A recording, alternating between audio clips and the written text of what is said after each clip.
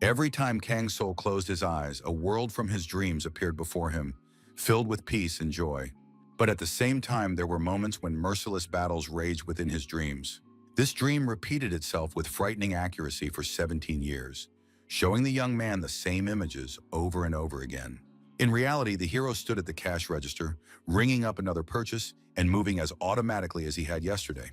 His name was Kang Soul, a 25-year-old guy who announced prices to customers with the same lifeless politeness as he had done thousands of times before. For an orphan with no education or connections, his only chance of survival was to work in a 24-hour store, where time flowed in a faceless stream. Somewhere nearby, two guys were animatedly discussing how one of them couldn't believe his friend was dating a girl, and Kang Soul glanced at them indifferently. He just kept doing his routine stuff, like a machine that didn't notice the world around him. There was something strange about this young man. For 17 years in a row, he had been having the same dream every night. And although the dreams sometimes turned into nightmares, they remained the only place where he could hide from his gray life in a cramped room and endless night shifts. Kang Soul first saw this strange and beautiful dream in a children's shelter when he was just a child and did not know what real fear meant. Then he suddenly realized that he was in an unfamiliar dimension where a grandiose building towered in the middle of the fog. The boy walked toward it uncertainly, as if driven by a force that did not ask for his consent. At the entrance, he was met by a figure wearing a fox mask, and from the voice and ease of movement, he guessed that it was a girl who allowed him to pass. The stranger led him into a huge banquet hall where hundreds of people hid their faces behind masks. One of the guests, whose mask resembled the beak of a bird of prey, announced that it was time to roll the dice, and the silence in the hall was broken. When the dice touched the table, the space exploded with a glow so bright that it seemed as if the sky itself had entered the room. A moment later, Kang's soul realized that he was no longer a child. He was wearing unfamiliar clothes and a heavy mask that hid his face. One of the participants greeted him with a smile and invited him to sit down next to him, as if they had known each other for a long time. The fox girl leaned toward him and asked what name he would like to be called among those gathered at the table. The young man thought that everything that was happening was unreal, so he decided to use his nickname in the game, Snowman. The fox nodded approvingly and said that after the introduction, he could create a character to control in the upcoming game. The guy froze for a moment, realizing that he himself would become a participant in something like a magical board game, and his heart beat faster with excitement. A character creation window popped up in front of him, where he had to choose a profession and attribute from among the flashing symbols and glowing icons. Deciding that he could afford to take risks in a dream, he chose a mage with a frost attribute so that he could keep his cool even in a fictional world. The air trembled with a whirlwind of energy, and the spirit of magic swirled in white light, creating a figure with an icy gaze and glowing hands before him. The blonde knight who was watching the process approved of his choice and noted that Snowman looked too confident for a beginner. In the next moment, the game began. The opponent threw the dice, and it hung in the air for a few seconds before touching the table. Thus began Kanasolya's first game, and the guests, long accustomed to such spectacles, watched the action with predatory interest. The man in the clown costume snorted and remarked that with such success, they usually didn't go easy on them here, and suggested that Snowman roll the dice. Kansol gathered his courage, picked up the dice, and felt that the fate of the whole world depended on his throw. Options flashed before him, including the choice to run away, to bind the enemy's legs with a sharp sword, and several others. After a moment's thought, the hero chose the third risky path, to freeze the enemy's legs with cold magic. His character raised his staff, and the ice spell, responding to an inner impulse, glowed with a blue light. A dazzling glow swirled around him, in which cold and flame seemed to intertwine, tearing space in half. The demonic green reptile from his team remarked admiringly that Snowman had chosen a brilliant strategy. The man in the mask with the eagle's beak nodded quietly and declared that it was now his turn, slowly raising the cube. At that moment, the knight stepped forward, swinging his massive sword, and the air was filled with the ringing of metal. A moment later, the enemy collapsed to the ground, paralyzed and broken. A system notification flashed before Kanasol's eyes, informing him that the leader of the key ship had been defeated and the adventure had been successfully completed. The fox announced that today's adventure had come to an end and asked the participants if they had felt the beauty of the world of eternity.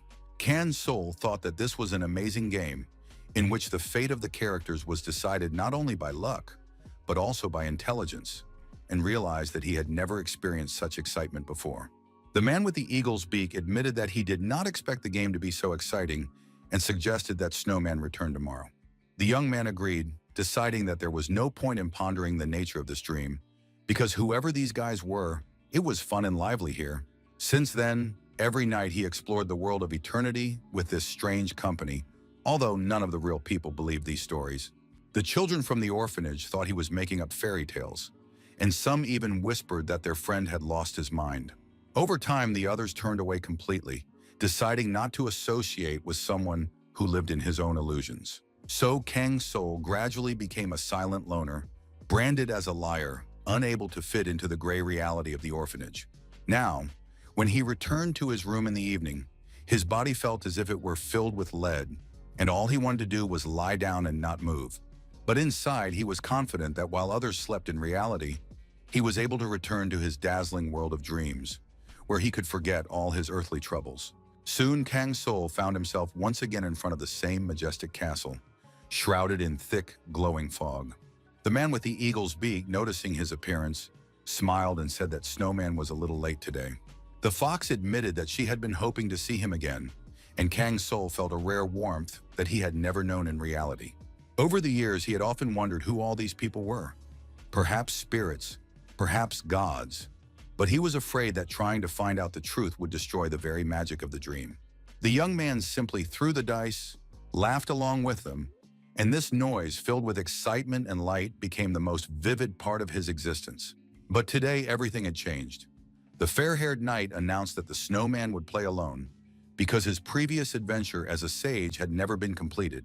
The clown confirmed that they would have to retreat, and another participant noted that the previous figures were great, but none had achieved ascension, and now was their last chance.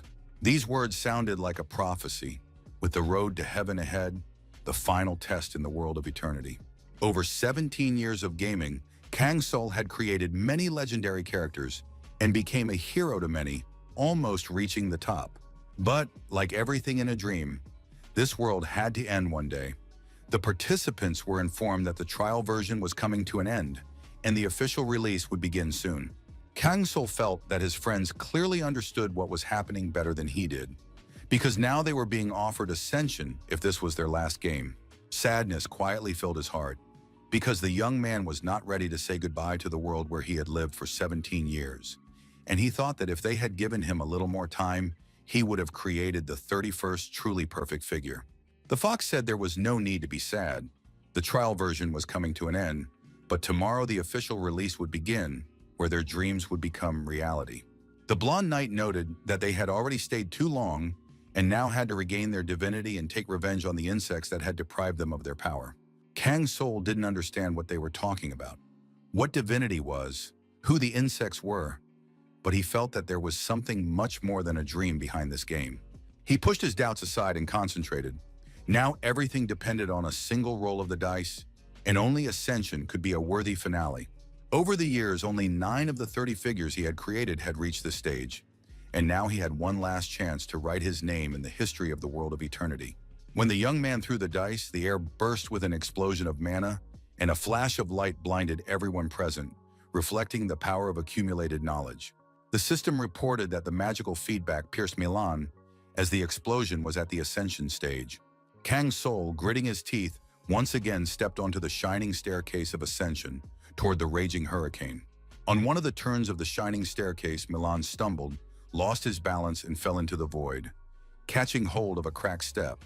The magical wind instantly caught the boy, spinning him in a dazzling whirlwind, and he flew down, unable to scream or stop.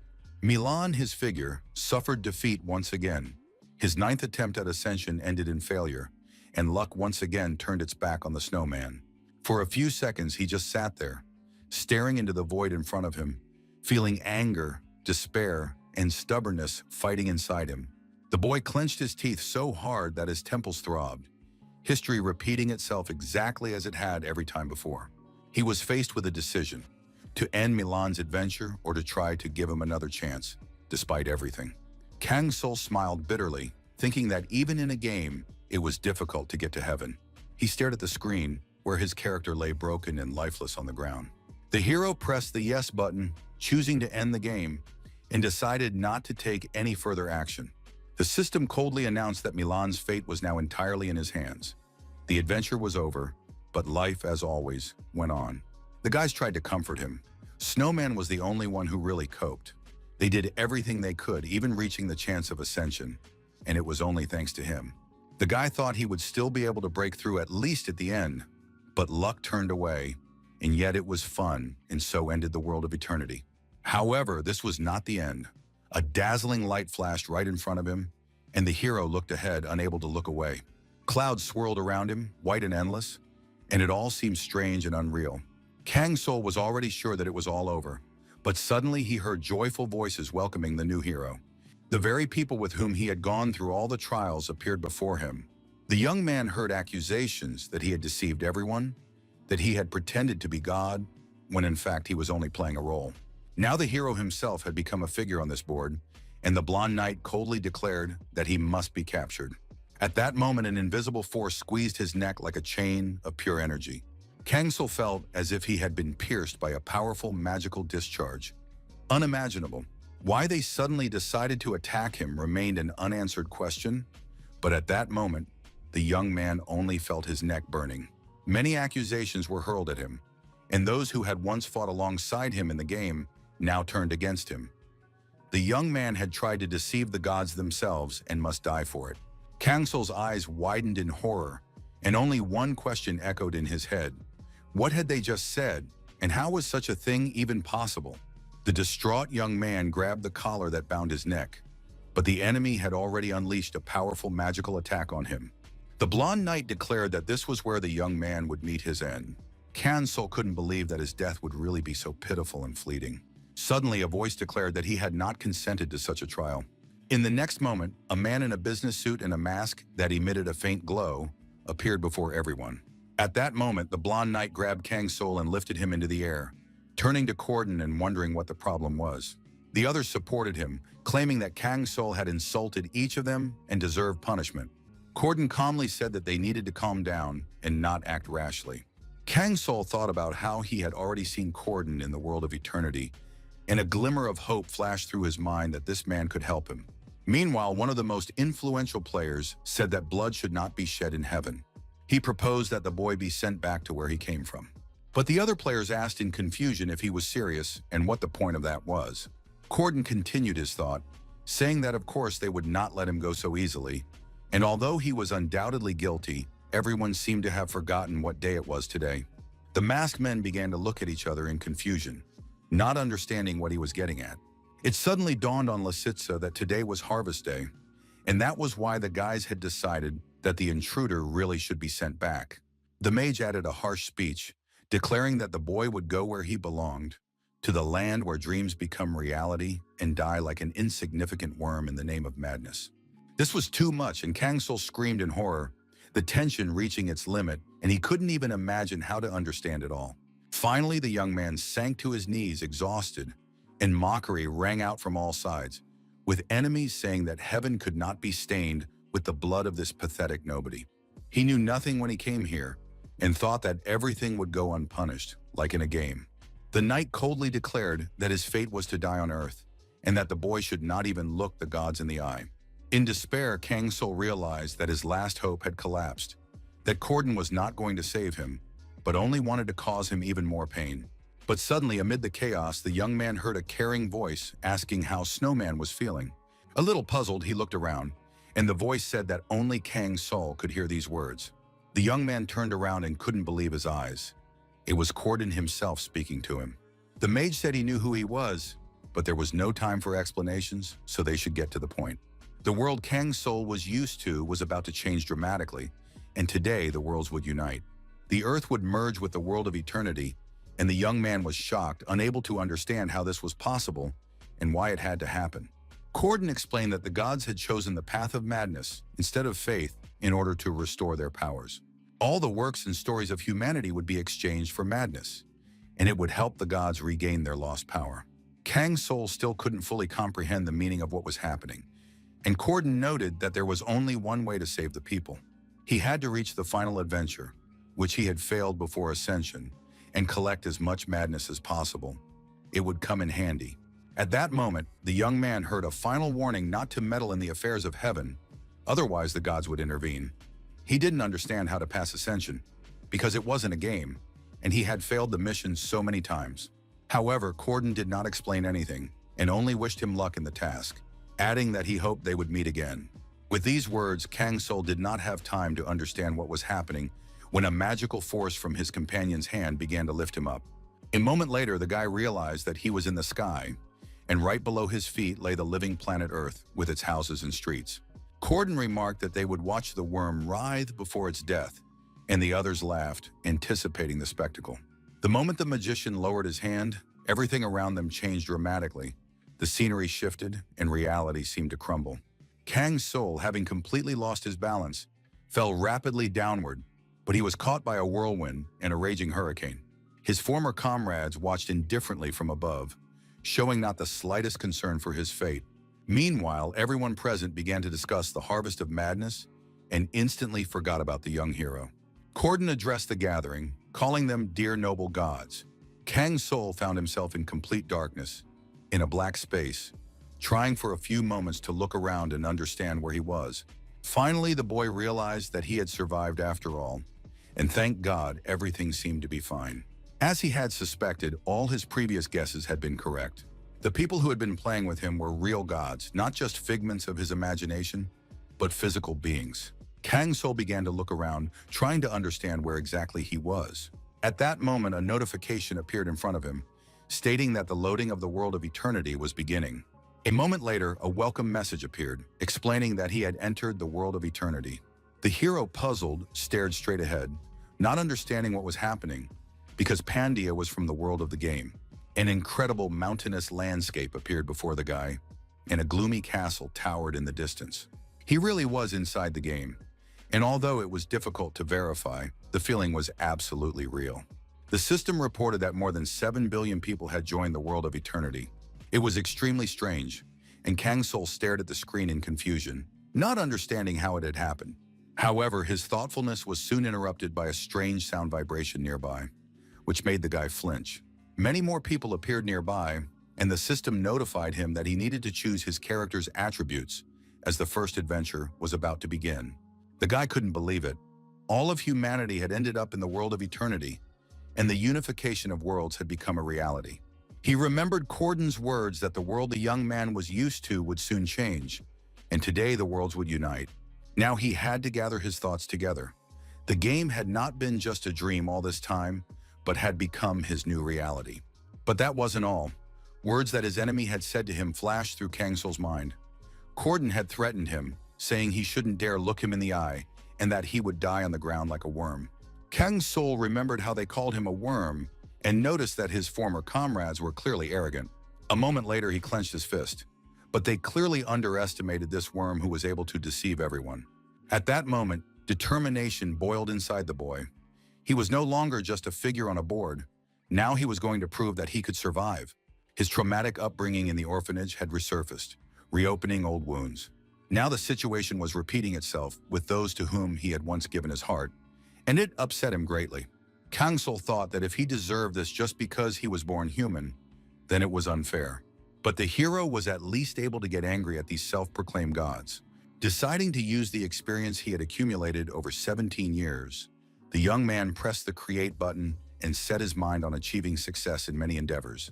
A moment later, the system announced that the character creation was complete, and the hero decided that he would become a unique 31st figure who would definitely take revenge and get to them. The Shadow Summoner Snowman entered the world of Eternal Pandemic, similar to a board game where starting attributes decide everything, just like in life. Now the game had become reality, and death meant the end. So he needed a character capable of achieving ascension without obstacles. In the world of eternity, it was possible to choose several requirements at once, which made it possible to create something unique. But because of this system, there were preferred and lagging classes. In his previous attempts, the young man had relied heavily on other players, but now he was completely alone. Among all the suggestions, there was one combination that the guy had never tried until the end of the trial period, and he decided to take it. The shadow attribute with all the points in wisdom, cooking, and perception.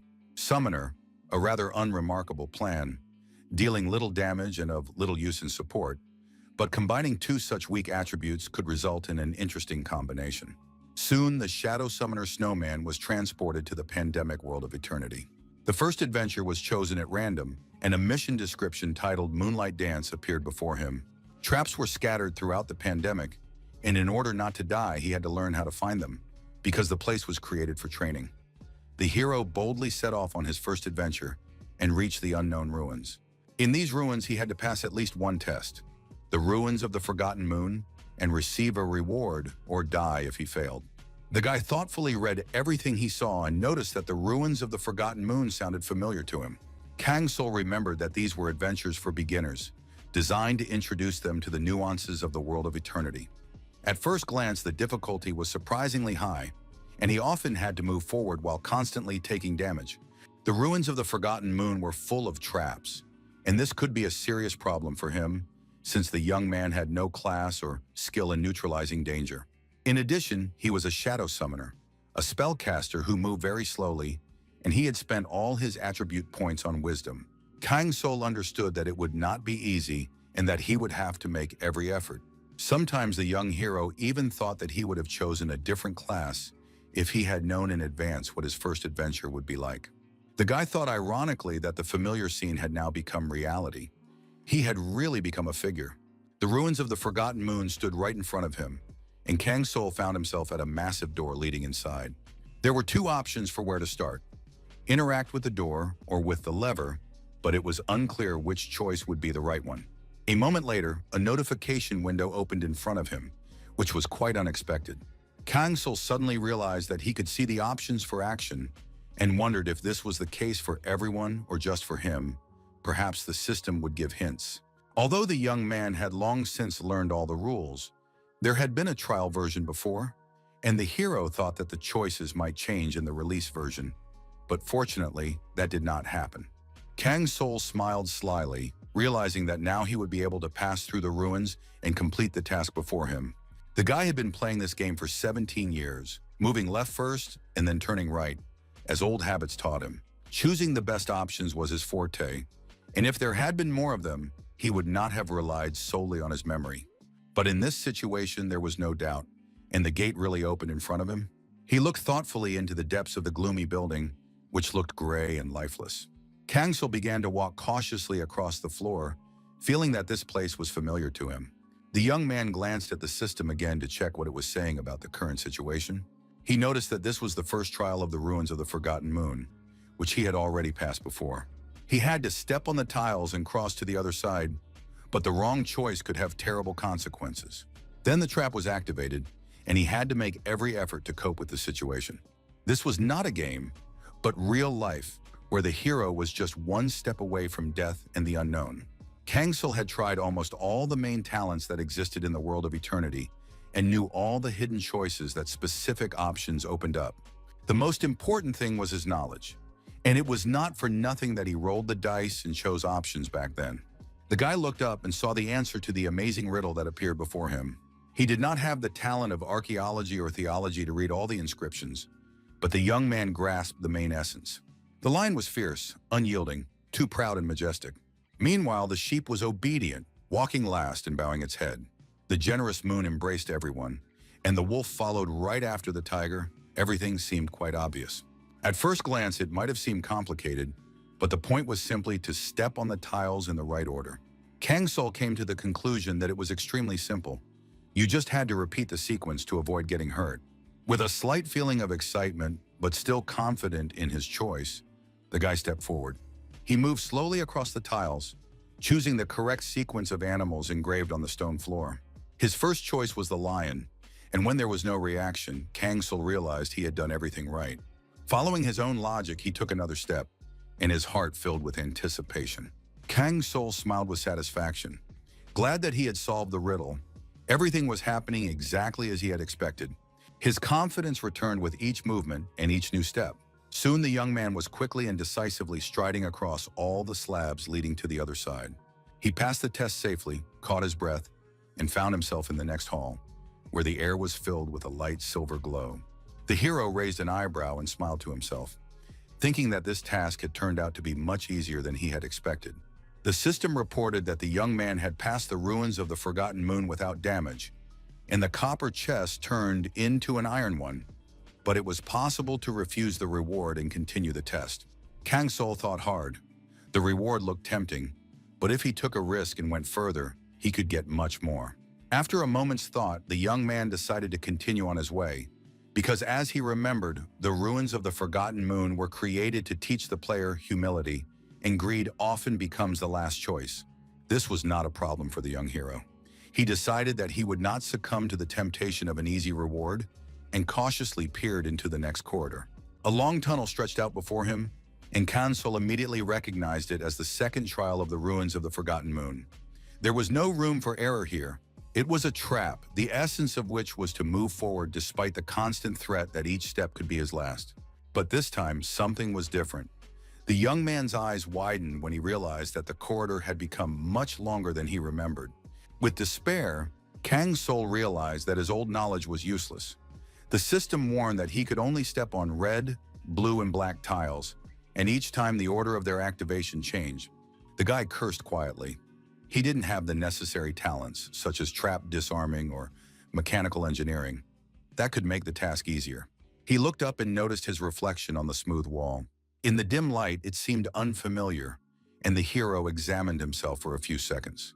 The black stripe on his neck reminded him of the past, the mark left by the collar. A gift from the god of lightning, anger flared in his chest, and the young man swore that one day he would repay them in full. But now was not the time for hatred. Kang Sol took a deep breath, concentrated, and slowly stepped forward onto the red tile. Who knows, maybe he would guess the correct order and pass the test, even though his body was already trembling slightly from the tension. The young hero slowly looked at the colorful stripes in front of him, covering the entire corridor like snakeskins.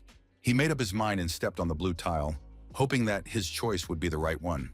But at that moment, the air exploded with a sharp, hollow bang, causing Kang Sol to freeze instinctively. Pain shot through his body. He cried out, and his muscles cramped from the vibration that ran through his entire body. However, this only fueled his excitement.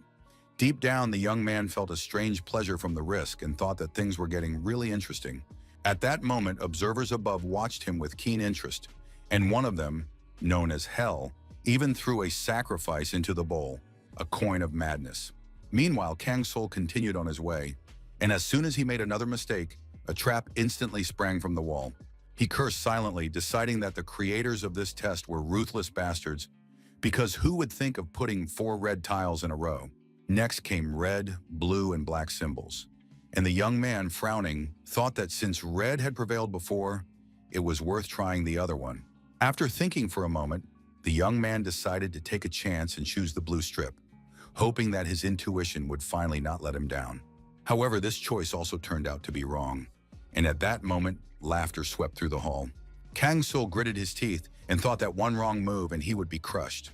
The audience was already convinced that the guy was doomed, and someone said that the only chance for this madman was to run at full speed without thinking. But suddenly, to their amazement, Kang Sol sprang from his seat and began to stride forward rapidly, knowing exactly where to put his feet. His movements became confident and precise, and those who watched this test could not believe their eyes. They whispered to each other in confusion, not understanding what had happened to this guy and how he had suddenly changed. Meanwhile, the system announced that the analysis was complete, and it was now clear that he had figured out the logic of the trap. Kang Sol remembered that the sequence of tiles always repeated every 5 steps, and once he understood this pattern, everything became obvious. The observers, clenching their fists in anger, realized that the guy had figured out their test, and now the trap was useless to him. The gods, struck by his success, only asked each other in disappointment who had come up with such a stupid sequence. Meanwhile, the system announced that Kang Sol had passed the second test of the ruins of the Forgotten Moon and could choose his reward. The silver chest that appeared turned gold because the trap had been activated less than 10 times. The young man looked thoughtfully at the shining chest standing right in front of him. He thought that now he could safely take the trophy and end the adventure, because the goal had been achieved. But after a moment's hesitation, he stopped, as if something inside him protested against taking the easy way out. And in a moment, gathering his courage, The hero resolutely walked past the chest. The hero quickly moved forward along the dark corridor and soon saw a massive door with engraved symbols in front of him.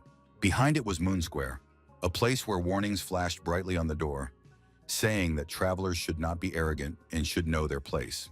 In addition, the inscription reminded him of the need to be humble. Kang Sol was sure that the bastard he was thinking of was definitely there. The system offered two options: ignore the warning and test his strength, or admit his weakness and retreat. It was an obvious choice, but Kang Sol, bringing his hand closer to the glowing inscription, sank into thought for a few moments. However, this hesitation was only a formality. Deep down, the young man knew perfectly well that he would never choose the path of retreat. The next moment, the door burst open with a furious crash, as if the moon itself was angry at his audacity. The young hero stepped forward and froze, struck by the grandeur of the hall that opened before him. In the center stood a knight, a giant in heavy forged armor, decorated with lunar symbols and iron chains. Kang Sol immediately understood that the next trial was connected with this warrior. The knight's eyes burned with a dazzling, scorching light, filled with contempt, as if he were looking at an insignificant creature. The enemy angrily declared that he was facing a smug youngster, and this scoundrel who dared to enter where he was not supposed to would regret his actions. He declared that he would cut off the head of the insolent intruder, and that it would happen very soon. Kang Sol smiled slightly, thinking that they had not seen each other for a long time, and this meeting promised to be particularly spectacular. Meanwhile, the knight raised his weapon, and fiery whirlwinds flared up around him, filled with the magic of the moon. The Moon Knight Karuna was ready to attack. Meanwhile, another player threw the dice and cursed irritably, not hiding his anger and confusion. He did not understand what was happening. This opponent seemed to be breaking all the rules of the game, and no one knew how to defeat him. The players were indignant because they had been promised that in this game, they would simply roll the dice and have fun, not suffer through deadly trials. But no matter how many attempts they made, it always ended the same way. The monster destroyed them every time without the slightest effort. The trial called Dance on a Moonlit Night appeared only at the very end of the ruins of the Forgotten Moon, and its arena was the legendary Moon Square. There was only one safe zone there, a small pedestal that could be climbed to briefly wait out the attack. However, Kang Sol, deftly dodging another blow, realized that it was pointless to hope for this pedestal. He simply would not have time to run there. At that moment, his opponent raised his sword again, and the space around them trembled with the lunar power concentrated in the blade. If even one attack from the Moon Knight reached its target, all the light around would turn to ash.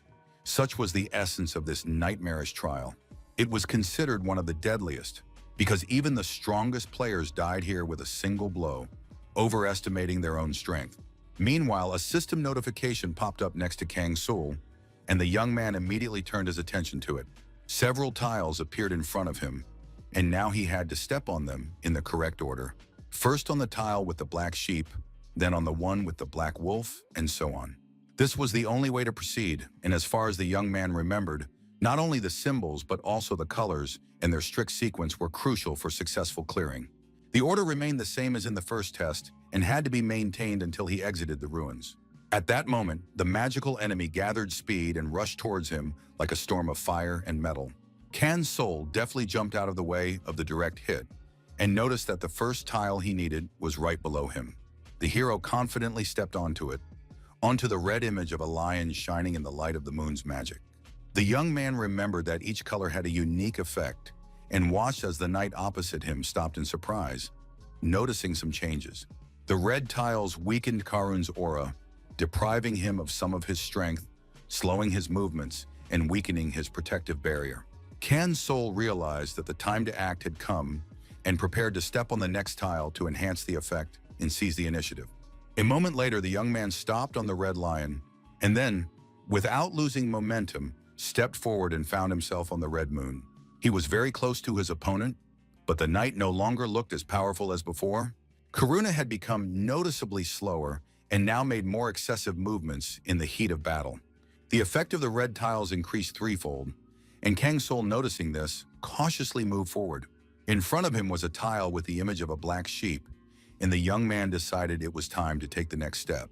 The moment Karuna approached with unyielding force, the hero had already managed to step on the right symbol. Behind the knight, a magical device opened up, releasing a powerful stream of fire aimed directly at his back. The black tiles activated the attack traps, dealing significant damage to the enemy, but at the same time fueling the moon barrier protecting the opponent. Kang Sul realized that he now needed to break through the defense again, stepping on the red tiles before continuing his attack. It would not be possible to defeat this enemy quickly.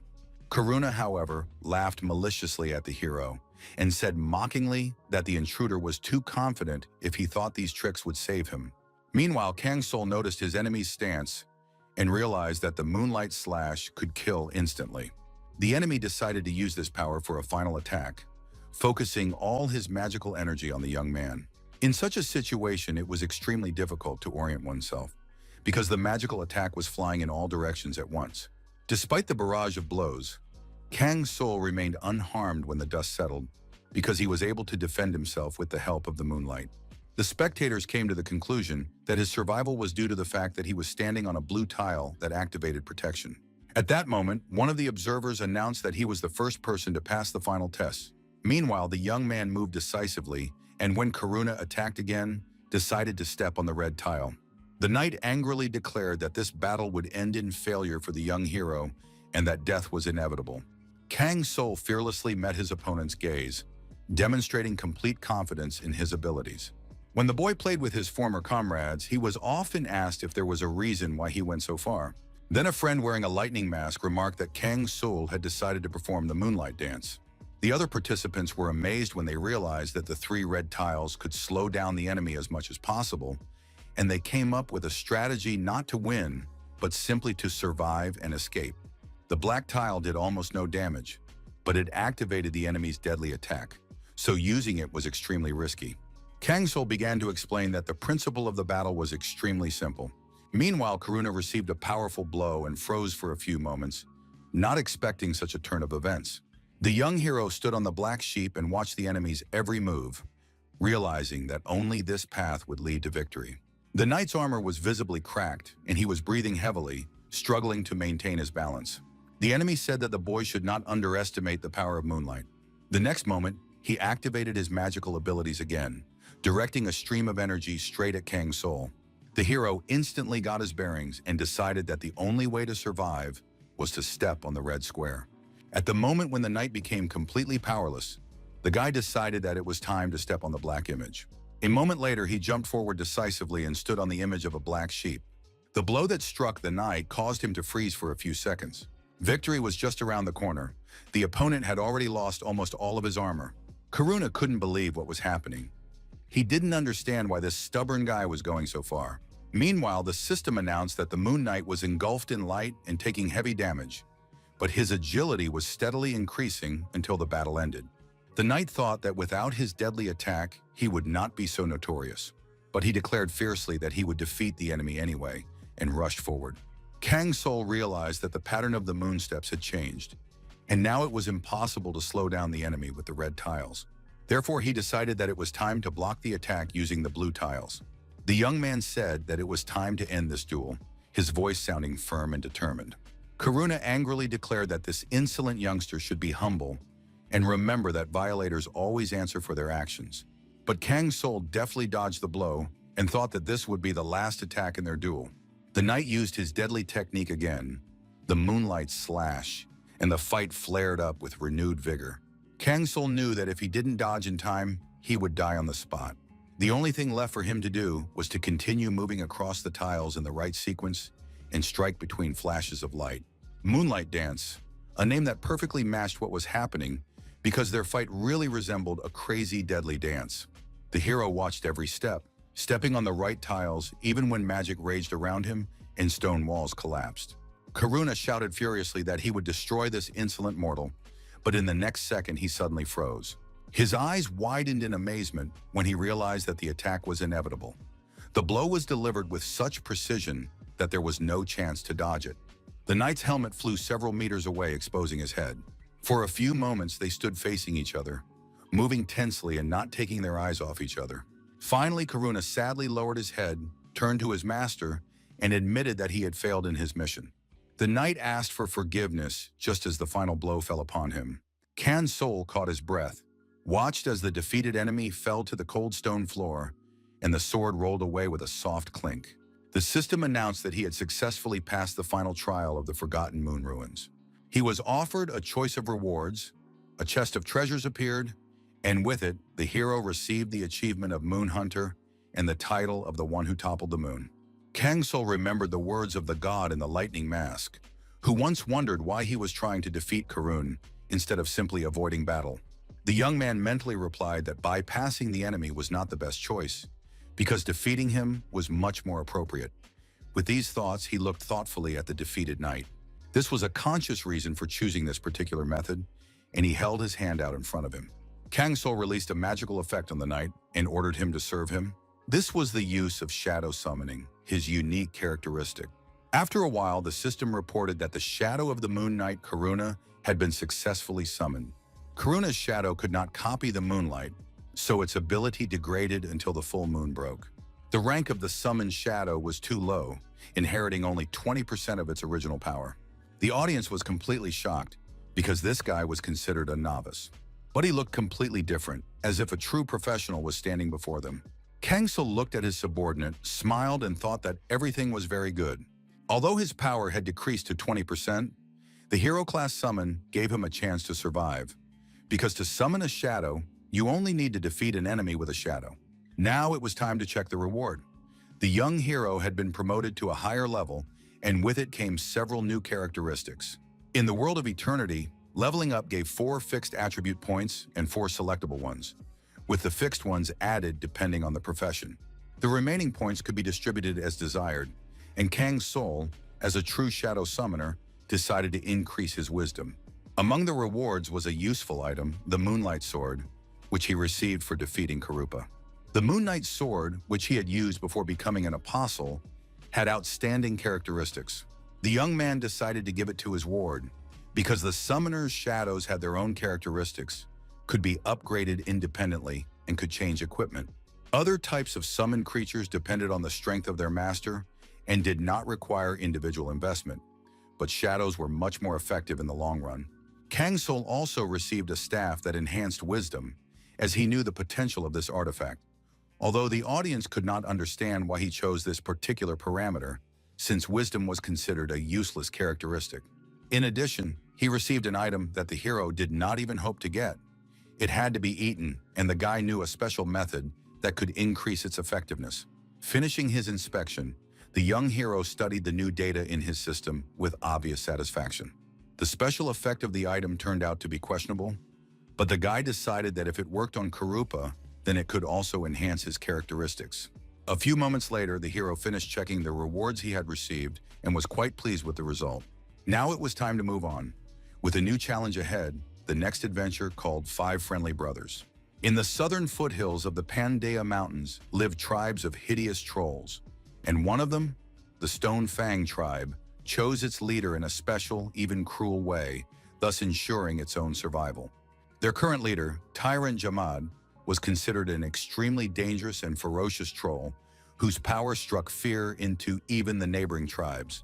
Kang Sul's task was to weaken the Stonefang tribe by any means necessary, and ideally to destroy at least one of the tribe's leaders. However, the system warned that if he did not achieve his goal, the young man would face certain death, and he had only 20 hours and 47 minutes left. The hero figured that it was almost noon, which meant that if he left right now, he would only be able to reach the safe zone by tomorrow morning. In the world of adventure, rest was rarely given, only after every 2 completed missions.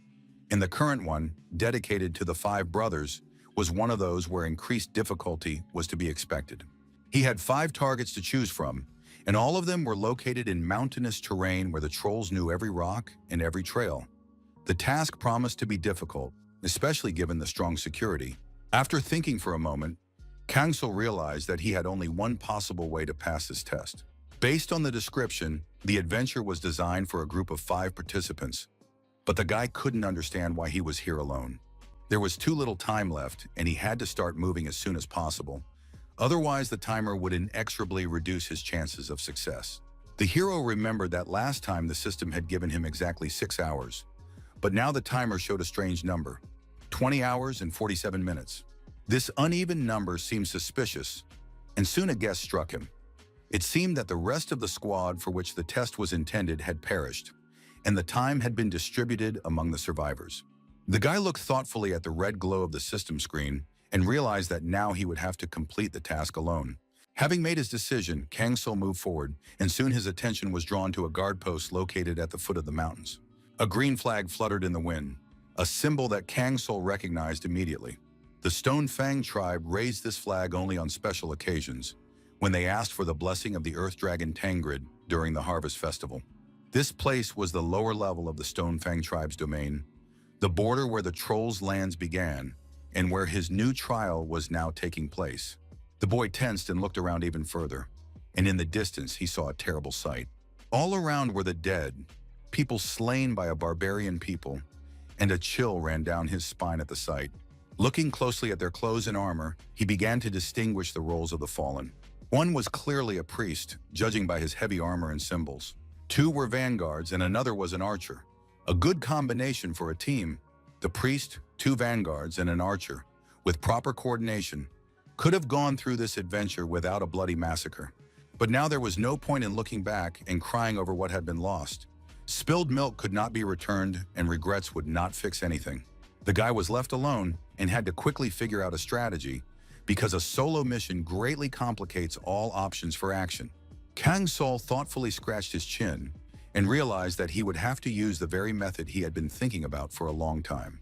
The system notified him that the hero had arrived in a mountain village and could choose to attack the houses in order, minimizing ambushes, or take cover for the night and return with a plan. There were 20 hours and 39 minutes left, and the hero firmly decided that he would go through this adventure to get the best reward he could possibly earn. The world of eternity always reacted to the actions of its participants in its own way. Here, even a single step could change the course of history. Every action of a character in the adventure affected the very fabric of the world. And if his method worked, he would write a new legend in the chronicles. The first option was obvious. Attack the houses in order, starting with the closest ones. But Kang Sul understood perfectly well how insanely dangerous this was, even with Karin's help. The second option, to wait until nightfall and launch a raid under the cover of darkness, seemed tempting. But when a warrior is alone, it is very risky. Therefore, the young man settled on the third option, to explore the area, gather information, and understand where the enemy's weak spot was. First of all, he was interested in the exile of the Rocky Mountains, a strange figure who was only spoken of in whispers. According to the information, there were 5 peaks in these mountains, and the Stonefang tribe lived on the highest one, while the others were inhabited by secondary but no less dangerous creatures. In the Five Brothers trial, this exile played a key role. He had to be found first in order to open the hidden path. Legends claim that the exile was hiding at the foot of the lowest peak, where eternal shadow blocked out the sunlight, and lived there alone, rejected by his own people. Kang Sul frowned and exhaled quietly. If the legend was true, then this guy was already somewhere nearby. As the young man made his way through the trees, he noticed a rope with bells hanging below. Despite their small size, the sound was quite loud, and the bells were enchanted to warn of the appearance of an intruder. The next moment, Kang Sul heard the voice of a local monster announcing that it had spotted a human. The guy took a few quick, careful steps forward so as not to provoke a threat. After that, the hero said that there was no need to be afraid, that he was completely harmless, while the monster tried to stop him. With a trembling voice, the troll asked if it was really a human in front of him.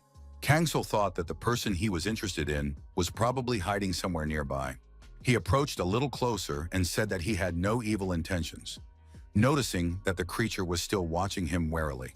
The system notified him that the outcast was clearly afraid of him and offered several options for action.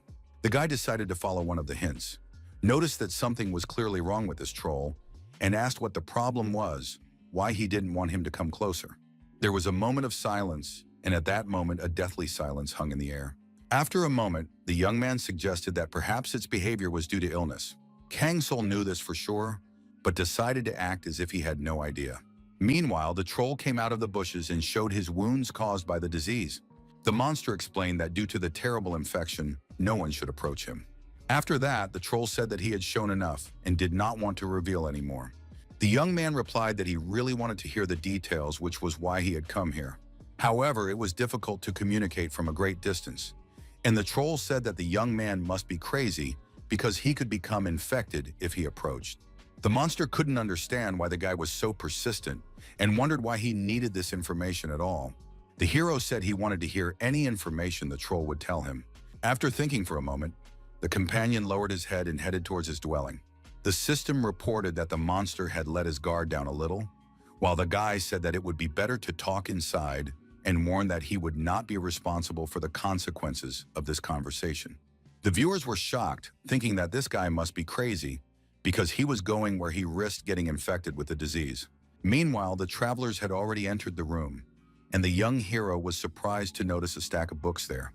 The troll hospitably offered tea, and in response, the guy said that he would not refuse tea, but first wanted to hear the story. The troll began to tell him a little about himself to give him a complete picture of the situation. In the past, the Rocky Mountains had been struck by an endemic disease that lasted for several generations and claimed many lives. Therefore, the inhabitants of the Stonefang tribe established one rule to get rid of the disease. According to this rule, anyone who fell ill and posed a threat to everyone else was to be banished. Kangsul asked if that meant his companion had also been expelled, but he shook his head. His mother was pregnant with him when she fell ill, and when she did, she was sent away. She begged to leave her child in the tribe, but it didn't work. The elders decided that the child could spread the disease. Although they did not know the truth at the time, the troll was indeed born with the disease. She held a grudge against them until her death and wanted everything to disappear. Kangsul curiously decided to clarify what everything meant and how to understand it. The troll said that she wanted the Stonefang tribe to disappear, as well as this cursed disease. The next moment, he added that he himself would also like to disappear. The monster had read many books to find out how to cure this disease and had obtained information about endemic diseases. Thanks to this, he discovered that the infection was curable if the necessary ingredients were available. This would require a corpse finger mushroom, which could be found in these mountains, and Kangsul thoughtfully said that he probably wouldn't be able to do that. The monster replied that the problem was in his bones, and the more the disease progressed, the more it affected him. And now he couldn't even climb up there. After thinking for a moment, Kangsul said that there was a solution. He could search for it instead. The monster looked at his companion in confusion and asked why he needed to do that. Instead of answering, the young hero smiled and looked him straight in the eye. It was in his interest to study the troll leaders and the problems associated with them and to gather the best story. Besides, the boy would save this troll, so he offered to make a small deal. Thus began a hidden adventure called The Abandoned.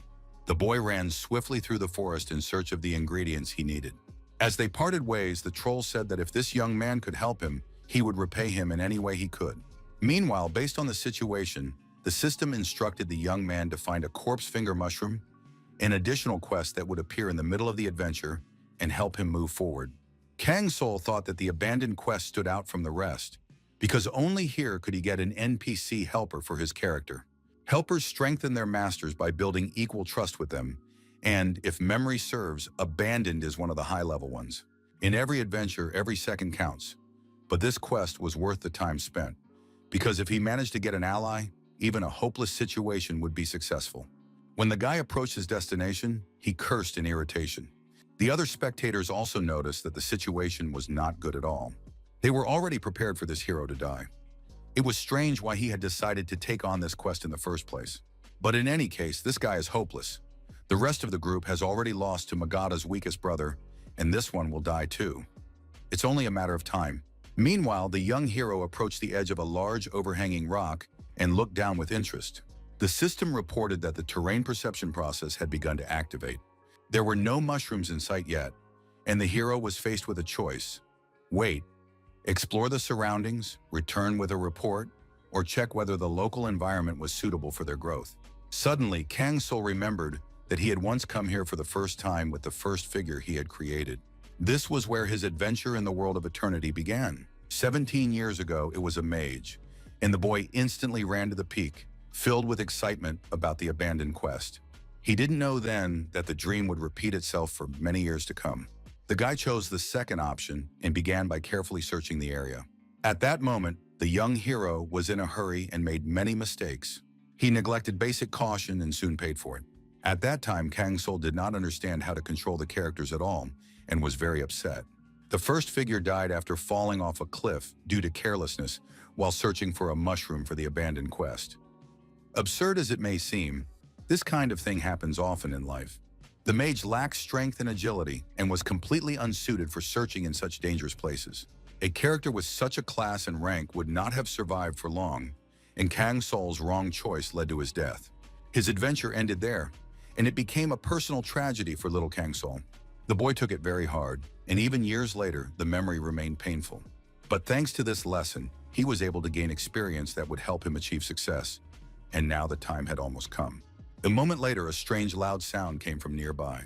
Since his first defeat, Kang Sol had learned a lot about the abandoned quest, namely about the quest item, the corpse finger mushroom. It appears from the rock at dusk when the day ends and the sun sets below the horizon. The young hero picked up his staff and activated his magical abilities. The Shadow Hand was activated, a basic skill of shadow summoners that creates a hand with little physical strength. The effect is simple but useful in many situations. It was extremely difficult to do this for the first time, and Kang Sol doubted whether he could do it. The next moment, he resolutely pointed his hand straight at the mushroom, and the audience held their breath. It is extremely difficult to control, and it is hard to even imagine how this guy will manage such a task. They joked that the young man should have been born with a tail, then it would have been much easier for him, but Kang Sol himself was completely focused on completing the attempt. The next moment, he carefully reached out his hand, putting all his effort into pulling out the mushroom. When he managed to grab it, all he had to do was pull harder, and the task was accomplished.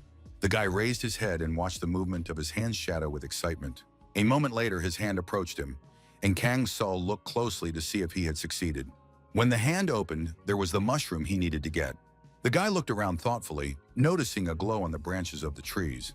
Meanwhile, the system reported that perception had been activated, and the hidden quest, Pocket Watch Without an Owner, had begun. A moment later, the conditions appeared on the screen. It was another additional task. He had to find someone who knew about the lost watch in the city of Kongori. Upon closer inspection, a small wristwatch was indeed visible on the branch. Kang Sol reached out his shadow hand, and the viewers guessed that he was going to take it. However, no one even knew what kind of watch it was, so they had to consult the guide. There was no information about it, and none of the viewers could even imagine what kind of artifact it was. Meanwhile, a fire crackled merrily under the pot, and fragrant food was cooking in the vessel. The troll sat by the fire and watched the crackling flames thoughtfully. The monster did not know whether he could trust the man, and these doubts tormented his soul, giving him no peace. An image floated into Mal's mind of his mother lying bedridden, tormented by illness. She said that everything should disappear, she didn't want to see anyone, and she hated the whole world with a passion. It was the curse of dying flesh, the terrible legacy of the savage Stone Fang tribe, those useless bastards. In her despair, she cursed her own son Mal, saying that he too must disappear along with this world. Mal could not hope that the disease would disappear on its own, so he decided to look for a cure. He read human books. At first, it was difficult for him to understand anything, but soon he mastered the letters, using an old spell book left behind by his mother. The more the troll studied, the closer he got to finding a cure, but the disease progressed faster than his knowledge. He had to hurry and prepare the cure before the symptoms became unbearable and find a mushroom that grew only at the top of the peak. Was it the right decision to ask the first person he met for help? Mal couldn't find the answer to that question. The troll sighed deeply and suddenly heard a rustle at the edge of the forest. Someone was approaching. A few moments later, he noticed some movement in the bushes. The monster looked straight ahead warily, sure that the guy had returned. A moment later, Mal saw a familiar figure. It was Kang Sol, slightly out of breath and tired. The guy came closer and said he had brought a mushroom, adding that the infection hurt much more than he had expected. The young hero held a magical medicine in his hands, and Mal stared at it in admiration. It was exactly the rare ingredient he had been dreaming of. The troll couldn't believe what was happening at first. His lips trembled and his eyes filled with tears. He could hardly comprehend that someone had actually helped him. In gratitude, Mal knelt before Kang Sol, acknowledging him as a savior. He wanted to know the name of this brave and kind young man who had risked his life for him. Kang Sol said that the troll could call him Snowman. The monster told Mael his name, which meant Child of the Stars, and promised that he would repay the favor by helping Kang Sol in any way he could. The troll couldn't help but cry, because no one had ever shown him such kindness before, and he swore that he would never forget the help he had received. Meanwhile, the system notified that Kang Soul had rescued the abandoned child and received help, after which the adventure was completed. After some time, the young hero completely cured his illness on his own, and as a reward, his endurance increased by 2 levels. Mal also began to recover and was soon completely cured. Filled with gratitude, the monster promised that he would always come to the aid of the young hero if he found himself in trouble. The system informed Kang Soul that he could choose how Mal would support him and warned him that the decision should be carefully considered. After reviewing all the options, the boy came to the conclusion that a direct attack would not be successful and that the tribe could only be destroyed from within. Mal realized that the task would not be easy, but a bold idea was already forming in his mind. After some time, the hero approached the settlement where the Stone Fang tribe lived. He had to act today because the harvest festival was about to begin. Kang Soul cautiously peeked out from his hiding place behind a large, massive tree and watched the guards.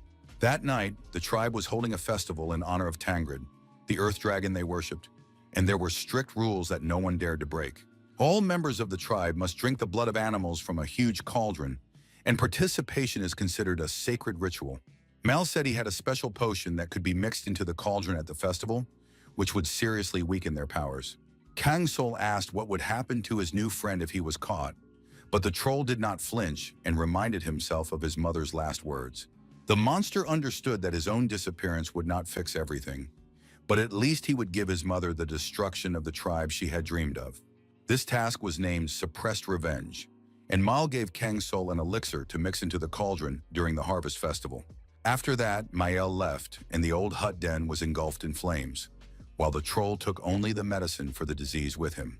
He also took an old book with blank pages, and the boy asked him why he needed it. The troll confessed that he had always dreamed of becoming an archaeologist, that the world was vast, full of secrets and ancient things that needed to be recorded and preserved. Turning to his savior, Mal said that he wanted to repay him and help punish their enemies with what he called the Star of Reason. The system announced that the young hero had received the achievement, Lonely to be Alone, and the title, Attractive Creature. It looked pretty good. In the future, such bonuses could play a decisive role, especially if things didn't go according to plan. But now it was time to act. Kang Soul looked thoughtfully at the elixirs he had received, the weapons on which the entire operation depended. In his hands were 2 vials, a red one that turned him into a troll at the cost of his sanity, and a blue one that gave him rage, ferocity, and complete fearlessness. Kang Soul picked up the red vial, felt a slight chill run through his fingers, and slowly unscrewed the cap. The liquid had a tart smell reminiscent of rusty metal, but he did not hesitate and drank it all in one gulp. In that same second, a wave of heat swept through his body. His muscles seemed to flare up from within, and his bones creaked painfully as they changed shape. The guy staggered, barely keeping his balance, and suddenly realized that his vision was blurring, his hearing was intensifying, and his skin was roughening, turning into a gray, rough crust. At that moment, the guards standing nearby became alert, hearing the noise, and began to look around intently. They found one of their comrades and asked him what he was doing there, since no one was allowed to leave the village until the festival was over. Kang Soul, who had turned into a troll, replied that he would join them now, and they angrily scolded him and demanded that he march forward immediately. The system announced that the young man could now understand the language of trolls and had received the wood skill for 1 day. The guy walked past the guards and headed onward. All that remained was to find the cauldron and pour out the elixir. The cauldron was surely somewhere inside, and Kang Soul walked down the gloomy corridor of the cave on the rocky floor. The Stonefang tribe lives in the mountain peaks and consists of 5 warring factions that unite only for important reasons and are ruled by their leaders. The shamans consulted, but the chiefs have grown weak, the tribe is weakening, and now is the best moment for a decisive strike. Kang Soul approached a huge cauldron. Apparently, he had reached his destination. Animal blood was boiling in it. The young man picked up a blue bottle and thought that now was the time to begin the operation. However, in the next moment, one of the trolls noticed him and asked what he had in his hands. Kang Soul said he would like to donate the blood he had collected today, but was told that there was already enough blood for the sacrifice. The young man insisted that it was the blood of a white Aragos and that it would definitely not hurt, giving them additional strength. The monster thoughtfully asked if this was true and stared at the vial with doubt. After a moment, he agreed and said he would transfer the contents to the altar, after which Kang Soul bowed and thanked him. The Stonefang tribe believed that offering a worthy sacrifice would bring the blessing of Tangred, the Earth Dragon. The blood of the White Aragos was extremely rare in these mountains and therefore particularly valuable. The chief took the bottle of elixir that was handed to him and looked at it thoughtfully. Then he opened the cap and sniffed it to distinguish it and understand what kind of substance it was. After checking, the leader declared that the blood was indeed good and could be added to the cauldron. They would not be able to detect the potion because Mal had disguised it as blood, and the rank of the Abandoned One gave Kang's soul the necessary advantages. The monster, unsuspecting, poured the contents of the vial into the boiling and bubbling bloody mess. The elixir was added to the festival cauldron, and now everyone who drank it would be overcome with mad fury. And meanwhile, midnight was approaching. The leader said that all the blessings they receive are bestowed by the earth, blood and flesh, even those obtained by violence. The monsters raised their cups, preparing to drink and spill new blood in the name of Lord Tangred. This was the way of their entire tribe, and cries and loud cheers rang out throughout the area. Trolls from all factions of this savage tribe gathered in the square, and among the monsters gathered here were the leaders. Looking more closely, Kang Soul noticed several trolls sitting a little apart, with an important look on their faces. Mal warned him that the reason the tribe still existed, despite its eternal strife, lay in one creature. This was the one who had single-handedly destroyed all the shamans of the previous generation, born of the very power of the mountains, the wisest and strongest troll in the history of Stonefang. His name was Tyrant Jamad, an incredibly powerful creature that no mortal could defeat. Some time passed, and the harvest festival finally came to an end. All the trolls drank blood mixed with the elixir of madness, each getting at least a drop. Even the leaders received a dose of the potion, although its effect varied depending on the power of the troll. Kang Soul understood that in an hour the whole tribe would be overcome with frenzy, and decided it was time to leave before something unexpected happened. Tonight, the Stonefang tribe would disappear forever and never appear on the face of the earth again. The young hero set out to complete the next part of his mission and cautiously peered out from behind the thick bushes. Before him lay the tribe's treasure trove, a place known only to a select few. The spectators wondered how this young man could know where it was located. Meanwhile, Kang Soul reflected that Stonefang's most valuable possessions were stored here, guarded by warriors who did not belong to any faction. Although they were not as strong as the leaders, they were still formidable and powerful opponents.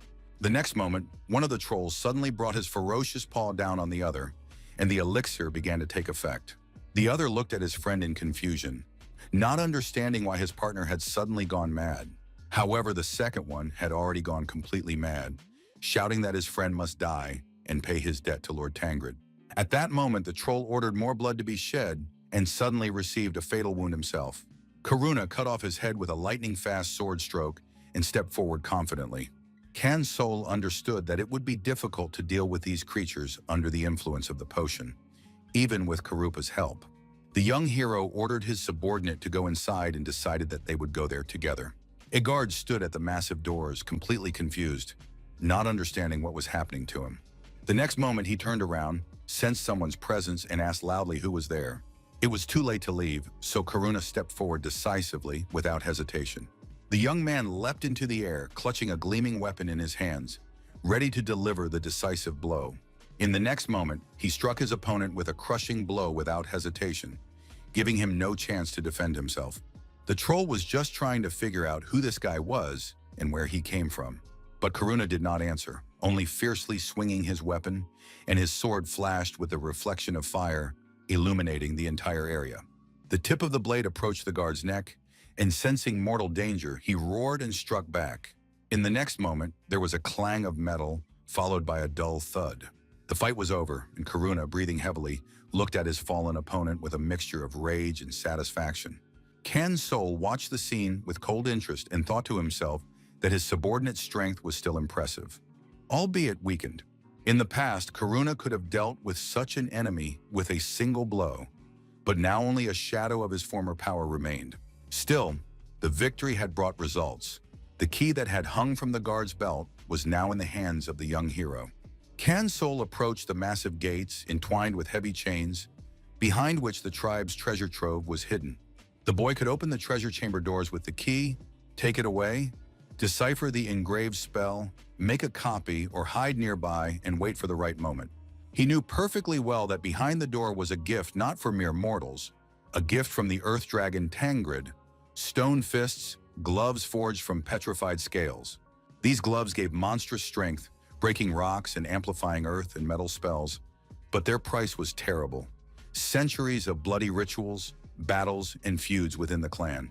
To put an end to the endless slaughter, an ancient shaman placed a brotherly curse on the leaders. A brother's killer would turn to stone, but the hatred would live on in their descendants. Such was the grim history of this clan, and so the current task was given the ironic name, Friendly Brothers Again. Kang Sol took the key and decided not to touch the gloves. Chaos would do its work, and the mad leaders would rush to the treasury themselves. And then, seeing the dead guards, they would decide that one of them had betrayed the others. Kang Sol understood that this was enough to reignite the flames of mutual hostility. Meanwhile, the tribe's chieftain furiously ordered the gate to be broken down, and in the next moment, there was a loud crash. A powerful explosion shook the earth, and the night was lit up with flames. When the monsters entered the treasury, the air there was thick and heavy, saturated with the smell of ash and ancient magic. They looked around frantically, hoping to see the legendary Earth Dragon gloves. But they noticed who had taken them and claimed them for themselves, and then fear mixed with rage settled in their hearts. One of their own had done this. Suspicions first fell on Tyrant Jamad, too strong and proud to tolerate equals. The chiefs hissed, baring their fangs, and were already preparing to attack. But Jamad roared so loudly that the floor shook. He reminded them that they were bound by a brotherly curse, that none could kill another without paying with his own life. One of the elder shamans said that now was not the time for strife, that the tribe was tearing itself apart, and if the chiefs began to fight, the remnants of their power would perish with them. Another supported him, reminding them that madness was taking over everything, and that they needed to save at least those who were still sane. After much deliberation, they decided to stay and guard the ruins of the treasury until new doors could be installed. But at that very moment, one of the leaders, sensing something was wrong, looked up. His eyes widened as a strange glow flared up on the ceiling among the stone slabs. Meanwhile, the settlement was completely dark, with many trolls lying on the floor. The chief cursed. Their dwelling was completely destroyed. Everything was smashed and broken. First, he needed to deal with the anger that was overwhelming him, and then with everyone else. Suddenly, he noticed that someone was there and asked who it was.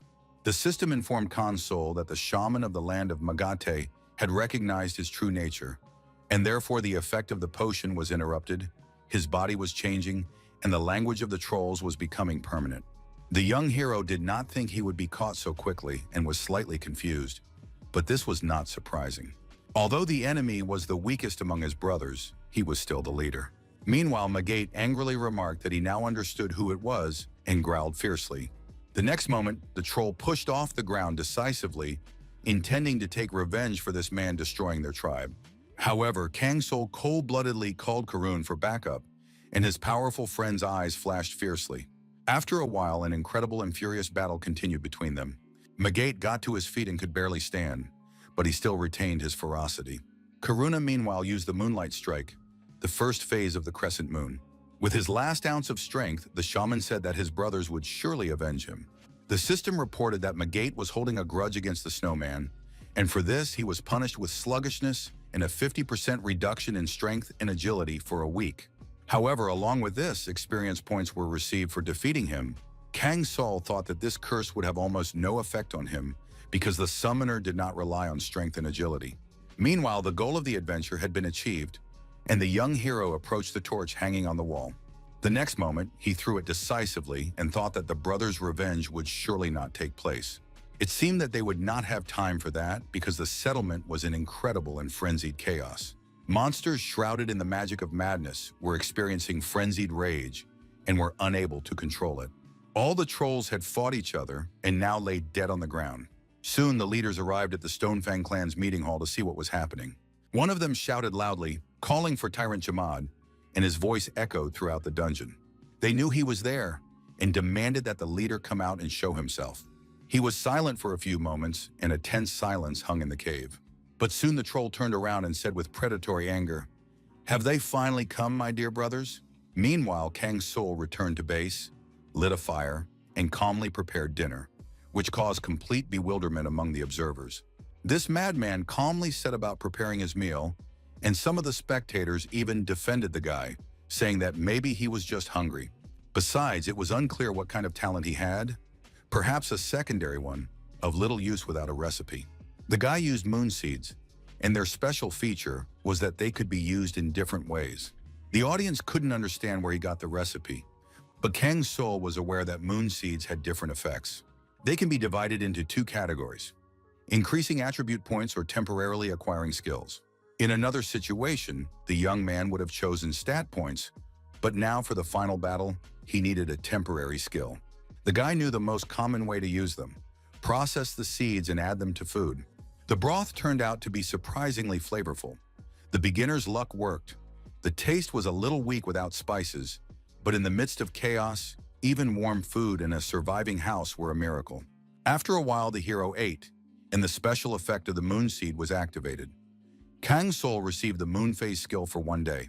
Meanwhile, the shamans went to Tyrant Jamad and immediately warned him to choose his words carefully before making excuses. He was under suspicion, so they demanded that he answer honestly and not try to evade the question. The shamans were sure that someone had taken advantage of the chaos and killed Magat. Tyrant Jamad did not rush to answer, but thought to himself that Magat had indeed died. Now it was clear that an outside enemy had infiltrated the tribe and caused all this chaos. Most likely everyone had gone mad because of the blood they had drunk at the great festival. Someone had mixed a potion into the drink to drive the tribe mad. That was the stranger's true plan. The scoundrel attacked the treasury, took the key, and then took Magat out of the game. These fools couldn't have come up with such a cunning plan. Their limited minds are incapable of such things. Such a cunning move was indeed reminiscent of Tyrant Jamad, so the brothers rightly suspected him. Meanwhile, the leaders noticed the stone fists in his hands and indignantly said that he had stolen them. Surely not just for the gloves. Let the scoundrel not count on a quick death. A traitor of this level will indeed pay for everything. Tyrant Jamad approached the brothers decisively, his gloves glistening, and said that it was indeed his doing. The trolls shouted angrily that his power did not match his arrogance and asked if the scoundrel was not afraid of a curse. With these words, the monsters grabbed their weapons and sharp clubs, preparing to kill the traitor. Tyrant Jamad acted swiftly and decisively, each of his movements precise and powerful. The monster gathered all his strength and swung his huge, powerful fist. Then he delivered a crushing blow that shook the air. His gloves flashed with bright fire, shattering stones that flew in all directions.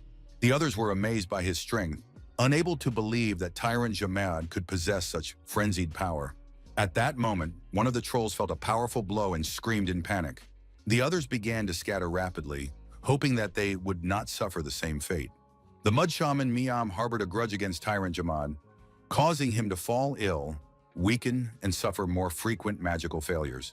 Now Jamad understood why they had attacked him, for they had been eagerly awaiting the opportunity to kill him and take his place as chief of the tribe. Did they really want this so badly, even though the tribe had fallen into decline? His opponent said that Tyrant Jamad still relied on his gloves, but that was not a power that a single shaman could handle. The next moment, he delivered a crushing blow that sent Tyrant Jamad reeling. The opponent shouted angrily that if the mountains were to be drenched in the blood of their tribe, then so be it. The shaman delivered one blow after another with determination, but Tyrant Jamad skillfully parried all attacks. A moment later, he gathered momentum and knocked his opponent off his feet with a swift lunge. He then delivered a crushing blow and declared that blood should belong only to the weakest. Then Shaman Gravia Trog also harbored resentment, and Tyrant Jamad lost his balance, distorted his perception, and lost 70% of his strength and accuracy. Their fight finally ended, and the defeated enemy sat exhausted, leaning against the wall. After his death, the Stone Shaman Tron left Tyrant Jamada with a grudge, and he developed a heart condition that would cause his stamina to drop throughout the week. The monster realized that he was the last of the leaders and had a duty to unite the remnants of the tribe to restore the lost balance. However, sudden footsteps nearby made him wary, and the troll turned around, wanting to see who had approached. Before his eyes appeared the silhouette of a young man who, without hesitation, swung his sword, causing the air to shudder from the clang of metal.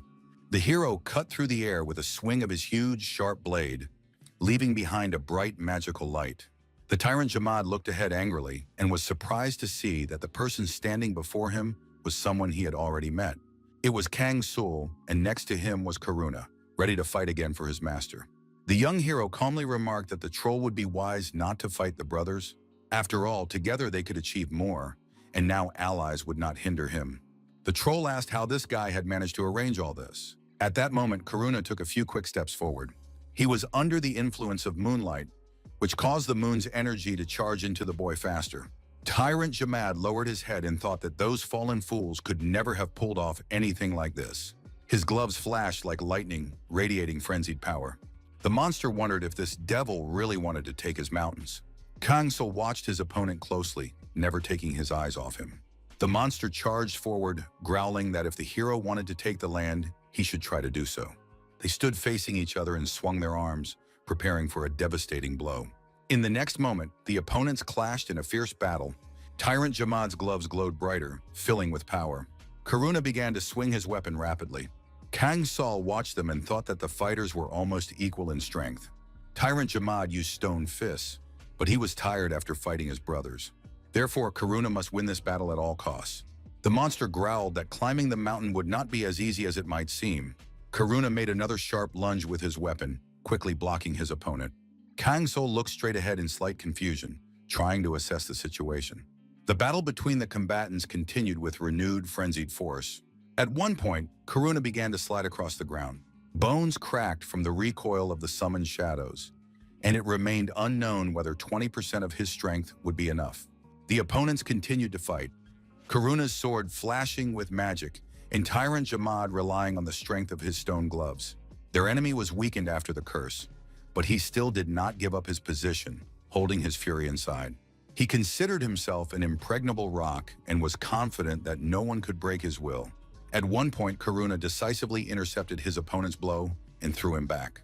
The shaman who possesses the whole world subjugates the elements. Everything on earth belongs to him, including the smallest particles of living matter. Karuna took a few steps back, feeling his strength rapidly leaving his body.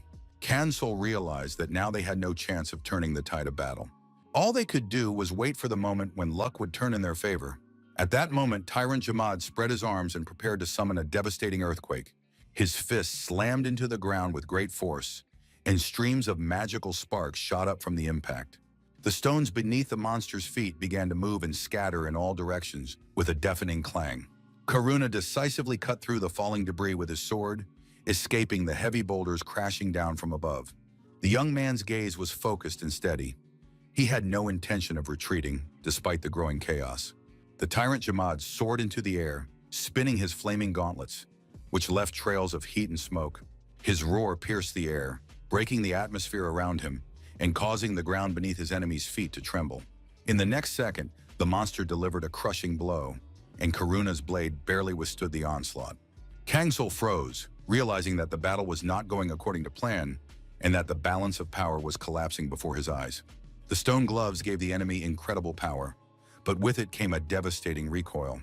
The young man tried in vain to understand what he had missed, because the enemy should have already fallen. The Tyrant Jamad declared that anger filled his body, and he was ready to unleash his wrath on the whole world. Kang Sul realized with alarm that the stone gloves had not weakened the monster, but only strengthened it. The enemy swung his fist and declared that he would crush his enemies with one decisive blow. The monster roared, promising to tear apart the invaders who dared to set foot in his domain. Karuna continued to swing his sword furiously, deflecting wave after wave of blows.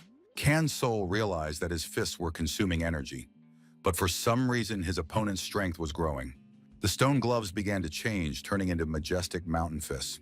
This was mentioned in ancient records that spoke of the secret will of the world of eternity. Kang Sul wondered why the monster's strategy had remained unchanged for so many years, yet had still failed. From an outcast to a fratricide, he had fallen completely, becoming a prisoner of the curse of malice. The difficulty of this adventure depended on who became stronger and disrupted the balance between the brothers. Then Tyrant Jamad became a new variable, forcing Kang Sul to order his comrade to be more careful. Suddenly, Karuna received a powerful blow that threw him several meters back. The young man barely managed to catch his comrade before he hit the rocks and lost consciousness. In the next moment, the space shook from an explosion released by Tyrant Jamad. Kang Sul fell to the ground, feeling his body disobey him, and his throat constricted with pain. From the new blow, the guy collapsed face down and felt the cold stone floor. He opened his eyes slightly and saw his opponent, whose rage was becoming more and more terrifying and insane. Half conscious, the hero realized that the best option now was not to attack, but to retreat. He remembered his childhood when he watched fights and dreamed of becoming the one who always wins. Memories from the past flooded back suddenly, forcing the guy to relive the events of those distant times. At that time, the legend of the snowman did not yet exist. He was the leader of a group of figures, and their group found itself in mortal danger. The masked man said that it was impossible to save everyone, and that part of the team would have to be sacrificed. The snowman realized that he faced a difficult choice, to run or to fight, but he decided not to retreat. The others were surprised because new figures could be created, but the young man was not talking about soulless puppets. The hero meant the living people who walked beside him and believed in him until the very end. The players did not understand why he was willing to risk everything for useless figures. But the young man always chose to face challenges head-on, and now he had to make another choice. After a moment's thought, the young hero decided that his third move would be to strike the giant Zura's ankle with his sword. The players watching him were skeptical, because the probability of success was extremely low. Meanwhile, Snowman had to make his next move, and he took the risk. The dice had already been thrown and were spinning rapidly in the air. Kang-sul watched its movement with bated breath and could only hope for a miracle. The guy got to his feet and stood behind Karun, who was continuing the battle with his last ounce of strength. The enemy roared furiously and promised to finish them off once and for all, sparing no one. The monster was preparing to cause a landslide, and at that moment, Kang-sul realized that he had been unconscious for a long time. At that moment, Karun's moonlight entered its third phase, reaching the power of a full moon. The moment for the decisive blow had come, and Tyrant Jamad cursed his enemies, promising to crush them. The shaman swore in rage to wipe his enemies off the face of the earth, leaving not even a shadow behind. Then Kang-sul stepped forward decisively and activated his magic staff, ready for the final battle. The system reported that he had activated the full moon phase skill, maximizing his abilities. At that moment, the enemy cast a landslide spell, and the earth shook, spreading throughout the dungeon. Karuna raised his sword above his head, and the blade flashed with a dazzling flame, reflecting off the stone walls. The curtain rose above the lunar scene, and the Moon Knight Karuna confidently raised his head to meet his fate. The enemy rushed forward, scattering cobblestones and rocks with powerful thrusts of his gigantic strength. Karuna gathered all his determination to repel the blow and moved swiftly toward the approaching enemy. Magical circles and pictograms flared up around him, filling the entire cave with light. Tyrant Jamad watched with fury on his face, his gaze flashing like fire in a raging storm. The young warrior's stats increased, half under the moonlight, while his allies' stats decreased by 20%. The boy calmly said that the full moon had already risen and reminded his opponent of the need to remain humble. The enemy was confused and asked in bewilderment how to understand these words. At that moment, Kang-sul encouraged his comrade, telling him not to dare lose because the battle was not over yet. Karuna slowly said that he had come to fulfill his destiny, and his voice sounded like the call of the moonlight itself. The system reported that there were enough attribute points to activate the final stage of the skill. The full moon's crescent widened, transforming into the final blow of the shining moonlight. Tyrant Jamad felt a powerful magical impact, barely managing to stay on his feet from the force of the energy. But in the next second, there was a monstrous explosion, and Kang-sul, unable to withstand it, stumbled backward. When the dust settled, it became clear that the enemy was defeated, exhausted, and barely able to get up from the ground. His gloves were still smoldering with fire, but they no longer possessed their former devastating power. The monster couldn't believe that this man was the Lord of Shadows, the one who had started it all. In silence, the young man looked at his opponent and took a few steps toward him. Tyrant Jamad said to take him away from this place. He was ready to listen to and obey such a fighter. The troll could not end his journey here, for there were things that had to be done no matter what. At that moment, Karuna jumped decisively next to him and swung his magic sword. The shaman fell to the ground, leaving his resentment toward the snowman behind, but he still died. The system said that the snowman would get a skin disease, and all his stats would go down by 30% for a week. But since all 5 Stonefang brothers were defeated, the hero was freed from the grudge, and Tyrant Jamad was defeated by the snowman. The reward was received, Stonefang's treasure was upgraded to a sacred relic, and the adventure would be complete when the boy took the reward or the time ran out. The young hero looked at his achievements, and the audience praised him for his incredible power and coolness. Karuna also gained a new skill and incredible useful abilities, which the system immediately notified him of. Kang Sol noticed that monsters usually hate becoming shadows because they are torn from the clutches of death, which is considered rest, and are forced to serve the one who killed them. But Tyrant Jamad himself asked to be taken along. A powerful troll, an unpredictable variable, one who destroys the initial settings of the world and exceeds expectations, it is not even known whether it would be a good idea to take him along. The young hero reached out his hand, thinking that it seemed that everything should indeed be this way. The boy ordered the decrepit Tyrant Jamad to serve, for victory would be incomplete if he were left here. A few moments later, a magical transformation began, and the shadow rapidly separated from the body. Finally, the process was successfully completed, and Tyrant Jamad was ready to follow this devil. The system reported that everything had ended well, the transfer attempt was complete, and Tyrant Jamad had acquired the skills to serve. A moment later, the monster turned to his master and said he had something to do, namely to collect the bodies of his brothers who had fallen in this difficult battle. The shaman calmly approached the lifeless, stiffened bodies. He released magical streams that reached each of the fallen brothers and used magic absorption. Kang Sol thought that this shaman clearly wanted to use magic absorption. The Tyrant Jamad took the magic of the throne, gaining 40% of its power. He said that they would always be together, even after death. Nothing would separate them. This mountain would be hidden within him, and the powerful leader felt all the power and agility of this magical system within himself. Meanwhile, there was commotion in the village. Tyrant Jamad was dead, the other brothers had also disappeared, and the Stone Fang had come to an end. The Rocky Mountains were freed from the tribe, and the secret labyrinths and moving heavens were also open. The snowman brought revolution and achieved a lot. Big and small changes came to the world of eternity, and in Pandia, the news of the snowman's escape from the tribe spread throughout the world. His name was spread to every corner. Even merchants praised the snowman's achievements. The city of Kongri is freed from Ermak, and the name of the liberator will be remembered. The dragon Tangrid heard the sad news of the tribe's demise and noticed that changes were taking place in the structure of the world. Kan's soul reflected on how the structure of this world changes depending on the achievements of the players, which is why he was never bored. Now the hero received many messages, and the system said that the verification of the rewards for the sacred relic of the Stone Fang had been successful. His level had increased, and he had received attribute points, a sacred relic, mountain fists, stone magic, and spirit root, as well as 892 gold coins and 277 silver coins. The mountain fists he received possessed incredible power and could truly bring victory. The guy decided to give them to Tyrant Jamad, as this strong man would definitely use them. The hero himself donned a stone cloak, a powerful artifact that added wisdom, endurance, and willpower. In addition, he had a spirit root that could be used in different ways, but its effect remained unknown. The young man understood that this was a very good reward and had indeed brought him enough. The young hero was enveloped in a magical glow, and he healed after a crushing battle. After a while, the hero was transported to a new location, where there were already people who did not understand what was happening. After a while, it became clear that everyone there was Korean, but the young man remained puzzled as to how they had ended up there.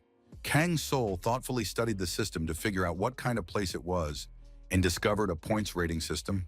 This was Adventure 2, which created a points rating from the beginning to 5 friendly brothers. Some of his information became hidden, and soon a table appeared in front of the hero. The others saw it too, and people couldn't understand what these ranks were and where one of them got so many points. It remained a mystery who this person with 320,000 points was, but he must have known what situation they were in. However, this guy hid his name, and the crowd thought that he must be feeling guilty, and that was why he was hiding. Kang Sol thoughtfully shook his head and looked straight ahead at the people around him. Only Korean speech could be heard.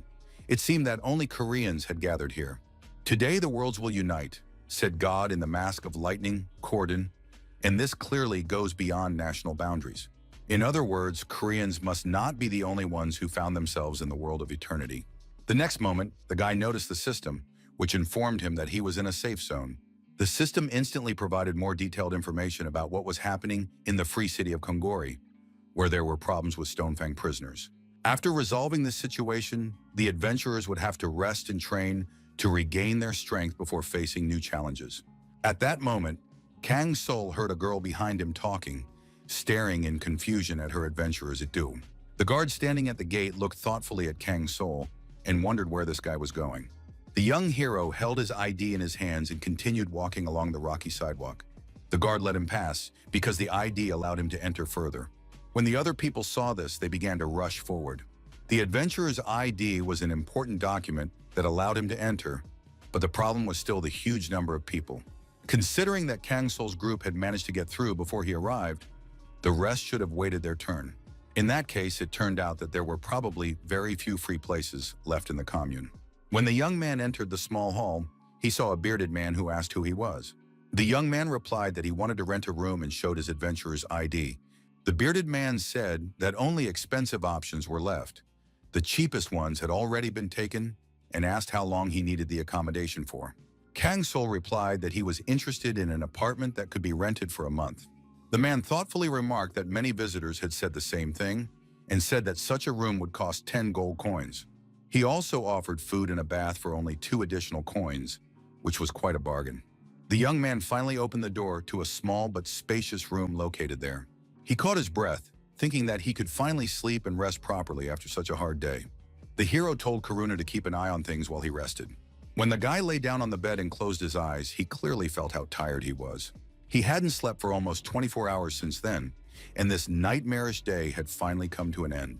Kang Sol touched his neck, which still felt the humiliating collars. But still, the guy closed his eyes and tried to focus on resting. The young man asked his consciousness not to take him back to that nightmarish place.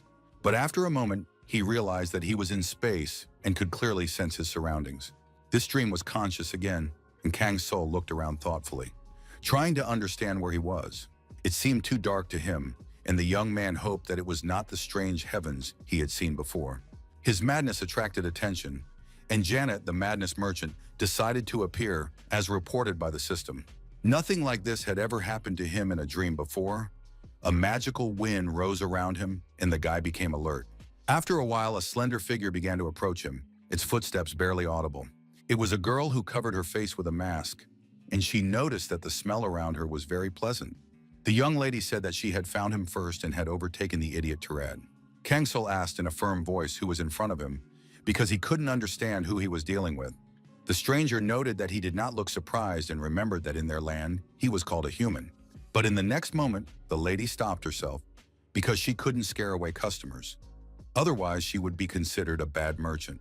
So the lady immediately bowed and said she was glad to meet him, introducing herself as a merchant who acted as an intermediary in the merging of worlds, named Janet.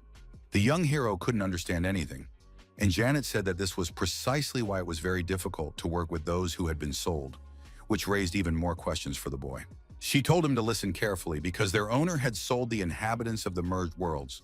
The inhabitants of other worlds were surely watching what was happening and dying of laughter as they observed their fate. In other words, they had been sold as gladiators or slaves to an arena where the audience paid madly for a good show. Madness is the complete opposite of faith, and it is what sets entire worlds in motion. The merchant exchanges the collected profits for items, and, of course, part of Janet's share goes as commission to those who sold it. Now it became more or less clear to the guy, and Cordonai's words made sense. The gods gain madness by selling humanity and the inhabitants of Pandia, and they also take an interest in the inhabitants of other worlds in order to collect even more currency from them.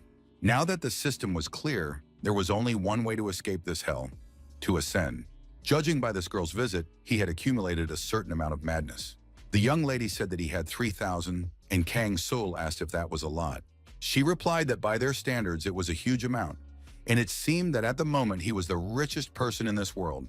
The man who was in second place was hot on his heels but died in a recent adventure, which was such a pity. The next moment, Janet showed him everything that was available to him for that amount. The young hero looked at the items and came to the conclusion that there were so many of them that it was easy to get confused. The boy scratched his chin thoughtfully, considering his next move. Finally, he chose a container with spices and a bag for fresh ingredients that would keep them from spoiling. Janet noticed that his choice was quite unusual, and Kang Sol replied that nothing else caught his attention. At that moment, the girl exclaimed angrily that such harsh words hurt her heart. However, after a moment, she calmed down and said that she could offer him something special. The guy looked confused at what she was offering him and noticed a bright glow in front of him. It was a shadow flower that the girl was holding in her palm, and it looked truly fantastic. This flower grows all over Plagaria, but you can only encounter it once in a lifetime, if you're lucky, because it has incredible properties. She admitted that she rarely offers such things to customers she sees for the first time, so he should understand the value of this item. The girl added that the price of the shadow flower was about 3,000 madness, and it was a rare opportunity. The young hero thought for a few moments, and the lady asked with a smile if it was really that expensive for him. In fact, it was difficult for him to decide, because he did not know the exchange rate of madness and could not understand whether it was expensive or cheap. Janet, noticing his hesitation, said that she could offer both items he had chosen as a bonus. However, in return, the young man had to promise that the next deal would be with her. Kang-sul realized that she didn't want him to meet with other merchants, and the lady promised to show him her rare goods soon. Thus, the deal was successfully completed. Finally, Janet said she was glad to see him and hoped he would survive. The young hero received a shadow flower, a spice chest, and a bag for fresh produce. Meanwhile, dawn broke, and Kang-sul opened his eyes and looked straight ahead. He got up on the bed and noticed that the items he had purchased were indeed lying nearby.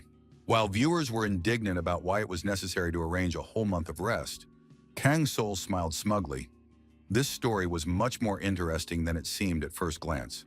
Even though the young man was in the rest area, he still had a lot to do, and the first thing was to distribute the points he had accumulated into skills. After that, he was going to check out the next adventure, as well as the mood of the other players. The fourth item on the to-do list was to complete a task related to the pocket watch. Kang-sul took it out of his inventory and looked at it thoughtfully. The hero knew practically nothing about it and couldn't remember any information because his memories seemed to disappear from time to time. It seemed that he remembered everything well about his adventure in the world of eternity, but after waking up, when he tried to gather his thoughts, he couldn't remember many details. The young man did not remember how some adventures began, what choices lay ahead, and how they ended, which was strange because he had never suffered from a poor memory. Apparently, now he would have to act much more cautiously in order to avoid getting into trouble. Meanwhile, people were in a state of panic because this was the most serious incident in the history of mankind, and no one understood what the government was doing. Kang-sul thoughtfully approached the crowd and noticed that everyone looked tired and depressed. Suddenly, a loud voice was heard among the hubbub, calling for everyone to be quiet. The man said that it was important to listen to him carefully, because the only way to survive was to unite. He reminded them that it was easier to survive together than alone, and looking at the crowd, urged them not to repeat the mistakes of the fallen adventurers. Kang-sul concentrated, activated his perception, and sensed a strange wave. The air was trembling with the energy of a mass gathering, where dozens of people were arguing but still listening. One of the girls remarked that they needed balance, not mindless force, and many around her murmured in agreement, agreeing that trusting anyone here was pointless. But the man did not back down and said that this was precisely why he had gathered them, for the sake of a decision on which the fate of all depended. After a short, heavy pause, he said that everyone surely already knew about the ranking, where first place always remained hidden. He added that this person was the best of them all and was standing right next to him. The eyes of those gathered immediately turned to the strong, broad-shouldered guy with a cold gaze standing next to the speaker. Kang-sul looked at him closely, this powerful and confident guy, and at that moment realized that the others also felt this power. The speaker continued, saying that now everyone had a choice, to believe only in strength, not in friendship, gods, or old oaths. His voice deepened as he asked about the doubts of those who did not believe that this man was truly the most reliable of all those gathered. When a question came from the crowd about what they should do now, the man fell meaningfully silent and allowed the tension to grow.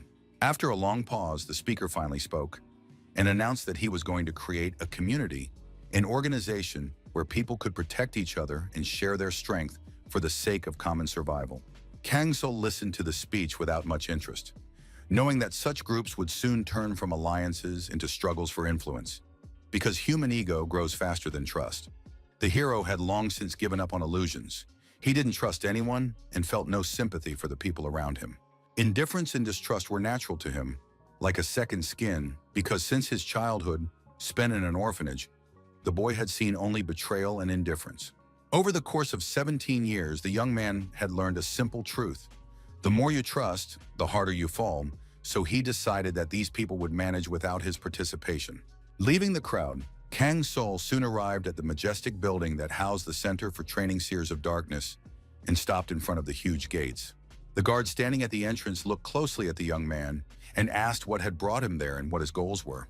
A system window with answer options appeared before the hero's eyes, and after reviewing them, he realized that the fifth option was clearly not worth saying out loud. In the end, the young man chose a neutral option, saying that he had come to improve his skills and learn new ones.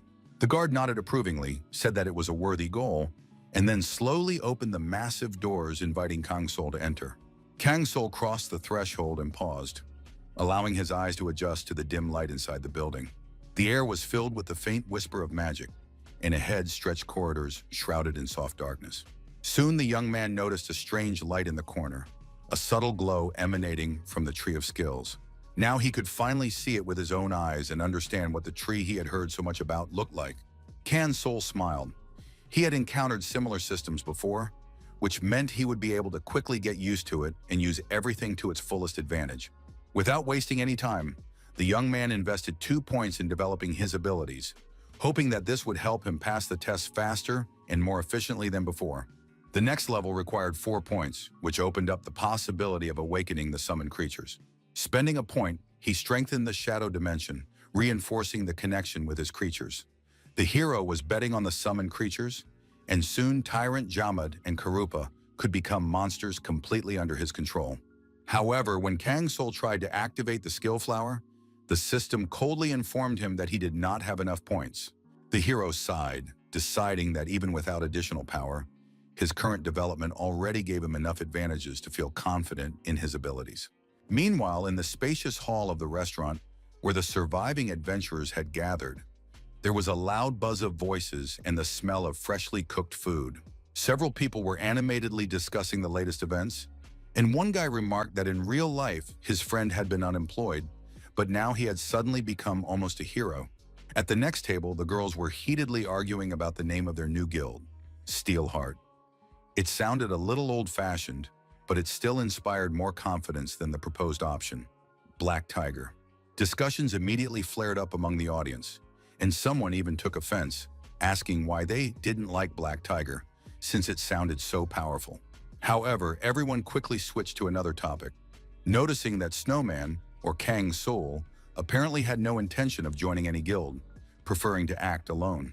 Many considered this to be the right decision, that it was better not to tempt fate, and someone in the crowd whispered that the guys should just wish him luck. Kang Sol remembered Cordon's words.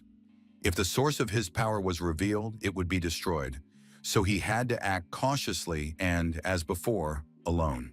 However, the young man was increasingly preoccupied with the mystery of the pocket watch, and he knew he had to find someone who knew its true nature. His gaze slowly swept across the hall, picking out faces. Finally, the hero noticed an elderly man whose features seemed strangely familiar. The young man turned around and stared intently at the stranger, who began to approach him for several long, tense moments. The old man stopped and said that the watch the young man was holding looked painfully familiar. He thought for a moment, as if remembering something, and asked permission to take a closer look at it. Kang Sol cautiously asked if the man knew anything about the origin of the watch. The old man replied that he knew even more, because he had made it himself. After a while, the two of them headed toward a small hut that stood not far from the restaurant and looked very old but well-maintained. The man took a bunch of keys out of his pocket and, after hesitating for a moment, turned one of them in the lock until he heard a slight click. He said that this used to be his workshop and that it was a great place to talk without prying ears. When they entered, the old man paused for a moment, looking around the room, and said with quiet sadness that almost nothing had changed since then. Kang Sol looked around with interest, thinking that he was in the very workshop of the watchmaker who had created his mysterious watch. Meanwhile, his new acquaintance introduced himself, saying his name was Bill Marcus. The young man thought for a moment because the name seemed strangely familiar, as if he had heard it before. His head began to throb unpleasantly as he tried to remember where he knew the name from, but only vague images came to mind. Most likely, the young man had already encountered this person in one of his past adventures. However, no matter how hard he tried, he couldn't remember any specific details, so he simply introduced himself in response. And when the old man heard the nickname Snowman, he asked again in surprise, as if he couldn't believe his ears. Then Bill Marcus slowly turned to the wall and stared at it for a long time with a puzzled expression on his face. There were many clocks hanging on the wall, of different shapes, sizes, and styles, all of which were his own creations. The old man noted with concern that this was strange. When Kang Sol asked what he meant, Bill did not answer, but only asked him to tell him where and how he had found the clocks. Kang Sol replied that he had gone deep into the mountains while searching for rare plants and had stumbled upon them at the very peak. He didn't even have to lie. The young man simply decided not to tell the whole truth and limited himself to sharing only part of the information. Bill Marcus frowned and said thoughtfully that now everything was clear, because the watch really was where it shouldn't have been. After a short pause, he added that he finally understood what had happened. He carefully picked up the watch and said that it was definitely his work, because his own name was engraved on the case. Then he began to tell a story that began 20 years ago when he gave this watch to one person. It all happened because of his granddaughter, who had been captured by trolls from the Rocky Mountains and held captive for a long time. Bill said that he had gone through many trials to find out the details of her fate, and Kang Sol asked what happened next. The old man replied that no one had helped him at the time because that region was ruled by mercenaries, free knights, and adventurers. He asked them all for help, but they all said the same thing, that it was a hopeless cause and that he had no chance against the trolls. But one day a brave man appeared who agreed to help him. When Kang Sol asked who this brave man was, Bill replied that his name was engraved on this very watch. The young man said he couldn't see any inscriptions, but Bill Marcus calmly replied that the engraving was hidden inside the watch case. He then added that luck always favors the brave, because only such people are capable of winning, no matter what. When Kang Sol heard the name of that brave man, he was completely shocked, because it was about himself, the snowman. Bill Marcus was just as stunned. He couldn't believe that after 20 years, the watch had returned to him through a man of the same age and with the same name. The next second, the young man sank to his knees near the table, feeling his legs buckle, while the man watched him with incomprehension and concern. Now the young man remembered everything. The story involving Bill Marcus, his granddaughter, and the snowman, the very one who had saved the girl 20 years ago. His first figure was indeed the snowman, the ice mage, and it was this player who had influenced the world of eternity. After a while, the young man was already in the library, where the quiet voice of the manager warned him that there was only 1 hour left before closing time. Kang Sol was completely excited because now he realized that if his figure had died 20 years ago, then it meant that he himself had come to this world 20 years after his own death. 10 years of turmoil, legends of heroes who changed the course of history. This was the book Kang Sol wanted to study most of all. The young man carefully opened the volume and began to read, trying to find out what had happened over the past 20 years. After a few minutes, he came across lines describing the story of the Archduke of Ice, and his heart skipped a beat. The young hero couldn't believe his eyes. Everything he saw was connected to a character he himself had once created. A lot can happen in a human lifetime, but the 30 figures he had created had lived through an entire era without him in the past 20 years. These figures had become the main characters in the story of the formation of Pandia, and it seemed simply unthinkable. After a while, he and the old man arrived at a large cemetery nearby, where silence hung in the air. Bill Marcus quietly said that his granddaughter was buried here, and even though her body was gone, her memory needed a place to stop and remember. They looked at the monument, on which was engraved, "To the most beautiful girl in the world." The old man added that this place was a symbol of her memory, because it didn't matter if her body was buried here. If a person was not forgotten, then they were still alive. Next to her gravestone lay the grave of another adventurer named Snowman. Bill Marcus said in a trembling voice that it was time to return the watch to its owner. The gravestone said that this monument was dedicated to a man who was not afraid of difficulties. Kang Sol looked thoughtfully at the inscription, and a multitude of different emotions filled his heart. The young man held the watch in his hands and whispered words of apology. He apologized for coming too late and approached the monument. Fumble, a term denoting the greatest failure, as well as a roll of the dice that comes up one, was exactly how his first hero, Snowman, died. Perhaps the reason for the memory lapse was caused by deep psychological trauma. The moment the system reported that the pocket watch had been returned to its owner, the young man felt unwell. Kang Sol felt as if his brain was about to explode, as memories rapidly returned. Now he knew for sure that they had not disappeared anywhere, and he was in complete shock. The memory of the 30 figures fell apart along with him, and the young man looked at the system that appeared before him. It gave him a new game called The Fate of Things to Return and explained that he had to find all the fates. Bill Marcus approached the young hero and asked how he was feeling. The young man replied that everything was fine, and the old man said that he had almost thought he would have to dig another grave. He admitted that he didn't fully understand what was going on with this guy, but kindly told him to come anytime if he found himself in a difficult situation. The old man added that he might not be able to help with the matter, but he was always happy to tinker with watches, and now it was time to leave the forest if everything was done. The young man thought about how the transfer had taken place in this very place. In the world of eternity, this meant the process of inheriting abilities or things, and now Kang's soul was able to explore the will of his own figures. However, this ability went to Tyrant Jamad, who also received the temperament of a lump of greed. Kang's soul remembered that he was the one who created this figure, the snowman, and now he understood how much power he had once put into it. It was a truly remarkable ability that significantly accelerated the character's growth, and all the gods admired it, although he himself did not even realize its true value. Many thought that the created figure would turn into a real monster, but that never happened.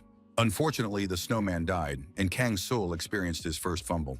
The first figure was truly great and had incredible potential, and now it was this figure that helped him find his destiny.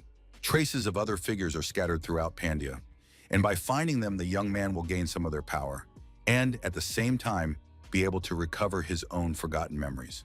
These thoughts became a guiding thread for the hero, which was supposed to help him rise up and teach a lesson to those who once betrayed him.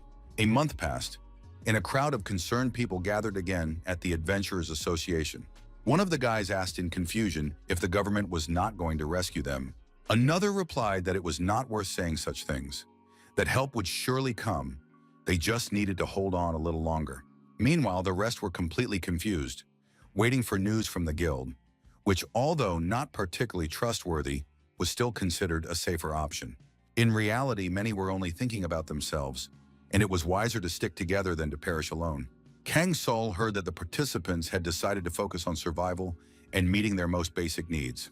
Meanwhile, there were many messages between viewers, which was not surprising as the last day of rest was approaching. Among the many adventures, only one caught Kang's soul's attention, and he had to go through it. In the corner of the room sat a suspicious man, whom the young hero immediately noticed. This guy's gloomy look was different from the other participants, and he clearly had something to do with the adventure. Kang's soul approached, and the stranger asked what he wanted. The system gave him several possible answers that could be used in this situation. Kang's soul chose the fourth option, assuming that this guy was clearly not an ordinary person, and asked what he was doing there. The man rubbed his chin thoughtfully, invited him to sit down, and explained that he was looking for people for a difficult job. A large trade operation was awaiting them, under the terms of which the goods had to be delivered to the city of Noviru, which meant that reliable security was needed to escort the cargo. The young man activated his perception and immediately realized that this man was lying. He asked why he would entrust such an important matter to the first person he met. The man replied that they were just talking and added that if the young man did not intend to help, he would not try to persuade anyone. The system offered several possible courses of action suitable for this situation. Kang's soul chose the one where he agreed and confirmed his willingness to take on the job. His new acquaintance nodded with satisfaction and introduced himself as Arden, and in response heard that his companion's name was Snowman. Thus began a new adventure called Delivery of Goods to Noviru, which was the first part of a long chain of tasks, the next of which could not be chosen independently. At that moment, a guy in a red sweater and a soft down jacket stood in the corner, watching the proceedings intently. He nudged his friend lightly on the shoulder, and the latter asked with slight irritation what was wrong. The guy in the red jacket noticed that there was some weirdo in a robe standing out in the crowd, who was clearly trying to hide his high-level gear. He said that this guy was talking to a merchant using espionage techniques and seemed to be involved in something interesting. His companion was wary, doubting whether they could handle it, but the guy in red objected, saying that truly powerful people don't hide it, so the insolent fellow was just pretending. He told his partner to go to the guild and bring reinforcements, while he decided to find out everything from the merchant himself. The next day, Kongori Square was bustling with life. People were noisy and gathering, but most of them were not eager to set off on their journey. Kang's soul walked among the crowd and thought that a month of rest had made everyone sluggish, and the spirit of adventure had almost died out. However, his next assignment was already beginning.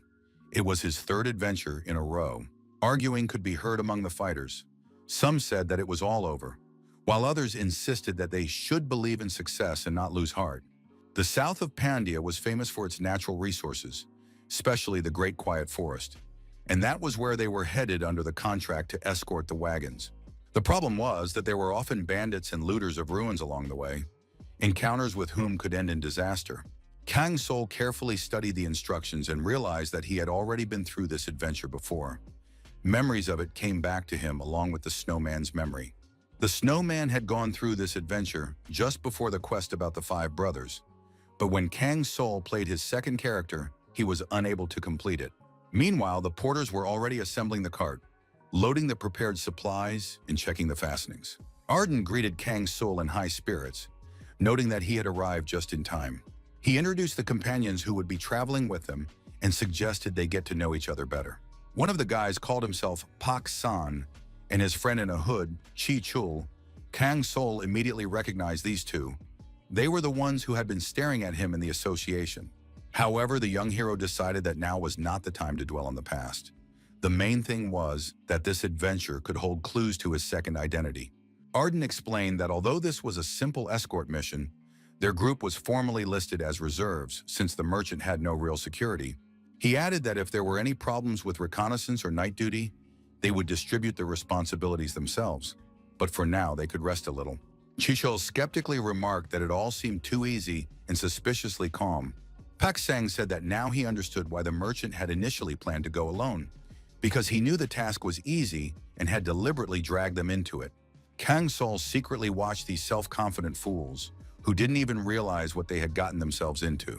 The guy knew that such missions were often deceptive, seeming simple at first but turning into a deadly trap in the end. This chain of adventures could suddenly change in difficulty, and Kang Sol understood that the test would not be easy for him either. But he couldn't refuse. Only by going through this journey would the hero be able to find traces of his second figure. The carts moved forward, slowly rolling along the dusty road surrounded by low bushes and sparse trees. Inside, there was an oppressive silence. No one spoke a word, and even the creaking of the wheels sounded too loud. Kang Sol secretly watched each of his companions, trying to understand what was going on in their minds. Their motives were unclear and their expressions were alarming. However, one thing he understood for sure: these guys had come for him. Their goal was to take his equipment and keep it for themselves. However, Kang Sol admitted that everything could be much simpler. Perhaps these guys had just followed him without any particular intention, driven by curiosity and stupidity. Meanwhile, Park Sang smiled slyly, clearly pleased with the circumstances, because what they were about to go through seemed like child's play. This cowardly employer had given them the simplest job, and after their last failure, when they had nearly died after falling off a cliff, this easy mission seemed like a real stroke of luck. Pak Sang turned to Kang Sol and asked with feigned interest what his profession was. The young man calmly replied that he was a summoner, and for a moment met their appraising glances. They immediately began to laugh, assuring him that only a slacker could choose such a boring and useless profession. Park Sang, trying to save face, told his friends to shut up, but Chi Chol smiled and said that since there was a chance, one should strive for greatness, because true strength is determined by equipment.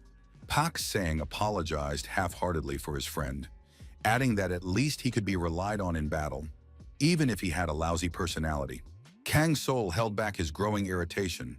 Their bravado seemed like empty nonsense, and the spectators just joked that the summoner could use some training. One of the guys asked if he was in a guild, and Kang Sol replied that he wasn't, thinking how easily these people judge by appearances without knowing who they were dealing with. In response to his words, his friend smiled slyly and remarked that sometimes it was worth trusting others, because loners don't live long. Baek Sang joined the conversation and advised the young man to join the guild after all, adding that they themselves were members of Predator. He said that if Snowman was interested in the prospect, he should definitely look for them after his return, as they were always happy to welcome new members. Kang Sol thought to himself that he would rather burn his cloak than join a guild full of such slippery types. He knew this was an adventure, an intersection of his past characters, where the second character had failed and everything could happen again. Finally, the travelers decided to stop for a rest, built a fire, sat down around it, and stretched out their tired legs. Arden said with a satisfied look that they had done a great job today, and asked how everyone liked their dinner.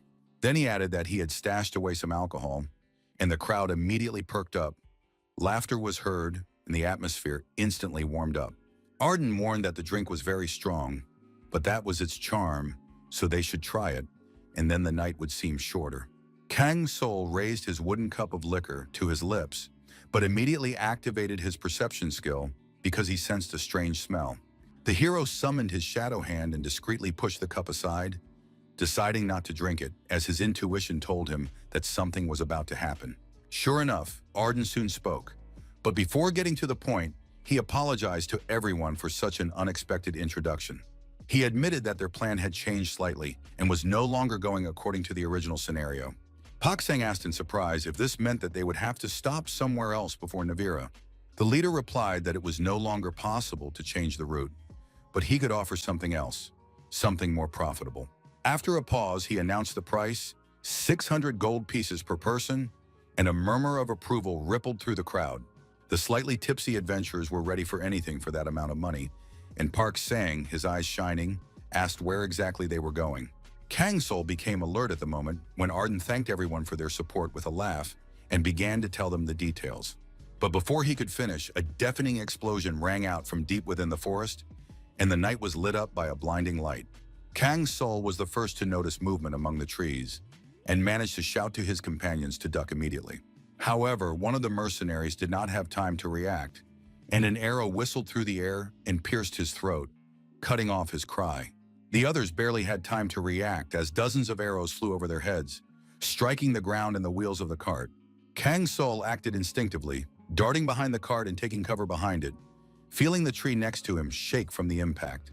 One of the guys, Song Ho, collapsed to the ground from the impact, and the last thing he heard was his comrade calling his name. Chishul and Pak Sang rolled to the side of the cart, caught their breath, and tried to figure out how to survive this sudden attack. Pak Sang, trembling with rage, turned to Arden and shouted, demanding an explanation of who had attacked them and why the ambush had caught them off guard. Arden, pale with pain, clutched his wounded leg, blood already seeping through the fabric, his breathing becoming ragged. Pak Sang pulled out his knife and stepped closer, showing no mercy to the wounded man, demanding that he tell the truth immediately. Arden coughed hoarsely and managed to say that there was a canyon nearby, pointing with a trembling hand in the direction where they could hide. The guy said that if they shook off their pursuers at the canyon and then returned to the forest, they would not be able to find them, so they needed to prepare the carts for departure. When Pasan tried to object, Arden flew into a rage and interrupted him, saying that this was exactly why he had hired them. Then he put his weapon to Pasan's neck and coldly said that if he wanted to survive, he had to obey the order, because the jokes were over. In the next second, they jumped on their horses and rushed forward, leaving behind the carts and arrows sticking into the ground. Arden, gritting his teeth in pain, furiously spurred his horse on, racing through the night air. His pursuers were not going to fall behind and were quickly closing the distance, giving him no chance to escape. The merchant raced onward, desperately trying to escape and get away from danger. Peksing turned to his companion, Ken Mo, who was already seriously wounded and clinging to life with his last ounce of strength. Kang Sol noticed a system notification in front of his eyes where the inscription had changed, and the story of the adventure delivery of goods to Novaru had transformed into the chase for the wagons. The carts raced down the road, their wheels screeching, the wind tearing at their cloaks and hair, turning their escape into a desperate whirlwind. Ken Mo, unable to bear the pain and exhaustion, cried out in exhaustion, then went limp and collapsed silently, breathing his last breath. Chi-hul couldn't understand what was happening because this adventure was supposed to be easy and harmless. But now the situation had become deadly dangerous, and it was unclear how they could get out of it. Park Sang, breathing heavily, turned to Kang Sol and suggested that they join forces to try to escape from this trap together. Kang Sol calmly looked at him and asked why he needed to do that, because he saw no benefit in it. The big guy asked irritably if he still didn't understand the situation they were in and that they couldn't survive alone. However, his face suddenly contorted, he froze and turned pale, and his gaze became glassy and empty. At that moment, he and Chi-chul fell to the ground, unable to understand what was happening to their bodies as if they were paralyzed. Kang Sol stood motionless and watched coldly, showing no surprise or pity. The guys decided that he had cast a spell, although in reality they had been knocked out by the alcohol mixed with poison they had drunk the day before. Kang So looked at the approaching crowd of enemies and realized that there was almost no time left. The pursuers were already closing in, the distance between them and the cart reduced to just 3 meters. The young hero held out his palm and concentrated magical energy in it, which immediately filled the air with a powerful hum. In the next moment, the space shook, and the figure of Tyrant Jamad, the giant leader of the mountain trolls, wrapped in chains and clad in ancient runes, burst out of the shadows. Pak San and Chichul's jaws nearly dropped in amazement, for such a creature could not be summoned just like that. It required unimaginable power. They couldn't believe that the legendary Jamad was here in this modest adventure. The realization came instantly. Even if they all fought together, they would not have the slightest chance of defeating this monster. The situation was becoming increasingly dangerous, with several horsemen already chasing after them, approaching from all sides. Kan Sol, remaining calm, noted that it was too early to panic because they needed to understand how to use the situation to their advantage. The boy and the troll chief rushed forward, breaking through the wall of the carriage and flying out. Behind them, they could hear Pak San shouting for them not to leave. But Kang Sol paid no attention to this, concerned only with his goal. Soon, massive ropes stretched across the road blocked the wagon's path. Arden shouted to his companions to hold on tight and warned them that they would have to break through, as there was no other tactic left. But as the horse galloped forward, the powerful rope stretched across the road stopped it, preventing it from continuing on its way. The cart and horse, rushing at full speed, began to flip in the air, breaking into pieces, and the debris fell to the ground with a crash. After the fall, Arden gradually rose from among the scattered debris and looked around. The young man could not believe what was happening and cursed angrily, ordering all survivors to get to their feet immediately. Armed enemies were approaching them, and Arden announced that now the real war was beginning, and it would be every man for himself. The enemy noticed Arden's naivety. Did he really think it was that easy to escape? In response, Arden coolly stated that he had already escaped, and his enemy doubted that he would dare to say this to Sir Borgo's face. The young man admitted that he did not like the leader's behavior and offered to cooperate in order to deal with him. In response, his former ally remarked that Arden would hardly be able to protect anyone from Borgo and said that it would be better for him to die in silence. The former comrade was confident that he had the upper hand, as he had the map and the decryption key, which allowed him to predict the enemy's actions. The next second, they pounced on each other, intent on completely destroying their opponent. The sound of fighting could be heard, and Arden, whose real name was Cujo, noticed that his enemy was clearly inferior to him in strength and agility. At that moment, Tyrant Jamad appeared from behind a tree, watching the fight from the sidelines, assessing the strength of both sides. Kang Sol decided not to intervene, believing that they would only waste energy if they tried to join the fight. The young man reflected that he had already been through 2 chases after the wagons, so he understood that this adventure was much more complicated than it seemed at first glance. A well-known looter of ruins who had settled in Novire, named Borgo, closely watched Cujo's actions. Cujo, an eternally dissatisfied subordinate, found a map while exploring the ruins, took it for himself, and tried to decipher it to gain an advantage. Borgo learned of the discovery and intended to capture Cujo, but he managed to escape to Kongori, forcing his enemies to set up an ambush in the Great Forest and wait patiently. Judging by Cujo's actions, he planned to make 5 bloody sacrifices related to the discovery of the ruins and took them with him, using liquor to prevent the victims from resisting. If a conflict had broken out between the 2 groups, no one would have survived. The first figure, Kang Sol, had the ability to heal and was able to escape safely, while the second chose a different path. At that moment, Cujo, completely enraged, shouted for his opponent to finally die. It was all over, and the final blow was delivered right on target, finally deciding the outcome of the confrontation. Kang Sol approached and watched from the sidelines for a while. The guy sensed the presence of the snowman and asked for his help in this situation. Kang Sol replied that he would not interfere because there was already a corpse in front of him, and the situation was irrevocably over. Cujo confirmed that this was true, that he had lost too much blood and could not survive in such a situation. However, he could still be useful and tell a rather interesting story about the events that had taken place.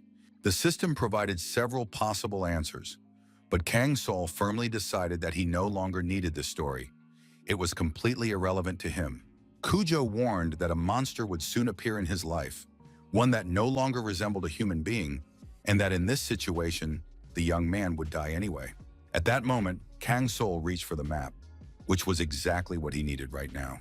The young hero opened his map and studied the decryption. The map seemed very familiar to him, but the decryption was noticeably different from what he expected. Kujo said that now he understood that the snowman had also been lured into a trap among the treasures of the ruins. He added that Borgo already knew the way to them, to which Kang Sul asked what that meant. Meanwhile, his opponent said in a hoarse voice that the young man was also succumbing to his desires and emotions, but would soon regret it. Kang Sul clutched the card in his hands and the system provided several options to choose from.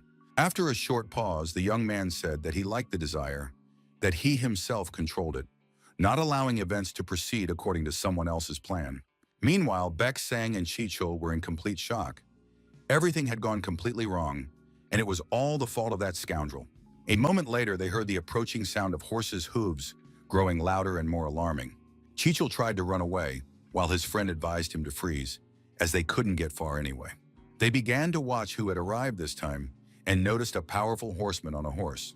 One of the horsemen said that it seemed that everyone had already been destroyed and no one was left. Sister Borgo arrived at the field and carefully examined the area and everyone who was there.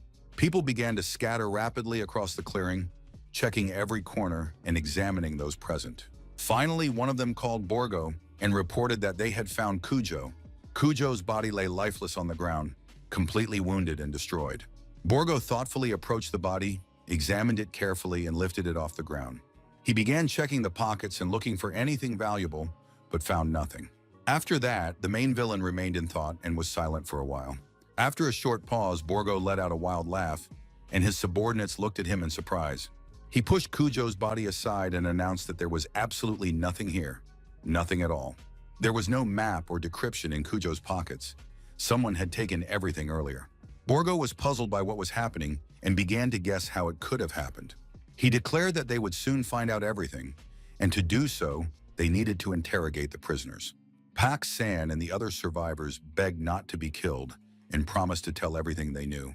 Borgo approached Pak San and demanded that he tell him where the map had gone. The boy was confused and did not understand what map they were talking about and could not answer. Chichul watched the scene in a daze, feeling horror and hopelessness. The enemies held huge axes in their hands and the fear they exuded was indescribable. The executioner approached the next prisoner and demanded to know who had taken the map. With tears in his eyes, Chichul confessed that it was the snowman who had done it, because his body was not there, and he was definitely acting. Suddenly, one of Borgo's subordinates approached him and reported that someone from the group had escaped. 2 people were sent in pursuit, and it was most likely the one Chichul had mentioned. Borgo approached the prisoner and demanded details. Frightened, Chichul said that the fugitive was a summoner. The guy hoped that he would be spared if he confessed, but Borgo cut off his head with one swift movement. After that, the leader announced that they were going in pursuit, mounted his horse, and moved forward sharply. He was outraged that someone dared to steal his property and was sure that this guy would regret it. Meanwhile, Kang Sul arrived at the cave entrance and stopped near the massive gate, ready for new events. The young man jumped off his horse and decided to walk to be more careful. After a while, Kang Sul looked back and realized he was in the right place. The hero began to recall each of his steps and knew for sure that what he was looking for must be here. Among the fallen leaves, he finally noticed a bronze statue, barely visible among the mountain of leaves. The young man remembered the code and turned the statue clockwise, as instructed. The next moment, a bright pictogram appeared between 3 huge stones, as if inviting him to take action. Now he just had to approach the entrance. The creator of the ruins had left everything in place to guide the visitor correctly. The system warned that Borgo used a steel shoulder, possessed intuition, and used obstacle destruction. Kang Sul froze, sensing the approaching danger, ready for any attack. The blow aimed at him was intercepted by Tyrant Jamad, who easily neutralized the threat. Borgo fired arrows from his bow, and they flew in the direction of the pursuit hall. Tyrant Jamad noted that the master must move forward faster, because the pursuers would be here very soon. Kang Sul began to rush towards the door, which was decrypted and open. The system announced that the hero would receive a reward and the chain of adventures would continue. Very soon, Kang Sul would be able to receive it when all active adventures were completed. The next trial began immediately, the 4th adventure called Restraint. His goal was to outsmart his pursuers in the Hall of Restraint or completely destroy them. The audience considered this adventure extremely difficult, but for the snowman, as always, anything was possible. Dangers awaited not only from his pursuers, but also from what was inside the hall, which the viewers already knew about. Kang's soul thoughtfully read that 5 bloody sacrifices would be required to open the gate. The next moment, the young man suddenly began to tear apart the sheet of paper on which all the information was written. The audience was puzzled and did not understand why he was doing this, wondering if he had gone mad. The young man picked up a knife because he realized that the real condition for opening the door was simply to bring 5 drops of blood. Kang Sul smiled, pleased with his quick thinking, which had once again not failed him in a critical situation. The door creaked open, letting him in, and he hurried down the dark corridor, lighting the way with his glowing staff. Meanwhile, his pursuers were getting closer and closer to their target, not looking back, confident that they would soon catch up with him. Borgo caught the smell of blood and realized that it was a clear sign of Kang Sol's presence. He ordered his subordinate Kurjin to find out what had happened and keep the situation under control. It was necessary to carefully decipher the traps and move forward cautiously because Kurjin understood perfectly well what the consequences would be if he disobeyed. Borgo's subordinate reported that nothing like that would happen because Kujo had stolen the draft version of the decryption and would now pay for it. A moment later, he picked up a knife to examine it closely. Borgo, clearly irritated, asked Kurjin what he had managed to find out. Kurjin explained, somewhat confused, that Kujo's decryption was completely wrong and unusable. One question remained unanswered. How did this happen? This guy had managed to solve such a complex puzzle and open the door, bypassing all the traps. Borgo approached Kurjin, who trembled with fear before his master. The leader ordered that they must catch up with this insolent guy at any cost, without the slightest hesitation. Meanwhile, Kang Sol was already inside the ruins, carefully examining the screen that appeared in front of him. The system notified the young hero that a group of looters was following him, chasing him for his treasures. Kang Sol realized that they had caught up with him, and although his pursuers had not yet caught the boy, they were already closer and ready to act decisively. He heard the heavy pounding of feet as his enemies rapidly approached. Kang Sol stood in front of a sign with inscriptions in an unknown language. The system informed him that there were traps with arrows on both sides of the room. He had to decide what to do, and the system offered several options. Kang Sol thought for a moment and decided to choose the most promising one. The inscription said that one must practice humility and moderation and show gratitude to Azumkan. The guy picked up a stone, remembering how he had acted the last time in a similar situation. He decided that to test the magical power of this place, he needed to throw the stone forward. The cobblestone fell to the ground and the room did not react in any way. Kang Sol realized that he had done the right thing and that there should be no problems with the next gate either. Meanwhile, a crowd of enemies was passing through the gloomy abandoned corridors. Borgo led the way, determined and clenched fists emphasizing his fury. When they arrived at the front, they realized that the guy was not there, so they decided that he was hiding in one of the next rooms. All accusations fell on Kurjin because, according to the others, he was in cahoots with Kujo. Otherwise, that scoundrel would not have been able to get ahead so quickly. Kurjin denied his guilt, but his comrades did not believe him and decided to punish him. Suddenly, Borgo intervened in the brawl and demanded that the fight stop immediately. Confused, Kurjin explained the rules, saying that in this room, one must move in a crouching position, as if bowing. Borgo contemptuously remarked that he had no intention of crawling, but Kurjin explained that there were traps with arrows on both sides and that it would take time to neutralize them. The leader agreed with the argument and said that they would indeed do so. One of his subordinates suggested sending someone to check it out. In response, the big guy said there was no time for that because the guy was getting farther and farther away. The crowd of pursuers dropped to the floor and began to crawl forward slowly. Suddenly, Kurjin deciphered an inscription he hadn't noticed before, cursed angrily, and blamed Kujo for everything. He believed that because of this guy, he had almost died, and now he had to survive at any cost since he knew about these ruins. The next moment, the guy ordered the team to stop as he had new information.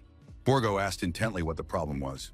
Kurjin looked at the sheet of paper with ancient inscriptions and said that he must have been mistaken in his predictions.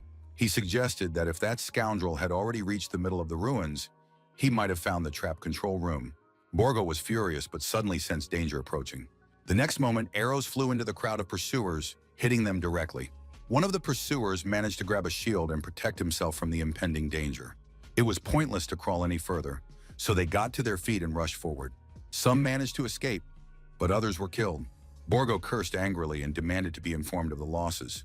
A subordinate said that 7 had died, including Kurdzin, who had the decryption. The guy was hopelessly wounded and several arrows had pierced him, so all the information and the decryption were now irretrievably lost.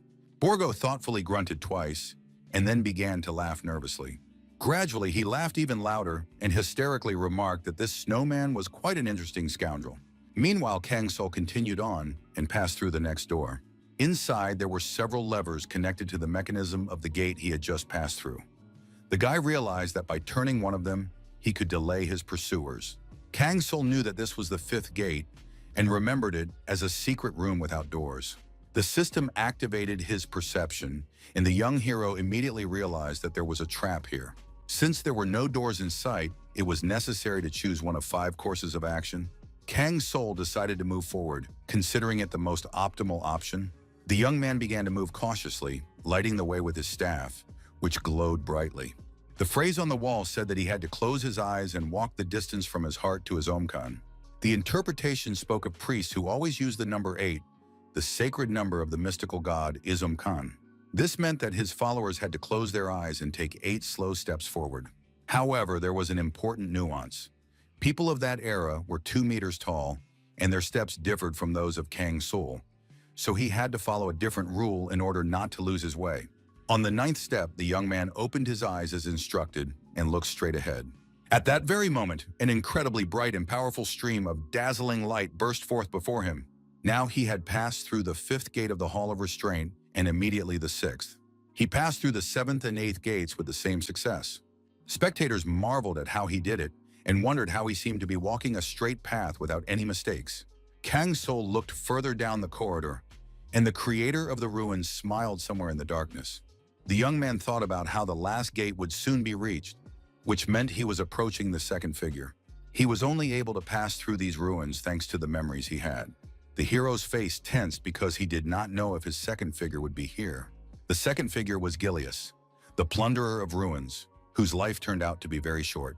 He was a 2-meter-tall man with an excellent physique and a tangled beard, who often laughed foolishly, loved children and plants, and had a difficult past that he managed to overcome.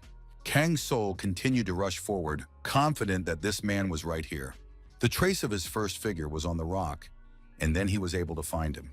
Therefore, the traces of Gilius must be in the 10th gate of these ruins. The young man passed through several more impressive spans and finally found himself in front of a spacious hall. Kang Sul reached his destination, the 10th gate, known as the Hall of Light. Meanwhile, the enemies struck down by arrows lay on the floor, and the leader cold-bloodedly kept count. He walked past the 4th and 5th bodies, which would never rise again. Then the leader counted the 6th and 7th, those who had been fatally wounded by arrows. Borgo ordered the next one to move forward in a tone that brooked no objection. However, the fighters were very afraid, and the leader knew that Kurdzin's notes said to take 5 to 10 steps. Therefore, he was sure that very soon he would catch up with and destroy this insolent snowman, who had become quite tiresome to him. Meanwhile, the young man looked around the spacious hall carefully. His eyes wandered around the corners in search of Gilius, who was clearly supposed to be here. But suddenly the guy froze, his eyes widening in surprise. What unfolded before him did not fit into any of his expectations. The young hero saw the skeleton of the completely destroyed Gilius on the floor. The boy approached him and, with a heavy heart, carefully examined his destroyed body.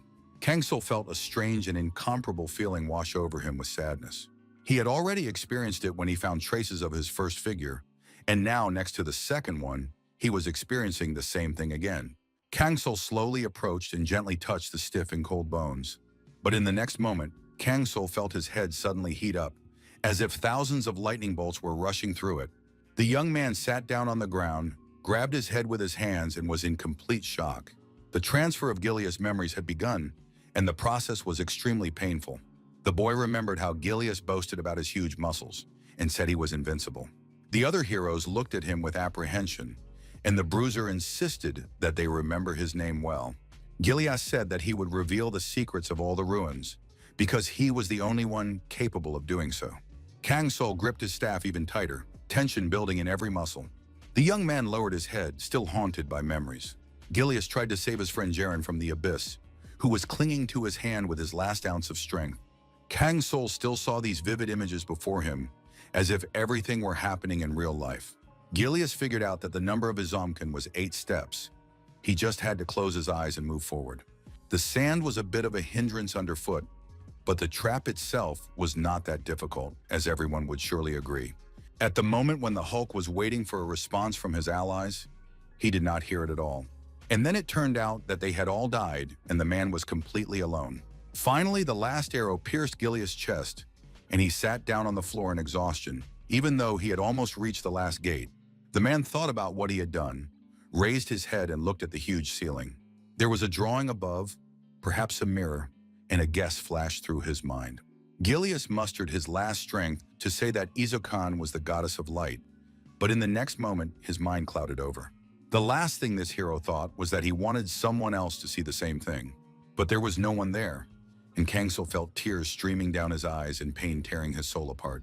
The system said that the will of the deceased Gilius had been received, and now this clue was known not only to him. A moment later, the deceased's skills were transferred, and now the young man would easily solve secrets and traps. Thus, Gilius' skeleton finally calmed down and began to gradually dissolve into space. The audience was outraged, wondering what this was all about, why the summoner was receiving the abilities of a ruin looter. Meanwhile, Kang Soul said that, unfortunately, he was hopelessly late. But in the next moment, he got to his feet, tied Gilius' scarf around his neck, and decided to test his theory. In addition, once he arrived in Pandia, the young hero began to actively use it himself. Meanwhile, the system offered several options for how to proceed in this situation, because the key to passing through the hall was 4 mirrors, each of which could direct you in different directions. The last thing Gilius looked at before his death was the painting of the goddess on the ceiling. The boy took the mirror in his hands and turned it upward, now knowing that this was the answer. All the mirrors had to be turned upward, and only then would the magic work. The next moment, the young hero turned to Izukan, and next to him was the immortal Gilius. The young hero turned to the goddess who gave light to all living things on earth and asked her to show him the way. And suddenly, a bright spiral staircase of incredible power descended through the ceiling toward him. The last gate of the Hall of Restraint was opened, and the adventure would end when the time was up or when the boy took the reward. The young man began to climb the steps and make his way higher and higher along this winding path. One of the spectators sacrificed 300 madness points, while the others began to discuss among themselves and could not understand why the snowman was so advanced. Once at the top, he saw a huge metal door in front of him, tightly closed. The young man put his hand on the door, felt its cold surface, and opened it. Inside was a statue of Ismahan, standing at the end of the corridor, with huge columns on either side. Ismahan turned to the brave stranger who had entered her room. She greeted him and said she was very happy to see the hero in her sanctuary. Kangsul spoke words of gratitude in a restrained manner and did not take his eyes off Izukan. Meanwhile, she said that she wanted to reward him for passing through the Hall of Restraint. The next moment, gold coins and many useful items rained down on the hero. The boy looked at them, while the goddess asked him to be sensible, because he could only choose once. The young hero thought that resisting the temptation of treasure, like some kind of Aladdin, was not easy. This decision requires a certain amount of composure and insight. After all, the boy did not even know what might be useful in subsequent trials. He turned on his perception and began to thoroughly analyze everything he saw right in front of him. Now the young man could see their significance. With the strengthening of this skill, such things always appear, and this is how it feels in real life. The spectators immediately began to advise him to choose armor, which could be sold for a higher price or given to Karuna. Besides, they even looked pretty good, and the helmet wasn't too ugly. The next moment, the guy bent down and unexpectedly picked up a small handkerchief that was lying there. The viewer's indignation knew no bounds. Why would he take something like that? The completely unreasonable guy. Meanwhile, Ismon asked how the selection went and how confident he was in his decision. The young hero said that he was taking the bandage of insight and raised his hand, clutching the artifact. In Pandia, there were clans, associations, and tribes with special eyes, and each had different abilities that allowed them to see something specific. This bandage would allow him to obtain such eyes, and this penetrating gaze would definitely suit him. Ismahan asked what else he would like to take, but the guy replied that he didn't need anything else. In response, the sculpture said that Ismachan always bestows wealth upon modest people. Therefore, a huge chest with an incredible amount of treasures appeared before Kang Sol. It was an additional reward, and the young man thought that even without opening it, it was clear that there was gold inside, and it would definitely come in handy. But first, he had to activate his insight, so he covered his eyes with a blindfold. The next moment, the hero felt an incredible force acting upon him, tearing his head apart from the inside. Exhausted, the young man sat down on the ground, completely shocked by what was happening. He felt incredible magical impulses enveloping his head. He could not even imagine that the pain of awakening would be so strong and impossible to bear. It seemed as if Kang's soul was simply burning alive, and it was going on forever. Finally, the young hero opened his eyes, looked straight ahead, his gaze burning with fire. The guy began to see things he couldn't see before. His vision improved, a display of the level of strong monsters appeared. And if he trained his level, he could see even stronger opponents. There was a chance that the levels of valuable items would be displayed, and his perception skills had greatly improved. Kang Soul felt that the world now looked completely different. The effect was stronger than he had expected. Now, with the help of his insight, he could avoid accidental traps. Meanwhile, the pursuit continued, and a huge heavy axe was lowered to the ground. Borgo walked ahead, while his remaining ally followed behind him. Finally, the leader looked straight ahead and said that the rat was here after all. They came face to face with Kang Soul, who asked where everyone else was. Borgo snorted contemptuously, saying that he was the one asking the questions here, and this guy could only answer and prepare for death. But after a moment, the monster said that he would personally tear him to pieces and scatter them across the field. In response to this threat, Kang Soul remarked that there were only 2 enemies left. The brute became completely enraged and repeated that he was the only one who could ask questions and that this scoundrel had no right to ask questions. The next moment, he heard his ally say that there was a lot of treasure here. There was gold and jewels here, and if they destroyed this boy, they could take everything for themselves. However, Borgo did not share his ally's enthusiasm and struck him with all his might with an axe. The man did not understand why his master was treating him this way. In response, he told the man to take his hands off because the treasure belonged only to him. Kang Soul noticed that his opponent's behavior was quite strange, but Borgo abruptly interrupted him and added that he would take the jewels for himself. The young hero calmly said that if Borgo was so sure, he should come and do it. The crazed monster reached his paw toward the gold coins lying in the chest. In addition, Borgo also took the armor, his eyes full of greed and madness. The scoundrel tried on the armor and noticed that it looked very beautiful and was also quite durable. Borgo happily declared that it contained all the power, just put it on, and already feel unprecedented power. Now the bully was sure that he could finish off Kang Soul so quickly that the guy wouldn't even have time to blink. Kang Soul thoughtfully said that probably no one had told the enemy the name of this place.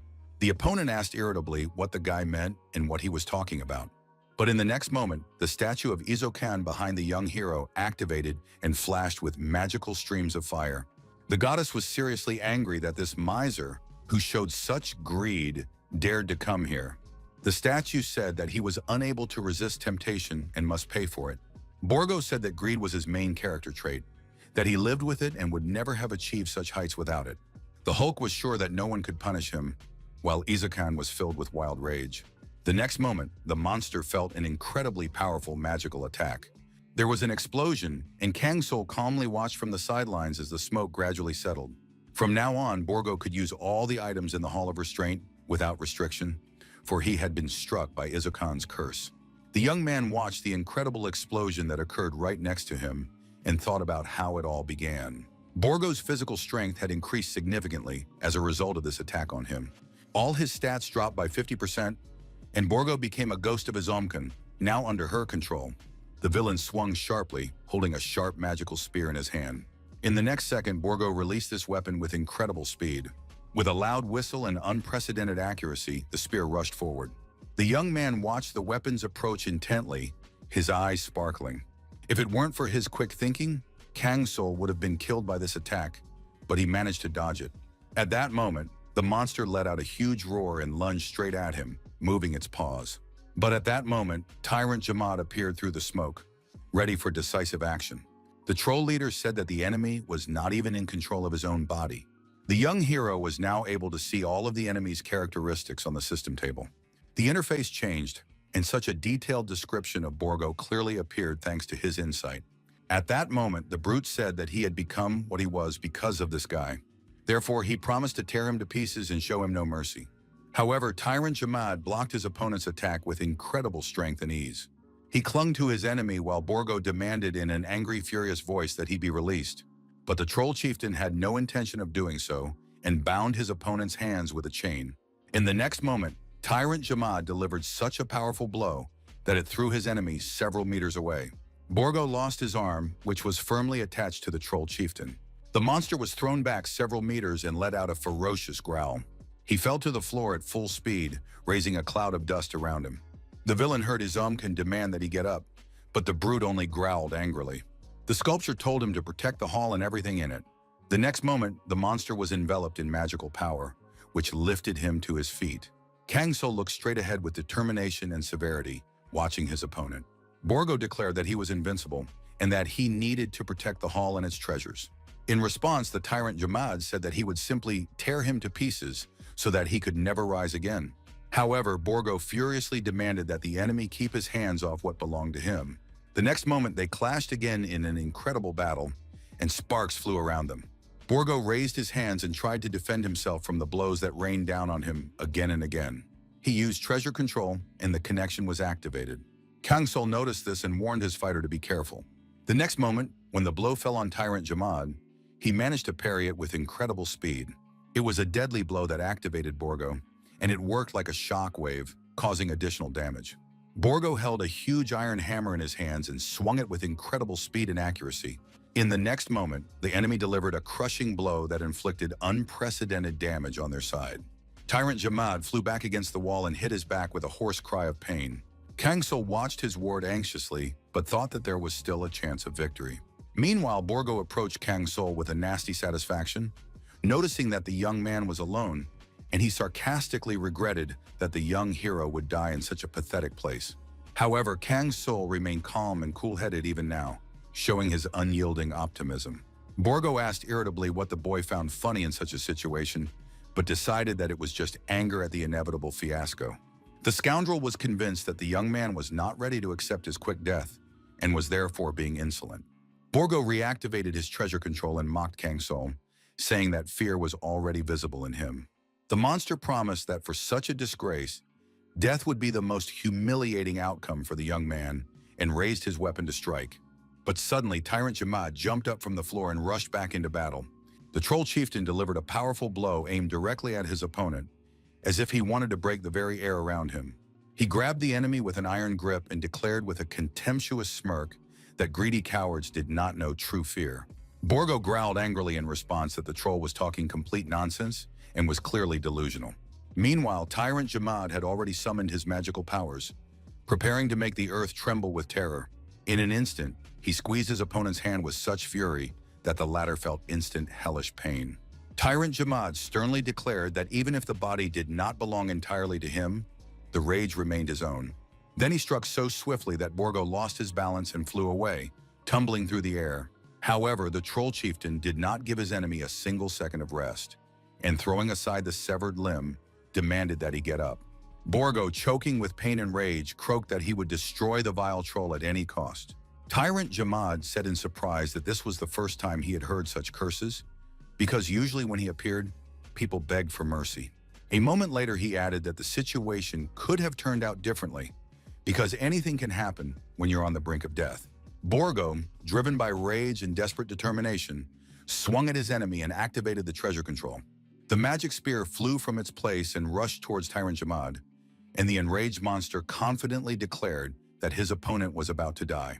However, Tyrant Jamad parried the blow, and the tip did not even pierce his flesh, but flew back with a crash. Borgo cursed in a breaking voice and felt an even more furious hatred burning inside him. But the troll chieftain met his gaze with icy calm, as if everything that was happening did not bother him at all.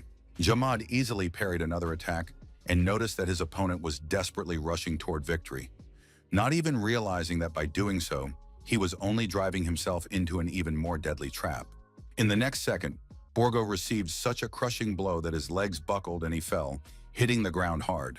Tyrant Jamad said with contemptuous fury that the enemy was fast, but too unstable, crude and insignificant. A moment later, Tyrant Jamad threw Borgo straight into a stone wall, and the monster crashed into it with a deafening crash. The stunned enemy, barely retaining his sanity, growled a question about what kind of monster stood before him and why it was so powerful. Tyrant Jamad calmly replied that he was a wild troll, cruel and completely unpredictable. But Borgo still couldn't believe that anyone could overcome his strength, because it was impossible.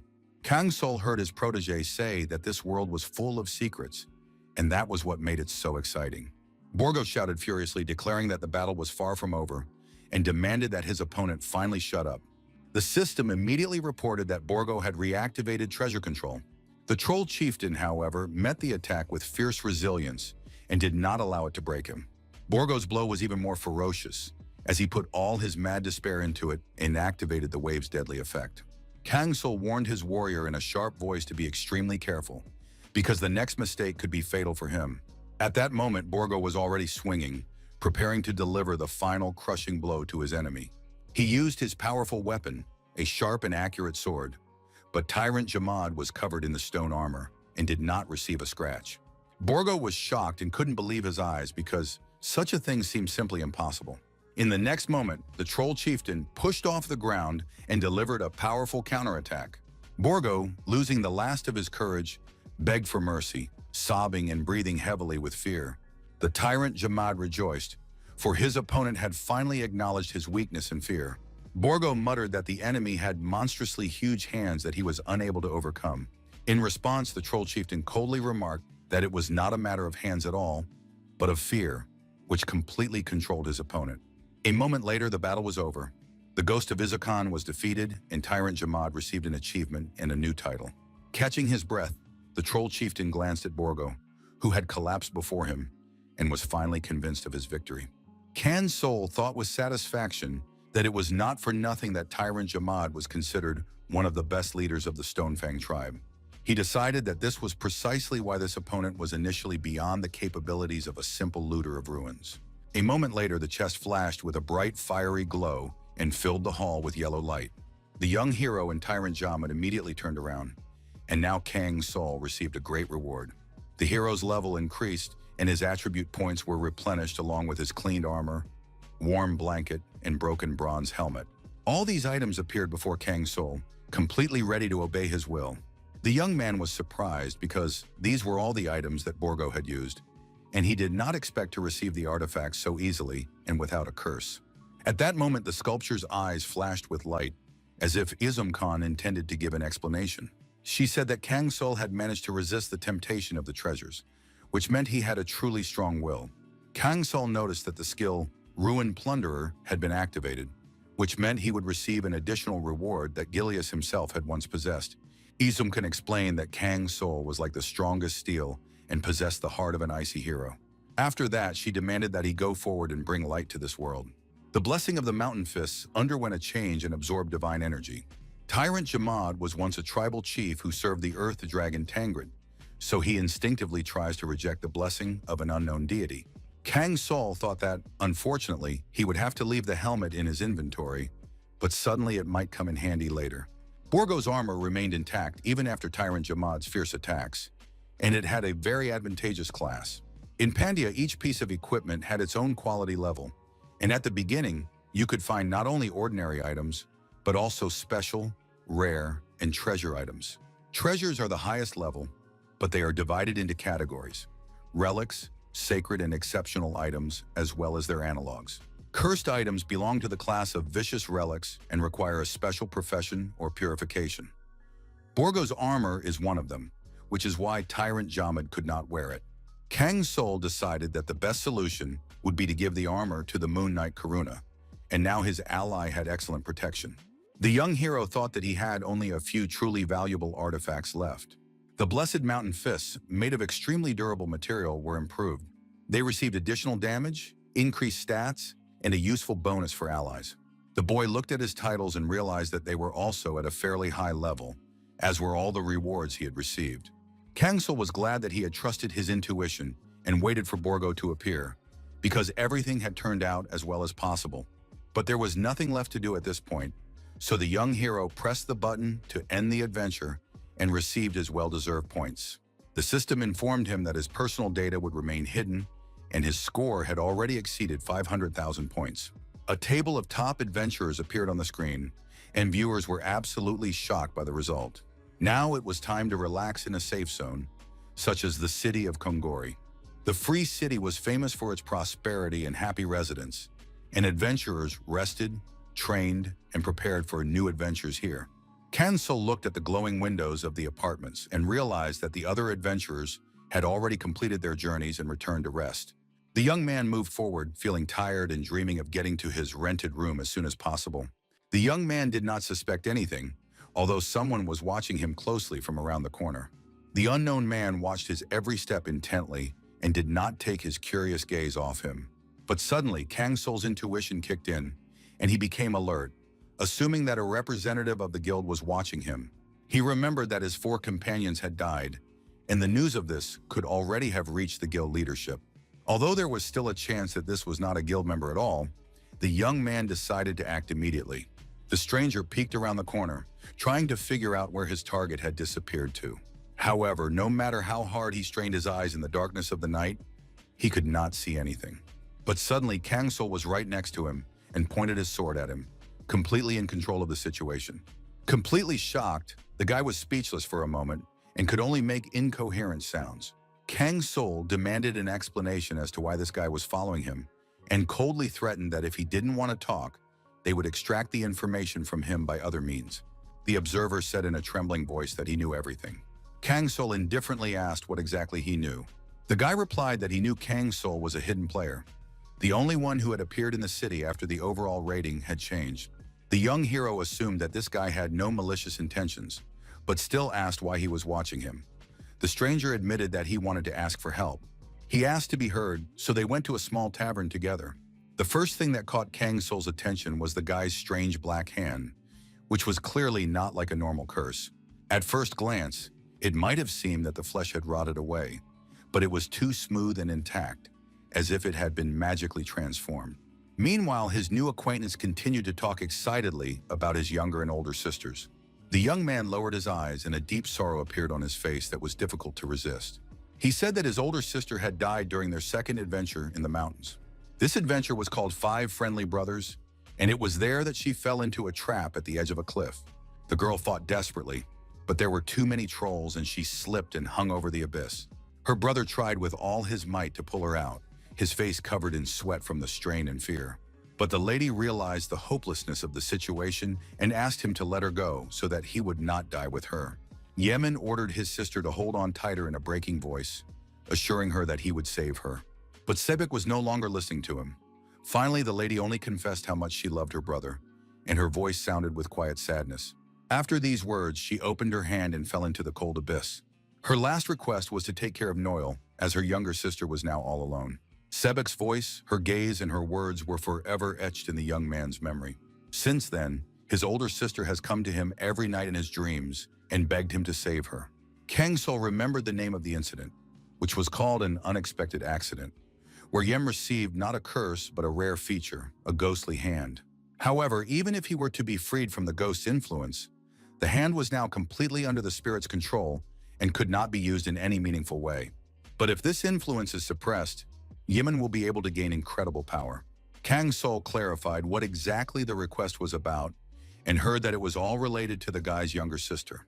She had joined a guild, but after Sebek's death, their relationship had become cold and distant, which greatly disturbed the young man, and Kang Sol asked what kind of guild it was. Yemen explained that it was called the Justice Guild and suggested that his friend had probably heard of it. The guild was created during the first phase of the break, luring people with rumors that there was a top adventurer among them, but his nickname was hidden, so it was easy to assume that this was a lie. However, the guild was indeed created by order of the government, opponents are killed, and fugitives are forcibly sent to the infamous and allied organization. Kang Sol was skeptical of these words, but Yemen assured him that these were not rumors, but the plain truth. This was secret information confirmed by his younger sister, which meant that Noel was indeed in mortal danger. The young man thought for a moment and said that even if it was all true, he saw no personal reason to get involved. Yemen froze for a moment, and pain appeared in his eyes because he did not immediately understand why he had refused. In response, Kang Sol calmly explained that he was not a judge of justice and that everyone had their own problems. But he was not going to waste time on other people's problems if they were not related to his own goals. Yemen was overcome with despair. He couldn't believe that such a powerful man would refuse to help with such an important request. Hopelessness filled him because Kang's soul possessed enormous strength and enough points to defeat any opponent with ease. The hero rose from his seat and, after a moment's thought, addressed his companion. He explained that he had not become stronger in order to help those who hid behind others, and advised Yamena to deal with his problem himself. It was Yaman who had to save his sister, and trying to burden Kang's soul with this would only be the wrong decision. The young man got up and walked away, leaving the unfortunate adventurer standing with his head bowed in complete confusion. But before leaving, Kang Sul paused and spoke about his new acquaintance's hand. He said he didn't think it was cursed and advised him to let go of his guilt, because that was the only way to save his sister. After these words, Kang Sul declared the conversation over, and Yemen just looked after him in confusion. Viewers noticed that the snowman had a heart of ice and were divided into two camps. Some supported him, while others condemned him. The young man believed that he would not be able to survive if he helped everyone he met, because in this world, everything can go wrong, and personal time is too precious. However, he understood that solving the mystery of the ghostly hand would greatly simplify his task. Moreover, this power would surely come in handy in the future, and these thoughts were firmly lodged in his mind. After thinking for a while, Kang Sul decided that it made sense to intervene. After all, if a person is capable of change, they will not allow themselves to drown in helplessness. So the hero headed to the Information Guild. He was told that there was a lot of information about the Justice Guild, but Kang Sul only needed negative information. The young hero paid 150 gold coins for it and hoped that the other adventurers would not even suspect the existence of such an institution. No one would have thought that the Information Guild was hidden in an old tavern building. Kang Sul took the scroll that was handed to him, began to read it with interest, and confirmed that everything Yemen had said was true. Moreover, after carefully studying the scroll, the hero realized that some points had even been softened compared to reality. Everything was much worse than he had expected, and suddenly the young man noticed a mention of the Thieves' Guild. He wondered if it was the same guild with a bad reputation and decided to check it out immediately. Kang Sul asked the manager to provide him with the most negative information about the Thieves' Guild. This scroll also cost 100 gold coins, and the young man immersed himself in studying it. A perfectly logical question arose in his mind as to why such things were ignored, but the manager said he could only answer for 10 coins. The young hero paid up and was told that nothing was known for certain, and that the only time the Thieves' Guild had intervened was in connection with the murder of a townsman. Kang Sul thoughtfully remarked that it seemed like everyone here knew everything, and yet remained silent. But he was told that they had their own rules that did not concern anyone else. And besides, the information was unreliable, so he could take his money back. The hero took the bundle, held it to the candle flame, and watching it burn, said that he understood their rules perfectly well. Then he said that he was interested in another case, that they would need to keep an eye on a certain guy for about a week. The guy asked to be informed of any information found about this person. They promised to carry out this task, of course, not for free, for 20 gold coins. Now the adventurer would be watched around the clock, even in his sleep, and he would not be able to escape the close secret surveillance. Meanwhile, Kang Sul went to the Dark Magic Training Center, and the guard noticed that he was back. They asked him what business he had this time. Kang Sul saw several available options on the system and was surprised to notice the appearance of a fifth item, which had previously been blocked but was now available. The hero wanted to see the Shadow Summoner, but he was told that this information was outdated, as the connection with Chow had been lost after his departure, and there were clearly problems there. The young man decided that there was no point in taking on the task hidden under the fifth item, as there were still 6 adventures left before the episode of Enlightenment, and there was no need to rush.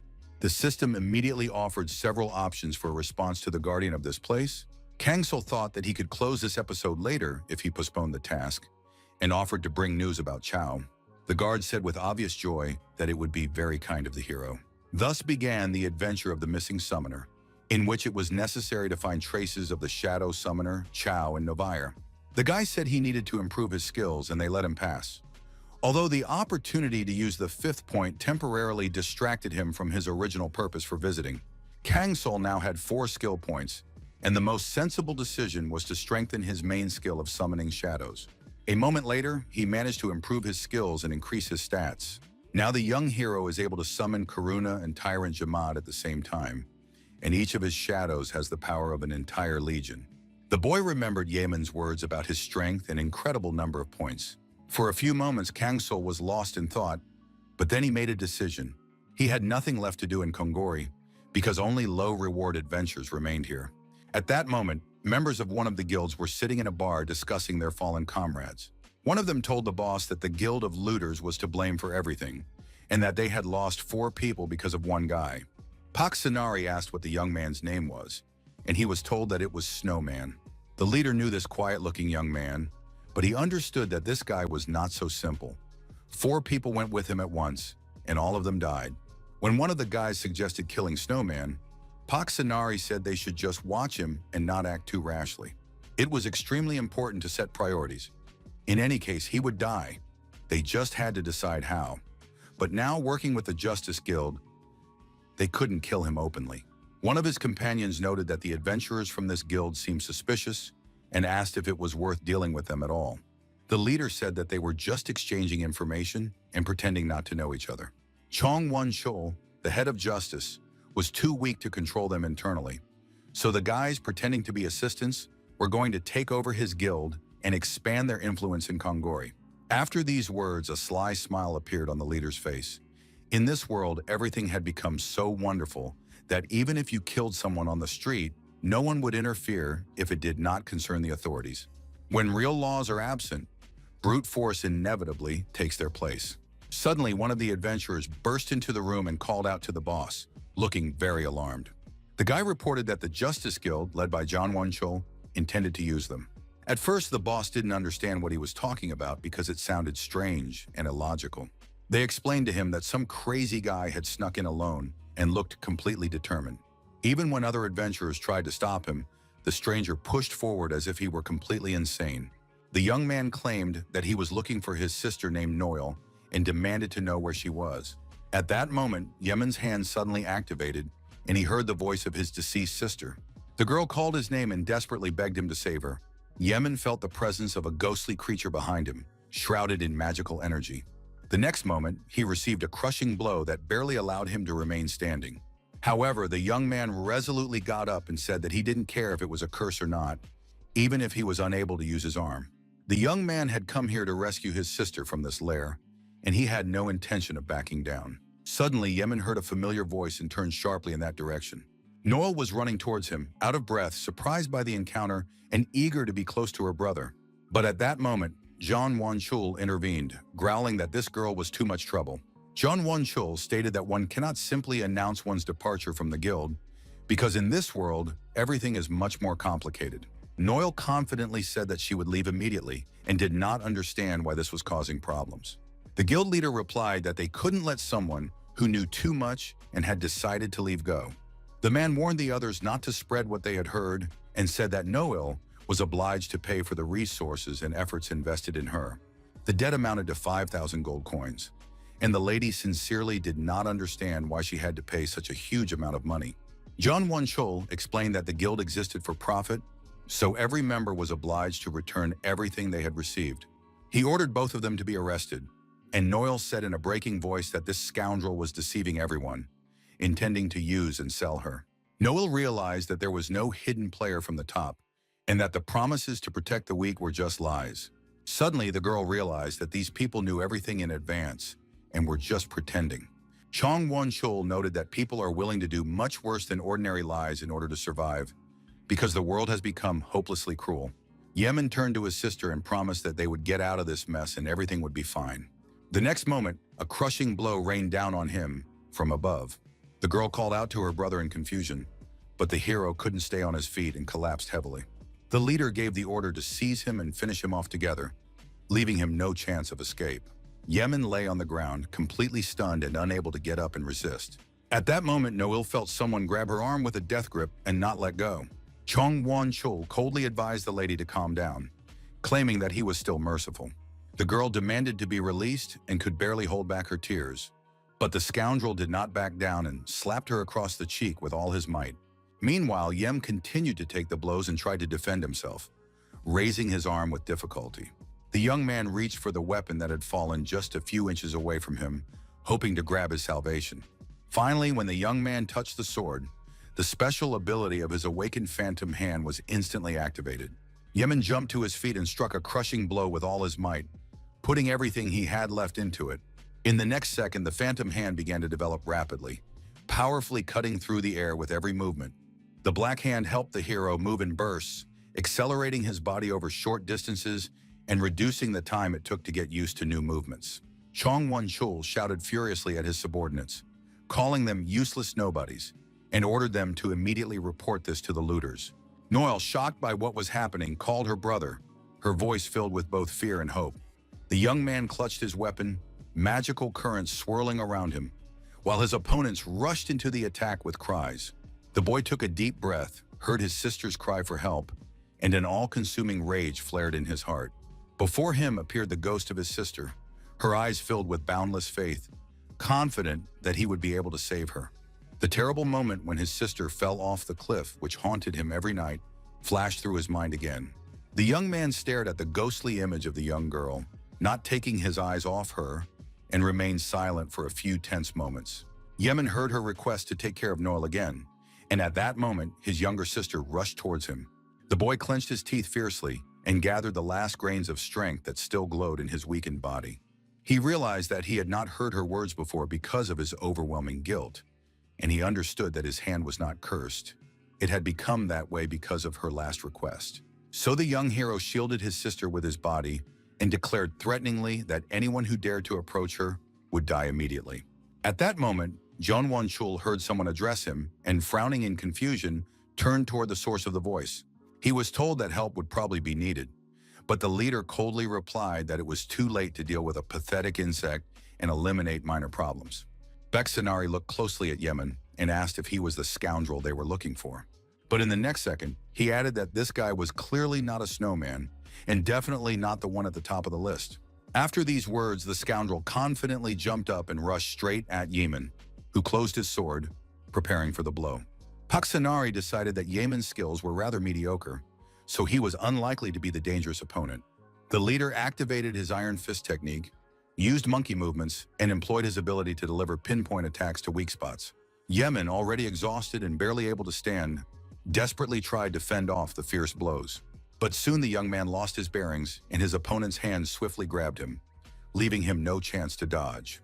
Paksanari threw Yemen to the floor with monstrous force and squeezed his head like a vice. Choking with rage, the young man asked why such a strong man lived by causing pain to others.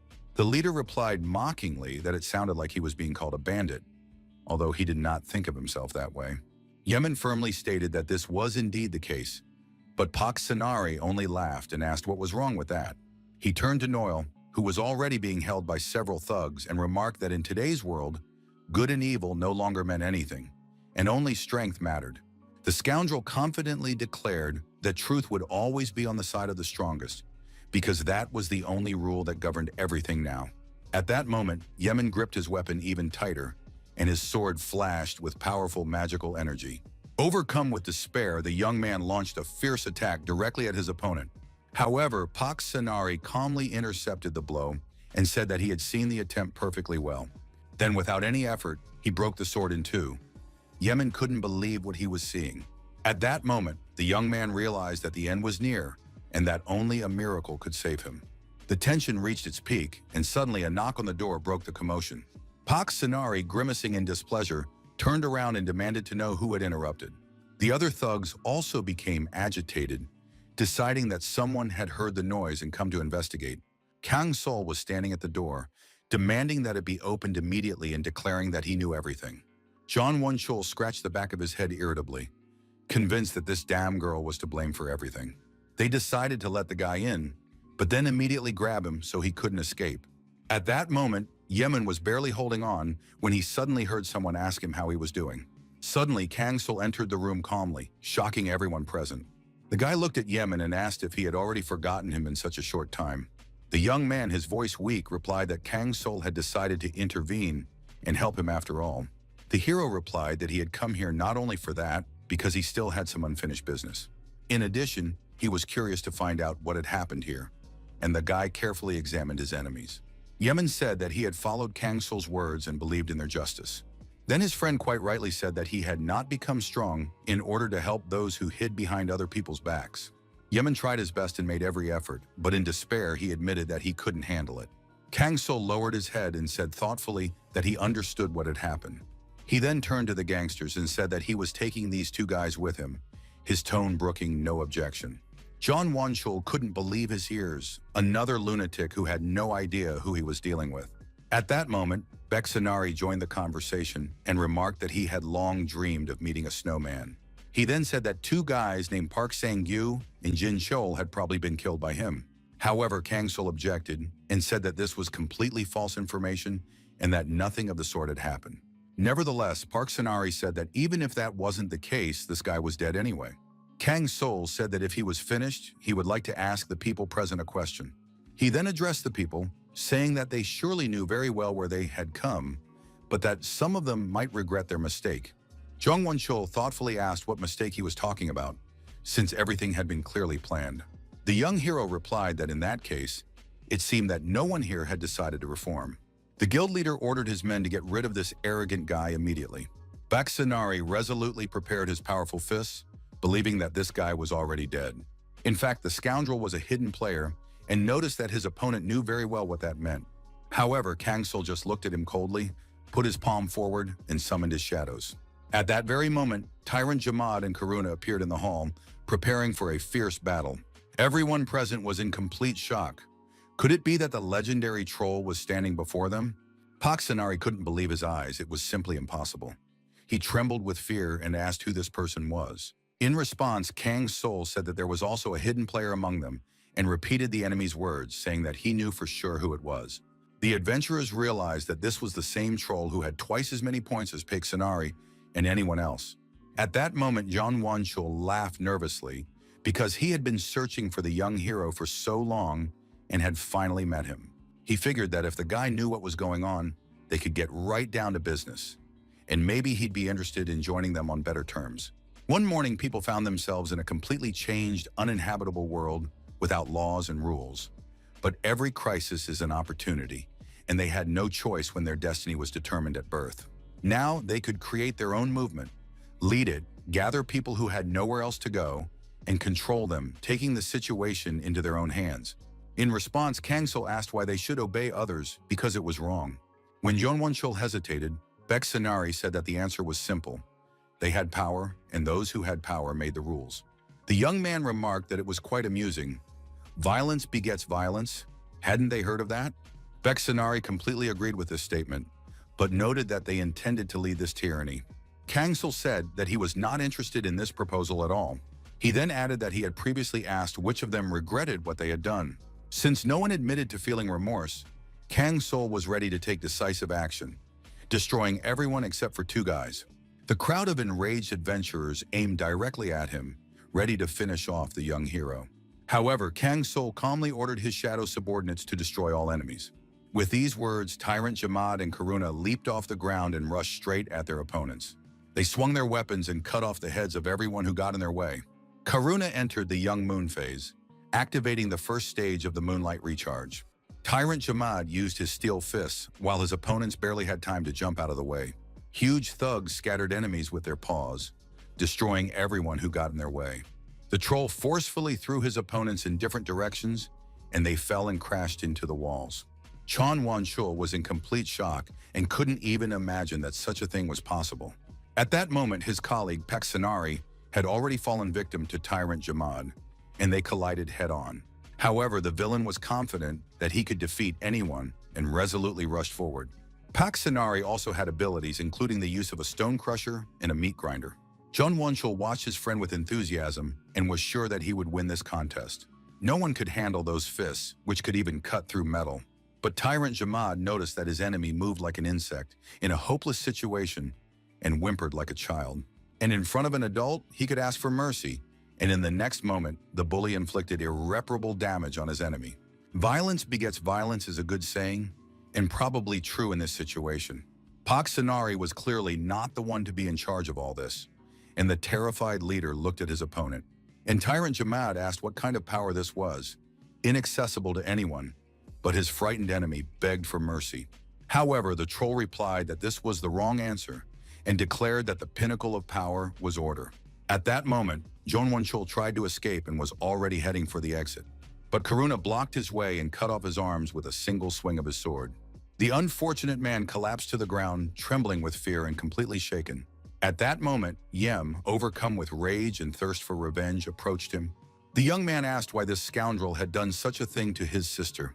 The scoundrel begged for mercy, promising never to do it again, but it was too late for repentance. Chon Won-chul begged for mercy, bursting into tears, and said that he was not the only one like that in this world. Everyone uses each other's strength.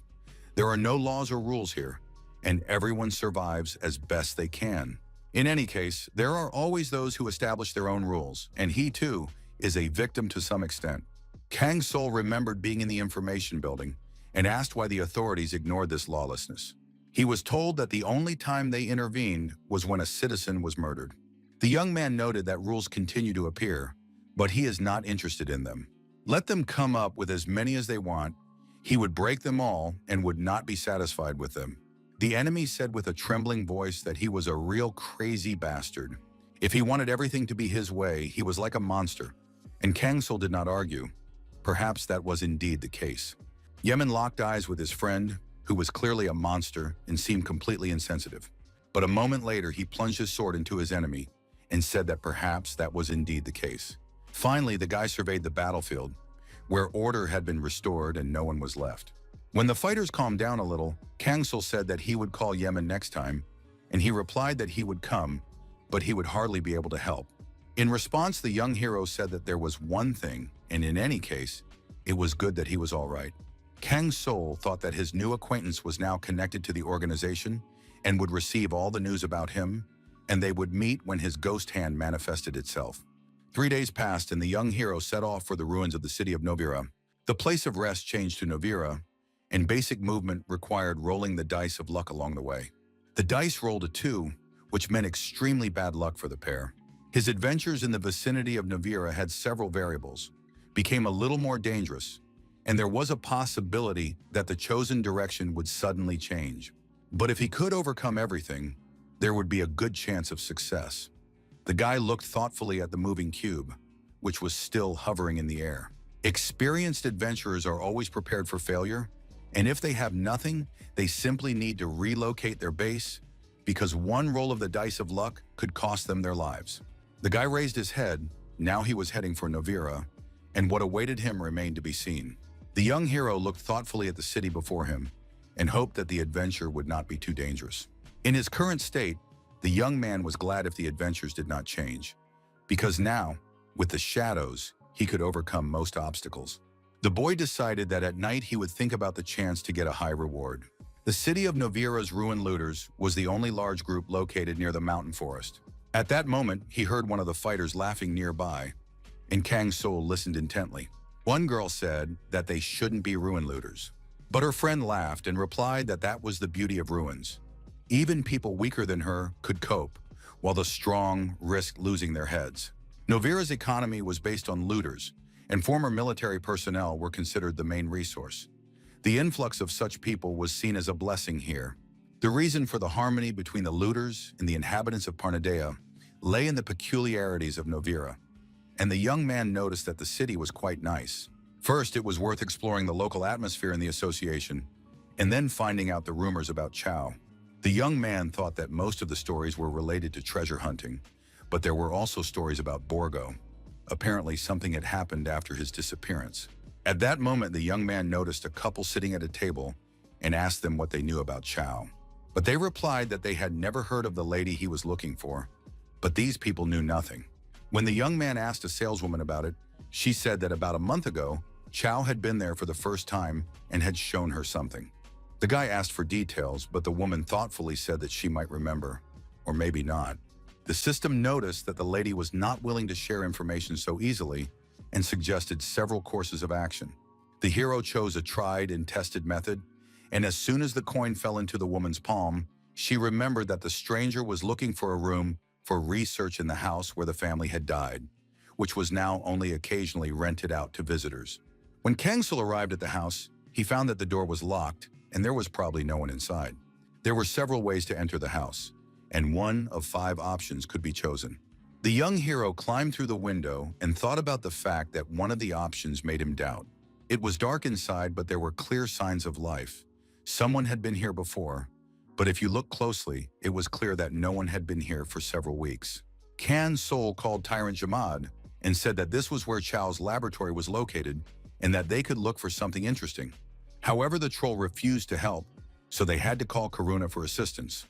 During the search, they started talking, and Karuna said that he was so taciturn because he was among the ruins and had no one to talk to, and he didn't remember anything about his past life as an elf. Kang Sol thought that little was known about this guy because no one had summoned him, and it was important for the summoner to know details about his shadows. When the guys searched almost the entire house, they found nothing but papers. There were tasks to be solved hanging on the wall, and the guy approached to read them. In fact, they were all quite different. Most of the documents had unknown content and were mixed up with each other. Still, there could be a clue here. Grizz's secret laboratory had been discovered in the Great Forest. Kang Sol knew that Grizz was one of the greatest geniuses of Pandia. In addition to mechanical engineering, he had given the world many discoveries and artifacts with unique properties, which is why many hunted for his knowledge, and the scientist himself disappeared, leaving secret laboratories across the continent. During the game for 30 pieces, the guy saw Grizz only once. Although they only met once, they spent a lot of time together, and this genius had a truly strange way of expressing himself. The young man understood that Grizz's laboratory was as dangerous as the secrets of its creator, and he sincerely hoped that Chow had gone to the laboratory in the Great Forest. Soon, the main arc changed, the adventure of the missing summoner ended, and new trial began. The young hero arrived in the forest and decided that the laboratory must be somewhere here. He just needed to find it. In Chow's office, they found an important clue related to the secret laboratory, and the boy went there to find the girl. Grizz was a brilliant but eccentric inventor whose secret laboratories, according to rumors, hid creations protected by traps because he would never give his treasures to anyone. The hero had to explore the secret laboratory, overcome obstacles, and most importantly, find traces of Chow, not forgetting that the path could bring many unexpected discoveries. Using his gift of insight, Kang Sol noticed that some trees were the same height and width, and their trunks were almost touching each other. He decided that he needed to be extremely careful because the laboratory was surely somewhere nearby. The young man walked slowly through the tall grass, trying not to leave any traces or attract unnecessary attention. His keen insight was already at work and had sounded an alarm about an unidentified danger nearby. Finally, the young man discovered his target.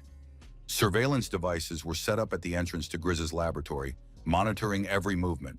The system offered several possible courses of action, but all of them seemed too risky given the likelihood of failure. Of all the proposed moves, Kang Sol came to the conclusion that none of them suited him. He had to act differently. The hero thought about destroying the spy from a distance, but he understood that even the slightest mistake would give them away and result in disaster. The next moment, he looked at his knife and made a decision. Karuna, who was actually an elf with remarkable accuracy, performed this risky trick without hesitation. The knife hit the spy directly, and the Iron Bird Overseer was immediately irreparably damaged, giving them a chance to sneak inside silently. The young hero ordered Karupa to destroy everyone who stood in their way until they reached their destination, and the shadow easily knocked out a few more spies who were sitting on the branches. Soon, Kang Sol found himself in front of a strange iron door installed right in the middle of the forest. The audience was quite shocked by this discovery. Kang Sol asked Tyrant Jamad to open this mysterious structure, and the troll paused for a second, wondering if it would be a disaster if he broke something. The hero gave the green light for any destruction, which only inspired his giant ally. Tyrant Jamad approached the door, spread his mighty arms, and simply tore the doors apart using only his monstrous strength.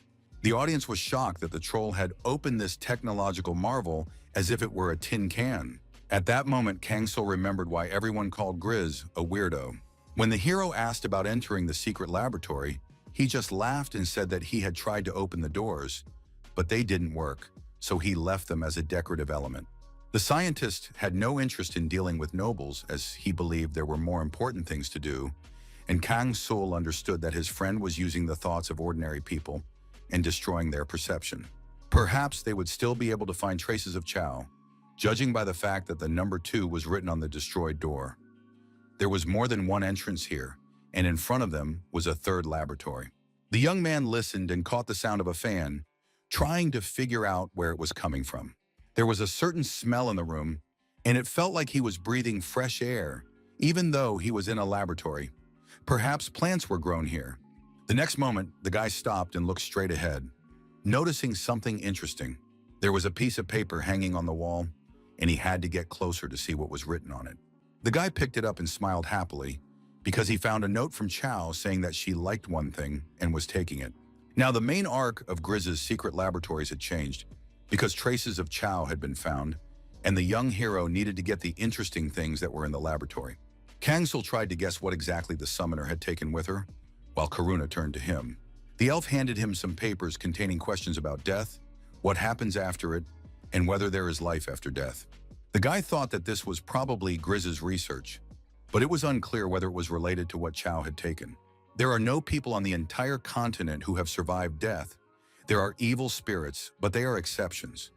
And this device was created to see the true form. The clinical death device actually allowed one to experience death, and the very idea, from development to application, seemed terrible. It remained unclear why Chow needed it, but the conclusion confirmed that the effect was real and said that death should be avoided. The guy looked at the huge corridor in front of him and decided that he would have to go on anyway. The corridor was harsh and gloomy, and its walls and ceiling were completely covered with eerie plants. Nevertheless, the heroes took a torch and set off into the unknown. A second laboratory appeared before them, and after activating their insight, it became clear that someone or something was behind the door. Kangsul stared straight ahead in a daze, watching what appeared before him. It was a robot that spotted the intruders and reported that an error had been detected and the entrance was blocked. Karuna resolutely went into battle, but Kangsul ordered him to stop. The guy noticed that for its size, the robot's movements seemed awkward. He told his shadows that they needed to cut the plants first, and they obeyed the command. The robot growled, and it was unclear what would happen in the next second. Suddenly, the machine's eyes flashed, and it said it was glad to meet a human. It added that they were in the 81st laboratory, created relatively recently by Mr. Grizz, and that standing before them was a guardian named Arta. The robot said that the owner was not there, and unless he had been warned, Grizz would not be able to receive guests, so Arta offered to show them around the laboratory and show them everything personally. The audience was shocked that this guy had managed to outsmart even a robot. The guys arrived at the second laboratory, which specialized in studying the soul and testing the theory of multifunctional animation in practice. Kangsul asked if the professor had created all this, and the robot confirmed it. Arta explained that animate beings are capable of repelling or attracting each other, and if they gather in one place, conflict arises between them. Exactly how the problem of the animated beings was solved remained a mystery, and the robot was not privy to all the details. Kangsul suggested that because of the spirits, this place might change over time. The theory was not fully tested, but Grizz's mistake was unlikely. The records of the national spirits mentioned that their power could be restrained by a special belt. The guy asked where this belt was, and Arta said it should be in the second laboratory. When the robot tried to take it, it turned out that the belt had disappeared, which seemed strange. The young man noted that the situation seemed suspicious and that there might be important clues here. The plants that covered the corridors and were under Art's control aroused certain suspicions in him. To test his guesses, Kangsul decided to find out what was in the first laboratory. Arta said that there was a huge research complex dedicated to the study of life. He added that the scale of the first laboratory exceeded all the places they had visited combined. There they were researching ways to defeat hunger by creating plants that could survive in harsh conditions, and the first laboratory housed the system's control center. Kangsul asked if Arta knew anything about Milan, but the robot had never heard that name before. It was the last of the figures created by Kangsul, and he had spent a lot of time with Grizz at the time. The professor deeply admired Milan, feeling both inspired and inadequate next to a man who had gathered all the knowledge of the world within himself. Now, the young man understood why he was called a great sage, clearly thanks to his special achievements. Then Milan admitted that he was glad to know that there were people who could truly understand him. Some time passed and Grizz seemed to begin to realize that he really needed him. He asked Milan if there was anything in his life that he sincerely wanted to achieve more than anything else. But now there was no point in delving into memories because circumstances had changed significantly. The travelers arrived at the first laboratory, which was plunged into darkness and oppressive gloom. The young hero assumed that there was no one in the laboratory except Art, but Art said that more than 20 researchers had worked there. Kang Sol activated his insight and detected movement behind the door, finally understanding why he had encountered only one robot in such a vast area. The boy touched the wall nearby and thought that Arta was probably hiding from threats that were very close by. The robot had taken cover from the monsters that were chasing him, and now the young man could see the reason for his fear. Before him were overgrown plants with extraordinary strength, capable of defeating many experienced adventurers. It was now clear that these creatures had captured the researchers, spreading like a colony. The entire infrastructure of the laboratory had turned against its creators, and Tyrant Jamad rushed into battle without delay. Karuna supported his comrade, delivering precise and coordinated blows one after another. However, the overgrown plants were rapidly spreading, posing a critical threat. Arta reported that his memory had malfunctioned and that he would try to recover the information about what had happened. At that moment, the young hero approached him and said that the robot was moving too fast to keep up with. The boy thought that such a difficulty was critical even for a solo adventure, and it was almost impossible to cope with it on his own, especially at the beginning of the journey. A thought suddenly occurred to the young hero. Was he really all alone? At that moment, the robot's memory began to return, and he gradually remembered everything. Signs of unexpected growth were discovered in the local plants, and while Arta was reporting this to Grizu, the central control room was captured and communication with it was lost. The center's administrators were called mechanical homums, strange creatures distinguished by their exceptional intelligence and great danger. In an instant, the researchers were captured by plant stems and ceased to function. To save itself, the robot took refuge in the second laboratory and then in the third. The plants had weaknesses. They were susceptible to insect attacks and burned well. However, if a colony of this size were set on fire, the guys could also suffer. But there were almost no other options. And in order to get to the central control room, Kang Sol asked the robot to pour oil into the system. Arta replied that he was ready to carry out the order and immediately began to implement it. At that moment, Karuna made a sharp swing with his sword, and the oil began to pour out gradually. An incredibly powerful magical fire element began to form around the elf. Griza's secret laboratory changed, and the fifth-level adventure began. The rebellious, overgrown plants had to be stopped, saving as many golems as possible. The young man ordered Tyrant Jamad to advance, and the troll noticed that the enemy's movements had slowed, as if they were frightened. Now it was necessary to set fire to the part of the laboratory where Arta was located. The troll released powerful magical pulses, and his steel fists flashed. The robot said that if the researchers were freed from the plants, they would help the heroes, but since they had ceased to function, they would have to solve the task set by Grizz. The guy came to the conclusion that he needed to find the password and looked at the glowing screen. The system asked who was the most brilliant person in the world, and the young man read what he needed to answer. When the guy reviewed the options, he chose option 4, that is, the name Grizz, because he really is a terrible narcissist. At that moment, another robot rebooted, greeted the man, introduced himself, and said his name was Albert 23. It was reminiscent of a war game where you have to activate as many golems as possible and get to the control center before it's too late. The next question was which horse was the fastest on the continent, and a clear answer had to be given. The hero answered, and a second robot, Houghton 11, was activated, followed by the question of which new power would have the greatest impact on the continent. Thus, Girita 7 was activated, and the process of rescuing the golems reached 10 out of 20. Now they were almost there, and this room in the middle was the control center. The guy looked at it. Meanwhile, Tyrant Jamad turned to his allies and said that they needed to be careful here because danger was approaching. A giant plant rushed straight at the heroes, intending to attack them with its tentacles. Kang Sol looked at the approaching monster, still holding the torch in his hands, and the monster had already opened its mouth. The young man thought that this did not fit into his plans at all and cursed nervously.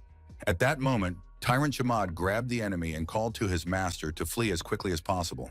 And although the young man tried to object, the troll replied that he should not make him repeat himself twice. These overgrown plants used enchanted pollen, which was a pretty dangerous weapon. Tyrant Jamad noticed that the enemy was catching up to them and took an earthquake stance. Kang Sol caught his breath, but he was still tense. Whoever thought of placing the control center in the middle of the laboratory was simply unthinkable.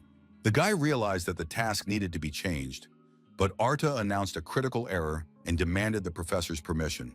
At that moment, the plants began to attack the robots and entwine them from all sides. Arta acted within his authority and announced the launch of the Laboratory Independence Protocol. At that moment, a new wave of plants rushed to attack him. But the connection was terminated, and he gave the order to all working researchers. All research records must be deleted, and the robot released magical streams. It was a burning protocol applied to those who were here. The overgrown plant felt the fire and began to burn gradually, but tried to dodge the flames. Tyrant Jamad rushed forward decisively, intending to detain the enemy. But in the next moment, the plants began to approach him and use their magical abilities. The opponents used colonization and intended to control Tyrant Jamad, suppressing his will. But the troll thought that the enemy must have gone mad and was raging only because he was alone. With his powerful paw, he grabbed the plant and said that they just needed to wait a little longer. This piece of metal would soon disappear from the face of the earth and be completely burned. Meanwhile, Karuna entered the third phase of the moonlight, the full moon, and swung his sword. The guy acted decisively and swung one blow after another with all his might. The next moment, he jumped back as the destruction was complete. Elf managed to cut the plant, and it lost its integrity. The guys were looking at their enemy when a powerful explosion went off nearby. Kangsul caught his breath. The danger had passed, and now they could rest a little. The overgrown plants were destroyed, the hero's level was increased, and additional skill points were earned. The robots continued their work, acting in unison and according to their programmed instructions. The machines handed over the animated belt, and the blueprints for the belt and a solid piece of life force pollen were also obtained. Kangsul was delighted, for he had no doubt that this belt was here. In addition, the young man received the items necessary for his further advancement. These drawings of the animated belt contained instructions for making and completing the belt. When the guy opened the book, a hidden adventure called To the Best of Your Ability began. It was a force-linked adventure, and the young man thought that perhaps the blueprints would influence him. But it didn't matter because he was going to go through with it anyway. The young man couldn't use the belt with its terrible +2 buff, so he intended to complete the trial, and the next reward would be the coward's leather armor. In addition, special life force pollen was obtained, which stimulated growth and enhanced life energy. But it had to be used with caution, as it could cause growth to enormous proportions. Kangsul looked happy and thought he knew exactly how to use this discovery, while the audience wondered why he was so cheerful. The next moment, the young hero looked at the robot and decided that if it had already completed the check, there was one more task left to do. It was necessary to awaken the last golem here, and Kangsul wondered what Grizz had prepared this time. However, the next shock literally knocked him off his feet. The guy did not expect this at all. The question was to determine the person most desired by Grizz. The audience thought that the first option should be chosen and wondered why the guy was hesitating for so long. The hero remembered the scientist's words that he really needed him and asked if there was anything in his life that he truly desired. After these memories, Kangsul confidently made his choice and resolutely pressed the button. The audience did not understand why he chose this option and assumed that the hero might have made a mistake. The next moment, the robot rose, and it became clear that the choice was correct and Game 1 was activated. Finally, the system announced that the young hero had saved all the researchers within the set time limit and received his well-deserved reward. The observers could not believe that it was Milan who turned out to be the person Grizz wanted to see by his side. Kangsul thought that finally this guy had chosen someone other than himself, and that was truly amazing. At that moment, the robot thanked the guy for helping to solve the problem in the laboratory. As a reward, Kangsul received boots that risked his life. They helped avoid mortal danger, but after use, they required cooling for a day. In addition, Arta claimed that these boots could instantly accelerate their owner. After activation, sparks appeared, and the speed reached incredible values, although the duration of the effect remained unknown and rather short. The guy knew that the boots would save him when he had to take a hit himself, and that this, one of Grizz's latest inventions, might actually save his life. The robot said he would like to know the gentleman's name so he could report the visitors to the professor himself. Kangsul refused to reveal himself and remarked that he did not need to be introduced to anyone. He was thanked, and then the next adventure, the 8th in a row, began. Arta placed his hand on the device and pressed the button to establish a connection. Grizz reported that he had received news of problems in the laboratory, but Arta reassured him and assured him that the threat had been completely eliminated. The scientist was very interested in how everything had been resolved so quickly and without major losses. The robot replied that in fact the problem had only been solved thanks to one young hero. The brave shadows of Kangsul eliminated the overgrown plants as quickly and efficiently as possible. Although this guest arrived unexpectedly, He turned up just in time and was able to help. The professor asked if this person had really managed to activate all the golems. Grizz couldn't believe it, because only one attempt is given to activate a golem. It seemed strange because the guy even answered the question about the most desirable person, surely knowing about Grizz's connection with Millen. The scientist asked what had happened to the thief and was told that he had done everything and fled. Grizz snorted, unable to accept the idea that Millen had returned. Thus began the adventure called the Unfinished Study of Drawings. The existence of spirits was clear proof that the world could exist in a different form. These cute little wizards seemed harmless until they started playing in places where they caused natural disasters. This had been happening for a long time in the vicinity of Novira, and a spiritual flood occurred in the great forest with the sacred stone. Kangsul had a month to complete this task and thought it was quite unusual to have such time constraints. It seemed to him that he had once again gotten himself into a boring adventure. And the young hero looked thoughtfully at the sky. The boy was slightly confused by the fact that there were no spirits to be seen anywhere in the vicinity. Suddenly, he noticed several people wandering among the trees. One of them told his partner that this guy was probably a competitor and that they shouldn't pay any attention to him. Kangsul assumed that the men were also players who were on the same quest. In this case, people could not only cooperate, but also become rivals depending on the adventure. The guy watched them as they talked among themselves discontentedly. Judging by the direction, the two were heading towards a small pavilion deep in the forest, and Kangsul also arrived there. The girl sitting at the table said that he was in the reception area of the magical tower of Aquarius. The young man said he had come at the request of Navira, and the manager noted that crowds of adventurers gathered here every day, so he had to show his documents. When she took his ID, she suddenly discovered that the guy was registered in Kongori, and her gaze instantly became suspicious. The next moment, the lady became even more alert because she saw the hero's name. Her partner asked what had happened, why she had suddenly become so upset. With a trembling voice, the girl said that they were looking at the very snowman who was considered the strongest. The frightened lady respectfully handed the document back to the hero and noted that he had made a decisive contribution to the destruction of the Stonefang tribe. Kangsul replied that he wasn't sure, but yes, he had often participated in that competition and had done everything he could.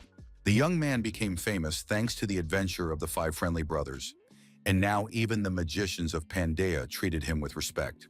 Meanwhile, an administrator named Fryn announced that he had been entrusted with delivering the best hunting mechanisms for spirits and that he could only entrust them to the famous snowman.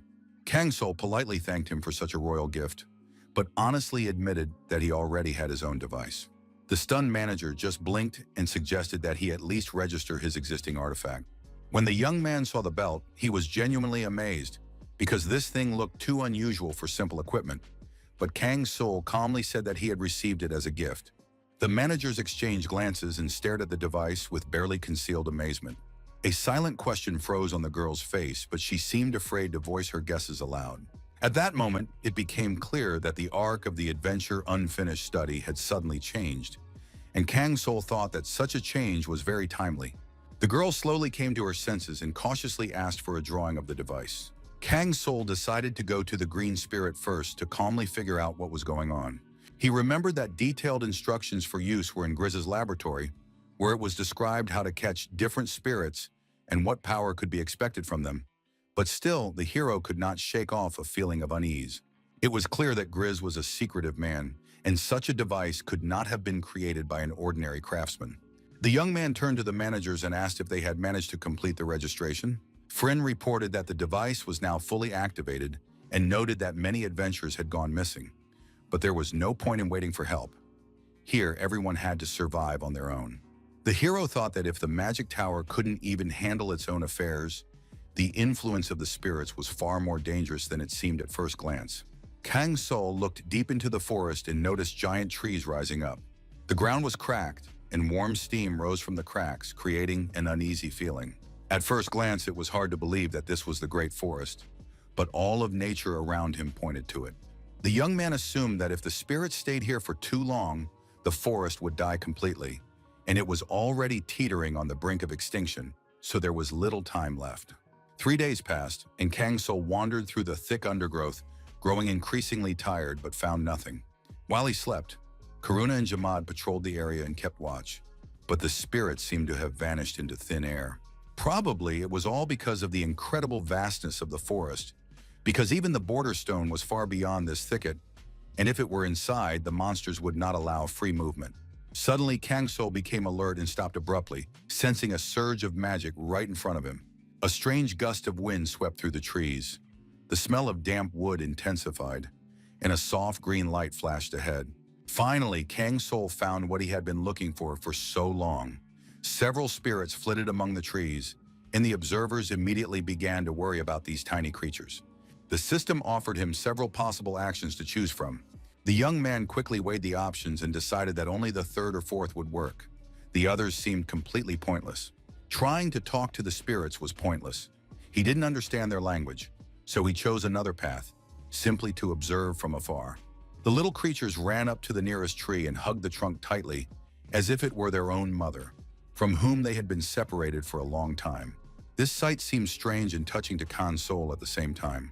Suddenly, one of the spirits made a mistake and mistook his leg for another tree, hugging it just as warmly. The boy smiled involuntarily as he watched them, and thought that it looked as if he were looking after his restless, younger relatives.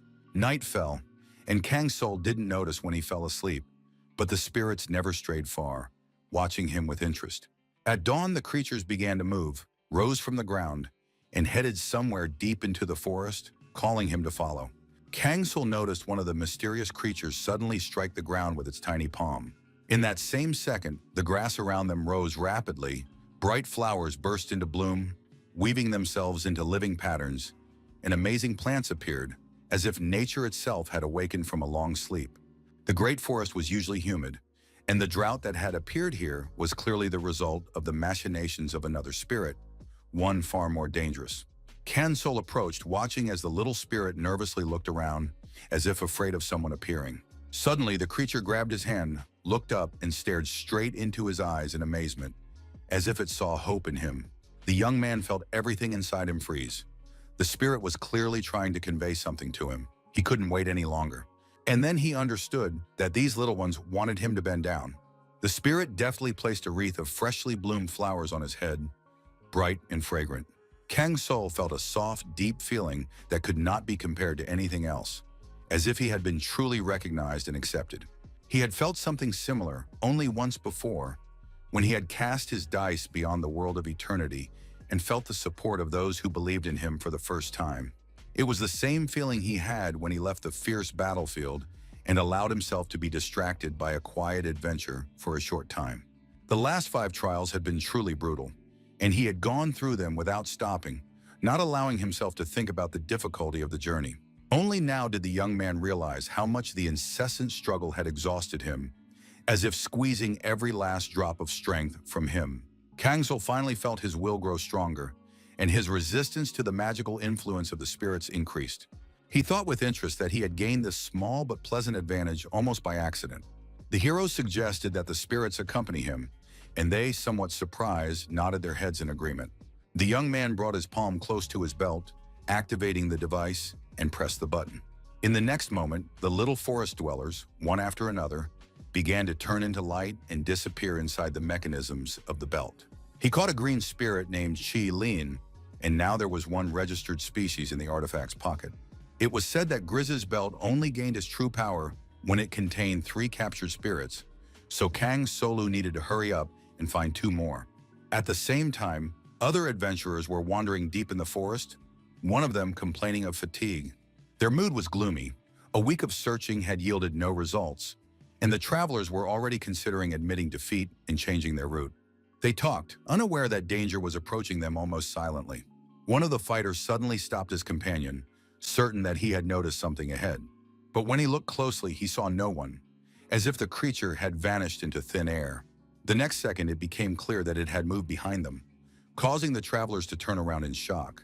Meanwhile, Kang Sol took a short break, staring into the soft glow of the floating light and assessing his progress. In addition to the green spirit, he had managed to discover and tame the spirit of dawn that morning. Only 2 spirits in 5 days was too slow a pace, and he knew he couldn't waste any time. He especially wanted to find the spirit of the night, which only appeared after sunset and hid perfectly in the darkness of the great forest. Suddenly, Kang Sol heard a quiet rustle behind him and turned sharply, trying to understand who had broken the silence of the forest. A hand appeared from the thick bushes, and it was clear that someone was trying to get out onto the clearing. It turned out to be a girl who cautiously addressed Kangsel and asked him not to be afraid, explaining that she had seen the fire and wanted to warm herself. The young man kindly gave her a place by the fire, and the girl, smiling gratefully, admitted that she was lost. She introduced herself as Han Soren, said that she had been traveling alone from the beginning, and asked the name of this good-natured uncle. Kangsel was slightly annoyed when he was called uncle, but he gritted his teeth and introduced himself, maintaining his composure. The audience couldn't believe that the snowman had finally revealed his name, and this caused slight surprise and smiles. Suddenly, Han So-yeon looked fearfully into the depths of the forest, her eyes wide and alert, full of surprise. The girl noticed strange sounds and assumed they were spirits, but Kangsol reassured her, saying there was no need to panic. Soon the hero noticed the approaching forest dwellers and realized that they must have been attracted by the light of the fire. The sparks looked incredibly defenseless, like little innocent sheep, and for the most part did not attack people. If you look closely, you could see that they were sleepy and had come here just to rest. Han Soren was momentarily speechless, struck by the sight of the spirits settling around the fire, and a tense silence fell. Finally, Kangsol broke the silence and cautiously addressed one of the newcomers, saying that they were probably looking for a place to rest. He also realized that the entities had come here to sleep peacefully, without any hostile intentions. The spirits exchanged glances and began to make quiet, indistinct sounds, as if discussing something among themselves. At that moment, Kangsol's belt activated and instantly absorbed the creatures, green, orange, and red, finally capturing all three types. Han Soren noticed with alarm that there was clearly a trap in the belt, and its color had changed, which looked completely unbelievable. The unfinished spirit belt changed, and now it had a new name: the Train of Three Spirits. The uniqueness of this artifact was that the spirit's protection grew stronger with each new absorption, making the belt more and more powerful. The young hero thought about how the spirit's protection was essentially a type of elemental shield capable of reflecting magical attacks. Such a shield only protected against low and mid-level mages. But with each new spirit, its power and the elements with which it could counter enemies gradually increased. At that moment, Han Soren asked him to let her touch the belt, because she couldn't believe that such a tiny thing could serve as a trap for spirits. However, Han Soren refused, saying that it was late and time to rest, so he suggested that the girl go to bed and he would stay on duty. After capturing three spirits, the belt revealed all its properties, and the young man studying the drawings became interested in one rare diagram. The scientist wondered whether his descendants would consider his actions a weakness or recognize him as a genius who created methods for capturing spirits. The drawings described in detail only the belt designed for lower spirits, and then went on to discuss the much more dangerous entities of flashes and shadows. Meanwhile, Han Soren dozed off, but her sleep was restless. The girl shuddered and muttered something, as if she were continuing to argue with someone in her sleep.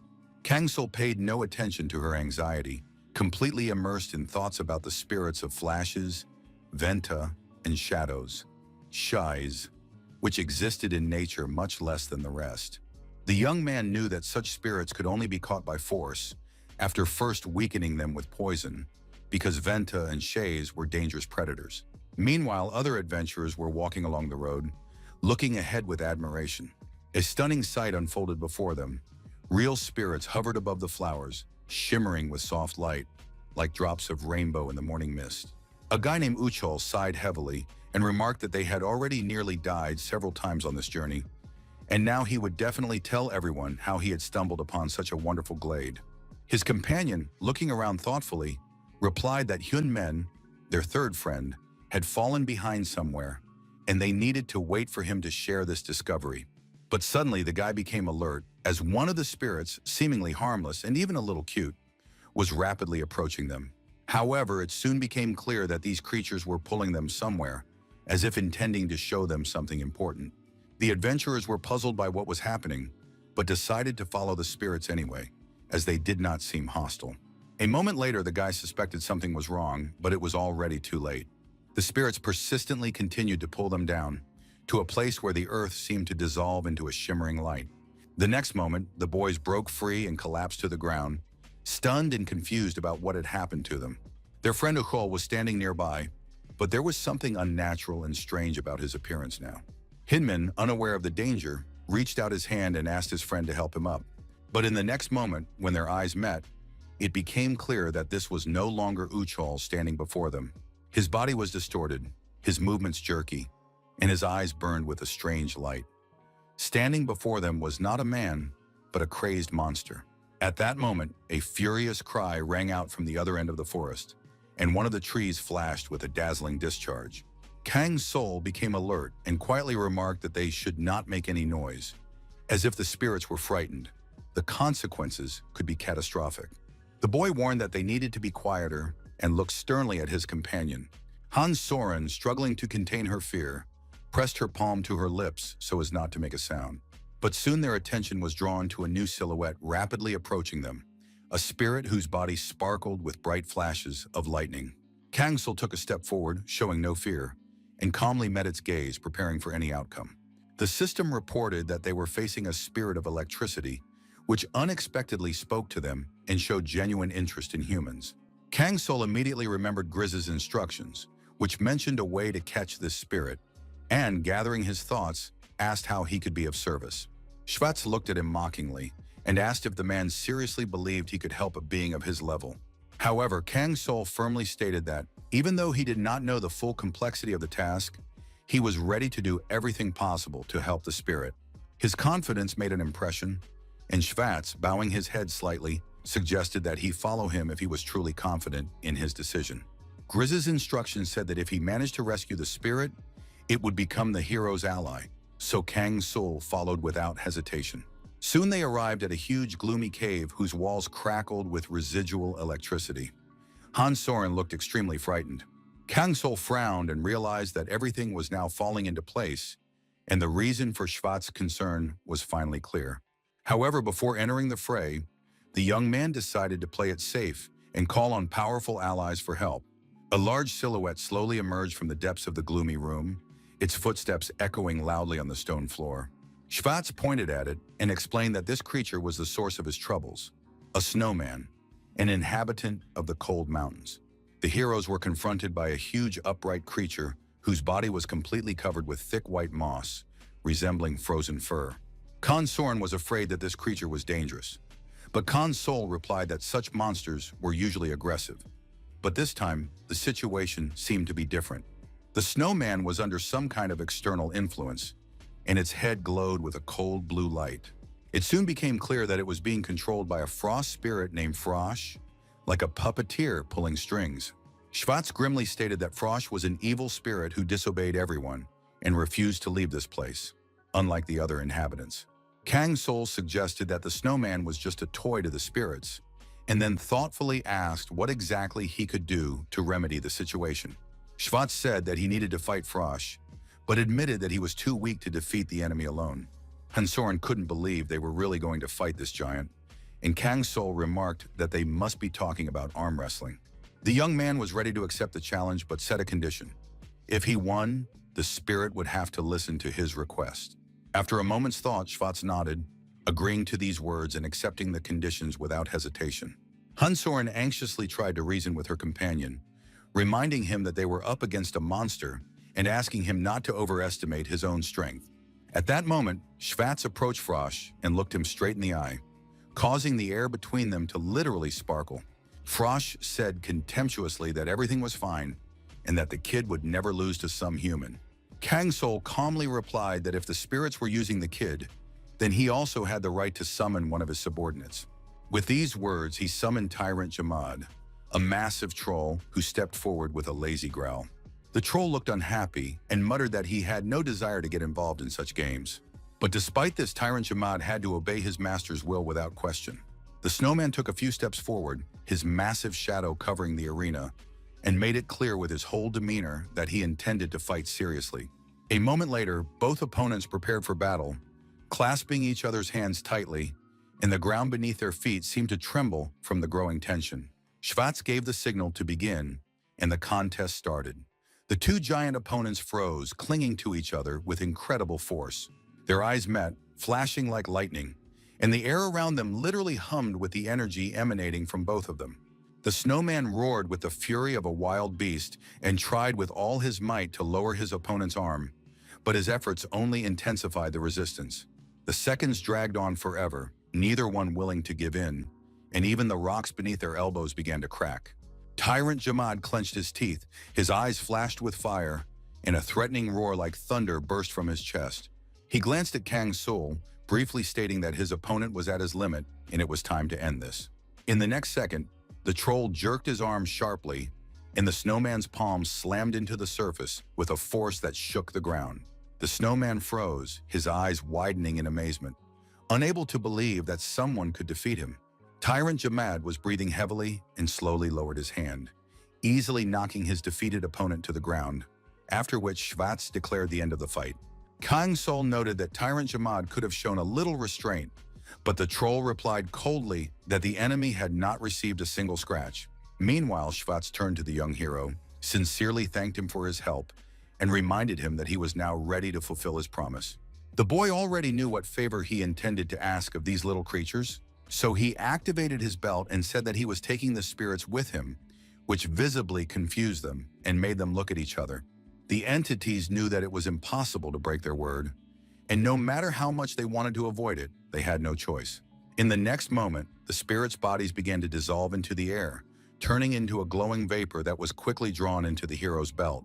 Now the number of captives had increased from 3 to 5, and the artifact shone with a new, even more powerful light. Kang Sul's power increased significantly, and along with the improvement in characteristics, a rare spirit protection effect was activated, which grew stronger with each new absorption. Meanwhile, the snowman came to his senses after his defeat and rose heavily. Not wanting to take any chances, the monster hastily withdrew, disappearing into the cold twilight of the forest. Han Soren noticed that Uncle Kang Sul's belt had come back to life and was howling, which was pretty cool. The girl explained how her own trap had broken and she had wandered too deep into the forest, and now she just wanted to return with him to a safe place. Kang Sul remembered an old warning that wandering alone in the forest was extremely dangerous, which is why many travelers only returned in groups. He thought that the lady's actions were quite reasonable and was already formulating a plan for the next step of his journey in his mind. The young man thought that their new destination might be at the waterfall, so they headed there. At the waterfall, they were met by water spirits, transparent and glowing creatures, frolicking carefree on the water like little children of the sun. Unlike the formidable Schwartz, these spirits posed no danger, so Kang Sul confidently took a step toward them. However, the spirits suddenly froze, noticed him, and stared at the young man with expressions of incomprehension and surprise. Unexpectedly, they cheerfully splashed him with jets of water, causing the young man to instinctively recoil, trying not to get wet. The water spirits, pleased with their prank, shimmered happily in the sunlight and smiled so broadly as if their mischief was the greatest victory of the day. The spirits, splashing merrily, invited Kang Sul to play with them, and the system instantly offered several possible courses of action. The young man smiled, deciding that this adventure promised to be not just fun, but truly refreshing. The next moment, he accepted the challenge, eagerly caught the wave, and began splashing water spirits in response. Han Soren, hiding behind the nearest tree, watched the scene with amazement. At first, she thought her friend was angry because he had been splashed with water, but he was happily playing with the perfume, as if he had become a child again. When the water fight finally came to an end, the hero calmly looked at his little companions, shining on the surface of the water like little moons. He offered them to go with him if they wished. The spirits responded happily, their eyes shining with warmth and trust, and none of them showed any fear. Kang Sul activated his belt, and they easily dissolved into it, adding new allies to his collection. Spirits of drops named Popo.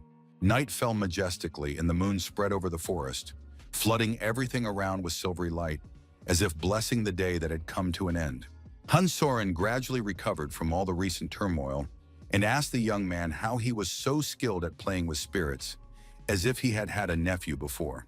Kang Sul replied that he was an orphan, but since childhood he had often taken care of the little ones in the orphanage, and therefore was accustomed to their pranks. Sometimes, while he was fooling around with the children, they would be frightened by his serious face and start crying. It was not easy to fix this, and the young man was upset that the situation did not always turn out the way he wanted it to. The next moment he became alert, noticing a slight movement in the thick bushes. Hansoren wanted to continue the conversation, but Kang Sol abruptly asked her to be quiet as someone was approaching. Another spirit was cautiously making its way through the thicket, and the young hero immediately understood what kind of creature it was. Finally, he encountered the spirit of the night, whose appearance was unpredictable, and so the boy had not slept for several nights in anticipation. Kang Sol carefully studied the strange visitor, assessing its strength and behavior, and realized that now all that remained was to catch it. The young man suggested that the forest creature go with him, forming a friendly alliance, and hoped that the spirit would agree. This creature was a master at hiding in the dense forests, and it was not easy to find it, but catching it turned out to be much easier. Kang Sol activated his belt, and the spirit of the night, Ku, instantly joined his collection. The next moment, the belt flashed with a bright, dazzling light, and the young man looked at it in surprise. Hansoren was also amazed and couldn't believe her eyes as she watched what was happening. The belt began to spin rapidly, and the girl asked anxiously if everything was all right with it. Hansoren immediately understood that the reason lay in the settings made by Grizz, which explained the device's strange behavior. Thus, the belt of 5 spirits turned into a real rainbow, and the spirit veil effect became unique and changed with each new absorption. The audience noticed that it was finally over and could not hide their shock at what they had seen. The young man thought that the belt had been unusual before, but now it had turned into a real treasure. Hansoren noted that she immediately understood that it was an amazing trap for spirits, and it was still unclear how such a belt could be worn at all. Suddenly, her friend interrupted the conversation and said he wanted to ask an important question. He noticed her wounds and quietly asked where they came from. Hansoren lowered her eyes and confessed that it all happened at night after she came to the forest. There the adventuress met a girl, and together they went deep into the forest in search of prey. She tried to be careful because no one could have imagined that a monster was waiting for them in the forest. She managed to fight the creature and defeat it, but it was too late, and she was unable to save her friend. Hansoren remembered how her friend had tried to say something at the last moment, but her words remained incomprehensible. Kang Sol thoughtfully said that they would never know, and it was time to stop blaming herself. What happened to her friend was not Hansoren's fault at all, because she was a good person and tried her best. Soon the group continued on their way, and the girl tried to remember the road, but all her memories seemed to have vanished from her mind. Kang Sol said that spirits were closely connected to nature and would not change everything around them just like that. He thought that archers were good at tracking, and perhaps this lady would help them find their way. Before them lay the path to the dwelling place of the 8th spirit, which the hero needed to find. Hansoren said she had seen a white spirit that could pass through the destroyed border. Kang Sol suggested that it might be a spirit of light, and his friend knew where to find this creature. Not far from here. The girl said that if he was really interested, they could go together. The young man thought that the special effect of the rainbow belt changed with each spirit absorbed, and since it was still working, it meant that not all of them had been absorbed. Venta and Shays were extremely dangerous creatures, but it was worth the risk to enhance the effect. Finally, they arrived at the location, and Hansoren held her breath and quietly said that this was the place. Kang Sol confirmed that the group had definitely come to the right place. Before Kang Sol appeared Venta, insidious spirits who had created an incredibly beautiful and at the same time dangerous glade.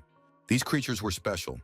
The Venta could not hunt on their own and were forced to feed on the energy of other creatures, which caused problems with the border stones.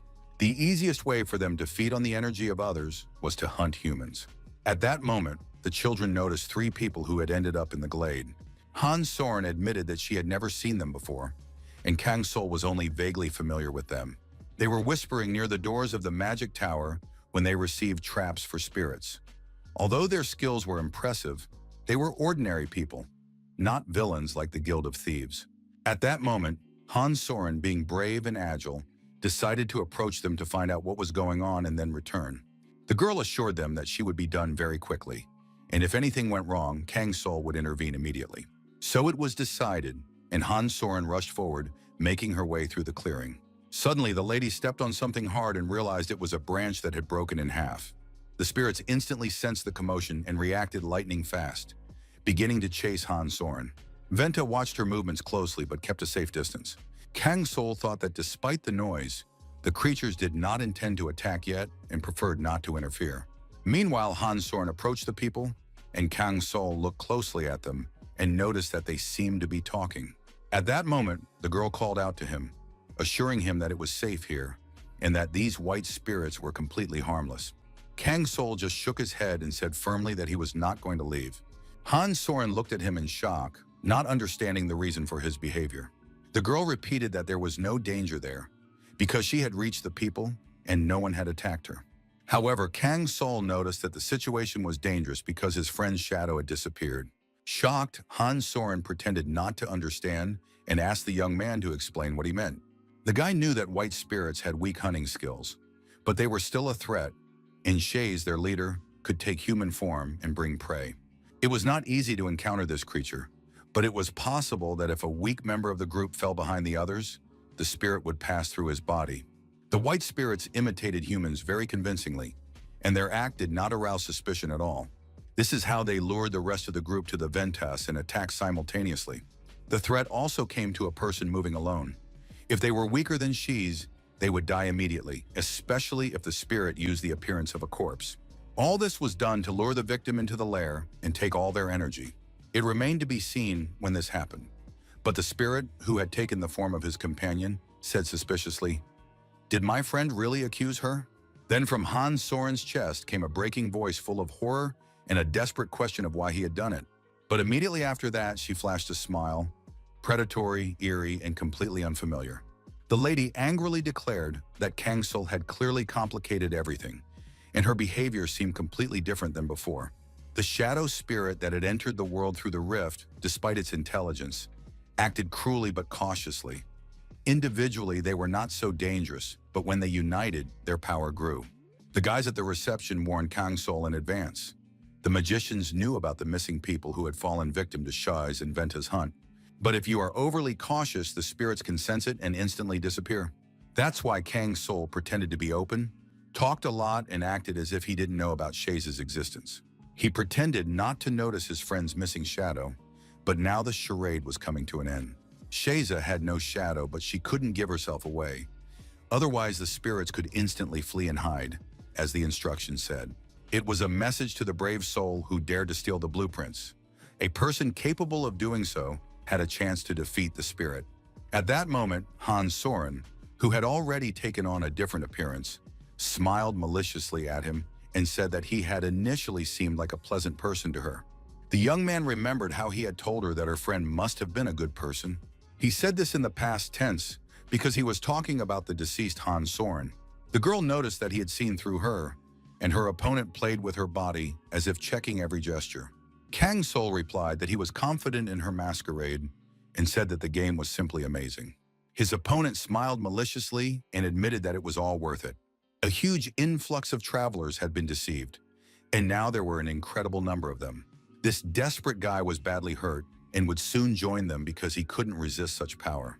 He would become part of these incredible creatures and serve alongside their entire pack. At that moment, the other creatures opened their mouths and let out a powerful roar that echoed throughout the area. The witch rapidly directed magical flows straight at him, focusing all her power. The girl noticed that Han Soren was very thin and weak, but this time they were probably luckier. The young hero was perhaps more appetizing, and if not, they would simply chew his bones, and perhaps their anger would subside. Kang Sol calmly watched them and said that everything that was happening looked too spectacular. His opponent looked incredibly scary and fixed him with a piercing gaze. Then she swung sharply and rushed into the attack, intending to completely take away his energy. A powerful explosion of force shook the entire clearing, stunning all the spirits nearby. Shays used coexistence, a skill that filled her with incredible power. The witch's abilities grew as she absorbed vent and reached colossal proportions. The monster declared that the insignificant power he believed in meant nothing to them. However, Kang Sol activated his abilities and began to summon shadows. Karuna stepped forward, swinging a sharp sword and striking the enemy. The opponent was not easy to defeat, as she was in some kind of intangible substance. The enemy witch noticed that she had never seen anything like this before and assumed that the hero had forgotten something. Night was her time, and it was highly doubtful that anyone could defeat Shiza, the spirit of shadows. Karuna warned his master of the impending danger and told him to take a few steps back.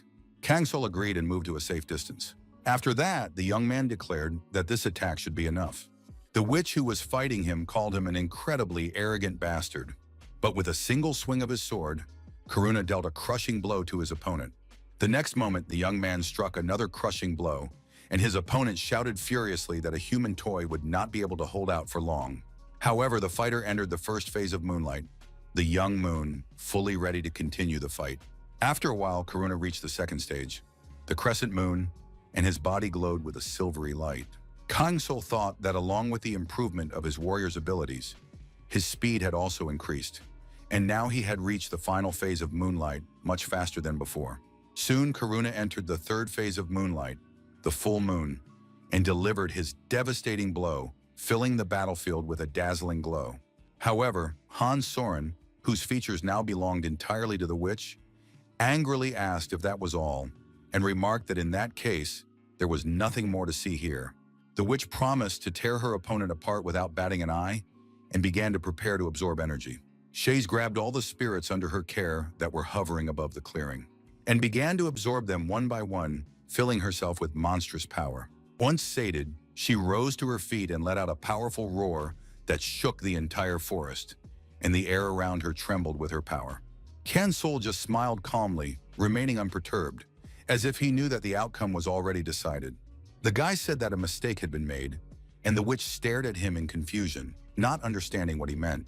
In the next moment, her power began to rapidly recede. The absorption failed, and Shaze couldn't comprehend what this guy had done.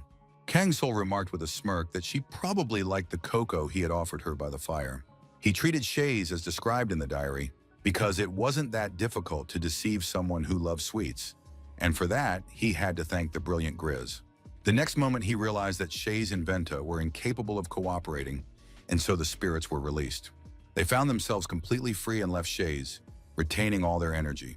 The young hero thanked them, saying that the plan was truly ingenious and had worked perfectly. Meanwhile, Shaze begged for a chance, asked not to be killed, and was ready to serve in exchange for mercy. She noted that Kang Sol probably knew that spirits did not break their promises and could be trusted. The young man sighed heavily, saying that he was tired of all this, but agreed nonetheless, then activated his belt. Shaze desperately demanded to be released, finding herself pulled waist-deep into the magical absorption. The witch shouted that the guy would regret it if he didn't let her go, because she wouldn't leave him so easily. Kang Sol just shook his head, showing that he was not going to agree to her terms. When the absorption of the spirits was complete and Vena was captured, a white color appeared on the rainbow, changing its appearance. Shaze, the spirit of shadows, was also absorbed, adding a black color, and the total number of captured spirits became 9, after which Rainbow changed again. The guys couldn't believe their eyes because it turned out that Han Soren had been Shaze all along. The next moment, the belt flashed with a dazzling light, for now it contained the energy of all 9 spirits. An unprecedented universe opened up before the hero, striking in its scale and beauty. The young man stared straight ahead, unable to believe that all this was really happening. Each captured spirit shone like a star before him, and the hero watched this miracle in awe. The system reported that the collected energy of the 9 spirits had transformed the hero's personal path into an exceptional treasure, the universe. The young man achieved an exceptional feat by creating something that had never existed in the world before, and was recognized as one of a kind. The system reported that the unique universe had acquired basic abilities, and although Kang Sol was surprised that the power had awakened so early, he was happy about it. Among the new skills were versatile talents that increased combat stats by 25 points at once. According to the data, this effect also applied to Nain, which meant that the guy could safely use this enhancement. When he pressed the button, the belt instantly activated and the transformation process began. The elements of all the spirits in the vicinity appeared before the hero, because the enhancement of skills depended on the chosen element. For the Shadow Summoner, the choice was obvious: the black element. The energy of the shadows intensified, the black aura interacting with the summoner's abilities, expanding the shadow space by 15%. The expansion of the shadow space meant that the young man could now summon even more new spirits. Additionally, another effect was activated: the Elemental Star, which increased magical resistance by 10%, strengthening the hero's defensive capabilities. The title that Kang Sol received appeared right in front of him and was called the Owner of the Exceptional. The title was given for collecting exceptional items, but it was not possible to obtain it immediately, and it was necessary to speed up the process. Soon the guy headed to the city, to the very place where his adventure began. There were the guys from the admissions committee who were resting at that moment, completely exhausted from their round-the-clock duty.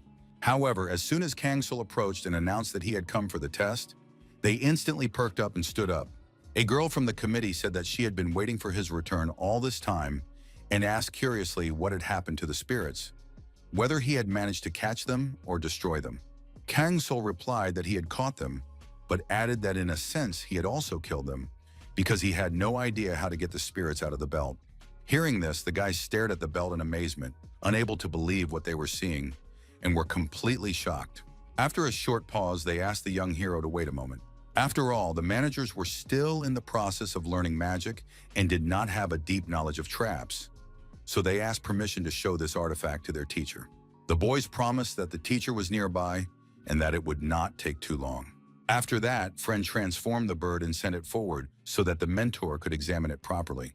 Kang-sul suggested that if their teacher belonged to the Zodiac, then perhaps he was already familiar with him, and asked for his name. Friend replied that the teacher's name was Blaine, the discoverer of grad magic, and the boy thought that now he would know. He also added that perhaps this Blaine was acquainted with Prince Miraz, the founder of the Zodiac and the Great Mage. Kang-sul said that he had heard many stories about Prince Miraz, and they had all made a strong impression on him. In the world of Pandya, there were officially 12 magical towers, each bearing the name of one of the constellations, and together they formed the Zodiac.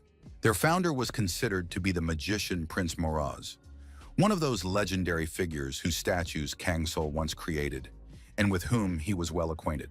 Meanwhile, Friend said that Blaine had once been held back by the Wall of Knowledge, but Prince Miraz helped destroy it, and since then Blaine had become famous as the pioneer of grad magic. Kang-sul admitted that he now understood that he was indeed in the presence of a great man. His friend said that their teacher was truly a distinguished person, because just one meeting with Prince Miraz spoke volumes. Now Kang-sul began to remember the time when he knew this wizard, and the soul that had disappeared, leaving behind only coldness and loneliness. The young man remembered the magician's sadness and understood that this state could not be called normal.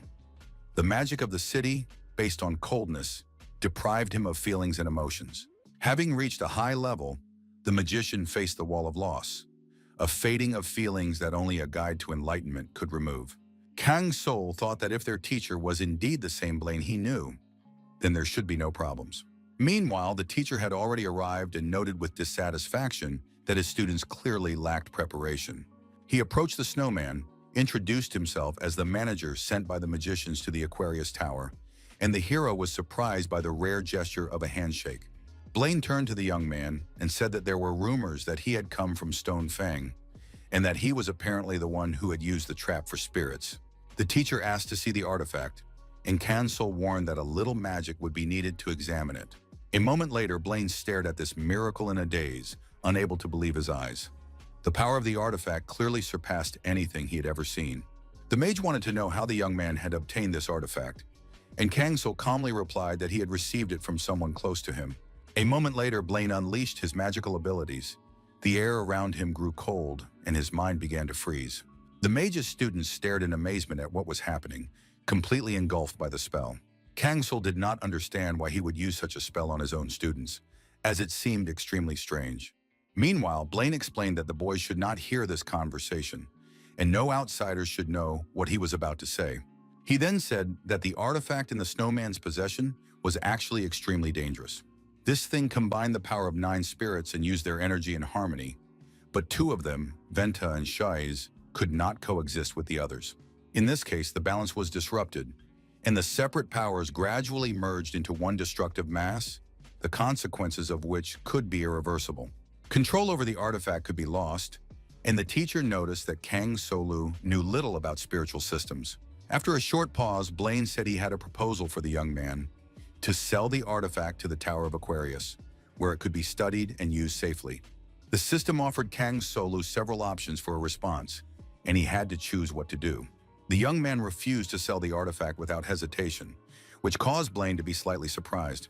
The wise mage admitted that he would have done the same, but warned that the spirit trap was dangerous if the slightest imbalance occurred.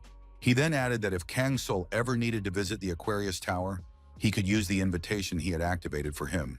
The mage emphasized that it was unknown what difficulties might lie ahead, and that the young man might need the tower's help, or conversely, the tower might have to turn to him.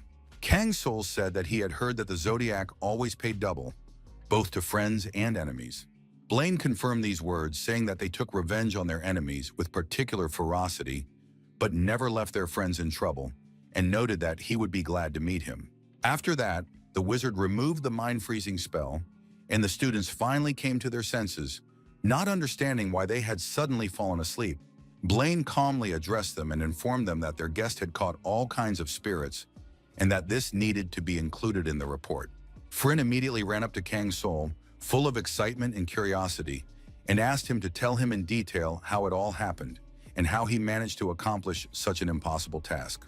Meanwhile, the system rewarded Kang Sol for successfully completing the mission to restore the Border Stone.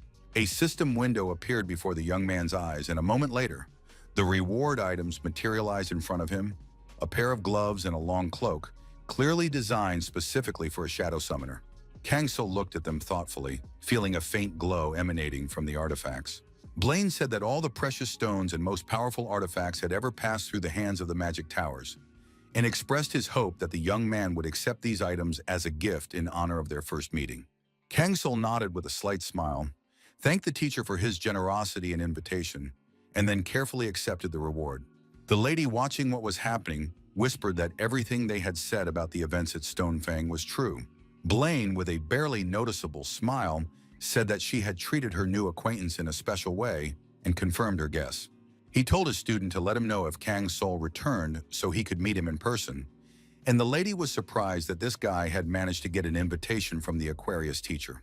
Meanwhile, the hero moved on, and the system notified him that he had topped the rankings for the last 6 adventures. At the same time, the gap between him and second place was huge, and the levels of the other adventurers were roughly the same. It was time to rest in the safe zone of the ruined city of Navira, where he needed to regain his strength and level up. After all, almost 20 days had passed without a break, and Kang Sol, after checking his reward, learned that he had received the title of Spirit Hunter with an additional bonus. Among the rewards was also the Veil of Venta, a cloak that mimicked the abilities of Venta, the spirit of light. No matter how dark it was around him, he had nothing to worry about as long as he had this cloak. The young hero thought that the ability to glow in the dark was also very useful, because now there was no need to carry a torch with him. There were also elemental protection gloves made of lightweight materials, which minimized discomfort. The gloves could neutralize a minor wound once a day, and although he took heavy blows in battle, the protection for his hands and feet came in handy. In addition, among the treasures obtained during this adventure was Shaza's Mercy, a crystal ball that mimicked the abilities of Shaza, the spirit of shadow. Detailed research maximized his ability to control shadows, but he was unable to prevent the consequences. Kang Sol thought that increasing wisdom was indeed excellent, but he was concerned that the summoning of shadows by summoners was divided into 2 categories. The first category was used by a small group of powerful summoners. The second was used by countless summoners of various levels. Kang Sol definitely belonged to the first category, and for those, the priority was abilities that increased summoning skills or shadow mastery. So skills related to this were of particular value to him. The item lowered his stats, which worried the young man when using Full Moon, but the wisdom skill was similar to Shaza's Mercy and useful, so he had to think everything through. The young hero decided that no matter what, the only thing left to do was to go to the auction. Inside, the square was bustling with activity, and loud arguments could be heard among the people standing in line. Novira's auctions were the largest in the south of the continent, where new treasures were discussed because the main trade flow passed through the ruins of the city, and here you could also use the item search function. Kang Sol decided that for starters, it would be best to sell the small and useless items that had accumulated after his previous adventures. Since he had no talent for negotiation, it was more profitable to sell everything through an auction rather than at a regular market. The hero thought that everything was going as planned because he assumed that these items would sell quickly. Now he needed to see if there was anything worthwhile at the auction, and he opened the category related to summoners. Looking through the list, the guy was visibly surprised by what he saw. Before him lay the Tongue of Galata, a rare artifact that enhanced the skills of shadow summoners. But every 6 hours it could cause shadow poison. Galata is the common name for black snakes that live in the ruins near the Great Forest. They are known for their shadow poison, which is almost impossible to remove from the body due to its monstrous power. Kang Sol had no intention of searching for these creatures specifically, as they lived deep in the forest, where the chances of encountering them were slim, but someone still managed to catch one. Any summoner would want such an artifact, and the young man firmly decided that he wanted to acquire it, no matter how much it cost. But the reason the artifact wasn't sold was because of the addiction it caused, and the price was so high that Kang Sol wouldn't have been able to afford it. In that case, the young man decided to contact those who had put the rare artifact up for auction and went to see the manager named Rita. The young man said he wanted to register the item for sale, and the girl, maintaining a businesslike manner, asked him to put the item on the counter. Kang Sol took out the crystal ball and carefully placed it in front of her. Rita froze for a moment, struck by what she saw, but quickly regained her composure and asked in a restrained manner what the minimum bid would be. When the girl heard the amount of 200 platinum matins, her eyes widened involuntarily, and she noted that at such a price, a buyer might not appear. Kang Sol calmly replied that he had plenty of time and expressed his desire to use the agency's services, which required daily visits to the auction. The young man assumed that the owner of the Galota language would surely understand his intention and might even offer an exchange himself. Rita watched him go, and something like anxiety flashed in her eyes, after which the girl hurried to the door. She opened a secret door leading to a small room and stood on the threshold for a few moments. Inside was a man to whom the lady handed a note with information. Meanwhile, Kang Sol thought that if someone had managed to put Galota's language up for auction, then that person was undoubtedly very well known and influential. The young man decided to study the situation in the Novara Travelers Association, and reading the reports, remembered the familiar name of Heck, a man associated with Chao. There were 5 major factions of ruin looters operating in Novara, and after the demise of the Borgo faction, the fragile balance of power was disrupted, causing tension among the remaining factions. However, Kang Sol's attention was drawn to another piece of news. Han Yamen was in the city, a name that commanded respect even among the most powerful adventurers. The young man reasoned that if Yamen was already here, he would probably deal with Heike, and there was no need for him to intervene, so he decided to look for a place to stay for the time being. The next day, Kang Sol agreed to rent a small house that was empty and had an impressive price tag. But this did not bother the young man, so he agreed without hesitation and received the keys. After settling in, the hero first went to the information center to find out something about Chao, but they said they had no information about him. The only thing he managed to find out was information about looters who had recently delivered rare treasures, among which was the tongue of Galota. The young man realized that the artifact had been put up for sale by a faction of looters, and according to rumors, Kibo, a shadow summoner from among them, was behind it. Although there was no confirmation, Kibo's supporters did not deny the rumors, and he himself was searching for the rare artifact through the faction's closed network. Such information had to be paid for, and Kang Sol, having received the necessary piece of paper with the information, held it up to a torch, allowing the fire to destroy the evidence. The young man reasoned that Kibo, as the head of a large faction of looters, possessed more than just power, but he also had a similar profession to himself, a summoner of shadows. If it was this guy who put Galota's tongue up for auction, then it all made sense. He was probably addicted to the shadow poison that this rare artifact was soaked in. Kang Sol suggested that the item Kibo was now looking for might be an antidote to this poison, and noted with satisfaction that his guesses seemed to be correct. At that moment, one of the visitors to the Novara auction activated the viewing panel to see the new arrivals. People noticed with interest that another treasure had appeared on the list with a minimum bid of 200 platinum coins. The crowd immediately began whispering, discussing who dared to put up such an expensive artifact, and many came to the conclusion that this person must be literally swimming in money. Meanwhile, Kang Sol approached the manager's desk, and Rita greeted him with a friendly smile. She informed him that no one had placed a bid on Shaze's mercy and cautiously suggested lowering the price a little to attract buyers. The young hero politely declined and said he was willing to consider an exchange, which aroused some interest in the lady's eyes. He said that it was difficult to imagine an item of equal value, but still, perhaps there was something worthwhile. Rita thought for a moment, folding her arms in front of her, and then with a hint of intrigue in her voice, said that there was one item that was equal in price. It turned out to be the Galota tongue, the very rare artifact that Kang Sol already knew about and was seeking. A barely noticeable smile flashed across the young man's face, and inside he was triumphant, Because his plan had worked perfectly, everything was going exactly as he had intended. However, the young man skillfully hid his emotions and pretended that he was hearing about such an item for the first time, noting that it sounded very tempting. Rita, sensing his reaction, looked at him with interest, as if she guessed that this guy was not so simple.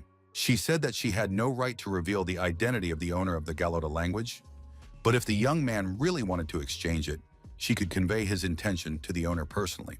Kang Sol agreed with the manager's proposal and said that it sounded quite good.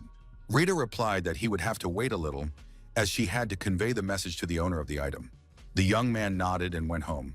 Meanwhile, the lady went to the secret room where the man to whom she was to convey Kang Sol's intention was already waiting. Meanwhile, the young hero took out of his bag a shadow flower bought from the Merchant of Madness, a rare and dangerous artifact for which he still had not found a worthy use. He thought that at least he needed to process it, because this flower allowed him to summon a shadow once, surpassing the master himself in strength. He had already acquired most of the necessary ingredients for processing at auction, but one of them, paranoid gelatin, was still missing. It was impossible to find in the southern lands. In addition, having obtained the language of Galota, Kang Sol understood that he would have to create an antidote to the shadow poison.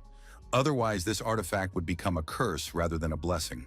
He glanced at the invitation he had received from Blaine and realized that now was the time to use it, even though he didn't want to do so soon. With a heavy sigh, the young man broke the seal on the invitation, and at that moment, everything around him began to change, and his consciousness plunged into a lucid dream, where, apparently, the atmosphere in heaven was not the most joyful. The young man was greeted by a leader standing in front of him, as well as a crowd of trolls around him. Kang Sol realized that he was facing a Merchant of Madness, who said that they had met before. The heroes suggested that Janet was among them, but the silhouette said he couldn't talk about it. To ensure the fairness of the deal, the merchant noted that the snowman was still a man caught up in the merging of worlds and continued to accumulate the madness that all merchants expected. The merchant offered Kang Sol a look at their goods, suggesting that he might find something to his liking. Kang Sol replied that he already had a deal with Janet. The merchant said he knew about it, and that was precisely why sanctions had been imposed on her. The young man thoughtfully said that he understood the situation and asked to be shown only what could really be useful. The monster agreed and showed him earrings that could increase the owner's strength to incredible levels once a day. He also offered armor that could be purchased for 10,000 madness. The young man thought about it. All these items were equally rare and valuable, but he was not going to give up so easily. The young man looked closely at the merchant and remained silent for a few moments. Then he said that he was sure he was looking at Janet herself and that it couldn't be anyone else. The merchant lowered her head and her nervous laughter could be heard. The other monsters noticed that Janet's pride was hurt because it was impossible to imagine how this guy had figured it out. Kang Sol asked how she had concealed her identity, but Janet did not answer, saying only that she had come to trade and wanted to make him a special offer. After that, the lady sharply ordered the others to get out of the way if they were unable to understand the difference between their levels. The merchants were confused because if she was distracted by personal scenes, it could hurt their overall sales.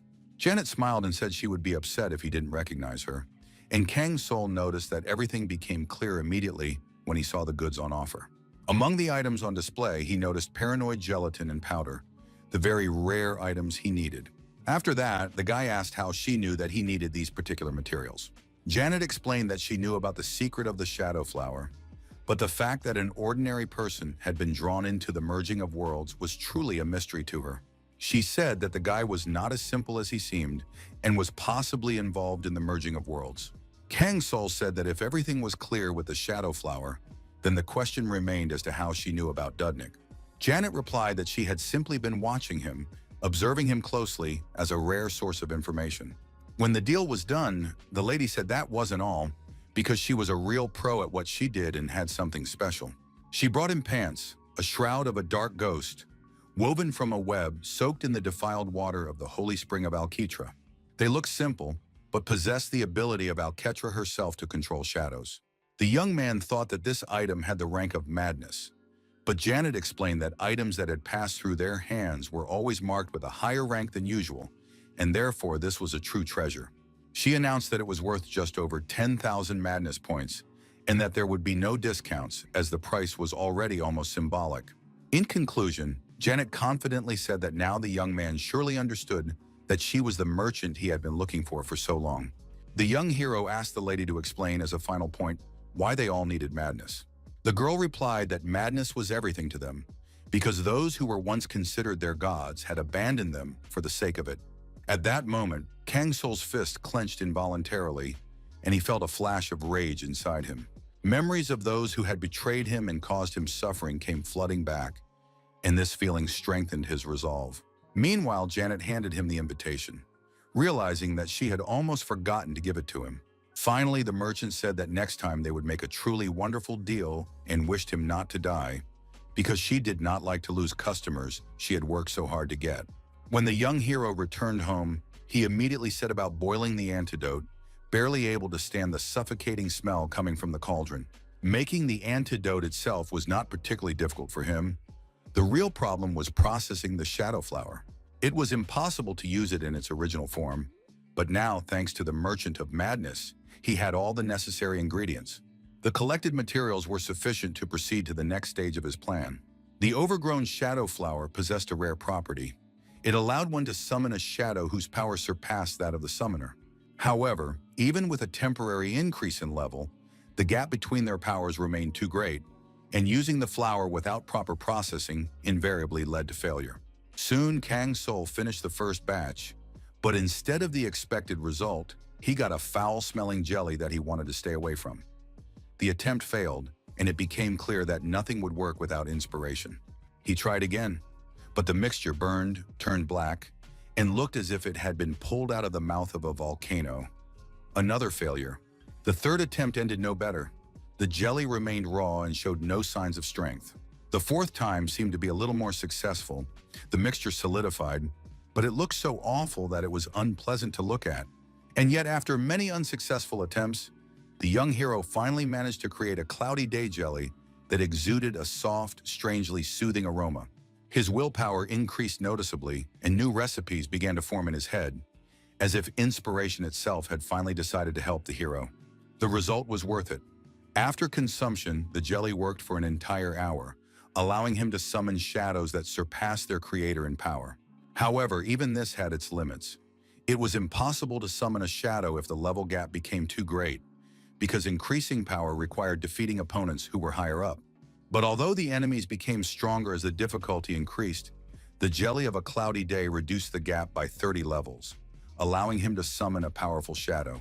The hero's thoughts were interrupted by a light knock on the door. Someone politely asked permission to enter. Standing outside the door was a local worker who reported that a certain man had been looking for Kang Sol for a long time and wished to see him.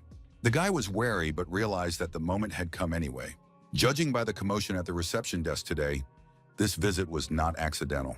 Soon the guest himself appeared at the door, a tall man with a cold gaze who introduced himself as Kibo, a name Kang Sol had heard many times before. The man arrogantly said that there was no point in standing at the door and invited them inside.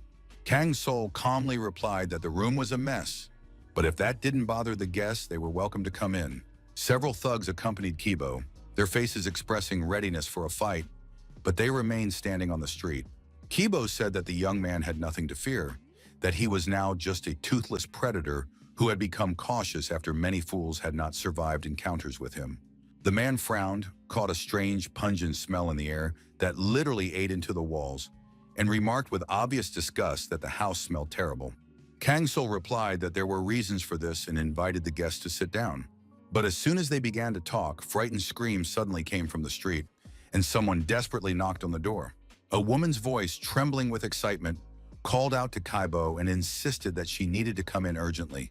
Otherwise, it would be too late.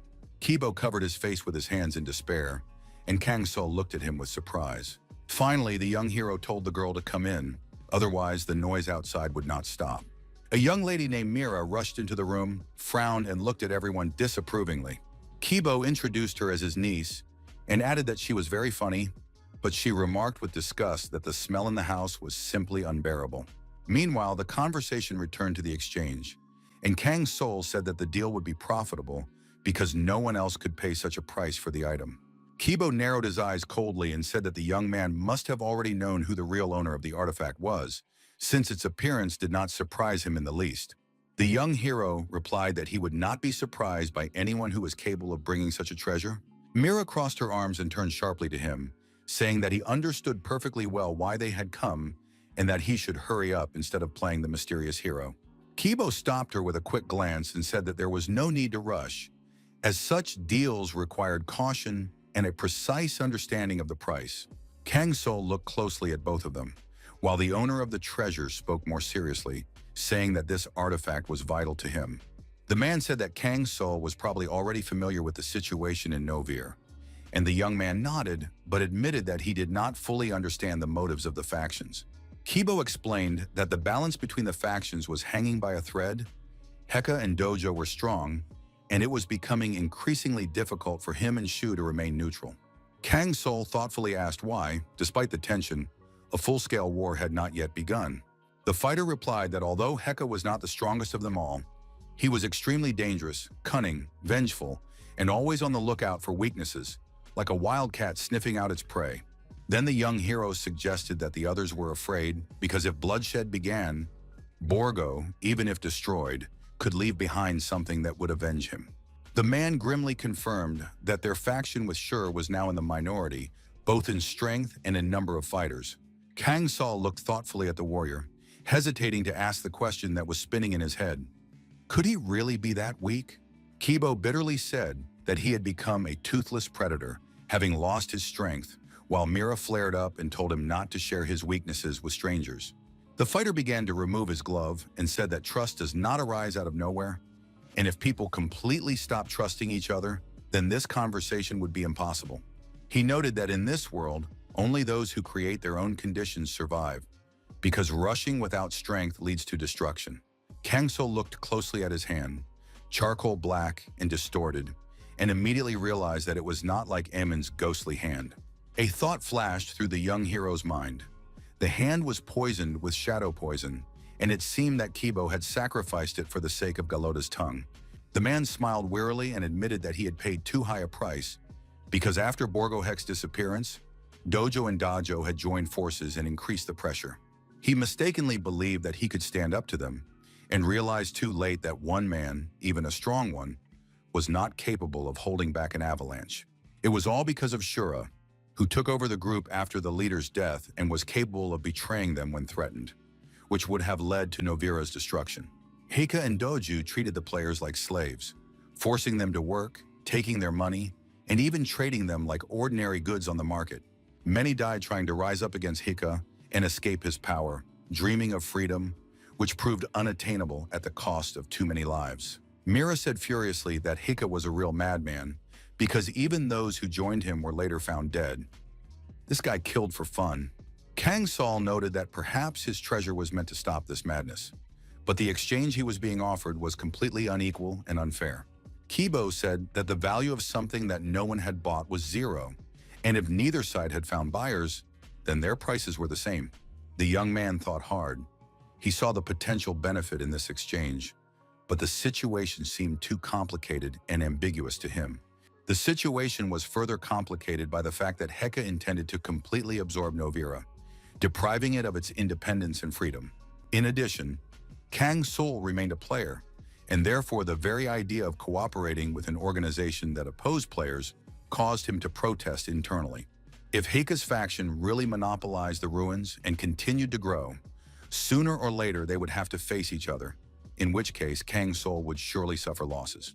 Despite his doubts, he did not want the situation in Novir to change for the worse, because then all the efforts invested in its defense would be in vain. Mira turned to Kibo and noticed that this guy clearly had no intention of going to the exchange and that it was time for them to leave. The fighter said that the girl was too young, had not had time to integrate into this world and find a family. Otherwise, she would have understood the ins and outs of trade. At that moment, the young hero turned to Kibo and remarked that he had heard that looters always knew the true value of rare items. Then he placed a strange artifact in front of him and asked what its real value might be. The man took the item in his hands and examined it for a while, twisting it between his fingers, assuming that it might be some kind of reagent. But Mira suddenly turned pale and exclaimed that it was a shadow. The next second, the man watched in horror as his own shadow began to separate from his hand, as if coming to life. Kang Sol calmly asked how significant this thing seemed to him now.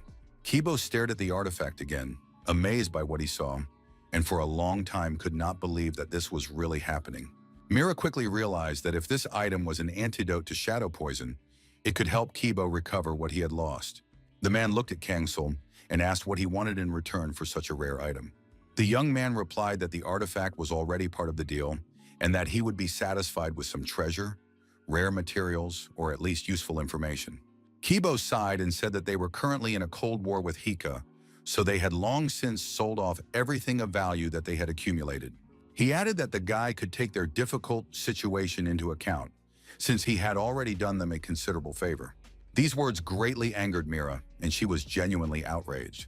Meanwhile, the man said that he had already offered to exchange the antidote, and it was unclear what would have happened if he had taken it to Heka or Dojo. Kang Sol realized that Kibo had figured out his intentions and even trusted him. Unexpectedly, the fighter began to pull a massive ring off his finger, but his girlfriend hurried to stop him because he had inherited it along with the group, and it was their symbol. But Kibo firmly replied that the only thing that could truly symbolize him was himself, not a soulless object, and that nothing could be more important than protecting his family. The ring that Kibo took off his finger had once been received from an ancient tribe that worshipped the god of wolves. It possessed unique properties, enhancing the superpowers of its owner and warning of impending danger. The young hero looked at the ring and thought that he really liked the artifact, endowed with the power of foresight, and then declared that the deal was done. Kibo advised the young man to take good care of the item, noting that it was not only extremely rare, but also extremely valuable. After that, the deal was officially completed, and all three went out into the courtyard to test the artifact they had received. The fighter took the bottle of liquid he had received in exchange, and without hesitation, decided to test its effect. He brought the vessel to his lips and took several large gulps, while Mira watched his actions with anxiety and confusion. A moment later, the man stopped, listening to his internal sensations. His throat seemed to burst into flames, and the pain became unbearable. Kang Sol, watching him, calmly remarked that this was to be expected, since the potion was based on poison. Mira instantly flared up with rage, rushed to the young hero, and demanded an explanation for what he had just said. However, Kibo raised his hand to stop her and said with difficulty that, judging by the pain, it was indeed poison, but it seemed to be healing him. Kibo's hand began to gradually recover, and everyone accompanying him noticed this, their faces reflecting genuine shock. Rita, trying to get the situation back on track, announced that it was time to finalize the deal, sign the papers, and pay the commission. The treasure, called the Tongue of Galota, was a rare artifact made from the tongue of a coal-black snake and endowed with its power to spew shadows. This item enhanced the abilities of summoned shadows, but had a dangerous side effect. It was addictive and caused dependence in the user. Meanwhile, Kibo checked his reaction and thoughtfully said that he was disappointed because he was not even surprised by this miraculous healing. After that, he said that the deal was done, but he had one more request. Turning to Kang Sol, Kibo asked for his help in the upcoming battle against Heki. However, the young hero firmly stated that he hated interfering in other people's affairs more than anything else in the world. The fighter said that no one would be able to avoid the impending clash. But when Kang Sol firmly refused to take part in the battle, Kibo did not insist, and they shook hands in farewell. On the way back, Mira abruptly asked her uncle why he was so subservient to this snowman, since he had neither power nor authority. Kibo thoughtfully replied that this was precisely what made the guy truly scary. The young lady looked at her friend in surprise, and the fighter suggested they sit down and talk about it. He began from afar, saying that looters were significantly different from other people. Mira thought for a moment and said that it was probably related to their gaze. Kibo agreed and added that there was something else important, a premonition, which was the reason why he had once decided to accept her into the group. He recalled how it all began, how a defenseless girl came into this world and was filled with anger and despair. Then Kibo noticed her eyes, which burned like bloody coals, and it was they that stuck in his memory. After a short pause, he said that it was no coincidence that he and Heka were called the wolf and the lion by the people. Mira noted that Heka was, in fact, a real psychopath, unprincipled and very dangerous. Kibo quietly agreed, but added that he had said all this for another reason, because he was not afraid of Heka at all, but of the snowman. He admitted that before arriving, he had shown him his power, but the guy wasn't scared. and the foresight that had allowed Kibo to achieve what he had made him wary. The snowman was not just a man. He sensed danger hidden behind his calmness and outward coldness, and with such an opponent, it was impossible to act rashly. Everything in this story seemed strange. A man with no power and no fear, possessed many rare treasures and even an antidote to shadow poison, known only to a select few. Moreover, an unknown artifact hung from his belt, glowing with a faint light, an object that surpassed even the crystal ball that Kibo was now holding in quality. The man looked at Mira and told her to listen carefully and under no circumstances to approach this man. The girl frowned and asked what criteria he had used to evaluate this snowman. Kibo replied that after Rita's story, he had activated his entire information network to gather at least some information about this mysterious man. It turned out that the very day when, according to rumors, the mysterious hidden one appeared in Novira coincided with the arrival of the snowman. Mira skeptically remarked that it was probably just a coincidence. However, Kibo replied that he had thought so at first, but now he was sure, as he had seen the confirmation with his own eyes. The snowman was too secretive for it to be a coincidence, and perhaps even Heka had already guessed his true nature. It was scary to even imagine what would happen if this guy decided to join the enemy. In a possible face-to-face confrontation with Heka, the snowman would surely play a key role in the battle. One could only hope that this figure would not side with the ice, but against it. 2 days passed and Kang Sol's preparations were successful. The necessary item was finally completely dry. Now, when the shadow he summoned struck, there was a chance of poisoning the enemy with shadow poison. The guy made a real whip, soaked in deadly poison that affected the nervous system and caused instant paralysis. Now the appearance of the artifact had become less noticeable and more convenient, and the guy decided it was time to test it in action. After the Guardian skill appeared, no special changes occurred, but the Shadow Summon rose to the 3rd level, and the Shadow Enhancement rose to the 2nd. The difference between his current skills and his previous ones was like night and day, and his wisdom had reached a high level. And his endurance surpassed even that of experienced warriors like Karun. Thanks to the bonuses he received, the young man gained skills that he had not invested in at all. There was still room for new recruits in the Shadow Realm, and the level of its fighters increased by a few more %. It wasn't much, but the speed of their growth was impressive. All the deadly adventures the hero threw himself into were not in vain and brought him incredibly important experience. Corden, who had once sent him here, hoped that as the young man grew in strength, he would attract attention and thus be able to attain madness. The young man decided that from now on he would act even more extravagantly to fit this role. He headed for the crowded square, where the crowd was noisy, voices were buzzing, and dozens of faces were flashing by. Meanwhile, 2 guys were watching him intently from around the corner, their faces expressing keen interest and slight tension. The young man went to the laboratory hoping to find at least some traces of Chow, but the room was completely empty. If the search yielded no results the next day, all that remained was to hope for information that might have been preserved in the records. Meanwhile, his path lay in Novaru on 3rd Avenue, where the hero went to find out what was really going on. In the tavern where the adventurers gathered, there was a buzz of voices, with someone sharing the latest rumors. Kang Sol sat down at a table and ordered some grilled eggplant. But before he could finish talking to the waitress, something strange caught his attention. The young man became alert, and the waitress noticed how he suddenly tensed up and fell silent, as if listening. The next moment, the hero caught a sharp, metallic smell of blood that penetrated his bones, and he began to scan the room carefully. The door swung open, and a man entered, at the sight of whom the conversations instantly died down, and fear hung in the air. It was Heka himself, and it was clear from the expressions on their faces that no one wanted anything to do with him. Kang Sol immediately understood who had been following him since morning, because this feeling of persecution had not left him all day, and now everything fell into place. This man was so steeped in blood that it was difficult to imagine how many living creatures he had destroyed in his lifetime. Heka approached the young hero and remarked that he had heard rumors about a man who had given a treasure to a wolf. After that, he introduced himself and coldly said that his name was Heka, adding that the guy seemed to be not as simple as he appeared. Kang Sol calmly asked what the question was, and the big guy, slightly curling his lips, replied that he intended to find out the truth from the snowman. He grinned predatorily, baring his teeth, and stared at the guy with a look that made even the air heavier. Heck demanded an explanation and ordered him to tell him where he got the treasures, warning him not to try to play innocent. The young man, showing no fear, simply asked who had given him this information. In response, the thug threatened him not to try to fool him and ordered his men to bring her in. A few moments later, Rita was brought into the hall, bound and exhausted, but with determination still smoldering in her eyes. The young man turned around, their eyes met, and in that brief moment, a sudden, cold, and focused rage flared up in his heart.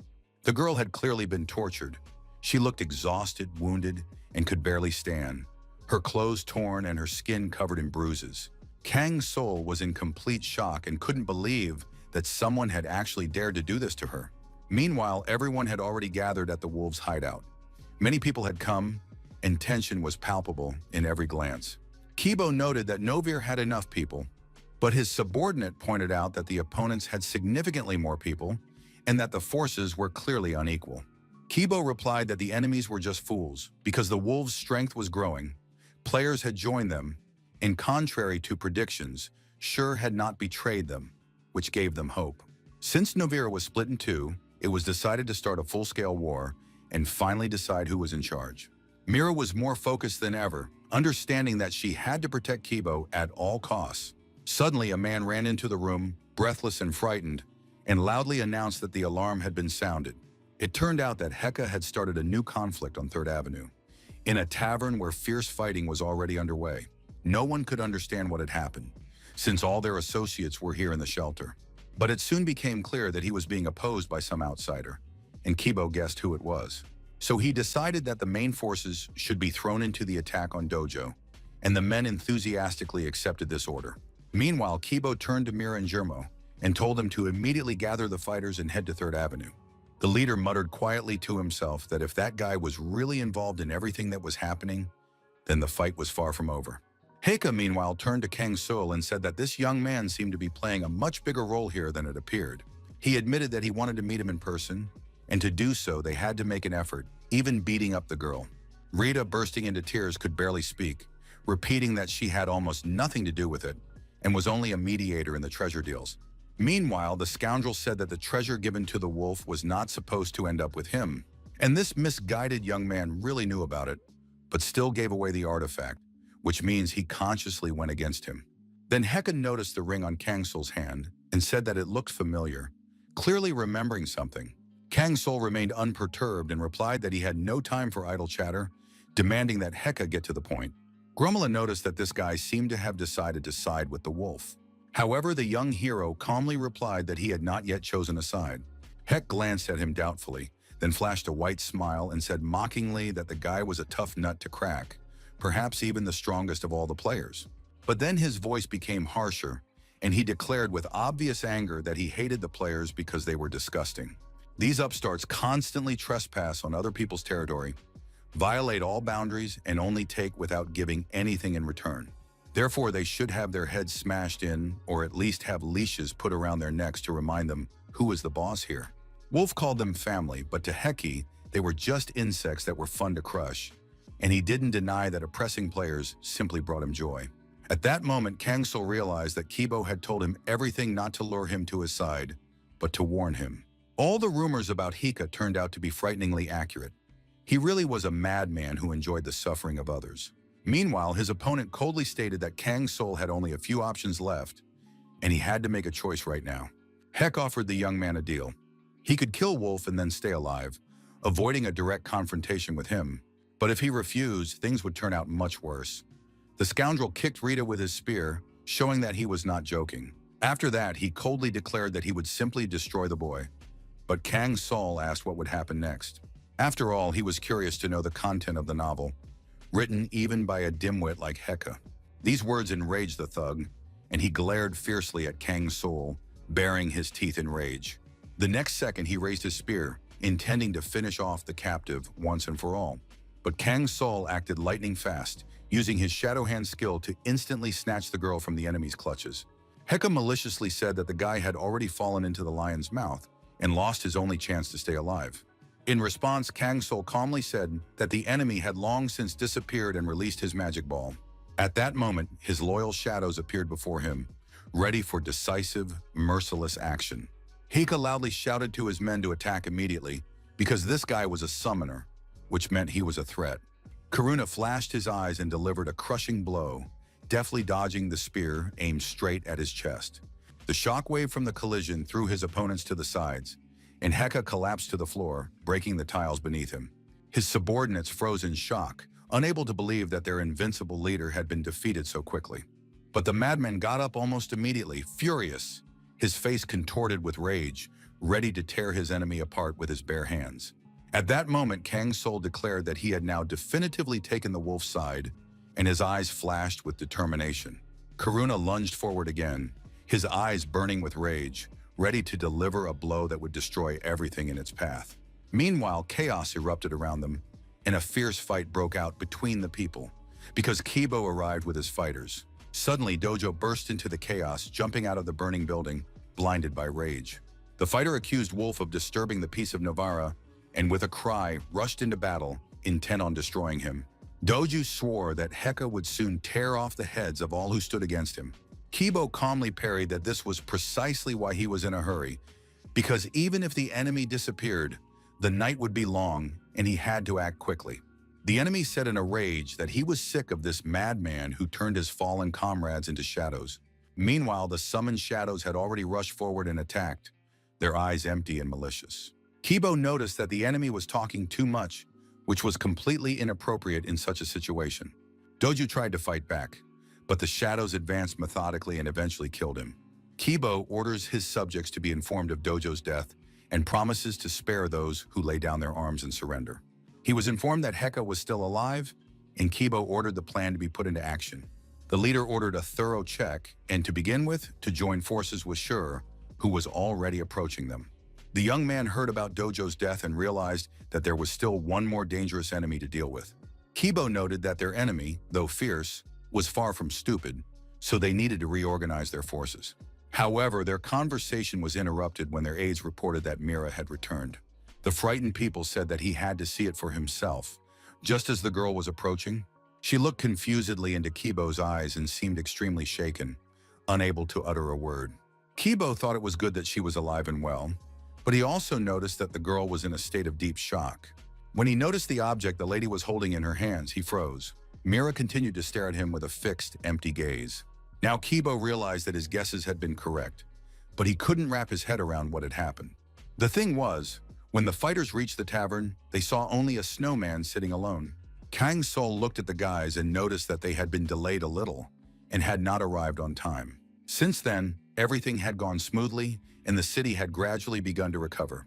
Kibo and Shur took the lives and hopes of their opponents, and soon the former became the ruler of the entire city. That night became the starting point for the birth of a new leader among the looters of the ruins in Novira. Sometime later, the young hero came to visit the chief, but felt a little uncomfortable in his house. Kibo kindly said that now they had switched places. Mira asked why Snowman had decided to kill Heku and what his real goal was. The guy replied that it was all because of a deal, although he hadn't even thought about it when they first agreed. And although Kibo was disappointed that the guy didn't initially take their side, he decided not to dwell on the past and rewarded him for his help. The young hero didn't have a clear idea of what he wanted, as long as it was something useful. The chief thought for a moment and then said that perhaps it was time to tell him something that might interest him. In his youth, the warrior had wandered through the western desert, doing any job for money, and one night he noticed someone being pursued.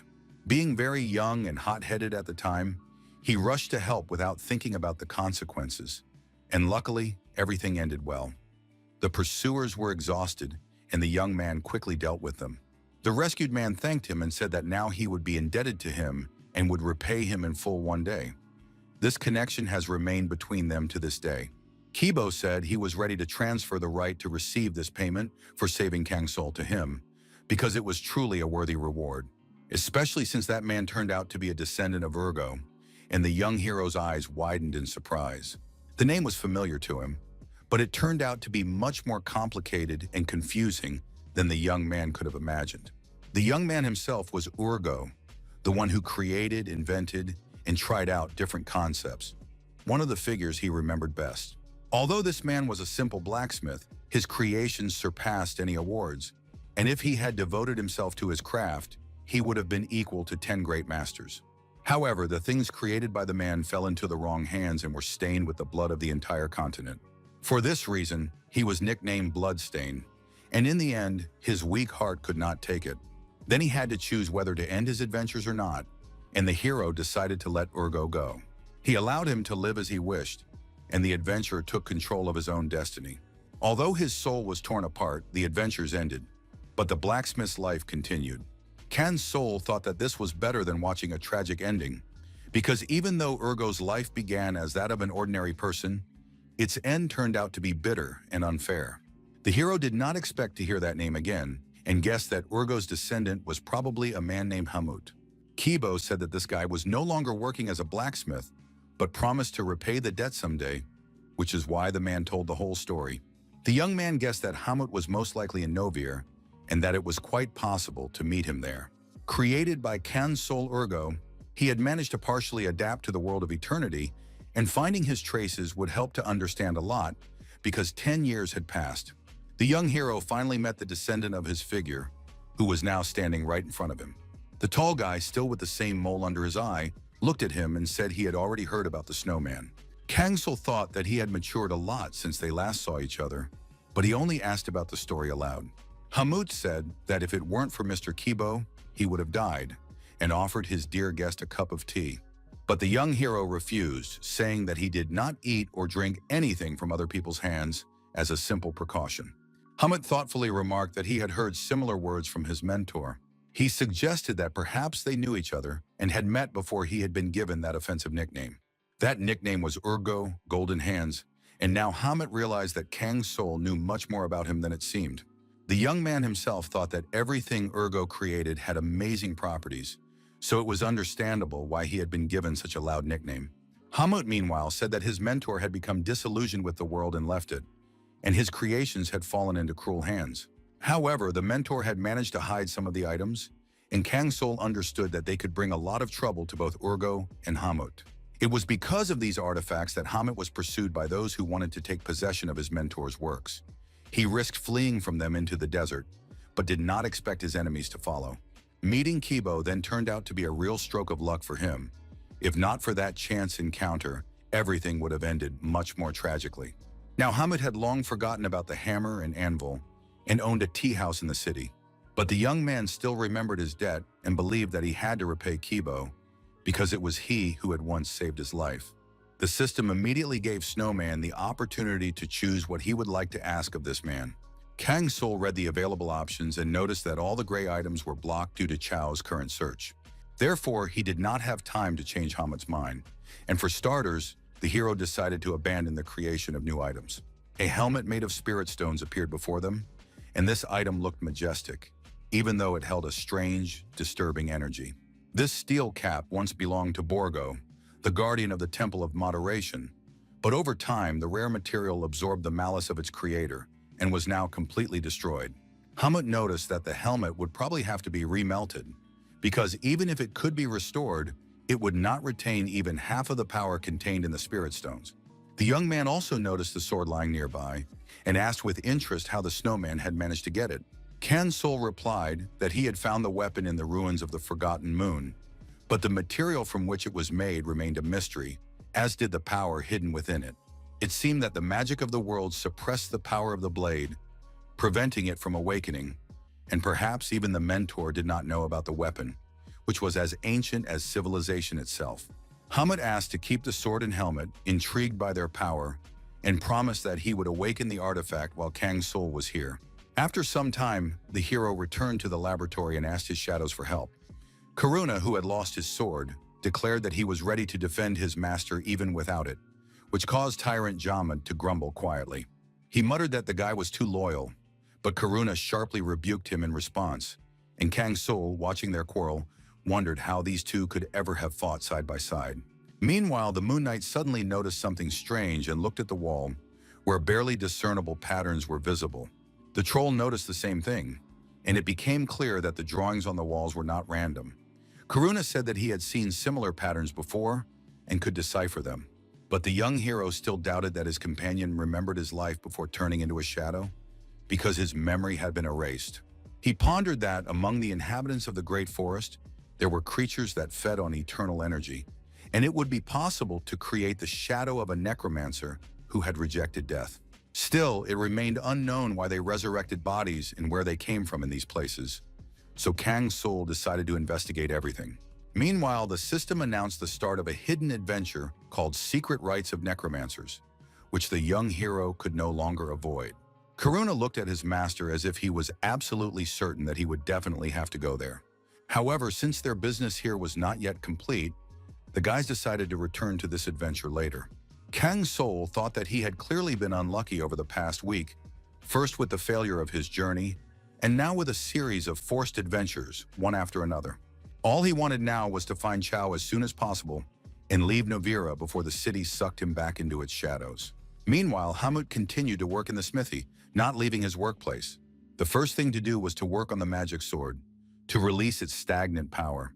The young man promised that this time he would definitely surpass Urgo himself, and with all his might he struck the anvil, completely confident in his success. Throughout his life, the teacher had been deceived by many people, trusting their false oaths, and as a result, he himself unwittingly brought a lot of misfortune to the continent.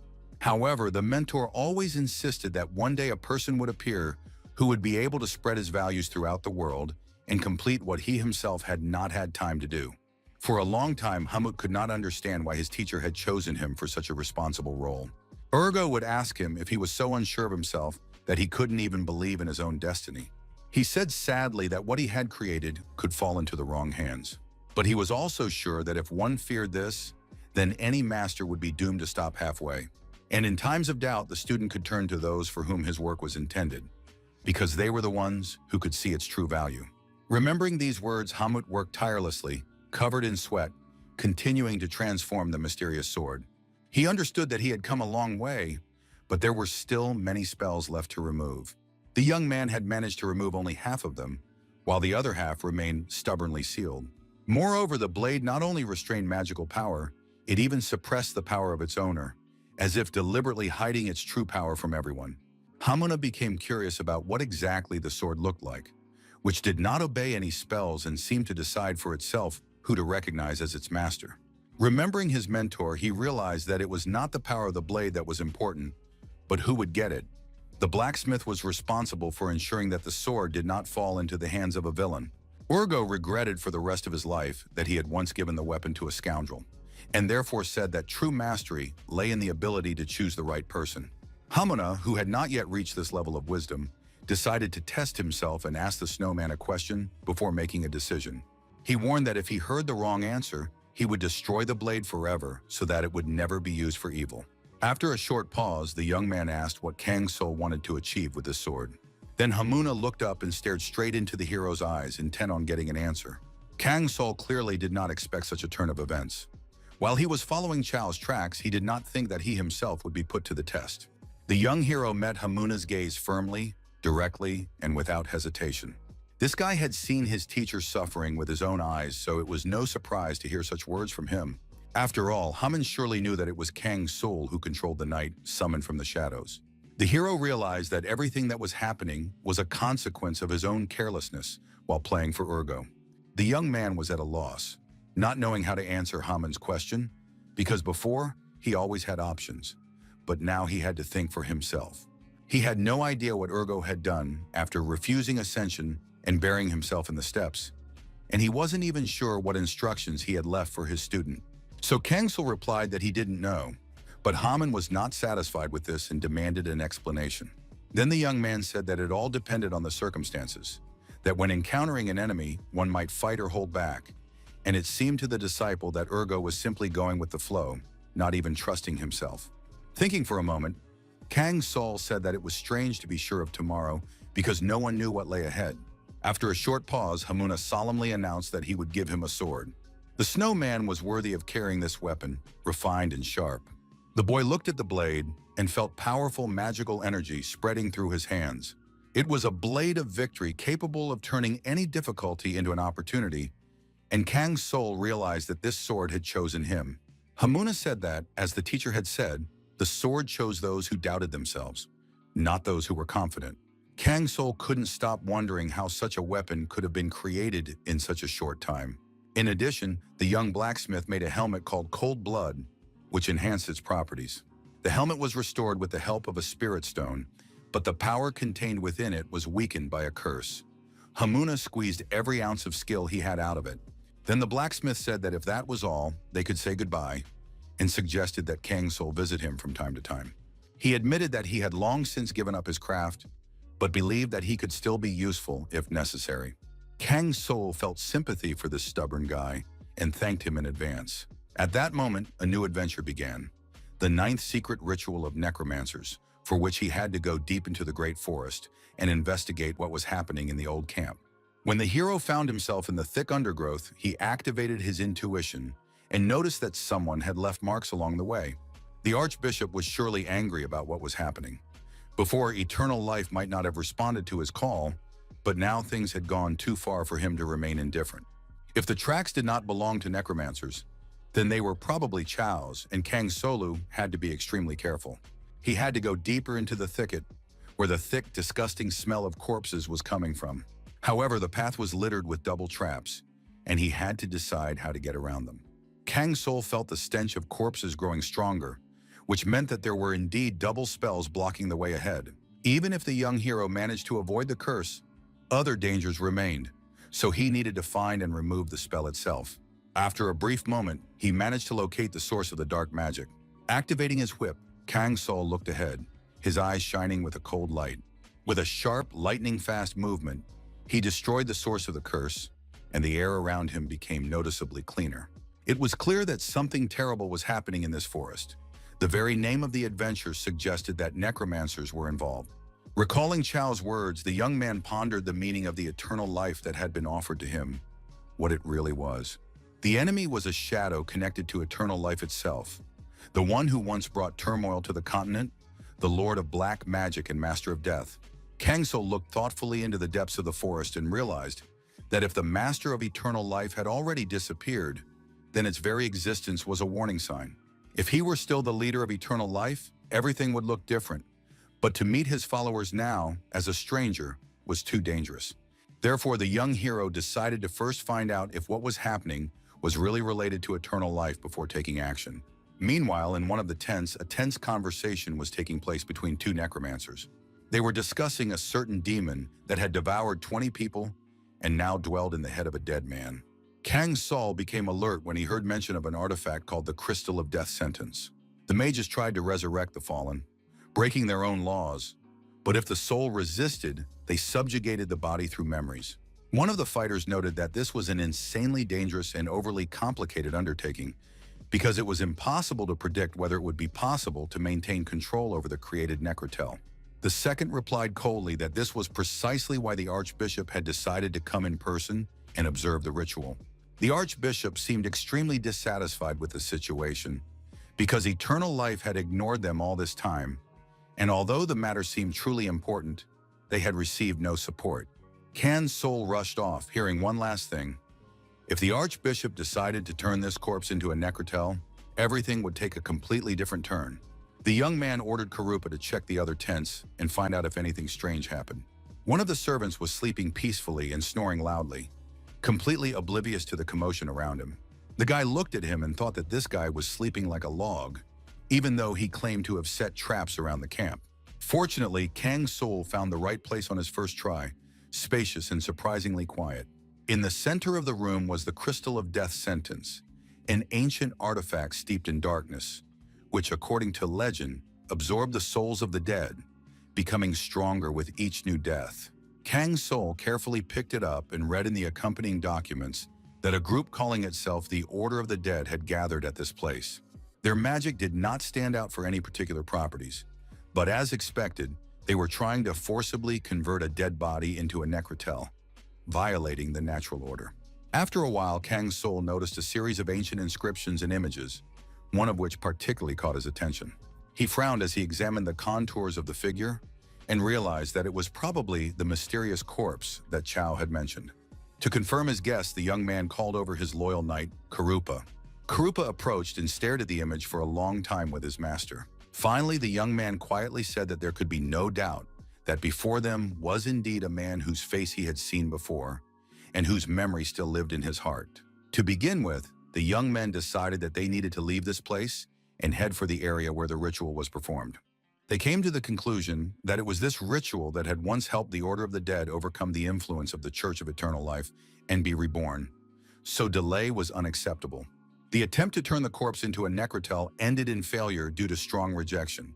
And besides, the ritual required enormous life force.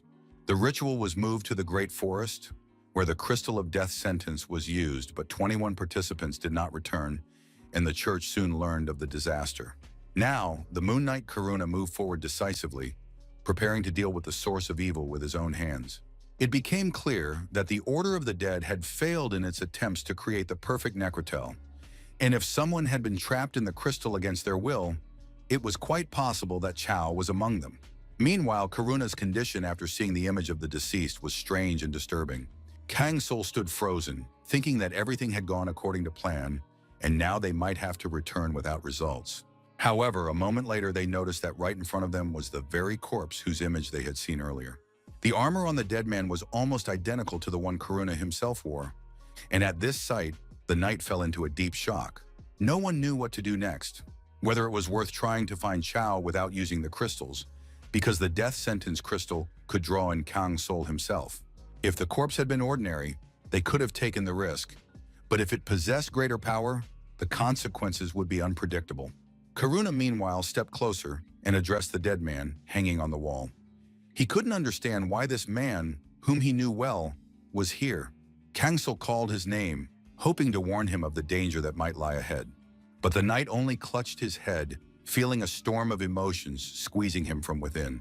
In the next second, a powerful magical force swirled around him. Kang Sol held the red crystal in his hands and couldn't believe that everything had really happened that way. The crystal of death had been activated, and the transfer to the corpse's consciousness, the arc of the necromancer's secret ritual, had been altered. The adventure was called a promise, and the guy discovered traces of the necromancer. Now he was filled with hope that these traces would lead him to Chao. The young hero had the opportunity to be inside the consciousness of the corpse, but in order to get out of there, he had to study the inner world of this body. In his memories, he saw a man who kindly said that he would like to know the names of these children. The girl with red hair replied that they had no names, because in their world it was not customary to call anyone by name. Then the man sitting on the throne, who was apparently the ruler, said that the child with blue eyes would be called Karuna, and the one with red eyes would be called Karen. At that moment, the children looked at him and wished for the emperor's death. They paid for their candor, and a sharp blade appeared near Karen. It was unclear why they wished for the death of Emperor Montera and what reasons had prompted them to such a grim intention. Karen said that the ruler knew neither hunger nor cold, because everything had been taken from them because of the war waged by the soldiers of his empire. Tears streamed from the girl's eyes. If only it weren't for the invaders, their village would have lived and prospered. The emperor realized that they were talking about the village of the elves, for he had seen a report about this incident during an argument with Ungid, whom he considered a terrorist. That is why he decided to listen to these young people's request, while the court lady next to him became alert. Meanwhile, the ruler rose from his throne and said that he would listen to them, but a little later, he noted that this was not unfair at all, because one day these young men would become the strongest knights of the empire, and then the time would come to decide how they could take revenge. Karen asked in surprise why they should become knights, because she would rather die than serve those who destroyed her home. Watching all this, Kang Sol noticed that the boys had a chance to destroy the Empire of Montera with their own hands. Karuna realized that he had found himself in Karen's spiritual world, where the Crystal of Death showed the memory of the Montera Empire, its emperor, and the enslaved elves. Over time, these former captives were considered respected defenders of the throne, but their past was not forgotten. The Emperor of Montera, a man of cold mind and impeccable will, possessed almost perfect abilities, but also the flaws inherent in anyone who came too close to power. Karen appeared before him again and demanded that he keep the very promise he had once made to the slave children.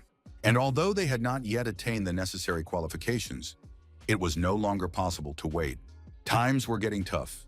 The empire was under threat from outside forces, and everything was decided by the sword. Karuna and Karen had once sworn to take revenge on the destroyer of their destinies, but now they stood before him as knights. This ruler, Jean Audemontry, strove for perfection, avoiding death at the cost of others' lives. And though their hatred had not faded, Karuna and Karen took the oath. The boys swore by the sun and the stars that they would protect the emperor in order to one day kill him, a sacred oath of twin knights. Breaking ancient statutes, they exceeded the number of guards for the first time. The emperor was supposed to have 8 defenders, but Karuna and Karen became the 9th and 10th. Thus, Karuna became a knight of the Empire of Montera, but now nothing remained of that great power. In the new world called Pandia, the old city sank into the darkness of the past. Everything changed after a conversation in the forest, where Karuna decided to leave the palace to see the world with his own eyes. He wanted to know what the world that Jin had spoken of was like, the place for which rivers of blood had been shed and empires had fallen. Karen stood silently, her head bowed, her lips pressed together sadly, as if she were afraid to utter a word lest she reveal all her pain. The Montera people were bound to keep their promises, and she asked her brother to return if she ever needed his strength. Karuna nodded and promised that he would come without delay as soon as he heard her call. Upset, Karen wished him good health and reminded him of how many trials they had gone through side by side. When the boy noticed that she was still holding his hand, his heart sank and tears welled up in his eyes. The girl only occasionally received letters from Karupa, and over time, Jin noticed that their relationship had grown colder. However, he understood that he himself often left the capital, and perhaps this world was indeed too big to keep in touch.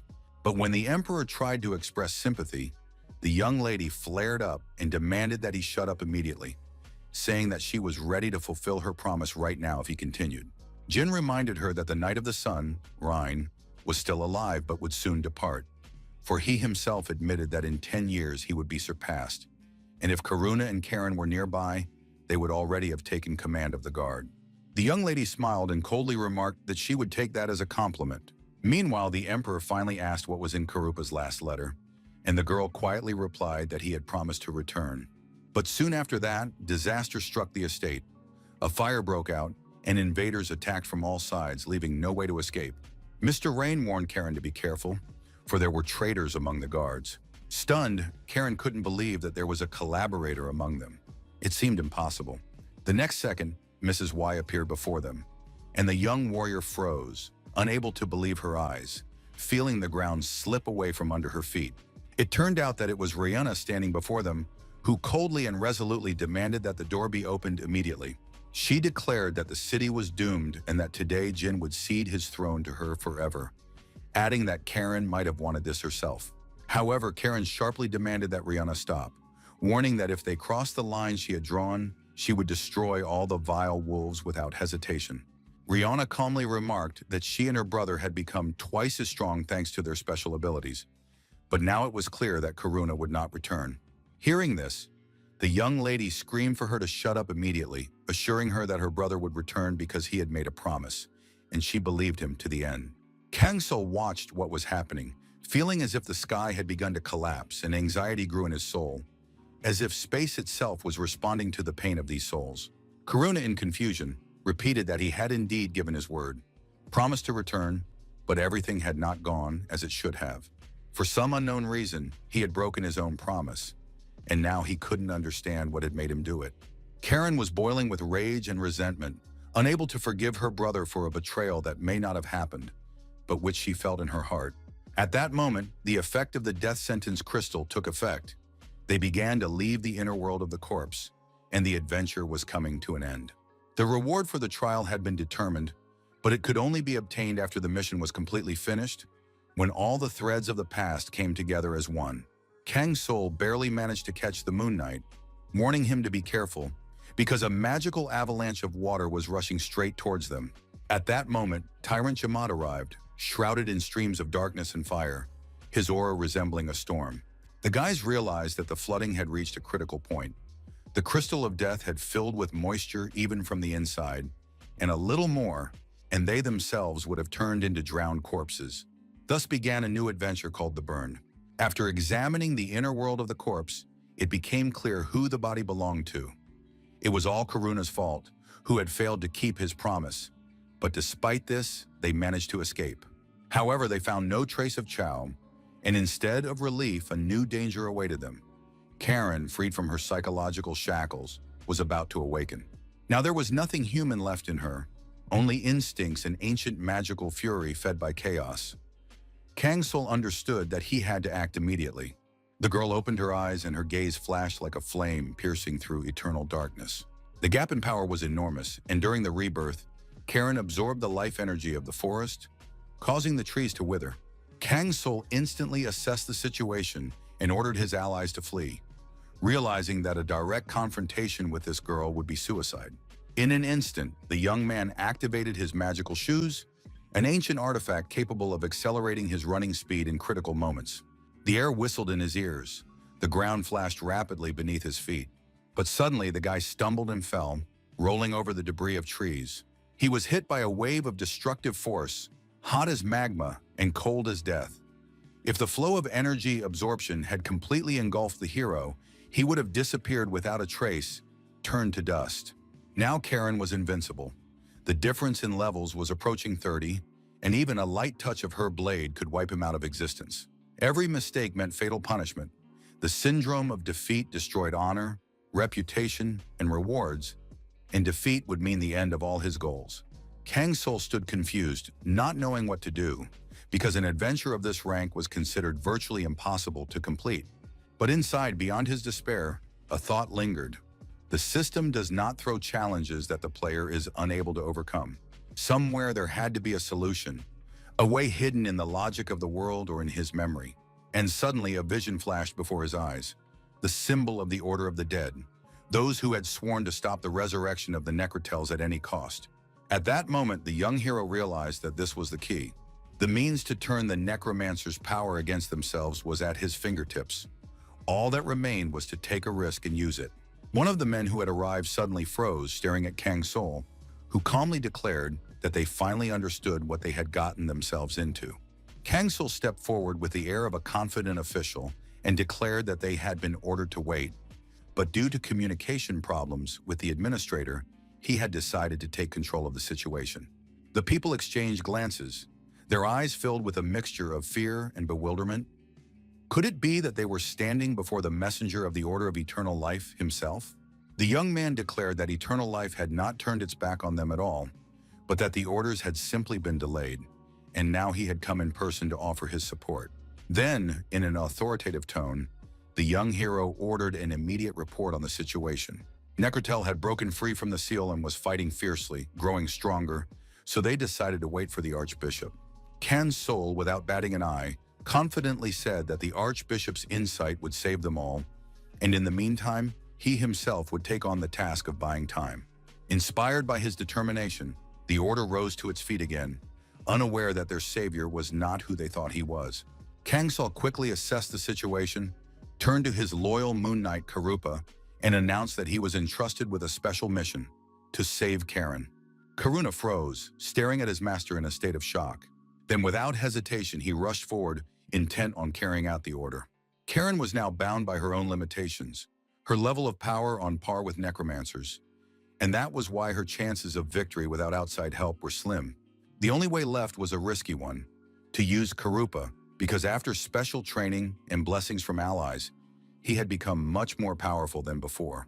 The Moon Knight entered the new moon phase, activated the first degree of moonlight recharge, and the glow around him flashed silver. He begged Karen to wake up, but she only snarled viciously, clenching her weapon, and a moment later, light and thunder exploded into the space. The lady hurled her flaming sword. A wave of heat swept through the air, but Karuna stepped aside at the last moment. In response, he delivered a swift counterattack, ready to knock his opponent off her feet, but Karen dodged with demonic agility. The fierce battle continued, and neither opponent was willing to back down. The necromancers, meanwhile, watched the battle and began to realize that their opponent was clearly driven only by animal instincts. Karuna barely held back the onslaught when Karen, engulfed in flames, threw him back with an explosion of power, her fury growing with every passing minute. The Moon Knight turned to his sister and couldn't believe that she really didn't recognize him. He begged Karen to open her eyes and stop this madness, but the lady only increased the pressure, plunging into a whirlwind of destruction. The flames engulfed everything around her, and the young warrior approached her brother and swung her sword. Kang Sol, meanwhile, activated a magical defense created specifically against such outbreaks. The power of Karen's artifact was astonishing. Waves of flame eclipsed the moonlight and threw the night back. Kang Sol, watching the battle, realized that he could not wait any longer. He was about to give Karupa the order to enter the full moon phase. But at that moment, a bright light pierced the air, and Bishop Gallifa arrived, accompanied by his subordinates, who carried with them an aura of holy power and a new twist of fate. This man, Gallifa, was known as a mentor to necromancers. He did not stand out for his combat skills, but he enjoyed enormous authority among his students. When he first saw Kan Sul, he was surprised that he had not met him before, and the young man calmly introduced himself as Kindred from the Order of Eternal Life. Gallifa narrowed his eyes. The name meant nothing to him, and he demanded to see the Order's card as proof of identity.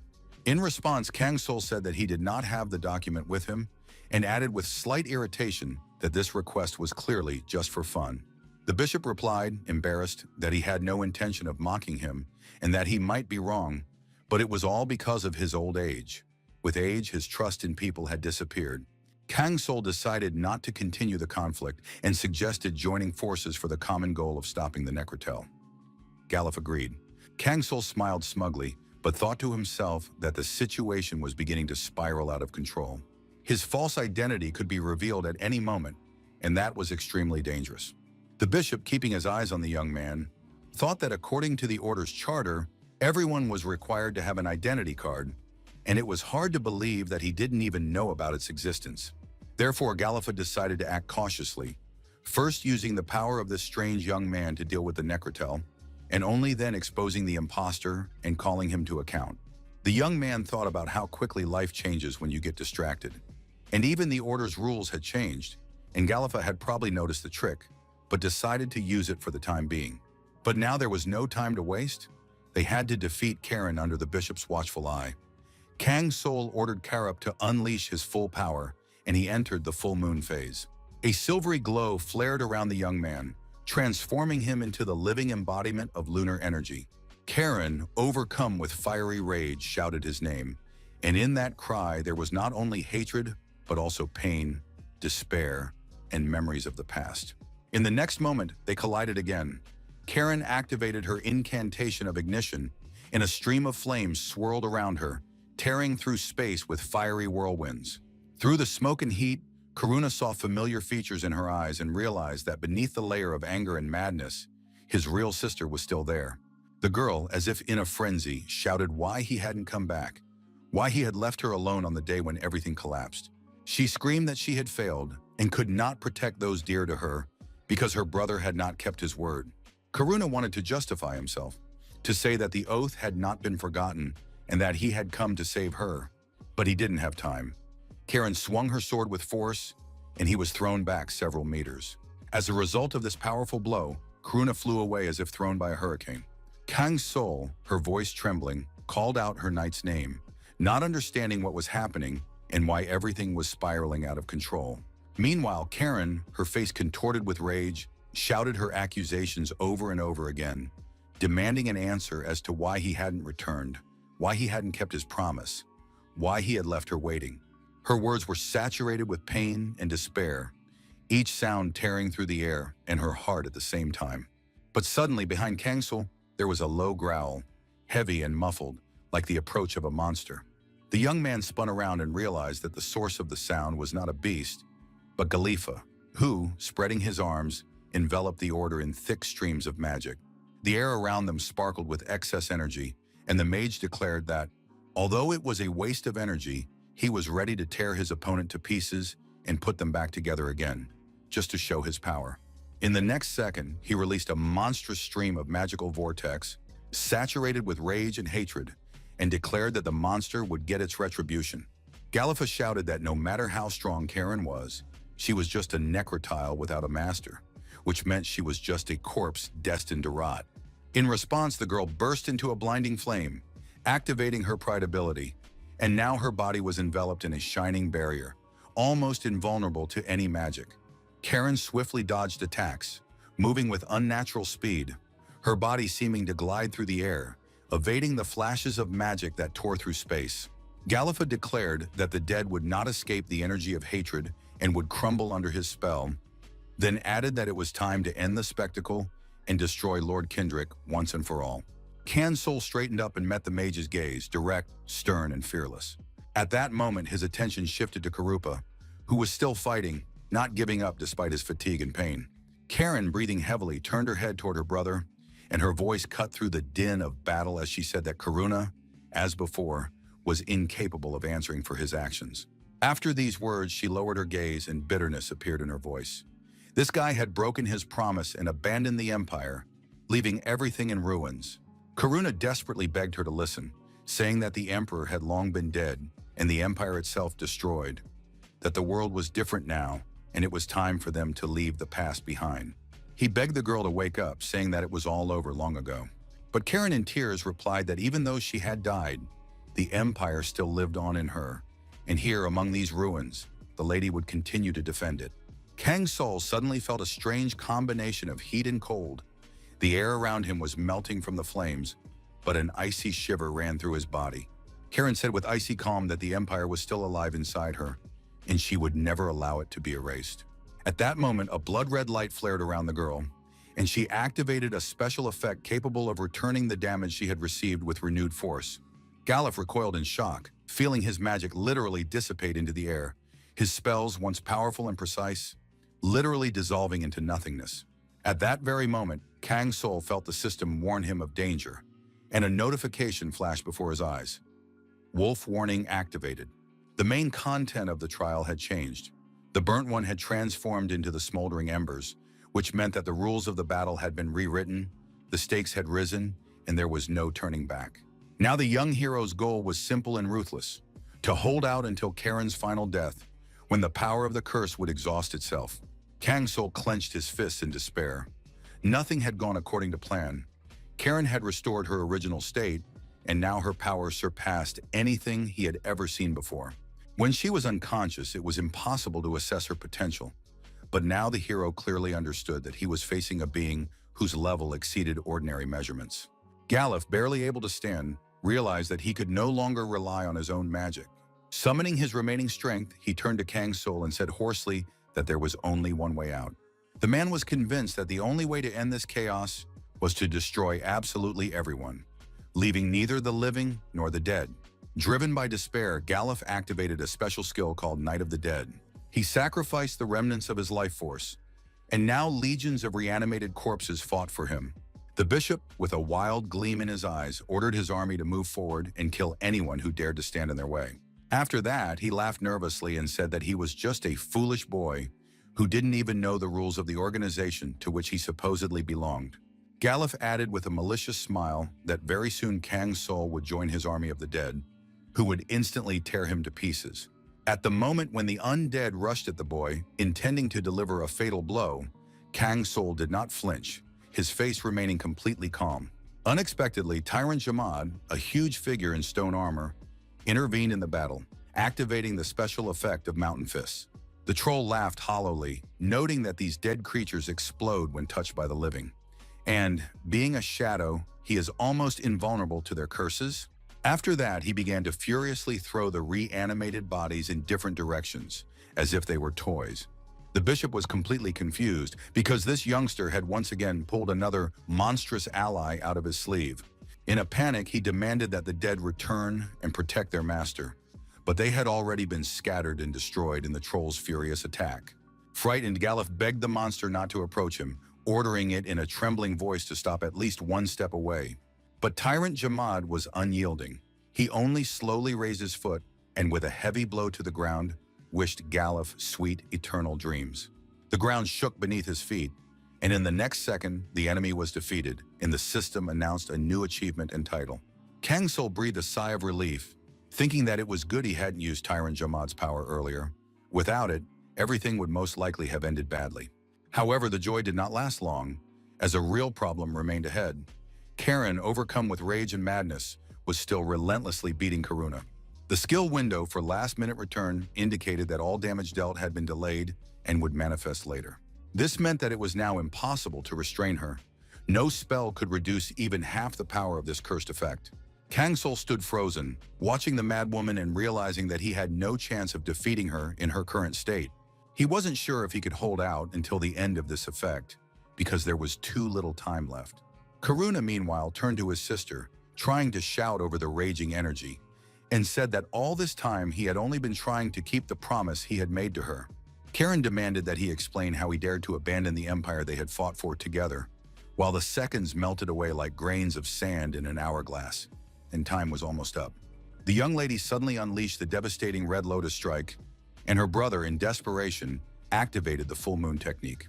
The air exploded with light and flame as their powers collided, creating a flash that shook the very ground. Karuna took a few steps back, breathing heavily, and felt the tension literally burning through his muscles. Kang Sol, watching from the sidelines, realized he was wrong. He thought Karuna had been thrown back by the force of the blow, but in fact, the Moon Knight had not suffered any serious damage. With such a difference in their power, Karen could easily have cut off her brother's head with a single stroke of her blade if she had really wanted to. But she did not do so. The sword stopped a few steps away, as if her will had wavered for a moment. Apparently, a struggle was raging inside the young lady. Her mind and heart could not agree, and deep down, doubts and a silent question raged. Had the world for which Karuna had abandoned the empire really turned him into a stranger? At that moment, Tyrant Jamad suddenly entered the fray, activating his magical fists, which glowed with a stone-like radiance. The troll raised his huge paw above his head and delivered a crushing blow with fury, the air trembling from the force of his attack. Karen said in surprise that his power was impressive, but she couldn't understand why this giant had intervened in their duel. Tyrant Jamad gritted his teeth and coldly told her to stop clinging to the piece of metal, as he called Karupa, or else he would have to fight her himself. The young lady was about to respond, but at that moment, time finally ran out. The last-minute return effect was activated, and all the damage Karen had previously received began to double, destroying her body from within.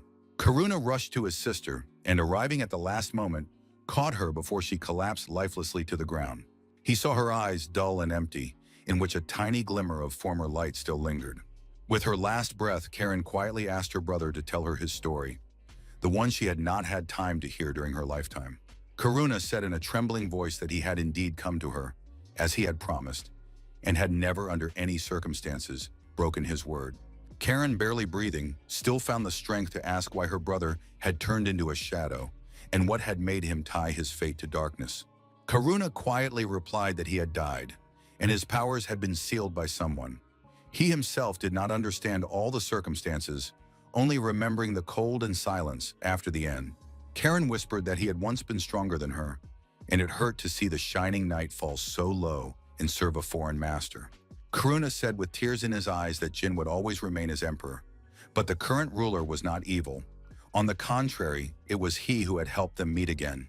Karen closed her eyes for a moment and acknowledged that if the new master had helped her brother, then there was light in him, and then quietly asked him to tell her about the world outside the empire, about what she would never see.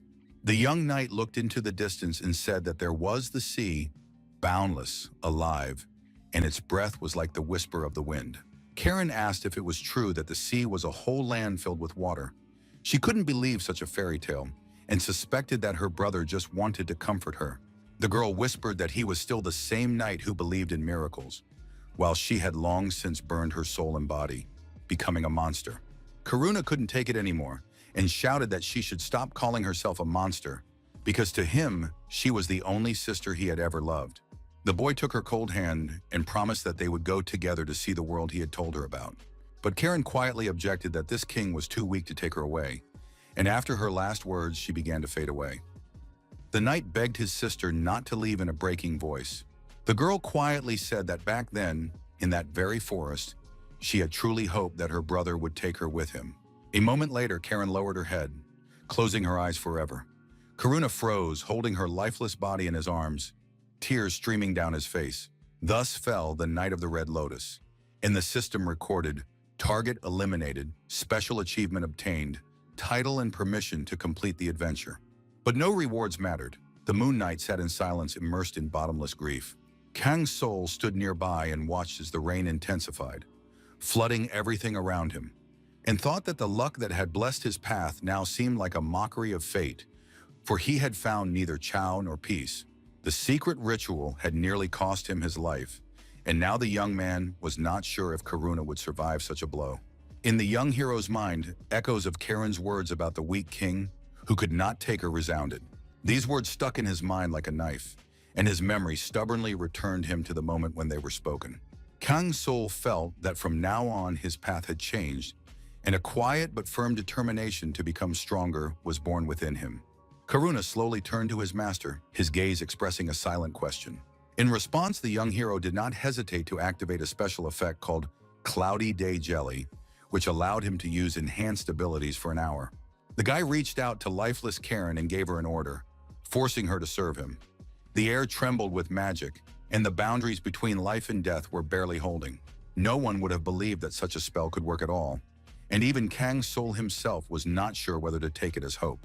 For 17 long years, he had thrown the dice of fate countless times, trying again and again to find the right path. But each time, the world of eternity threw new challenges at him. The guy knew it was impossible to predict which move would be the right one, but if he didn't try, he would definitely lose everything. Now, one thing was important to him: to finish the game, to escape from this world, even if it meant risking everything. Magical energy flared up and swirled in a whirlwind. Karen rose into the air, her body filled with soft light, as if her soul had reconnected with this world.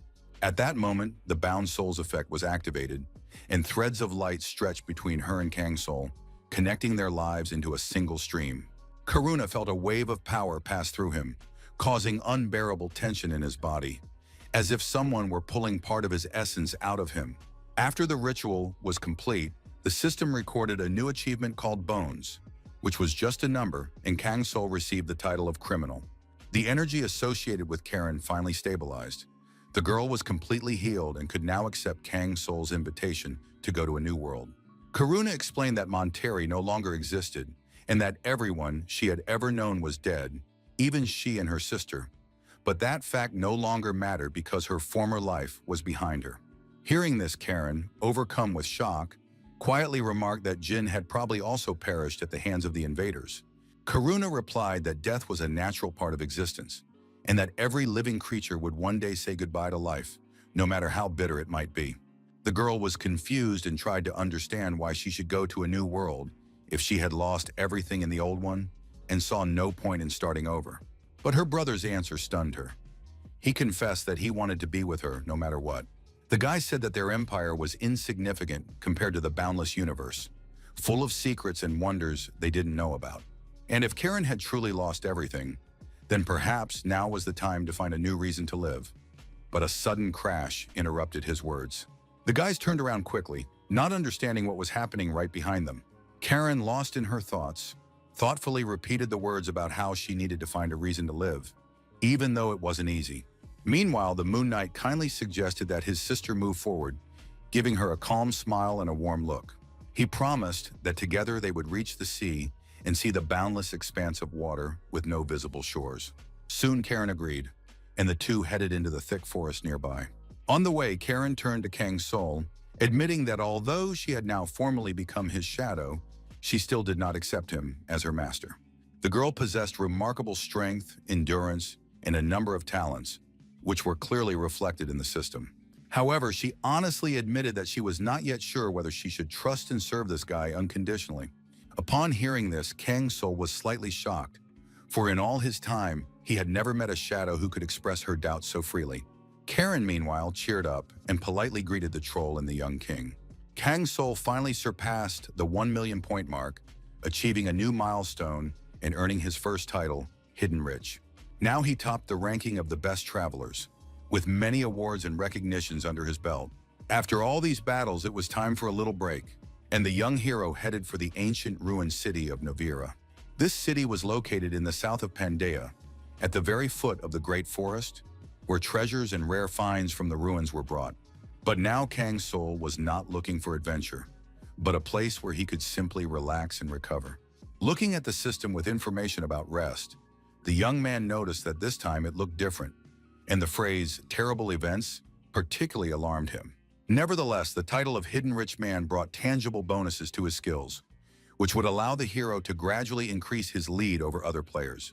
Meanwhile, Karen turned to the young hero with dissatisfaction and reminded him that he had promised to buy them new clothes first. The girl added indignantly that she was not going to walk around forever in cheap, worn-out uniforms and armor from Montera. Tyrant Jamad thoughtfully remarked that Karuna, although he did not express his dissatisfaction, was clearly not averse to changing his clothes either, as he sighed heavily in the shadows. Karen demanded that the troll stop calling her brother that, to which he agreed, on the condition that she stop calling him uncle. Karuna was clearly missing from this lively exchange, but now he was sealed away. When Kang's soul successfully summoned Karen's shadow, black lightning suddenly struck from the sky. The hero realized that something was wrong, but he couldn't intervene. All he could do was watch as a huge sphere of lightning formed in that spot. He had no way of knowing what was going on inside and could only wait, hoping that Karen and Karuna would make it out alive. It took a long time before Karen finally emerged from the sphere, successfully summoned as a shadow. Thanks to the jelly of the cloudy day and the language of Galota, Khan's soul unlocked her key skills and raised her rank to legendary. Karen's strength and endurance exceeded 200. However, it remained unclear where the Moon Knight had gone. He was nowhere to be seen. Suddenly, a multitude of skill transfer notifications appeared before Kang Soul's eyes. They appeared rapidly, one after another, causing the young man complete confusion. The young man could not understand why this was happening, as he had never seen anything like it before. The system announced that the shadow skills would be temporarily merged and then divided between them again. Kang's soul thought that the merging of souls had begun, and perhaps they would be combined into a single whole and then divided in half. Judging by the keyword twin, Karuna had previously possessed a unique ability which had now probably been activated. Now the ranks of both knights had risen from heroic to legendary, and with that the division of skills began, creating a perfect balance between them without any imbalance in power. This seemed useful, but until the skill transfer process was complete, Kang's soul could not summon Karuna, which caused him considerable inconvenience. Meanwhile, Karen had already tried on her new outfit and asked if it suited her. Kang's soul thought for a moment and said that she looked pretty good overall, and even the troll expressed his approval and said that the outfit was fine.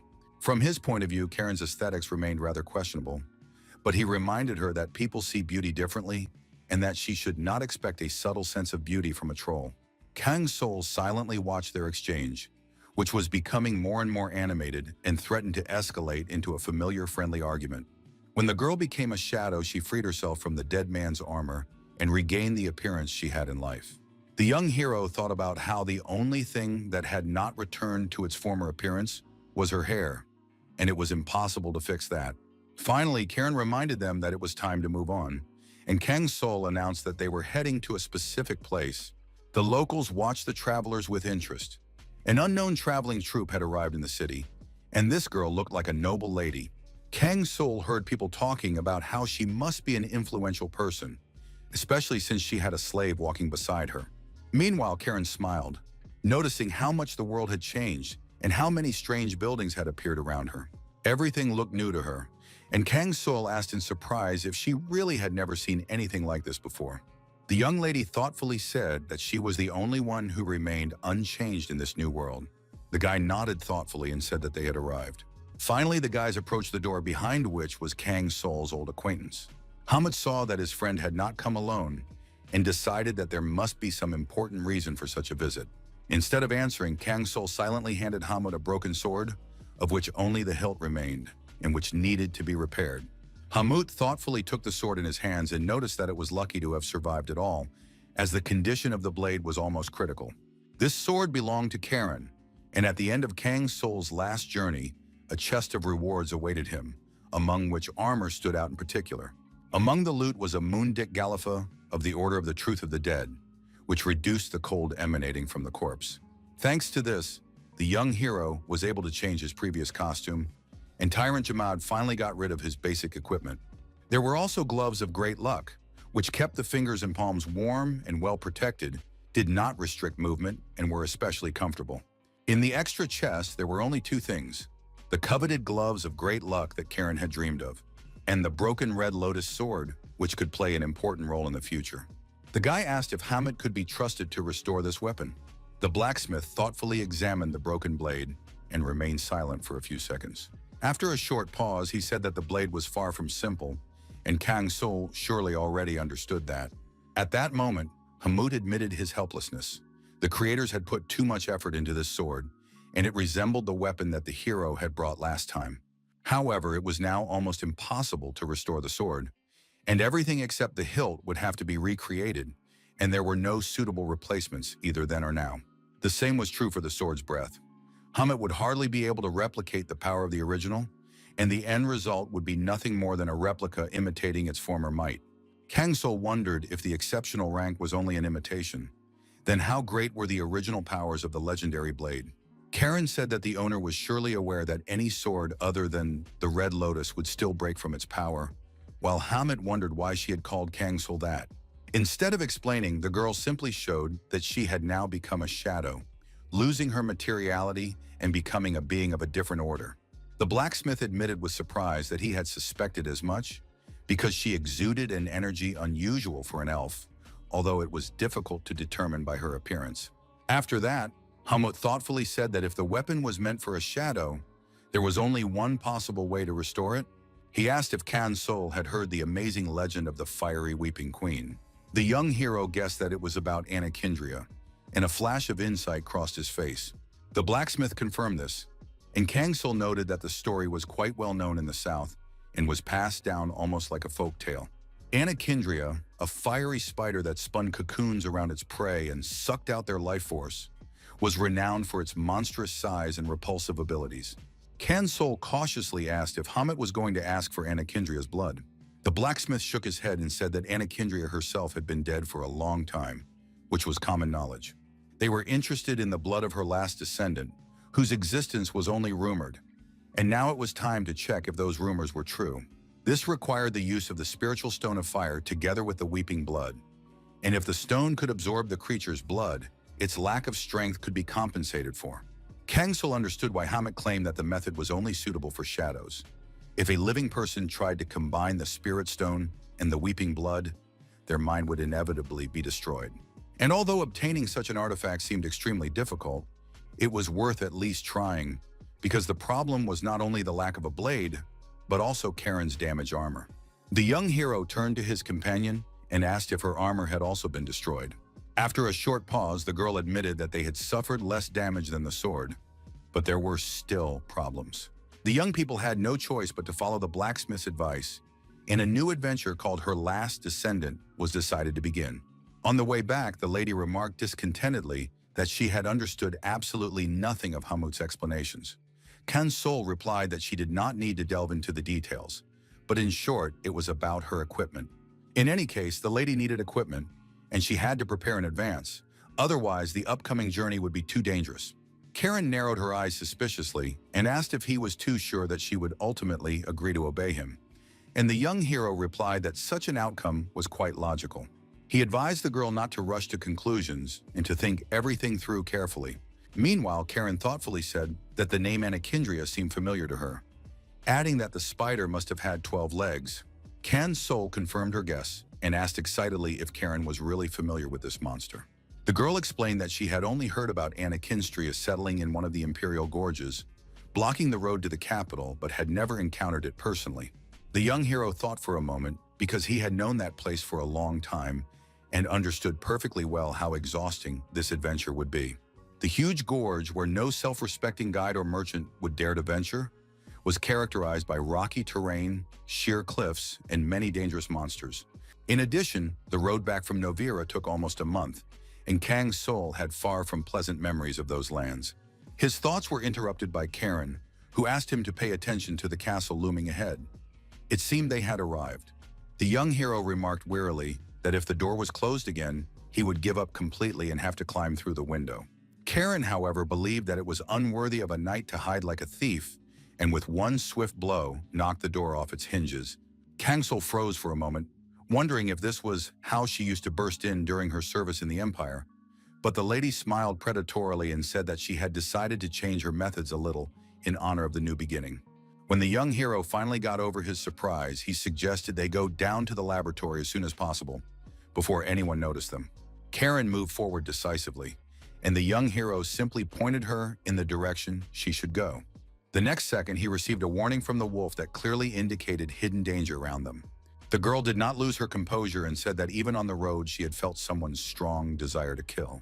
At that moment, an unknown man approached them and noted that the guests were clearly not hunters, but uninvited daredevils who had managed to break down the door. A girl appeared before the young people and suggested that they must surely know her. Kang Sol thoughtfully suggested that they were facing the shadow summoner Chao, who came from Kongori. The young lady clarified that he had obviously done his research, but her stay in Kongori was only a fleeting stop for her, as she did not consider these lands her homeland, and asked him his name. The young hero replied that his name was Snowman, and Chao said that it was the first time she had heard such a strange name, as the acquaintance between them turned out to be one-sided. After that, she decided that this situation seemed unfair, and her eyes filled with a strange, fiery glow. Kang Sol instantly tensed up, completely shocked by the realization of what she was planning. Just as Chao was about to strike, Karen decisively entered the fray and confidently blocked the attack. Chao remarked with a playful smile that she was facing an excellent shadow that would be interesting to fight. Kang Sol thought that this woman had recognized Karen's nature at first glance, because it was impossible to deceive an experienced shadow summoner. Chao explained that she had attacked them out of simple curiosity. They had broken down the door to a house where even the owner preferred to enter through the window. The young man asked why she had chosen this method of entry. The woman replied that she was being pursued, and the habit of leaving no traces had long become the norm for her. Chao said that the young man must have visited the Seers of Darkness, and now it was clear to her how he knew about her. She also suggested that this snowman was from Kongori. In addition, the young lady guessed that he had been locked up by some generous simpletons at one time. However, she made it clear that she had no intention of returning to Kongori, and Kang Sol muttered discontentedly that he was disappointed with this outcome. The girl laughed and said that he had traveled such a long way in vain. Kang Sol explained that he really just needed to convey some important news, and besides, he had one more thing to discuss with her, which was why he had come. Chao was a little taken aback and asked what the young hero was really after. The boy explained that he had reached a wall in his learning and needed her help. When a player encountered such a wall, their abilities stopped growing, and their skills did not improve even in a specialized training center. Only experienced masters could help overcome this limit, in other words, veterans of their class. And now Chao understood why this guy had been following her around for several months. Kang Sol decided to ignore her sharp remarks and demanded that the lady finally give him an answer. Chao thoughtfully scratched her chin and said that she needed time because there was no need to rush if she was really going to spend her precious attention on him. After a short pause, the girl finally said she would help him, but first she needed a favor in return. She asked what tasks awaited him, and the young hero replied that he was heading to Shadow Gorge in a month. Chao thought for a moment, wrote an order, stamped it, and declared that she could entrust him with an important task. Then she handed the scroll to Kang Sol to take with him, and added that after completing his business in the gorge, he would have to do what was written in the scroll. He had 3 months to complete the task. Upon returning to Novira, the young man was to hang a white cloth at the gate and come there every midnight. If Chao did not appear, he was to burn the room. The young hero immediately suspected that something suspicious was going on, so he asked why he should set the room on fire. Chao said that if he didn't understand the meaning even after the arson, they were not on the same path, and the boy should look for another mentor. Kang Sol objected that this would only waste his time. However, the girl assured him that this was not the case because she was the only person who could teach him. These words truly shocked the young hero, and he looked at her questioningly and angrily. Chao added that she herself had once been a student of Gregory, the master of shadow summoners. This legendary mentor was considered unrivaled among all summoners, and his name was known to every strong player. It was hard to believe that Chao had really studied under such a great master, and she admitted that she would never have used the old man's name to cover for herself before. But the current situation called for decisive action. Kang Sol finally agreed, and so a new journey was planned in search of the sleeping poison. Karen sarcastically remarked that the smile never left her companion's face and decided that the guy was clearly excited after meeting this petite woman. She assumed that he was definitely not indifferent, but Kang Sol explained that he was inspired by the story of Gregory and the thought that the student of such a master could help him too. Meanwhile, the troll watched them silently, and the young hero said that he actually had a backup plan. Karen asked him to tell her about it, but Tyrant Jamad told her to be quiet. She cursed irritably and said that this boring guy was nothing like the hard-working troll she knew. Meanwhile, Kang Sol pondered the long-known principle of finding a good teacher who could pass on unique skills and help improve abilities. But there was another side to his expectations, because he hoped that Chao could inherit Gregory's unique skills. Then there was a small chance that she would be able to pass this knowledge on to him, because unique techniques and secret tricks were as rare as exceptional equipment. The guy understood that all the adventures associated with Chow were not easy, because she was far from an ordinary shadow summoner. When the travelers arrived at a small hotel to rest, Kang Sol couldn't fall asleep for a long time, staring thoughtfully at the ceiling and remembering the shadow gorge he hadn't visited in a long time. That very gorge where he was going on his next adventure was especially difficult for Kang Sol to remember, because the last time he was there, he was playing as his character named Kiri, a warrior with a predatory bird hunter class. Kiri had lost his life in that very gorge and died for good, so any memories of that place invariably brought the young man unpleasant feelings. However, the decision had been made. There was no turning back, and there was no point in thinking about the past any further, even though the night promised to be completely sleepless. Suddenly, his gloomy thoughts were interrupted by Karen, who excitedly called out to her master. Completely thrown off balance, Kang Sol asked what had happened, opened his eyes, and realized that it was already morning. The girl explained that there was a bakery somewhere nearby because, when she opened the window, she caught such a strong smell of baking that they couldn't be mistaken, and it surely meant that there was a hidden secret. For example, such an aroma clearly hinted that the pastries there must be simply divine. Kang Sol thought for a moment and asked if his companion was really able to taste. She replied that all her senses were intact, but seeing how quickly the baked goods were selling out, she grumbled irritably that at this rate she would have to kill these customers. Just as Karen demanded that her friend get dressed immediately so they could go in search of the coveted sweet bun, there was an unexpected knock at the door. The servant who arrived announced that a messenger from Mr. Kibo had requested a meeting and was waiting for Kang Sol on the first floor. Karen turned around in despair, unable to believe that her dreams of warm, sweet pastries had been shattered so absurdly and cruelly. Kang Sol, meanwhile, calmly replied that he would be down shortly, after which the servant respectfully withdrew. Kibo was already waiting for him downstairs, greeting Snowman and saying he was glad to see him. Karen instantly unleashed a torrent of indignation on the guest, upset that he had shown up at the crack of dawn and effectively ruined their breakfast, the most sacred time of the day. Kibo said with slight surprise that he hadn't expected to meet an elf in Novir, adding that he had recently been to the bakery and brought some food with him. Hearing this, the young lady immediately calmed down and said that he should have started with that. Otherwise, she would have had to teach the guest good manners. Kang Sol got straight to the point and asked how things were in Novir, whether everything was really all right. Kibo did not understand the reason for the question, so the young man explained that he had heard concerned conversations among the locals. The man scratched his chin thoughtfully and admitted that his friend was right. Something had indeed happened in the northern city closest to Novir. Kang Sol recalled the map and said that if you counted the villages, it was Wiggleton in the northwest, although it was considered a border area. The ruler sighed heavily. They had recently received disturbing news that Wiggleton had been raided. The place had always suffered from marauding raids, but this time it was much worse. The village had simply been razed to the ground. Kang Sol asked if there were any witnesses, but Kibo shook his head. The attackers had acted too skillfully, bypassing the fortress guards and entering the village unnoticed. Half of the residents were away from home due to work, so they were lucky to survive.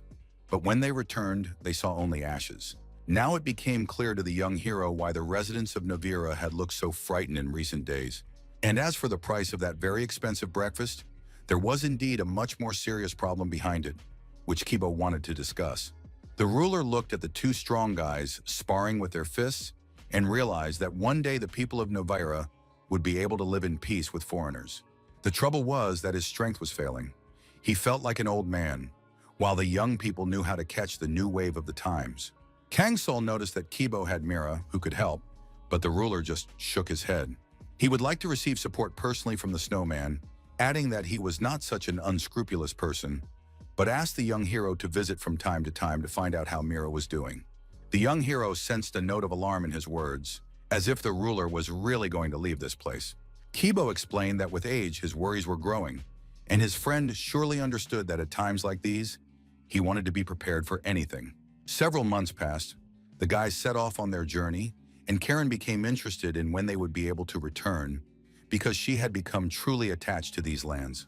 Kang Sol suggested that her attachment was related to the food, but the girl replied that it was nostalgia, because she liked all the variety of southern cuisine in Novir. She added that the food in Monterre left much to be desired, so much so that she was sometimes tempted to overturn the table, whereas here the flavors were completely different. The young man interrupted her thoughts and reminded her that they first needed to discuss business, then handed her a box with equipment. He said that they needed to prepare, as they would soon be entering battle, and at that moment, magical spells surrounded them. When the young man opened his eyes, he looked ahead, trying to understand where they had been transported and what was around them. His vision gradually returned, and after quite a long time, they managed to make out two carts in front of them. The merchant was in trouble. His cart was stuck in sticky mud, and it seemed that he clearly needed help. Kang Sol thoughtfully noted that he was facing a typical expedition system situation where every decision had consequences. For the brave travelers, there were two ways to reach the distant point: a quick but risky march from base to base, and a slow expeditionary movement. The first method shortened the distance and allowed them to get closer to their goal in a short time, but it carried the danger of sudden failure and unpleasant surprises. The second method, the expedition system, transported the player to the desired point in a matter of seconds, while in game time everything continued as usual. This method required several choices from the traveler, and each decision could change their condition, from mild fatigue to serious side effects. The traveler's luck and personal skills played a key role, and one wrong step could result in clouding of the mind or other serious consequences. Kang Sol weighed the risks and decisively chose the second option, deciding that it was better to ignore the stranger. He chose not to interfere with the fate of the unknown merchant and decided to continue on his way. Soon the boys found themselves in a clearing, set up camp, and checked their supplies, but suddenly noticed that there was a gaping hole in the bag of provisions, and most of the food had spilled out onto the ground. Kang Sol sighed wearily, deciding that he was cursed. After a while, he explored the surroundings, but there was nothing around that could satisfy his hunger or lift his spirits. Finally, he came across a suspicious mushroom of a strange color, and the young man was lucky only in that he had cooking skills that allowed him to turn the frightening thing into an edible dish. Soon, a sticky swamp stretched out ahead, and accumulated fatigue caused his body to tremble, simultaneously reducing the strength of his rubber boots. All night long, wild animals raged nearby, preventing them from getting any sleep, which led to sleep deprivation and added irritability to the tired hero's character. After a while, the boys stumbled upon a dead animal, and hope arose that they would find a suitable place to camp. Despite his monstrous fatigue, the quick-witted and experienced young cook managed to avoid the dangers of parasites and poisoning, and at the next stop, Kang Sol finally allowed himself to doze off. His body was literally weighed down with fatigue, and it was clear that if the hero did not rest soon, he would face serious problems. Finally, the guys reached their destination, and real torment awaited them ahead. They arrived at the Shadow Gorge. Thus began the second adventure, called The Last Descendant, and the goal was to obtain the blood of the last heir of Anakindria. Kang Sol noticed that 5 days had already passed, and the journey was beginning to bore him, while Karen, on the contrary, was having fun, except for the moment when they got stuck in a quagmire and mentally cursed the swamps of all worlds. Tyrant Jamad declared that he would go after fire again the day after tomorrow because he had spent the whole day in darkness and his huge hands were already itching from inactivity. Karen teased him, saying that at least his large frame was useful, providing excellent protection from the wind. The troll grunted and added that at least he was more reliable than the others. The girl glanced at Kang Sol, waiting to see if he would confirm this statement, but her friend replied that she had not even acknowledged him as her master yet. Karen laughed lightly and admitted that this was indeed the case. Meanwhile, a pot hung over the fire, quietly simmering a delicious dinner. After eating, Kang Sol covered himself with a blanket, curled up comfortably, and slowly began to drift off to sleep. The troll thoughtfully asked if Karen still hadn't recognized Kang Sol as her master. The girl replied that she didn't really understand the reasons herself, although she guessed that the troll could help her get rid of her inner barrier. He objected that she would have to break down this barrier herself. Karen looked thoughtfully at the sleeping Kang Sol. Could it be that her friend had really decided to follow him from the very beginning? The troll replied that, of course, he hated wandering, and his companion said that for a big guy, this guy was pretty smart. The tyrant Jamad said that he had once been a priest of the indestructible Stonefang tribe, which controlled entire lands. No one dared to mess with them, and he was sure he could keep everything under control. However, it was now clear that he had been greatly mistaken, and less than a day after the snowman's invasion, the name Stone Fang had disappeared from the face of the earth. He had a chance because the troll could definitely win, and Karuna, no matter how strong he was, could not compare to him.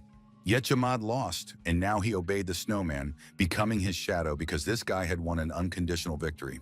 The one who destroyed everything, this young hero, ruled over all the trolls and even Tyrant Jamad himself.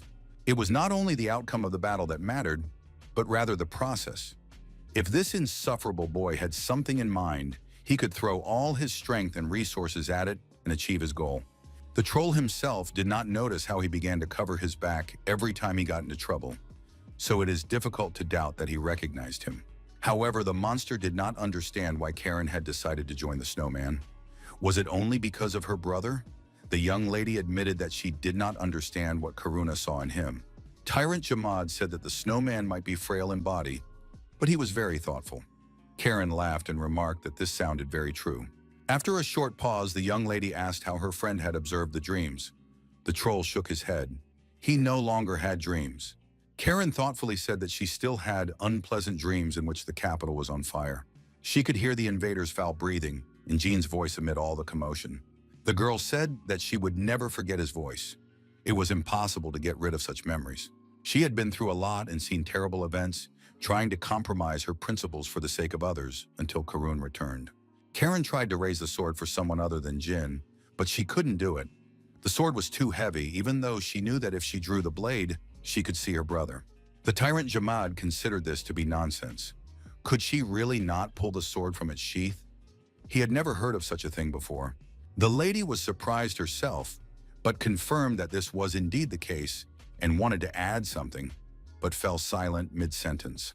At that moment, Console began to wake up from his sleep, gradually coming to his senses. The troll noticed that it was just in time because he was about to wake his master. Karen also became alert, assuming that he had been awakened by the bird that was getting closer and closer to them. The guys immediately realized that the enemy had been attracted by the light of the fire, and Karen immediately tried to extinguish it. But it was too late. A massive shadow rushed at them from the sky, causing everyone to recoil in confusion. Karen tried to figure out what was flying toward them, assuming it was a griffin, but Troll confidently noted that it was just a huge bird. The predator of the Shadow Gorge, Koopa from the vulture family, landed in front of them. It possessed the skills to search for prey, tear with its claws, deliver a deafening cry, throw stones, and had a body of steel. Despite the threat, he had never eaten humans before, but he looked as if he was ready to rectify that situation. Kang Sol stared intently at the monster, unable to believe his eyes. He could not have imagined that he would meet it again. At that moment, Karen suddenly found herself bound by heavy chains, and the girl cursed furiously as she tried to reach for her weapon. But when she failed, the lady snorted irritably and said that since that was the case, she would have to pierce the enemy with scissors.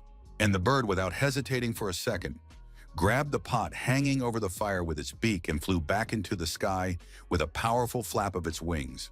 Kang Sol stared after her in shock and couldn't catch his breath for a long time.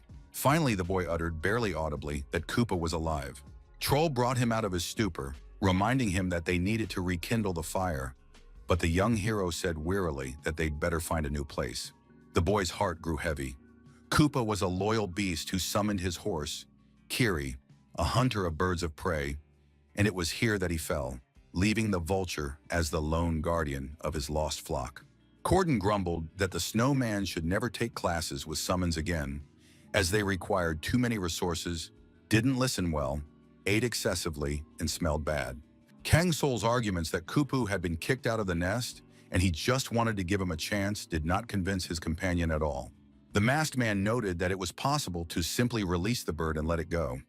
It was not necessary to make it a summon, but the guy stood his ground, Koopa listened to him, and the hero was sure that one day his true potential would definitely manifest itself. Corden was right. The hunter's main creature should be a bird of prey because some could withstand fire and frost, while others could split metal with their beaks. Such birds were extremely popular among hunters of birds of prey, while vultures were considered strictly taboo for them. At that time, Kang Sol was not yet famous and remained an ordinary player, so when he chose a vulture as his pet, he immediately gained a reputation for being strange. The adventure continued and Koopa grew heavier every day, becoming increasingly difficult to hold on his owner's arm. Then came the fateful moment when Kiri's team entered the Shadow Gorge and set up camp in its depths on the fourth night. In the morning, everyone was shocked by the news of the player's death, and subsequently, many teams met the same fate. The real reason was that anyone who fell asleep in the gorge died, but people never learned the truth. And over time, the place was forgotten, leaving only a grim rumor of a curse. The guys moved along the dangerous path, and Tyrant Jamad said that at least they were lucky to have a wide trail. Karen noticed that even the troll was optimistic, to which her friend grumbled that the elf was too talkative, unlike the more quiet Karupa. The group noticed that Koopa continued to circle above them as they searched for traces of the spider and tried not to be seen by it. Suddenly, Karen stopped, sensing unexpected danger nearby. It turned out that goblins were standing right in front of them, who had not yet noticed the strangers. Karen wanted to deal with them immediately, but Kang Sol objected, saying that they didn't need any extra noise because their main goal was to remain unnoticed. In Pandia, you couldn't get a serious reward just for mass extermination of monsters, because the main bonuses were only given for capturing a key enemy or obtaining a rare item. Therefore, the young hero suggested bypassing the enemies and not wasting time. At that moment, he caught Karen's eye, who noticed an unusual seriousness in him. Meanwhile, the goblins were in the cave, continuing their excavations, lighting a fire, heating stones, and performing their ritual. The goblins in the cave danced enthusiastically around the fire and did not notice that danger was already behind them. It was the fifth day of exploring the gorge, and Karen grimly realized that she knew this cave. They had already encountered goblins here, which meant that the group had been going around in circles for 5 days. The young lady said that they had not gotten any closer to their goal and had not found a spider or web, and Kangsel said wearily that there was no need to remind her of that. Tyrant Jamad reported that he had also failed to learn anything, and the goblins had mysteriously disappeared without leaving a trace, although it was quite possible that they were hiding inside. Suddenly, Kangsel's insight kicked in, and he discovered some strange tracks. The guy called the team over, and everyone stared in amazement at the unusual picture at their feet. Piles of bones were scattered everywhere in front of them. This discovery explained why they had not been able to find even a trace of cobwebs. At that moment, Troll struck the ground with his fist and noticed that it was suspiciously fragile, as if it were hiding an entrance somewhere below. The guys realized that there was an entrance to an underground passage beneath them, but it remained to be seen who owned this territory. Jamad admitted that it was impossible to determine this with certainty. However, Karen had already jumped inside, reasoning that if it was impossible to say for sure, then they could simply check it out. Kangsol just watched her go, and Jamad calmly remarked that the owner wouldn't have been able to stop her anyway. Meanwhile, the young lady had already climbed out and reported that she had checked everything. The girl said that the passage below was completely blocked. The tunnel was wider than she had expected, but rocks blocked her path from above, and attempts to break through them proved futile. The troll suggested that she didn't have enough strength, but the girl objected that the wall was too strong. Even he wouldn't have been able to break through it. Kansel pondered the strange tactics of the enemy, who tore up the ground and then closed it again, which was why they hadn't found a single pit, and the likelihood that the goblins had suffered at the hands of the dungeon's inhabitant was high. Karen added that the stone blocking the passage seemed suspicious to her. It was not as solid, with cracks and voids, and this detail could prove important. The young hero thought even harder. Part of the stone was clearly artificial and solid, while another part was loose. A moment later, he noticed another oddity that remained a mystery. It was unclear how the monster had discovered the goblin's exact location. Karen suggested that the bonfire was to blame, since the only thing that distinguished the goblins from their team was the burning campfire. Jamad pointed out that these were just guesses, but the girl reminded him that on the first day they were on the hill, and the monster did not waste its energy to get to them, and besides, they were both awake at the time. Kan's soul connected two facts: the burning campfire and the fact that everyone had fallen asleep. After all, that was how Kiri died, in his sleep, under the same curse of the gorge. The next second, he turned to his shadows and instructed them to check everything. The young hero said that they needed to understand whether the fire attracted the monster or not. The experiment was simple. They had to hunt animals, then find a suitable place, drop their prey, build a fire, and lie in wait nearby, watching carefully. When everything was ready, Karen muttered that she had expected to see at least a spider or some other monster, but her eyes reflected only one desire: to get out of the gorge as soon as possible. Jamad jokingly teased the girl, noting that she would not have been able to handle a spider anyway, and Karen flushed, confident that she could. Their argument was interrupted by Kang Sul, who tensely announced that they needed to be quiet because someone was approaching. Karen froze and stared ahead, preparing for anything. And just then, a bird Koopa swooped down and immediately began circling above the fire. The bird swiftly grabbed the prey that the boys had laid out and immediately continued eating. The next moment, the vulture pushed off powerfully from the ground, leaving behind only debris and an extinguished fire. The boys watched its movements in complete amazement and could not believe that all this was happening before their eyes. Karen jumped up and rushed after the insolent bird, intending to teach it a lesson. But Kang Sul simply said that they would just prepare another bait. And yet it remained a mystery why Koopa kept extinguishing the fire, because even last time, he seemed to attack only to put out the flames. Gradually, a surprising guess began to occur to the young hero. So strange that at first he hardly dared to admit it. Perhaps it was all connected to Kiri, and extinguishing the fires was the vulture's special task. If Kiri's team died because they lit a fire, and it was the fire that caused the monster to appear, then it was no surprise that Koopa was left alone in the gorge. It was quite possible that the bird hated fires and now extinguished them every time, trying to prevent anyone from repeating the same mistake. Koopa was a smart bird. She was very attached to Kiri and analyzed everything that was happening around her, remembering the tragedy forever. Kang Sul involuntarily returned to thinking about what would have happened if he had managed to drag Kiri to the resurrection point back then, and this thought painfully stabbed him from within. But his thoughts were abruptly interrupted when Karen called out to her master, and the guy replied briefly that he was already ready. The young lady noticed that he had relaxed next to such a warrior and that they were moving like turtles, but Tyrant Jamad quickly cut her off. The hero, hearing their usual banter, smiled quietly because both were trying to support him in their own way. After that, the guys tried to repeat the experiment several more times, but any devices were turned into splinters under Koopa's claws. The bird methodically destroyed everything they prepared, and Karen was already boiling with indignation, fervently promising to kill this insolent winged creature one day. In the end, they had to resort to special measures, and the team decided to light a fire in 2 different places at a decent distance from each other. This was the only way to distract this plucked chicken, as Karen put it, who volunteered to start the fires. However, after thinking for a moment, Kang Sul realized that 2 fires would probably not be enough, and that it would be much safer to light 4 at once. The guys got down to business because they didn't want to waste any more time. The plan was moving along smoothly, and the friends had prepared the sites for 2 fires in advance, which Karen lit. Kang Sul and Jamad took care of the other 2, and soon everything was completely ready. The guys lay in wait, confident that this time their plan would definitely be successful. A little time passed, and the young lady noticed that the damn bird still hadn't shown up. However, a moment later, they saw that the vulture had already caught one of the birds and immediately swallowed it. Karen, watching him, could barely restrain herself from cursing. Meanwhile, Kang Sul was thinking that, judging by how slowly Koopa was extinguishing the fires, the strategy of multiplicity had worked after all. But this time, there was no sign of the spider, and the hero had a gloomy feeling that everything might end in failure again.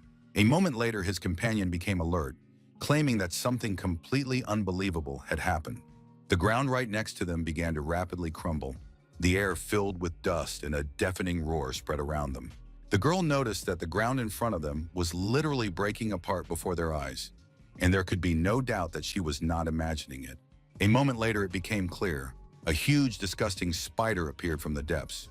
Its red body was completely covered with thick hairs, creating an ugly image reminiscent of a terrifying and vile arachnid. However, observing him, the young hero did not sense the sinister insight he had expected, and doubts arose as to whether this was truly the descendant of Anakindria. Meanwhile, his companion became alert, as the giant had clearly already noticed their presence. Koopa was rapidly descending toward the spider, and Karen indignantly exclaimed that the accursed bird had once again interfered with the situation. At that moment, Kang Sul noticed the spider release its poisonous sting toward the bird. But the vulture deftly dodged it, performing a quick maneuver that allowed it to avoid being hit. The next moment, the bird decisively grabbed the spider with its powerful claws. Koopa calmly and without hesitation carried away the dangerous, frightening monster as if it were just ordinary prey. The young lady couldn't believe her eyes.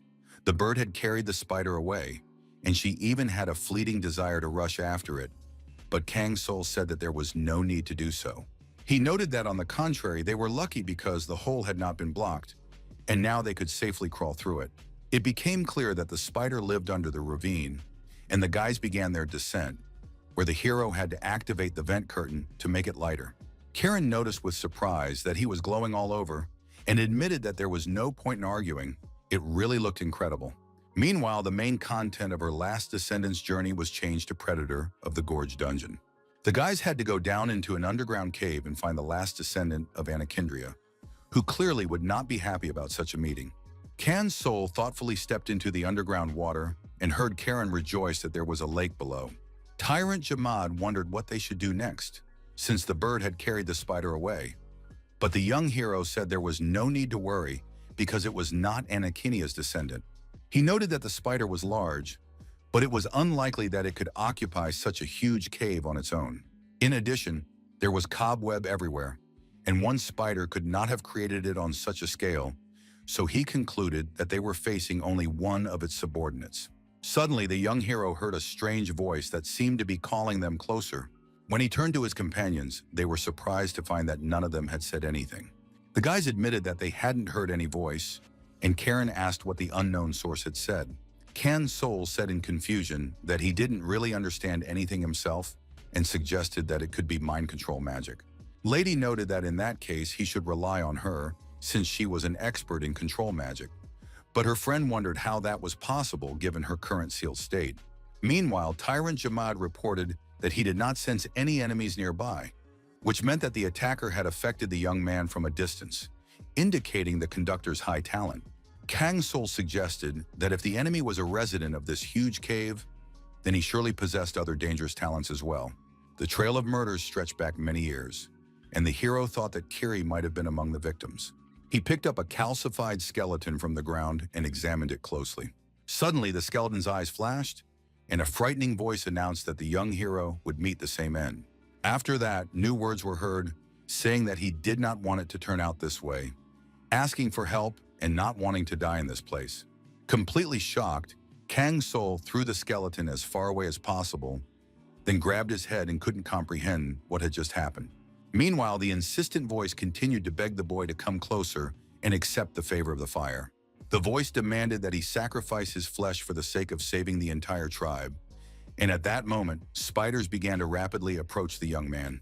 Kan's soul, still shaken, said that they should defeat all their enemies at once. Jamad activated his stone armor, and the special effect of Mountain Fist took effect, thanks to which Snowman also received a boost from the stone protection. In the next second, the troll decisively struck his opponent with a powerful fist and gained experience points. The troll noticed a new threat and warned the young elf to be careful, as the blood of these creatures gave off a sharp smell of sulfur. In response, the elf said she knew about it and continued to attack the advancing monsters, gaining more experience points. The girl asked in surprise if this was a joke and if there really were no more enemies. However, in the next moment, another monster approached her and shot a web in her direction, clearly expecting to get another beating. The lady sharply pulled the enemy by the very web with which he had tried to entangle her. She said that she also loved battles that were particularly heated and inspiring. Her eyes began to shine, and the lady promised that she would kill all these spiders to the last. Thus, experience points were earned, and Kang Soul used his shadows to eliminate the remaining gray spiders. But at that moment, the boy heard the obsessive voice again, demanding that he not resist and accept the flames. The young hero said that they should wait for him there, because he would reach the enemy very soon. Finally, only the destroyed spiders remained on the battlefield, unable to even crawl anymore. Kang's soul received the blood of the gray spider. Although it was difficult to call it blood, it was more like sulfur.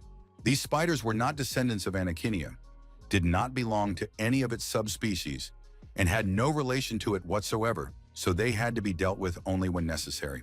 At that moment, Tyrant Jamad called out to the master and told him to look ahead, because it seemed that these people had all been eaten by a spider. He approached one of the cocoons and began to gradually tear open its thick shell. The next second, a completely dehydrated and gutted skeleton fell out of the cocoon. Karen grimaced in disgust as the sight was extremely gruesome, while her friend watched silently. After that, the guy said that they should move on, because spiders were still spiders, and they had to get rid of them all. The troll agreed with these words, but noted that the elf was of little use, because even if she pulled out the blade, she would not be able to wield it. The girl replied that in that case she was ready to fight with scissors. The next moment, she stopped dead in her tracks and said that it seemed they had arrived. Kang Sol looked around because it was unusually spacious here, and the cave was so wide that it could be mistaken for a dragon's lair. Mountains of cocoons piled up as if on display. They were everywhere, and there were so many of them that it made him feel uneasy. The boy frowned, wondering if Kiri had also been killed in such a gruesome way. At that moment, a voice remarked that it was very strange that the young hero had come here alone, on his own 2 feet, and that this monster was the descendant of Anakindria. This terrifying spider possessed basic skills of biting, poisoning with paralyzing venom, spider whispering, sweet sleep, web projectile, and the passive skill of guarding the house, as well as the ability to detect movement. It was unusual for a spider to converse with its prey, but this guy had whetted its appetite, so it decided to give him a chance on the condition that he bring it more prey.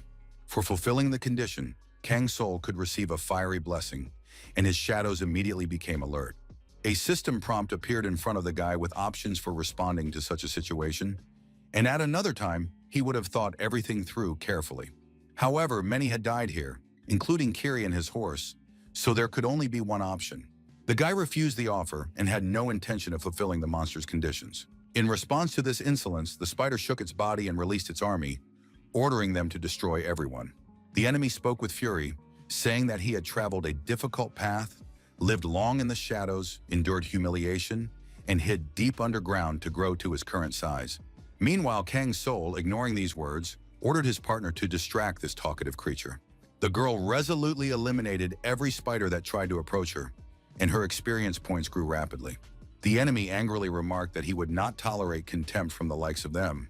Tyrant Jamad barely managed to dodge, just as the corrosive blood of the defeated spiders rained down on him. The troll warned his master of the danger, and Kang Sol understood that if the poisonous blood of the spiders continued to flow on the ground, they would soon be unable to step on it. At that moment, Karen said irritably that there were too many of these creatures and she couldn't keep up with them. The girl crouched down on the ground, looked straight ahead with determination, and prepared to make her next move. She intended to approach the main enemy, the descendant of Anakindria, who was already very close. The spider said that they could resist as much as they wanted, but the more they struggled, the more he would enjoy eating them. The young lady looked closely at the enemy, and the next attack flew straight toward them. Atarak used a web projectile as a passive throwing skill, which placed the status of motion detection on the guys.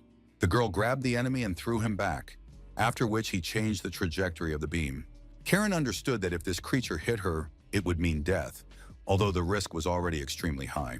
Meanwhile, the enemy used the strong web projectile again as a passive throwing skill, and another status effect was applied to the guys. Tyrant Jamad used his fists and delivered one blow after another to the resisting monster. The enemy flew into a rage, feeling that such treatment was unacceptable. Kang Sol turned to Anakia, demanding that he come down and discuss everything honestly. The spider agreed, believing that this guy was looking down on him, and decided that now he had to prepare for death. The next moment, Anakia activated the sweet sleep skill, and Tyrant Jamad warned his master to be careful, as the attack was aimed at the mind. The magic resistance dice thrown by Kang Sol rolled a 4, so the troll resisted the sweet sleep. The magic resistance dice rolled a 5, so the snowman was also able to resist sweet sleep. The magic resistance dice rolled a 1, and the high resistance added 1 to the result, so Karen succumbed to the spell of sweet sleep. What happened was completely unexpected, which made Jamad furious and unable to believe such an outcome. Meanwhile, the girl was already in a different reality, where she heard a familiar voice reproachfully saying that she was capable of nodding off even while sitting in front of the Emperor of Great Montera himself. The young lady looked at Jin in surprise, realizing that she had probably been asleep all this time. Karen thought about how she had indeed dozed off and asked if Jin had returned. Then she asked where Karuna was, and Jin said he was probably in the gym as usual. The young lady now had no doubt that what was happening was real, since everything was as usual. Karuna was literally obsessed with training and was ready to work out for several hours a day. Jin would disappear from time to time on trips, trying to get rid of his headaches, and this was part of their daily routine. However, the young lady felt that she had forgotten something extremely important, and it bothered her. The man looked closely at Karen, noticed her strange state with concern, and tried to find out the reason. After thinking for a moment, the girl said that she would like to understand how he became emperor, because such people seem to be born great. In response, Jin said that this was a very naive question, as he had simply inherited the throne. It was clear that at the time of his succession, Monaru was not yet called an empire, and it was under him that it received its name, because eras are created by people, not titles. Looking back, it was clear that many people wanted to make him emperor, and looking into his eyes, Karen felt how difficult it was to choose someone to serve. Jin believed that the throne was not so desirable and that even a worthy person did not necessarily have to be made ruler, but Karen thought that she could not serve anyone but him. The next moment, her friend reminded her that she still had one unresolved question, and the emperor noticed that her silence meant distrust. The young lady thoughtfully said that she was unable to draw the sword from its sheath. As soon as she imagined having to raise the sword for anyone other than him, her body seemed to turn to stone and lose the ability to move. The awareness of the long-ago promise that bound them together weighed heavily on her and bound her with invisible chains. The warrior had sworn to serve only the emperor and to raise her sword only for him, and this oath seemed to paralyze every muscle in her body. But suddenly, Jin uttered the terrible words that the one for whom she had lived and served was long dead. Shocked to the core, the girl jumped onto the table, decisively closing the distance between them. At that moment, the walls around them began to crack and crumble, this fragile reality breaking under the weight of truth, the emperor's gaze cold and serious, and the surrounding world spreading out like fog. The lady reached out to him, trying to grasp at least a fragment of the past. But the air between them was empty and the distance insurmountable. When he raised his hand, she instinctively reached for his palm. But her fingers closed on emptiness, and the world before the girl finally crumbled. The words that she needed to move on and not look back hit her like a blow, and tears of despair streamed down her face, leaving her alone with the unbearable truth. The emperor declared that his era was over and that the right to step into a new one belonged to those who lived now, and the only way was to accept and embrace salvation. After these words, Karen broke free from the captivity of her sweet dream and returned to reality. The young lady felt Jamad dragging her on his shoulders, carrying her away from the crumbling lair, and the air around her became real again. The descendant of Anakindria said that the dream she had been given was too sweet, as if it had been created specifically so that she would not resist. Karen, still stunned, only thought that this mirage was insanely cloying. The dream brought out her most cherished memories, and the spider creature said that the lady could devote herself entirely to the fiery queen and remain in the illusion forever. In response to the growing venom of the words, Karen decisively drew her sword. With a sharp, furious swing of the blade, the girl cut through the air, tearing apart the last threads of the dream. Choking with rage, the warrior declared that the spider creature had attacked the memory of Gina, invading a place where no one had the right to enter. In her burning rage, Karen was ready for revenge, and the fury boiled within her so strongly that it seemed about to overflow every vein. The spider could not comprehend where Karen had gotten such monstrous power, and in a panic, she released new creatures. The lady burned with fire, gripping the fire sword as if she were holding the very heart of the flame, her body ready for a swift lunge. The irritation that had built up throughout the battle boiled inside her, and Karen activated the fire flower, absorbing the heat within a wide radius and turning it into her own power. Then Karen pushed off the ground sharply and soared forward, darting straight toward the spider's nest like a swift arrow. All fire attacks doubled in power. The magical element obeyed Karen and increased her fury to the limit. The damage she took was reduced by half, turning the girl into an unstoppable storm. Each swing of her sword delivered a devastating blow equal to 360% of her strength, and Karen managed to perform 17 swings despite her unstable condition.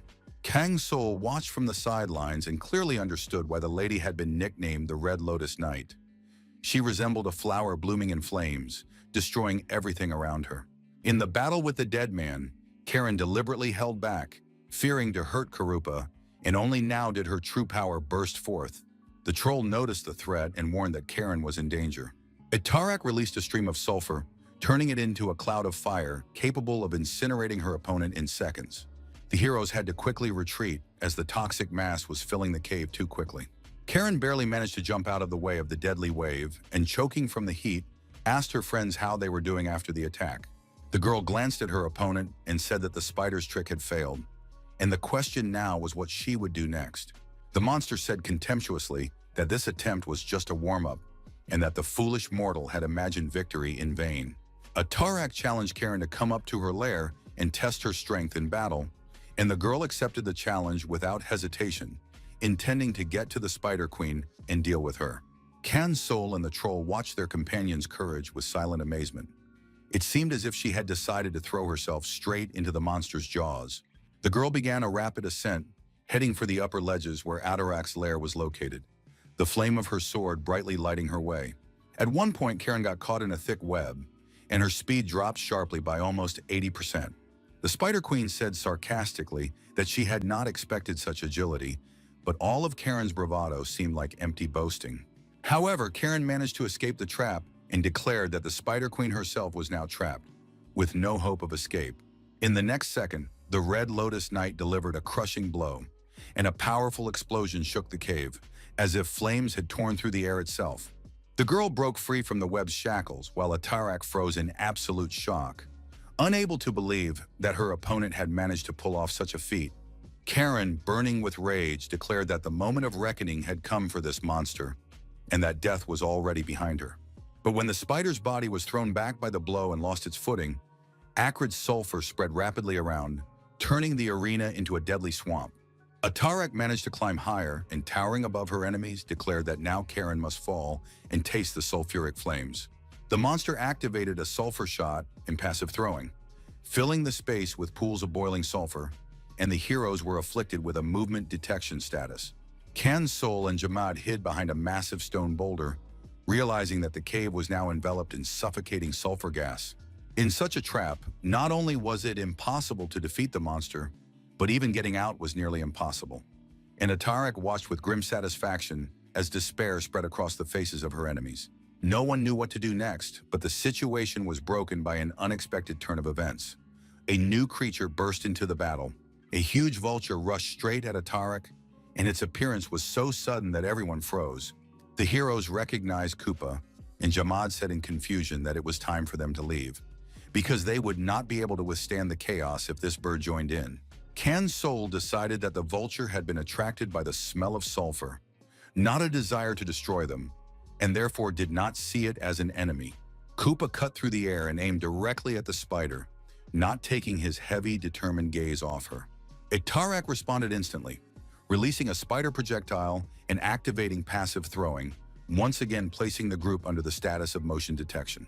The vulture fell into the trap, the thick web sharply reducing his mobility by 80%. In the next second, Koopa was completely enveloped in sticky threads, unable to move or free himself. Jamad was stunned. It was impossible to understand why the bird had so recklessly rushed at the Spider Queen. Kang's soul concluded that Koopa was so enraged that he had completely lost his ability to reason, and the fight was rapidly spiraling out of control.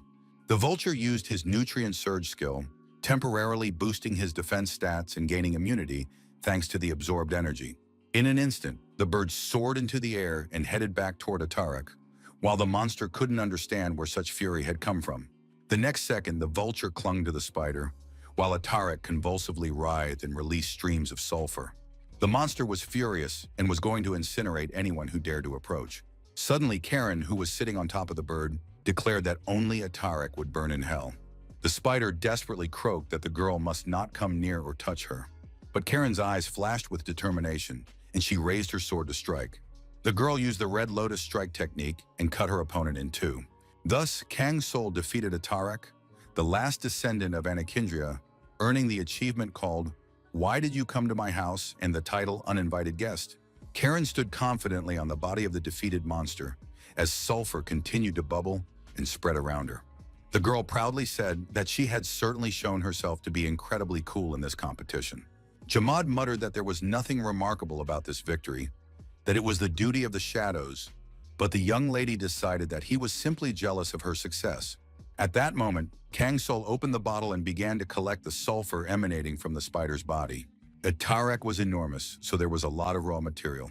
Karen informed him that the sword had melted, but the young man was not surprised at all, because her incredible strength and the Red Lotus strike could well have led to such a result.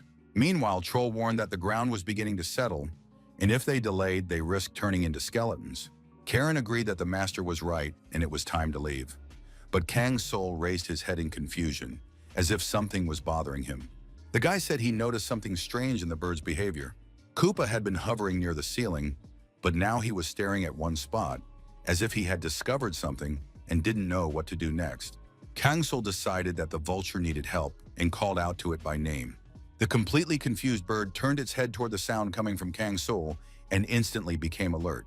Karen decided that the situation was extremely dangerous and rushed to her owner, intending to warn him not to do anything reckless. The next moment, the huge Koopa gently landed on the ground, and the young hero was unexpectedly able to pet it. His companions were shocked, unable to believe their eyes and unable to understand why this bird was not afraid of them at all. Kang Soul found nothing strange in this because Koopa was indeed not afraid of people and considered them his friends. He treated the boys like close friends and felt no anger toward them at all. Then the young hero noticed a movement of the bird, which made it clear that it was inviting them to climb onto its back. So the boys sat down on Koopa and continued their journey through the air. Meanwhile, Kang's soul thought that the place where Koopa had been circling earlier must be very close. At that moment, the boy became alert because what he saw right in front of him was completely unpredictable. A tightly bound cocoon appeared in front of the boys, which looked extremely suspicious. At that moment, Koopa began to scream loudly, as if demanding that they take this strange find. Karen didn't understand why they needed this object at all, but she didn't argue and began to slowly descend. A moment later, the girl managed to catch the huge, tightly wrapped cocoon. She announced that everything was ready, holding her prey tightly, and Kang's soul released a shadow hand that grabbed her leg. Flying in this position was incredibly uncomfortable, and the girl screamed piercingly. The lady said that she would soon fall down if they didn't pull her out and put her back on the bird. Finally, the guys were able to catch her and put her back in place, after which a shaken Karen asked where they were going now. But suddenly the girl's eyes widened in surprise, and Kang's soul received an achievement called Let Me Have Wings Too. A stunning view stretched out before them, an endless, mountainous landscape stretching far beyond the horizon. Jamad said that the scenery around them looked simply amazing, and Karen noticed that the birds seemed to be very knowledgeable about coolness. Kang's soul gazed thoughtfully ahead, while the observers thought that this huge bird on closer inspection even seemed cute. Meanwhile, they continued onward and soon found themselves above an incredibly beautiful clearing. Karen was the first to descend and said that she could not have imagined that such a place could exist in this gorge, but it remained unclear why they had flown here. In response, the bird turned to the girl and brought its beak closer to the cocoon. Koopa began to carefully tear open the thick shell of the cocoon with its sharp beak. The children watched in complete confusion as something began to appear inside. It turned out to be a man and not at all like a dead man. Meanwhile, Koopa began to gently stroke the man with his beak and make quiet clucking sounds. There was no doubt left. This was his master, and Jamad realized that now it was clear why such a huge bird had separated from its flock. Kangsul finally understood what was happening. The boy lying in front of them was Kiri. Koopa raised his huge gaze to the young man and nodded slightly, as if confirming this. The young hero knelt on one knee before the fallen warrior and asked for his forgiveness. The boy said that Kiri could rest in peace and not worry about his pet, who had grown strong, huge, and truly brave. In the next moment, uncontrollable memories flooded Kang's soul, and the process of memory recovery began. The young man was completely shocked, clutching his head, unable to withstand the sudden tension. He found himself in a different reality, with a bonfire burning in front of him, the flames rising straight up to the starry sky. In this vision, Kiri calmly addressed his pet and, with a light laugh, asked him to cluck more quietly. Otherwise, he would wake everyone around him. The boy noticed that the bird was probably upset by the lack of love, although the real reason lay in the smell that appeared after Koopa absorbed nutrients from its prey, which no one understood. Then Kiri confidently said that there was no need to be sad, because one day Koopa would understand that everything was fine with him and that he was no worse than the others. Someday Koopa would grow big and strong, climb to the top of a huge rock, and fly as far as the sky would allow. Kiri said with a warm smile that this day would surely come, and his voice sounded confident, as if he could see the future of his feathered friend. However, the peaceful moment was interrupted when a huge spider suddenly leaped out of the shadows and completely immobilized the young warrior with its sticky threads. Koopa attacked fiercely, clutching the spider's flesh tightly with his claws. But the enemies dragged their companions away, drugging them with poison and sleep magic. Among the captives was Kiri, whom little Koopa had been unable to save at the time. The bird was too weak to catch up with the spider hiding in a deep burrow, and since then she had been wandering the gorge alone, hunting and surviving as best she could. All this time, Koopa grew, becoming huge, his bones strengthening, his wings expanding, and his sharp knife-like claws tearing countless spiders apart, all for the sake of one day bringing Kiri back. The ghost of the young man reached out to his pet and said tenderly how big he had become and how hard it had been for him to endure loneliness. Now everything was different. Koopa was no longer alone. The hero stood beside him, and fate had finally allowed the long story of waiting to come to an end. The bird bowed its huge head, and Kang Soul did the same, paying tribute to the fallen warrior, while Kiri's silhouette gradually faded away, like sunlight disappearing over the horizon. The young man was overwhelmed by a wave of Kiri's memories, and then Koopa's feelings, as if a huge warm bird had shared its sorrow with him. The hero inherited the will of the fallen warrior, and along with it, received abilities that previously belonged only to Kiri. The young man gained the passive skill of resonance, which allowed him to convey his own thoughts and emotions to his allies. At first, this only applied to summoned creatures, but it could expand as his skill grew. This skill was immediately activated and enveloped Karen and Yamada, causing them to feel the heavy melancholy that Kiri and Koopa had previously experienced. Kang Soul began to rise and gradually come to his senses. The hero reached out to Koopa, called him by name, and said that he understood the depth of loneliness.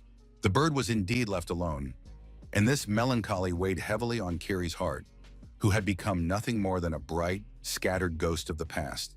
If Kang's soul was able to see Koopa's path and how he had grown, it eased the bird's owner's final regrets a little. Koopa absorbed some of the power from Atarak's remains, his body grew noticeably larger, and his resistance to fire rose to an impressive level. Thanks to this surge of power, the allies no longer had an ordinary vulture by their side, but a true air giant ready to defend them further. Karen watched in amazement as Koopa changed before her eyes, taking on a truly impressive and powerful appearance. The heroes saw a renewed creature, its feathers shimmering with fiery light, a pocket of flame forming inside its body, and a new ability that allowed it to ignite the air with a sharp, hot smell.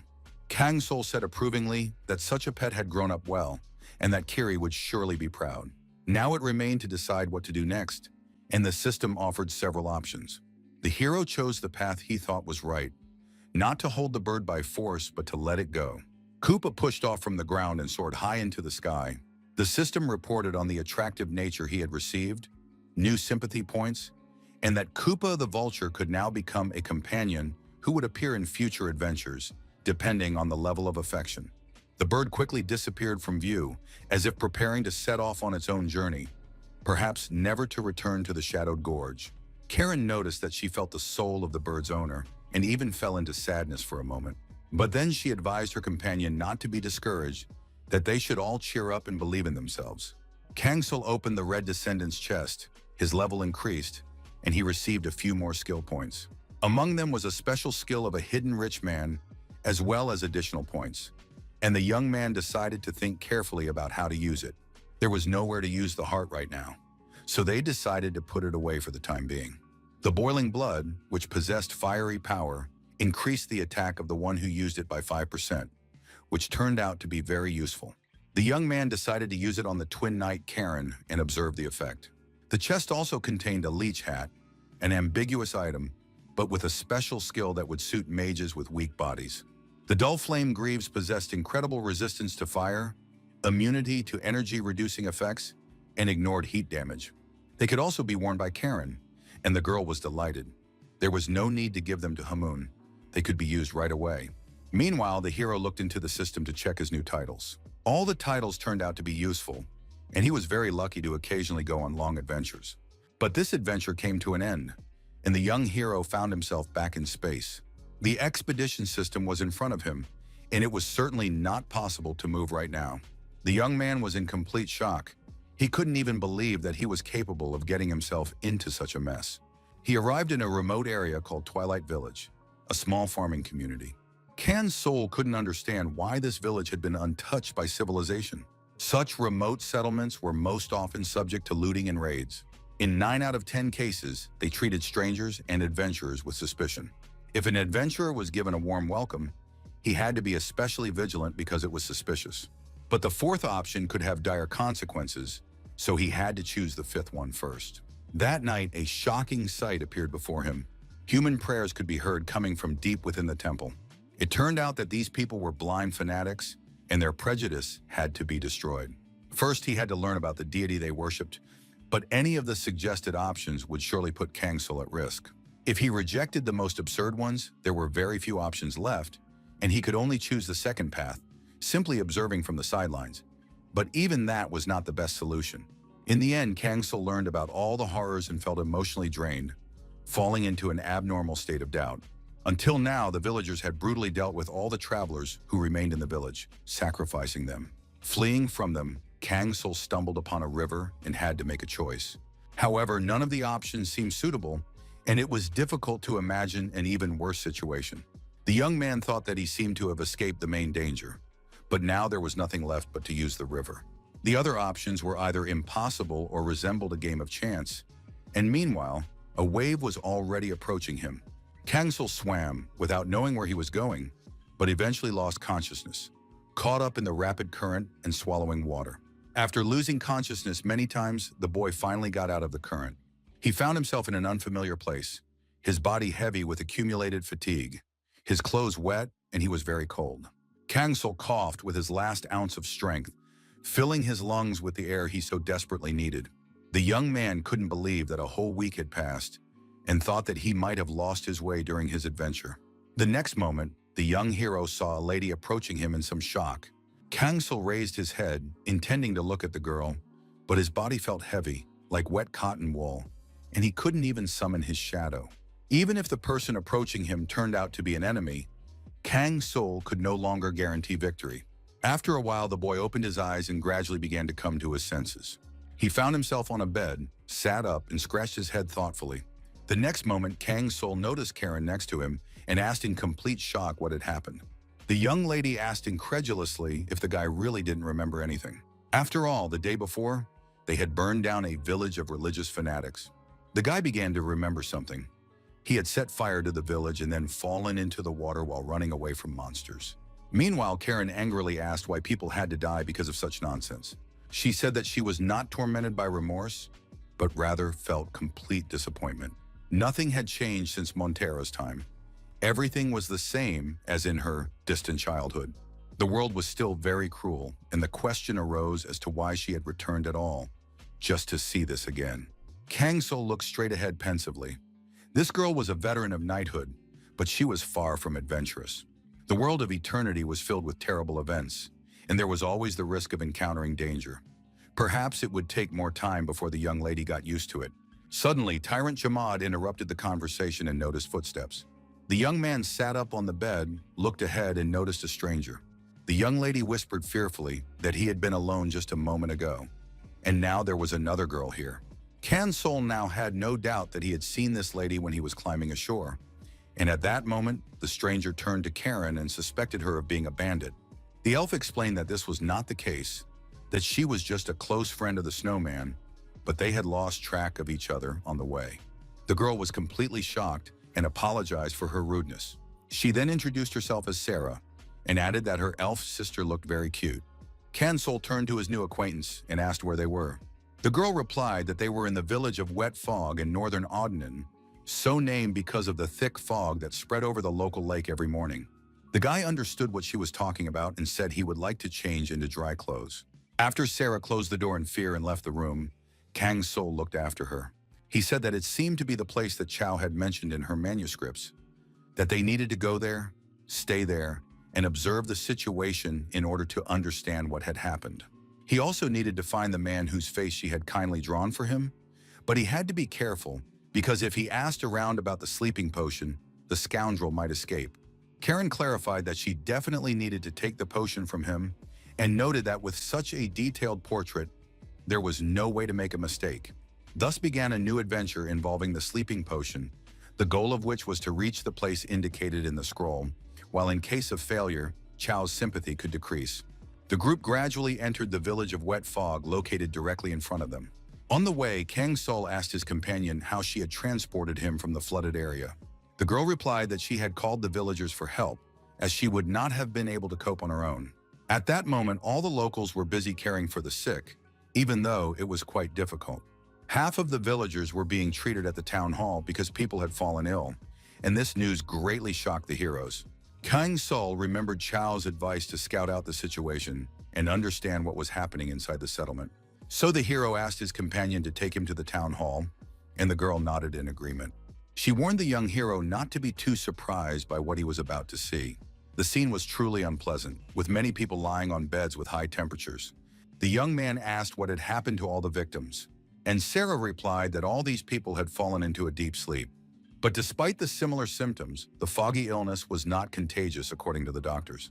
After that, Sarah said she was ready to introduce the young traveler to the doctor. The girl called Dr. Gunna by name and informed him that the traveler had awakened. Kang Sul thought to himself that in the village struck by the eternal sleep disease, there was a settlement where his target lived. A man with a sleeping potion, if anyone was capable of posing as a doctor, suspicion would fall on him first. The young man decided that he needed to compare this doctor with the portrait in the instructions, and soon Professor Gunt, who was treating the sick, appeared before him. The man inquired about the young man's well-being and offered his assistance. The young man carefully recalled the portrait he had and came to the conclusion that this was not the right person. Gunt looked at him in complete confusion. On the way back, Karen realized that she was completely lost and had no idea how to find this man. But the young hero was also confused. The only clue was the portrait of Chow, and all that was known about him was that he was in this village. Considering that a mysterious disease had begun to spread at that very time, it was highly likely that the source of the infection was a sleeping potion. But the face of the doctor, who was the first to come under suspicion, turned out to be a completely different person, and there was nothing in common between him and the drawing. It was difficult to imagine that a portrait executed with such skill could be wrong. Suddenly, Sarah approached them and asked solicitously how the traveler was feeling. Kang Sul replied that he was fine, but he was much more concerned about the condition of the residents, as there was still no cure for the foggy disease. Sarah lowered her eyes and said that Dr. Gunt had been working hard for them, but his search for a cure had not yet been successful. The young people stared intently into her eyes for a few moments. Then Karen put her hand on her shoulder and told her that she could count on their help. Sarah couldn't believe it and was surprised that the young people were really willing to help the village. Karen smiled and said that there was no need to doubt, as this young man and Lady Fairy were the kindest people in the world. Kang Sul thought that his companion had shown initiative, and that was not a bad thing, because in order to find a man hiding somewhere in the village, it was best to earn the trust of the locals and offer their help. The young lady happily expressed her gratitude for the honor. She said that they really needed help and had even sent a letter to Oudening, but they were told that there was no way to help in this situation. Bursting into tears, Sarah continued to thank Mr. Snowman and Karen. The elf kindly said that now Sarah could completely rely on them and count on their support. They decided to combine their secret investigation with solving the village's problems, and first of all helped with the drinking water supply. Karen, who had brought 2 large barrels on her own, said she wasn't tired at all and began helping with the firewood for the night. The locals noticed that even they, the indigenous inhabitants of the village, could not compare to the young traveler. The lady replied that they had simply become very lazy, and the men could not help but agree with her. Kang Sul was passing by at that moment, noticing how life in the village was gradually returning with their arrival. Karen single-handedly accomplished a task that would normally require 2 people, and thanks to her productivity, they quickly became close with the villagers. The gloom that had enveloped the village at the beginning had almost dissipated, and Kang Sul noticed that not only the village, but Karen herself had perked up. He hoped that the girl had distracted herself from her adventures at least a little and was able to dispel her melancholy. The young man turned to the doctor, who was making his rounds today, and Gunt reported that the number of cases had increased in the neighboring village. More and more people were catching a mysterious illness, and although it was not contagious, it was spreading throughout the area.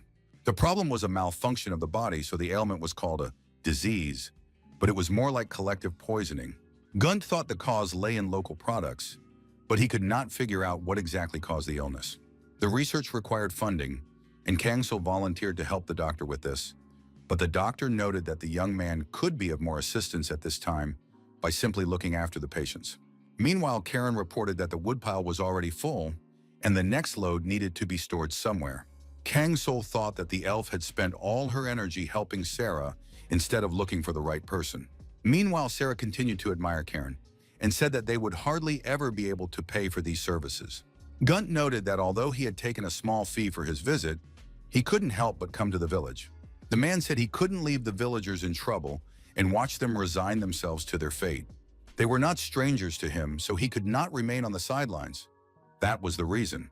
After that, the doctor said it was time for him to leave and asked the young man to take care of the patients in his absence. Kang Sol thoughtfully watched Gunta walk away. In the evening, when the guys went to rest, Karen turned to the host and said that they could leave everything as it was. The girl thought it would be nice to have a life like that, without killing others or compromising her principles, just living among peaceful people in a calm environment. Kang Sol suggested that her intention was related to what had happened in the village of fanatics. The young lady replied that this was also part of the reason for her state of mind. After all, the boys had to kill those people, and it was difficult for her to forget everything that had happened. Kang Sol now understood why Karen was strangely obsessed with helping the locals. He thought that in order to restore the peace and tranquility lost during the expedition, especially after traveling among mountains of corpses, such quiet moments were invaluable. But he said aloud that intervention was necessary. Otherwise, the number of victims could have been much higher. The guy felt it was his duty to fix everything he could reach, instead of wasting time on doubts. Karen thought that the owner was very diligent, but she was curious to know what life was like without unnecessary fuss. Kang Sol believed that a person who understood the cruelty of the world and was unable to change anything might envy her calmness. The girl admitted that she had not been herself lately, which was why they had even let their enemy escape. The young man noticed that his friend was probably talking about the pursuer who was hunting them. He still remembered that day as if it had happened yesterday, a pack of hungry unknown monsters that had cornered them. He also remembered the man who had pursued him, but could only recall the hood of his cloak and the evil aura that emanated from the stranger.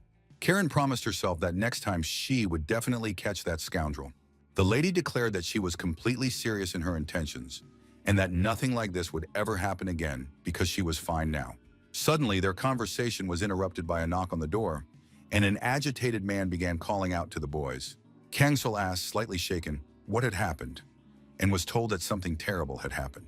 The next moment, Karen clearly heard that Sarah was in serious danger. Deeply shaken, she rushed towards the man, and Kang Sol barely had time to call her name in an attempt to calm her down. But Karen grabbed the man by the shoulders and nervously asked what exactly had happened. She soon learned that something had happened to Sarah and that she had been found unconscious. After a while, the group found themselves in the hospital where all the victims were being treated. The young elf still hoped to call out to Sarah and wake her up, but the girl was fast asleep. The man said that he had found the lady lying unconscious at the entrance to the village and brought her to the hospital. It became clear that Sarah had also been affected by the mist disease. The completely exhausted lady opened her eyes and struggled to recognize Karen standing next to her. The girl anxiously asked her friend what had happened, and she explained in a barely audible voice what she had seen earlier. Sarah said that a thick fog had suddenly appeared in front of her, and inside it was a disgusting monster. She mentioned that she had seen only a terrifying and completely unimaginable silhouette in the fog. People wondered why she had left the village and done something so dangerous and foolish instead of waiting for the fog to clear. Kang Sol was alarmed, as this was the first time he had heard of a creature hiding in the fog. They explained to him that the creature appeared in thick fog. Its appearance seemed abnormal, and those who saw the silhouette were soon overtaken by misfortune. Anyone who stayed with this monster inevitably caught the fog disease.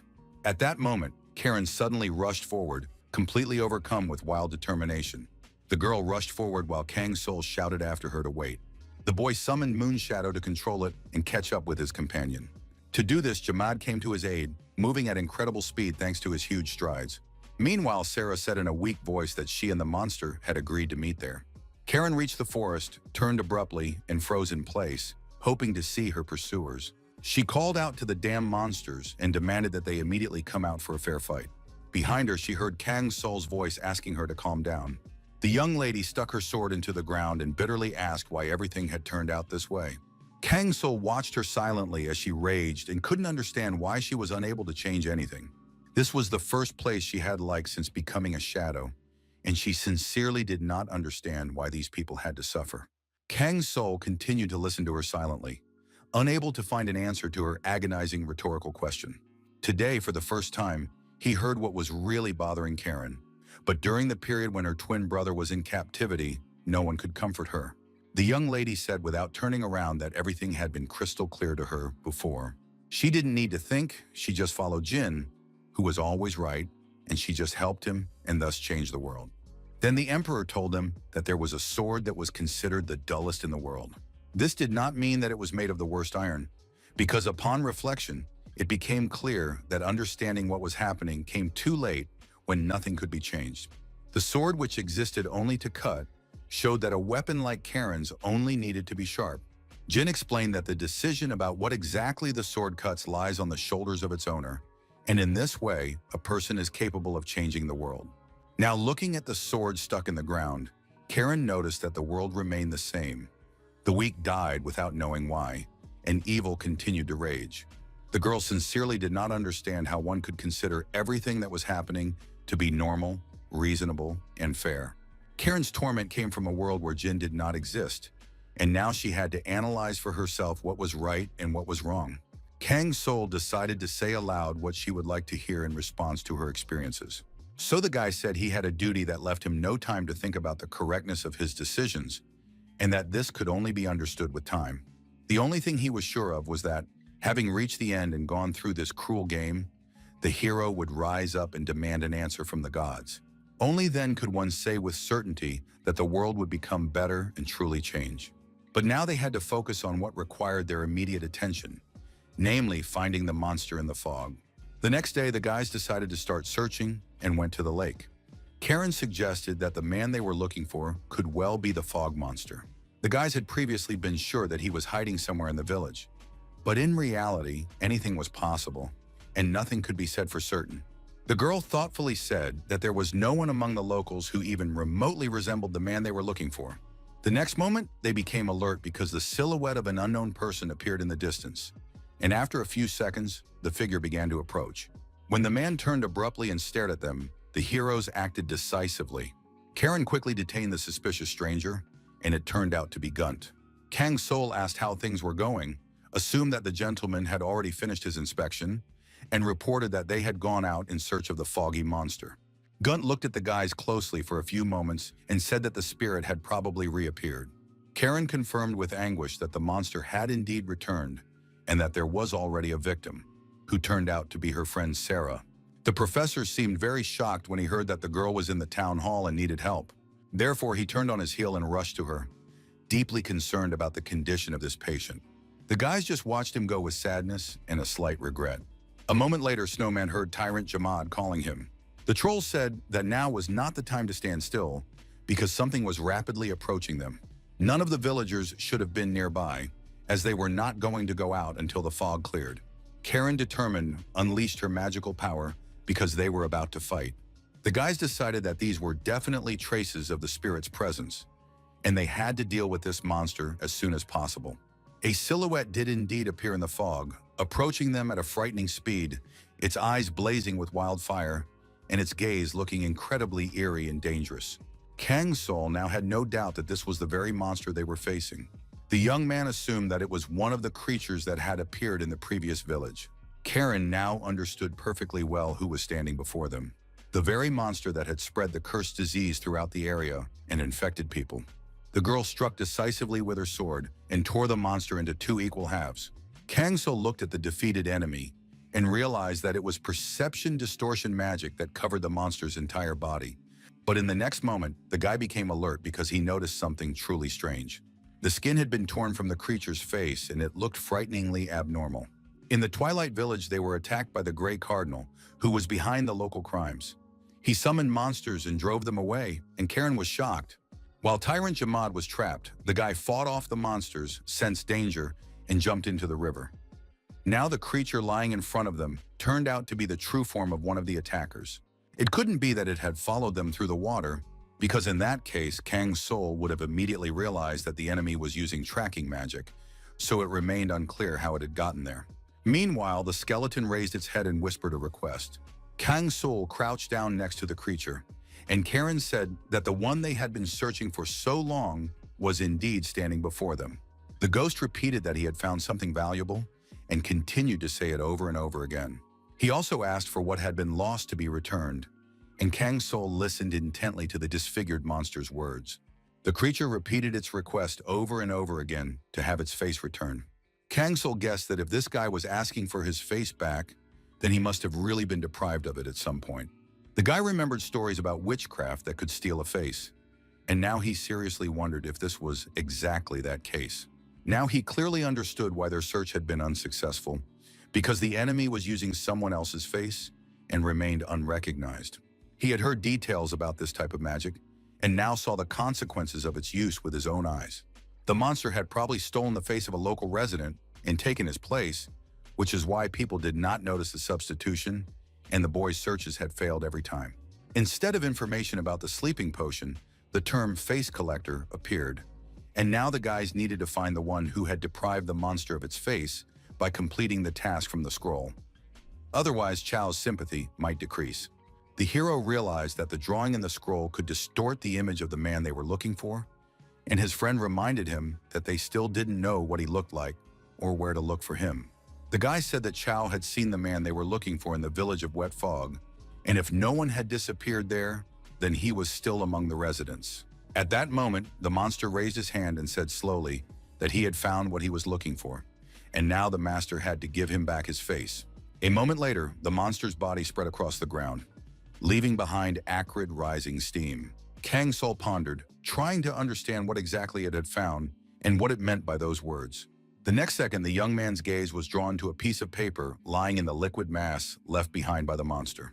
Kang Sul picked up the paper, unfolded it, and realized that he was holding a letter. The young man's eyes widened in shock as he read the contents.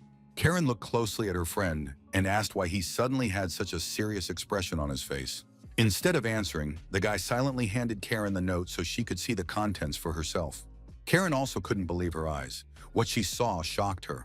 Meanwhile, the guy said that they needed to return to the town hall to check something.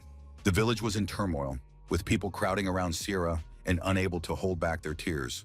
This poor child should never have been exposed to the cursed disease. Dr. Gunt held her cold hand, and the people around them said that the village was beyond saving, even if Sarah had fallen ill. Although she was young, this girl inspired strength in those around her. One of the peasants said that perhaps the village had come to an end, but the nurse warned him not to say such things. The man explained that this was inevitable, because all their energy had been focused on caring for the sick. Farming had been neglected, and there would be no harvest next season. Gunt listened to the people's conversations. They didn't know what to do. The nearest villages were unable to help. Everyone had fallen asleep, and the only option left was to walk through the fog to the big city. The locals did everything they could, and all that remained was to hope for a miracle. And at that moment, Kang Sul and his companion approached the door. The young hero resolutely opened the door and immediately addressed the doctor in a stern voice. Gunt looked at the traveler in some shock, slightly surprised that he had arrived. Then he reported that Miss Sayre had fallen asleep, and the symptoms of her illness had become more pronounced. There was nothing more that could be done. She would most likely sleep for the rest of her life, and it was necessary to find Miss Sierra's family, who could take care of her. However, the doctor knew that this girl was an orphan and had been left completely alone with her misfortune.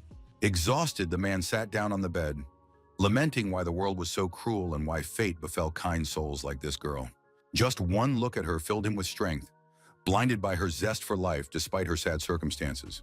Kang Sul heard the doctor talk about his hatred for the world, blaming fate for everything and accumulating discontent in his heart.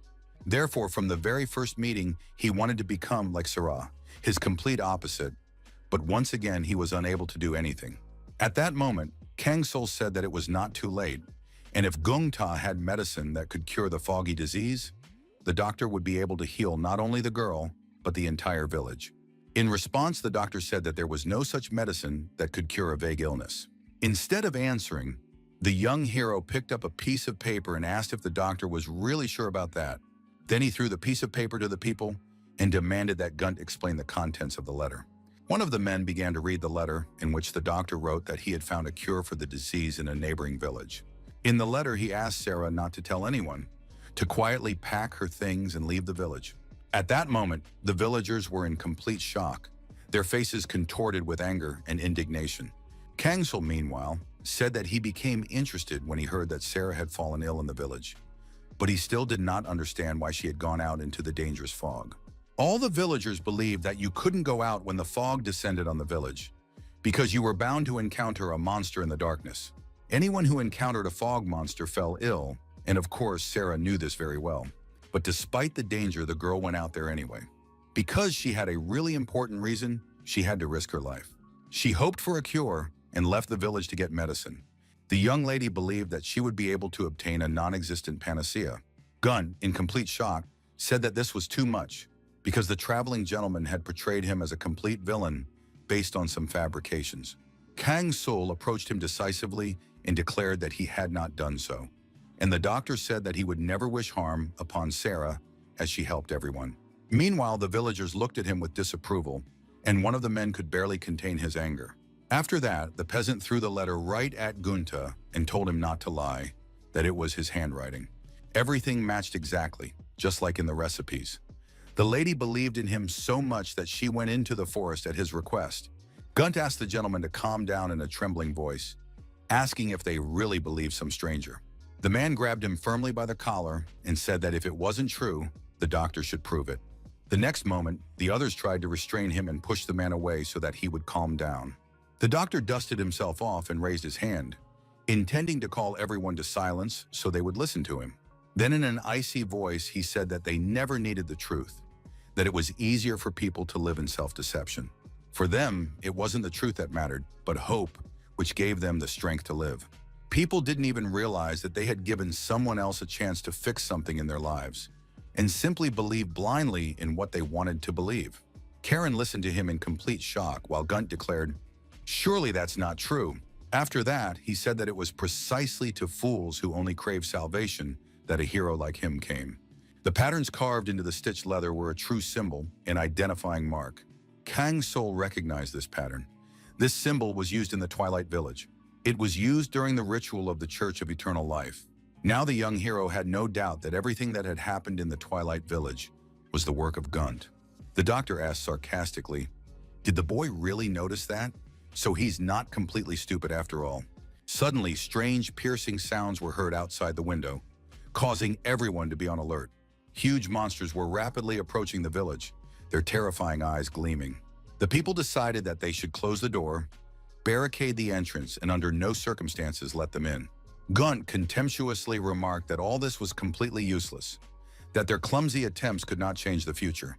Kang Sul angrily turned to the doctor as a thought flashed through his mind that these monsters were created from the corpses of the sick. The doctor confirmed this and turned arrogantly to the foolish people who thought that by stalling for time, they could change something.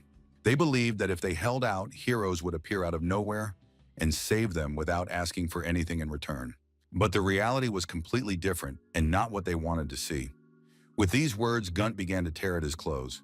Karen angrily demanded that the doctor answer one question that was tormenting her. Was this guy really going to turn poor Sarah into the same kind of monster? In response, the doctor laughed and said she shouldn't talk nonsense. After that, he said that this girl was special. She was different from all the other uncouth devils. He intended to put all his efforts into her so that she would shine as brightly as she had in life. But in the next moment, the scoundrel received a sharp punch right in the face. The building immediately collapsed and an incredibly powerful explosion erupted, destroying everything around it. Gunt rose from the rubble and croaked that it would no longer be possible to use this face. Karen drew her sword from its sheath and told the doctor not to worry about it. The girl was sure that he would now turn to ashes anyway, and nothing could save him. Gunt turned his face away and laughed loudly, saying that it sounded funny. Either way, he had no intention of letting them go alive and intended to emerge victorious. Now his face was unmasked, and the scoundrel wondered if his appearance was harsh and frightening enough. He said that the looks the guys were giving him were way more disgusting. People were hiding behind the rubble in panic, unable to believe that a crowd of monsters was approaching them. At that moment, Jamaat activated his powers, ready to obey his master, protect the people, and prevent the creatures from entering the town hall. Kang Sul could now fully analyze the enemy standing before him. The guy saw all the information about him, hidden by the magic of perception distortion. This creature used knowledge from various fields, medicine, pharmaceuticals, poison creation, and so on, combining them with weapons. The scoundrel said that the guys should run away as before, apparently forgetting what had happened then, but now he intended to deal with this annoying woman. However, Karen did not let him finish and brought down her sword with a decisive blow. The enemy fell to the ground, completely deprived of his limbs. He screamed with wild rage that filled his entire being. The young lady demanded that the enemy get up and even kindly offered to wait. After that, her eyes flashed, and if the enemy did not hurry, he would say goodbye to life. Gun injected himself in the leg, using a dose of energy elixir, and his body's regeneration increased significantly. At that moment, his limbs began to recover rapidly. But the young lady cold-bloodedly watched as the terrifying monsters approached her. The girl swung her sword decisively, fire flared around her, and her eyes were full of determination. With a decisive blow, she cut the advancing monsters into small pieces. Jamad joined the battle using his steel fist to scatter enemies in all directions. The young hero thought that his insight was still imperfect, because he could not read information about an enemy who was under the spell of perception distortion. It was impossible to predict what danger the enemy posed if nothing was known about him, so he chose to flee rather than fight. The boy did not know who was in front of him, but now everything was completely different. Karen indignantly said that it was completely unclear what was going on. One enemy was weaker than the other. She demanded that Gunt fight at full strength, because this guy was starting to really annoy her. The enemy angrily declared that he would definitely get rid of this girl. He strengthened his body, and his strength, agility, and endurance increased. But at that moment, Karen swung at him and cut him in half with one movement. The girl shouted, asking if the enemy had really shown everything he was capable of, because it was simply unthinkable. The monster yelled that she would not see his defeat. Karen explained that the outcome of the battle was due to a simple reason. Her enemy was a real weakling. She said that this guy had done so much evil that she couldn't wrap her head around how he had managed to bring everything to this point. Gunt furiously demanded that she shut up and not dare insult him as if she had already won. In the next moment, the monster grew in size and brought his huge fist down directly on the girl. However, Karen managed to dodge in time and defend herself with her flaming sword. A moment later, there was an explosion, and the entire building collapsed and caught fire. Kang's soul emerged from the rubble and rushed forward decisively. The guy turned to Gunt and demanded an explanation. He wanted to know where the sleeping potion and its antidote were. The monster began the conversation by repeating what he had said earlier. There was no antidote, and there was no point in wasting time on empty hopes. Kang Soul objected, saying that too many people had fallen victim to this type of potion, which meant that the monster must have prepared in advance in case he himself suffered from his own potion. The villain was surprised by the young man's insight and admitted that he did indeed carry a suitcase with the sleeping potion, and the antidote was hidden in its handle. Karen said doubtfully that there was no reason to trust the words of a scoundrel who had deceived Seo and the entire village. Gunt replied that they didn't have to believe him at all, adding that he didn't care whether the two became heroes or whether the villagers survived or died. He admitted that they were motivated by envy because the role of savior was originally intended for him. Kang Soul still couldn't understand why he had done such a thing and asked if he really wanted to be known as a benefactor. The monster said that he was not at all like someone who dreams of such glory. He just wanted to show the dimwits how cruel the world can be. He called the villagers weak idiots who did nothing but sit and wait to be saved while the disease consumed them. Gunn admitted that there was no salvation, and he knew this better than anyone, because he himself had once desperately dreamed of being saved. He recounted how he had once been locked in the laboratory of a mad old man who experimented on him with a substance that melted flesh and blood. Then the very hero he had so desperately awaited never came and did not save him. He himself became his own savior, Gunt, who had no choice but to break out of that damn cage and rip out the old man's heart. He declared that there was no salvation in the world, just as there were no heroes because a person could only protect himself. And even if he ultimately chose the path of a demon rather than a hero, it was still inevitable. It was all a shame because these fools never understood the truth that there is no salvation, and only those who act on their own can truly help themselves. Kang Soul listened silently to this impassioned confession, while his opponent spewed out crazy, hysterical laughter. The scoundrel began to talk about how he now understood that salvation did exist, as did heroes, that there was a peaceful world, and that perhaps he should have just prayed. In some ways, this mad doctor was right. A way out of trouble does not come by itself, and that is why he called Sarah special. But unlike him, Sarah never complained about her fate and always gave her all until the very end. Finally, Kang Soul wanted to ask Gunt just one thing. Were his words about this girl true? The monster replied that the guy probably wanted to know that what he said was true, that just one look at her filled him with strength. Her zest for life was dazzling, despite her tragic fate, while he himself was lazy, hated the world and his fate. So when they first met, he wanted to be like Sarah. However, the monster refused to give a direct answer and said he had no intention of talking about it. Finally, a notification appeared that Kang's soul had defeated the hypocrite Gunt and received an achievement along with the title. The information that there was an antidote in Gunt's bag turned out to be true, and by dissolving it in water, they were able to help all the sick people in the village. Soon, the patients felt the effects of the medicine and noticed a significant improvement. Karen did not leave Sarah's bedside and was the first to notice that her friend was beginning to come to. In a weak voice, the girl said that her arm had been squeezed hard and it hurt. Finally, Sarah was able to sit up and asked what had happened, wondering if she had really been asleep all this time. A moment later, the girl realized that Dr. Gunt had probably managed to find an antidote after all. Then her confused question about where the doctor himself was hung in the air. People lowered their eyes, and for a moment, a tense silence reigned in the room. Karen was the first to break the silence, saying in a strained voice that he was gone. Kang Sol explained that the disease had claimed many lives, not only in this village, and said that the doctor would most likely not return. Sarah was upset and found it difficult to accept that she hadn't even had a chance to say goodbye to him. Of all the options offered by the system, Kang Sol chose the one that would cause the girl the least pain, so he said that Gunt had simply left. The guy understood that even if he hid the truth, she would find out what happened anyway. But for now, he preferred to lie. Sarah trusted this scoundrel more than anyone else, and the truth would be too much of a blow for her.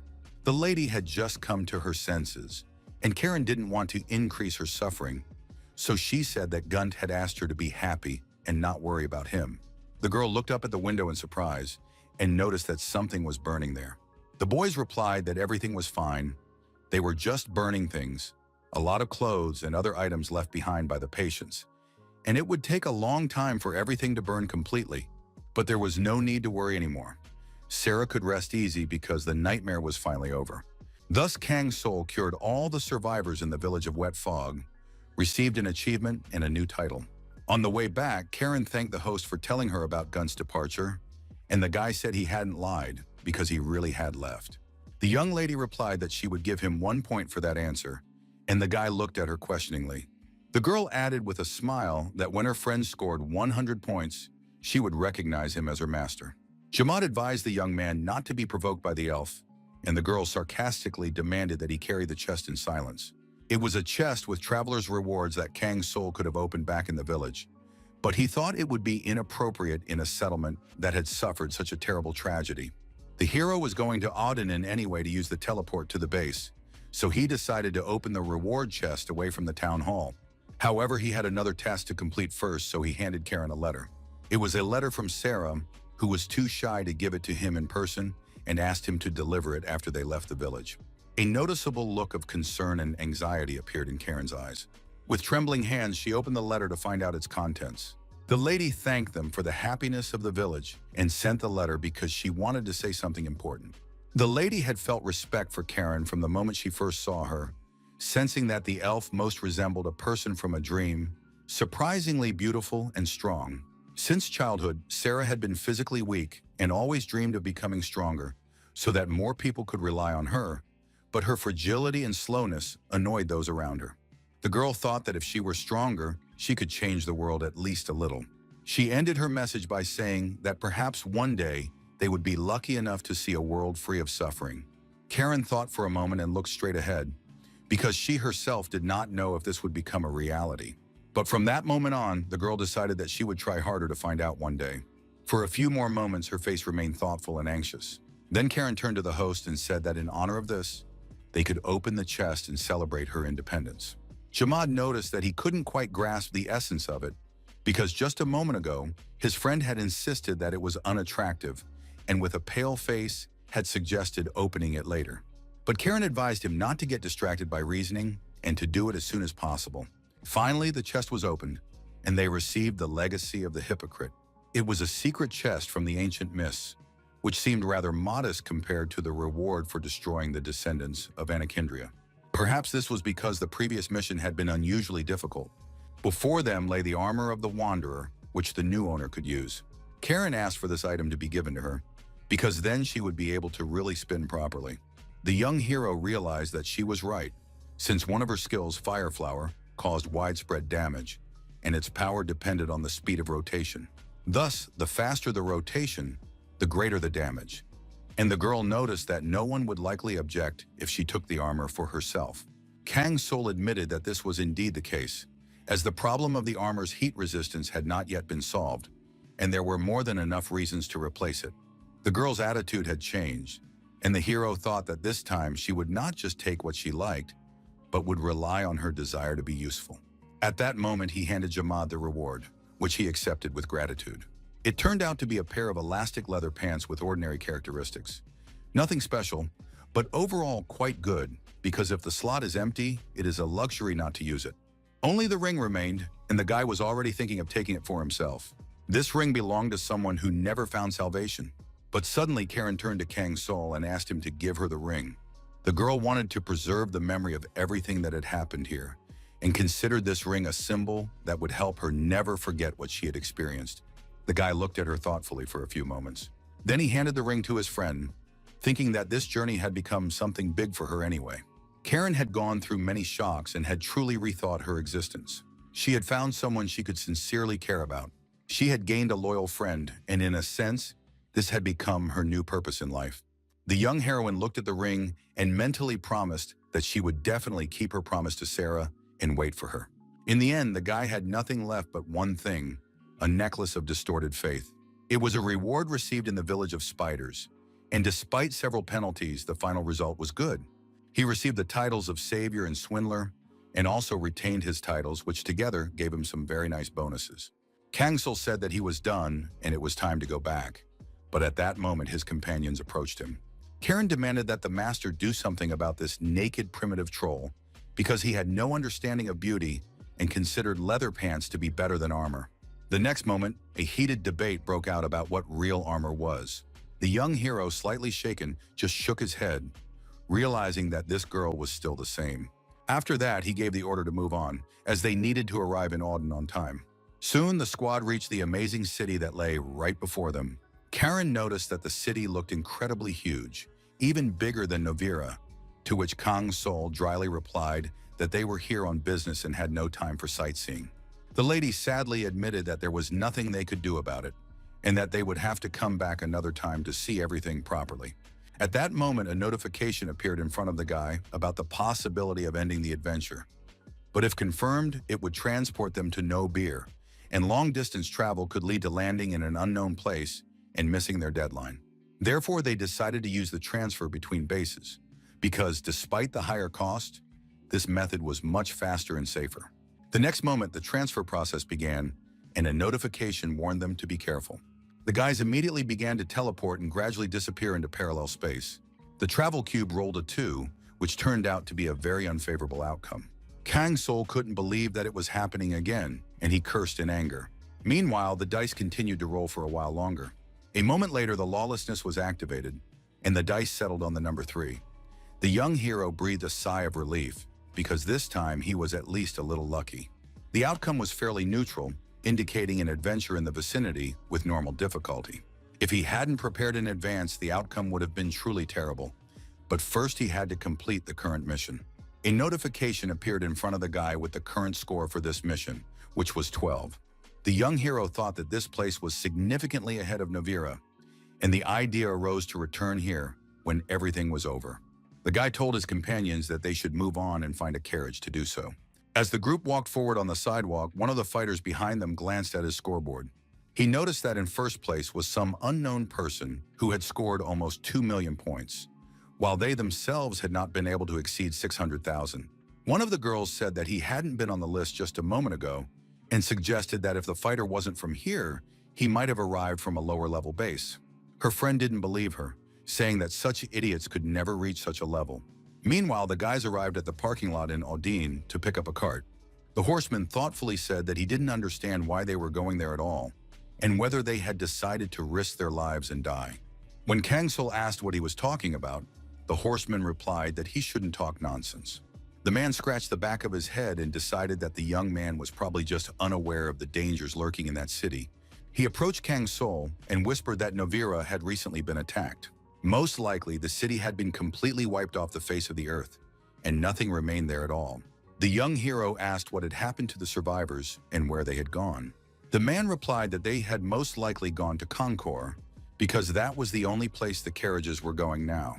The boy asked how long the journey would take if he left today and was told that it would take 10 days. Kang Sol thought that was impossible because 10 days to Novira was too long, the roads were good, and the distance was much shorter. The system informed him that the local people were unhurried, which is why they spent so much time on the road, and offered several possible answers. The young man asked how he could get there faster. The coachman replied that the carriage was pulled by a horse, and if that didn't suit them, they should find another one. In response, the young hero said he was willing to pay immediately, and Kang Sol promised to pay extra for every day saved. For a few moments, the man stared at him, not knowing what to say. The next moment, he jumped up from his seat and said he had to warn the other passengers. Meanwhile, it was late at night, and the door of one of the houses opened as a man let his guest in. The arriving fighter reported that he had found nothing, as the city was too big and the search was like looking for a needle in a haystack. He also added that others were still continuing the search on the orders of the butcher, and although what was happening seemed suspicious, no one dared to contradict him. There was speculation that other guilds had joined the search, but it was unlikely that this could be confirmed. Soon another man approached them and asked if they had found out anything. The guy said he had been running like crazy and was exhausted. Then he asked what information his companions had been able to find. The adventurer reminded him that they needed to find the stranger who had scored almost 2 million points. His friend noted that finding one person in such a huge place was an almost hopeless task. Hen muttered discontentedly that these guys didn't want to do anything at all, but still ordered them to continue the search. After that, he thought to himself that this curse seemed like it would last a long time. This unknown person had suddenly stolen first place from him and scored almost 2 million points. He himself had only 990,000, and he had gone through so much to get them, while this guy had not only surpassed him, but had doubled his score. It was hard to imagine that a person was capable of such a thing, and the thought arose that this unknown person might not be human at all. Hen promised himself that he would definitely find this guy.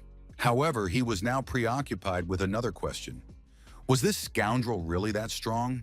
They had recently received a tip about a new adventure, the scale of which was staggering, and the limitations seemed incredible. No more than 5 people could enter, so the guild was immediately out of the question, and even if only high-ranking adventurers were sent, there was no guarantee that they would succeed. But if someone stronger than him appeared, then it would be a completely different matter, and in that case it would no longer matter who took the remaining spot. Moreover, the reward rank was at least treasure, so it had to be found at any cost. Suddenly, a comrade approached him and, stammering, began to talk about new information that had come to light. At that moment, a shocked Hen heard the phrase that this hero had most likely left. He disappeared from the rankings, and Hen was back in first place. A person with that many points could hardly have died in Audine, which meant that he had indeed left the city.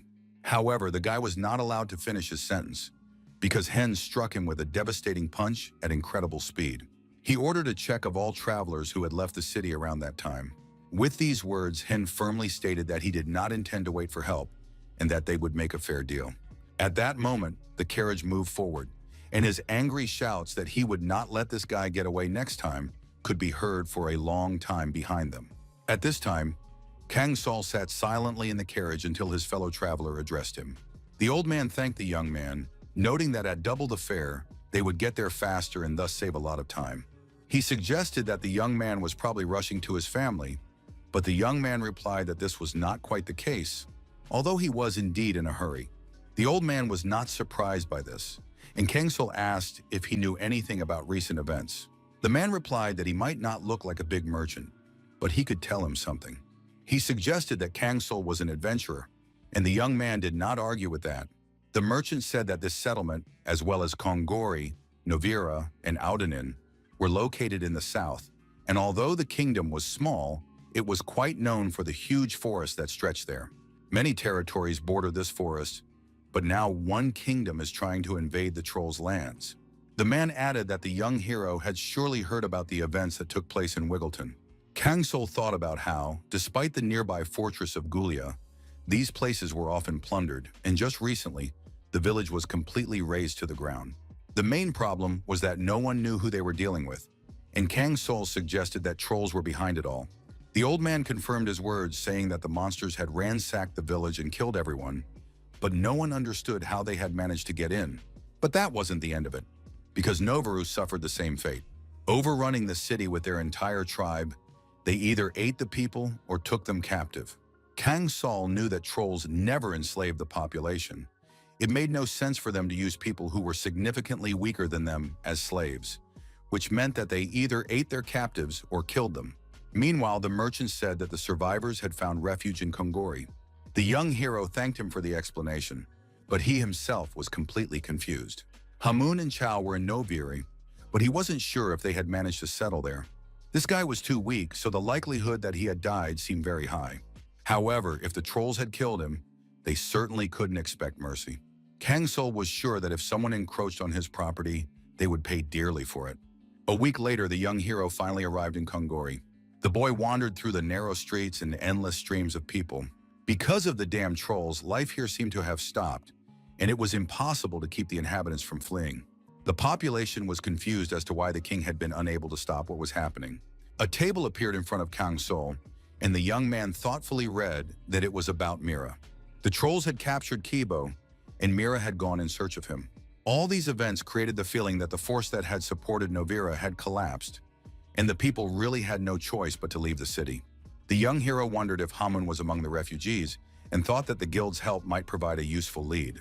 However, his thoughts in the hall were interrupted by the people around him looking around in surprise. A girl was approaching the room with a leisurely gait. This beautiful lady was named Enki, and walking beside her was Jin Chong-tak.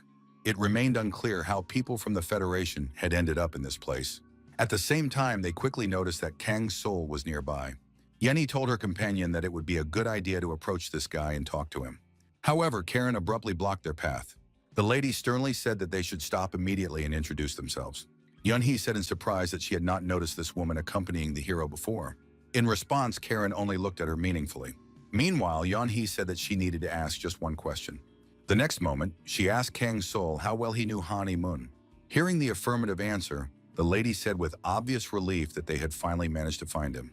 She then informed them that Kang Solya had been invited to join the Federation. After a while, the group arrived at a beautiful building with large windows. Yunhee kindly invited the young hero to come inside. Inside, there were many knights, and one of them addressed the girl, clearly delighted by her appearance.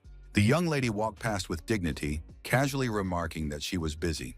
He sarcastically remarked that her uncle would soon be leaving, which meant they could relax, to which Enki just rolled her eyes and sarcastically wished him a happy journey.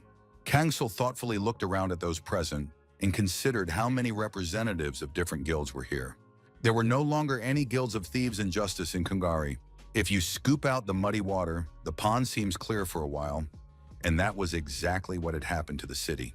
Meanwhile, Yunhee knocked on the door and announced that she had brought the right person. The man approached, opened the door, and thanked her. Kang Sol found himself face to face with Han Emin, who was genuinely delighted by this meeting. The young hero immediately recognized him as the very first anonymous person.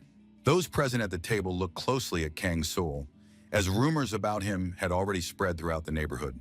He had single-handedly dealt with his enemies, and after that, the guys had no doubt that the Hidden One was standing before them.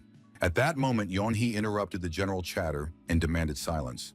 Meanwhile, Han Imyun turned to the new guest and said that he had wanted to meet him for a long time, because when he saw the ratings, he immediately understood that all the credit belonged to Kang Sol.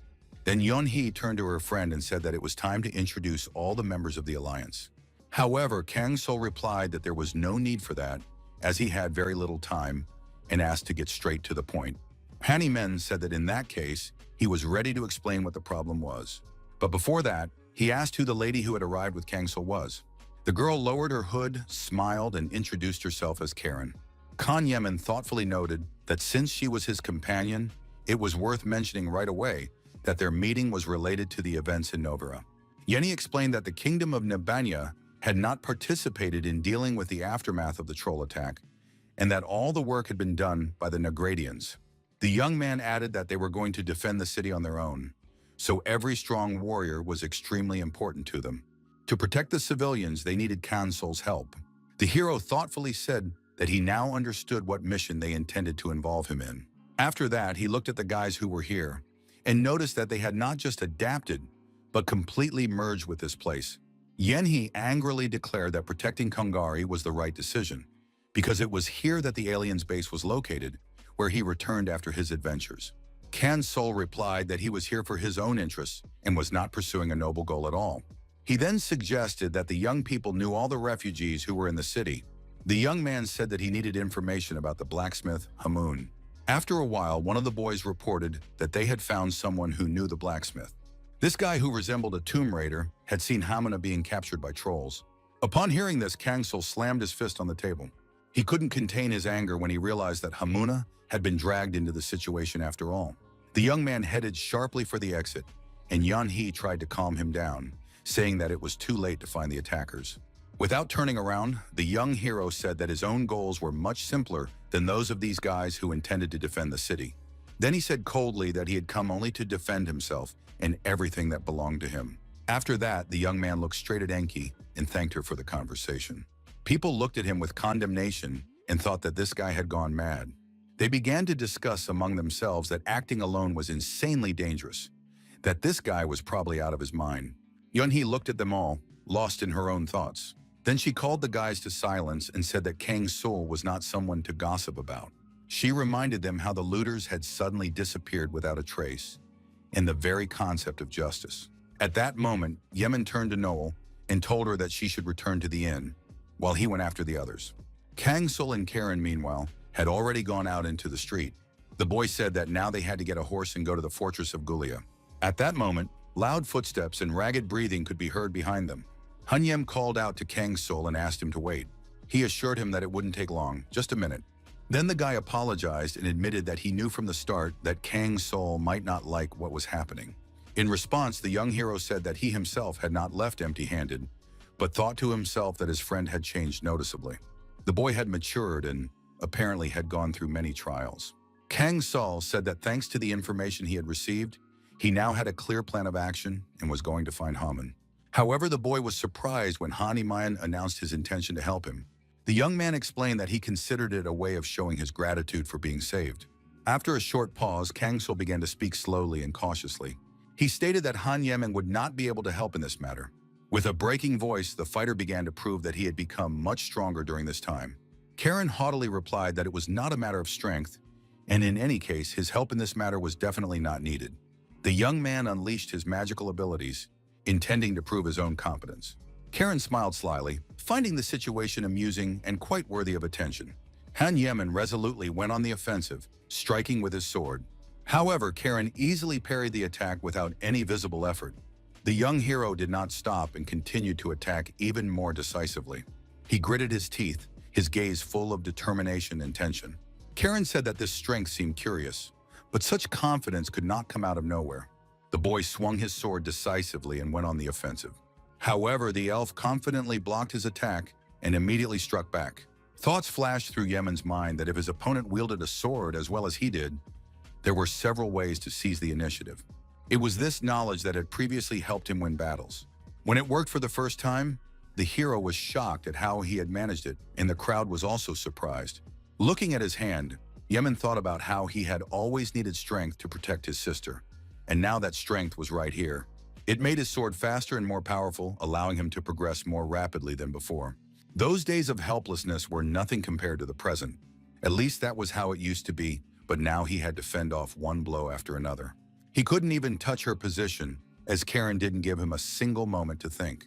Finally, the young lady threw him away, apologizing for going a little overboard, and then kindly asked if he wanted to continue the fight.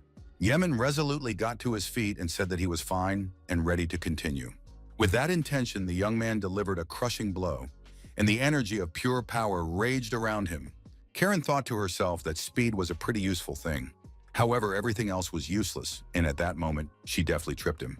Completely confused, Yaman began to slowly fall down. The guy couldn't keep his balance and fell flat on his back. Meanwhile, his opponent's sword was already close to his face. Karen smiled triumphantly and said that no matter how fast the opponent was, without a well-aimed strike, his attacks could be easily blocked. The guy acknowledged this and said he was genuinely impressed by her skill. Now it was clear to him why he was completely unable to help the others in this matter. Kang Sul said that Yemen should focus on protecting his sister and that there was no need for him to follow them. The young man replied that he was, of course, ready to protect his sister, but something still bothered him. Kang Sul noticed his good intuition and remarked that Yemen was probably in a state of suspense and anxiety. Then he stunned him with the suggestion that the young man probably sensed a possible threat to his sister from Kang Sul.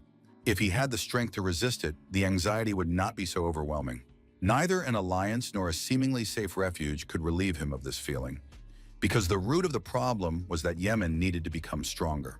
However, this place was not capable of helping his friend grow, and real progress required leaving Kongori. The young man stammered and admitted that if all this was true, he would like to go with them. He then handed Kang Sul a statuette that allowed them to track each other's location. The guy wasn't sure if he would stay in Kongori, but thanks to this figure, they could still meet again. Kang Sul accepted the gift with gratitude and asked the young man to try to survive until their next meeting. After a while, the boys set off, and Kang Sul told them about his intention to reveal Gulia's plans and go in search of trolls. The young man stated that anyone would understand his motivation.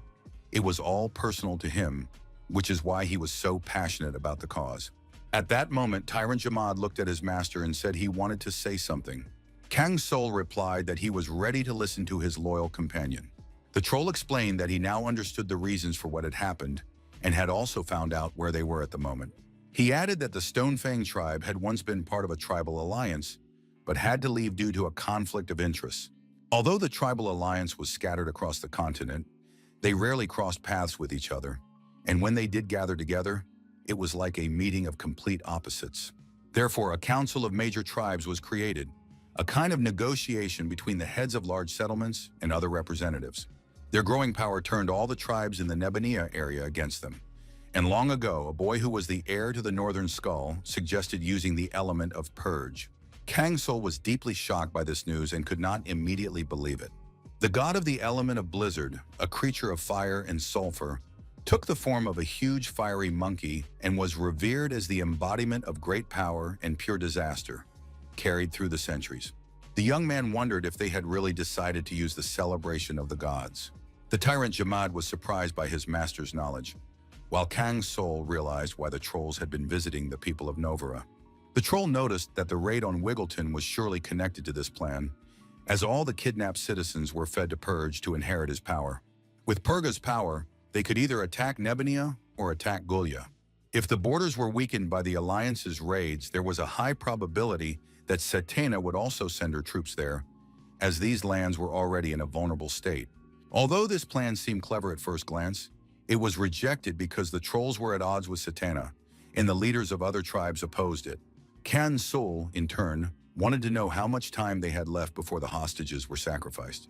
Tyrant Jamad replied that if the ceremony had indeed just begun, they might have about a month. Karen said with surprise that this was too much time for such a simple matter as offering a sacrifice to a god. In response, the troll explained that the god of the elements was not under their control and would never conform to anyone's plans. Moreover, Purga was known for his cruel jokes, and it would take them a long time to appease him. However, if the trolls were traveling by land, then a week after the attack on Navira, they were surely already heading for the volcano. In other words, there was no guarantee that they really had a whole month left. Meanwhile, the fortress was engulfed in flames, screams rang out all around, and the scene was a horrific sight. The man climbed out of the rubble and caught his breath. Now it was clear where the hole led, and although the passage was narrow, a troll could easily squeeze through it.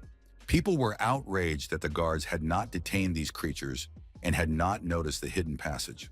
At the same time, one of the guys asked what Commandic was doing. He replied that it was better not to disturb Miru now, as she was in complete despair. The young lady was trying to revive her uncle and begged him to open his eyes.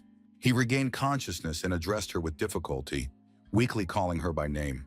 Mira, completely shocked and confused, immediately tried to find out what had happened to Kibo. In response, her uncle asked her to listen carefully and under no circumstances go in that direction. After that, he exhaled weakly, his gaze trembling with exhaustion. Mira begged the man to pull himself together and hang on, promising to take him away from there very soon and find a doctor. However, her uncle whispered that she had come in vain because the trolls had attacked them, and Novira was already dead, so she had nowhere to return to. Mira heard these words as if through a thick veil, and tears rolled down her face as she refused to believe it. In a breaking voice, she asked what had happened to Kibo. Her uncle told her that Kibo had been taken by the trolls who had robbed the settlement, herded the people into carts, and it was still unknown whether he had survived. He begged Mira not to go there, reminding her that the living must go on. The girl stubbornly declared that she could not do that and had to do something. The man recognized in her the same brave warrior, his niece, fearless and completely resilient. She took him to the hospital, sat by his bed for a long time, unable to come to terms with what had happened and refusing to believe it. At that moment, Mira heard one of the fighters address her. The guy said that the tracks of the cart led north. They had not been noticed, and therefore there was still a chance to give chase. Most of the foreigners were either overcome with fear or had already fled to Kongori, and it seemed that only the two of them were left standing. The moment had come when they had to decide how to proceed. Mira said in despair that it didn't matter anymore, because all they needed now were the wolves. They had to set off in pursuit immediately, so the lady asked her friend to tell their allies that they were moving out. Thus began the next adventure, called the 13th adventure, Cold Revenge. 4 days passed, and the heroes were already in the northern region of Nabenia, with about 4 days left to reach their destination. Kang Sol said that Novira was now engulfed in flames, and that the meeting with Chao would take place in the course of further events. At that moment, Jama noticed that they had another problem. Karen was quick to point out that the problem was clearly not with him, since they were freezing in the saddle while he was in the shadow space. Jamad replied that it was not his fault if people could not tolerate his presence, but the difficulty was that the space around them had become too cramped. As expected, the shadow space had reached its limit, and due to the overlap of Karupa's characteristics, the moment of its completion was approaching. Karen, as a twin knight, possessed a special ability, and if both of them could be summoned at the same time, the adventure to rescue Hamun could be completed much faster. However, the limit had only been partially reached, and despite the sudden stabilization, the elf could not summon her brother yet. This required increasing the number of shadows and upgrading the main characteristic of the summoning, wisdom. Therefore, Kang Sol decided to find a way to quickly strengthen her. Otherwise, Karen would have to fight the Sulphur Skull alone, which was not the best solution, so the young lady promised that she would definitely help. Finally, the guy stopped for a rest, built a fire, and Kang Sol lay down to rest a little. However, through his sleep, he heard what sounded like someone calling him to come closer.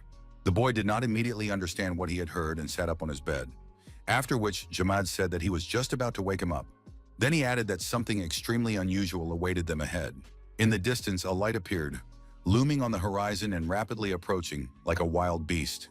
Karen asked what they should do in such a situation and whether they should prepare for battle. Jamad replied that there was no need to rush, as these creatures emitted an unusual energy. Meanwhile, the unknown silhouette began to gradually approach. It came closer and addressed Mr. Snowman, which puzzled Kang Sol, as this guy knew his name.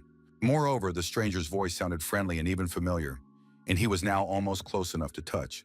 It soon became clear that it was Male, who greeted the young man warmly and was clearly sincere in his joy at seeing him. He turned out to be an exile from the Stonefang tribe, and it remained unclear what exactly he was doing in these parts after such a long absence. The monster said that he had traveled all over Nabenia and seen the amazing world of humans. Mel did not regret for a moment that he had come down from the mountains. Karen turned to the host, clearly not hiding her surprise that he knew other trolls besides Jamad. The girl came closer and curiously noticed Miles' glasses. He explained that he had found a much more useful application for them than simply correcting his vision. When Karen remarked that she had never met such intelligent trolls before, Jamad glanced at her with displeasure. Meanwhile, Mal noticed Tyrant Jamad and said that he had finally seen the commander of Stonefang. He then revealed that he was the son of Maura, an exile from the previous generation. Jamad had never imagined that she had a son and was hearing about this for the first time. Mal probably played a crucial role in the defeat of Stonefang and provided significant assistance to Snowman.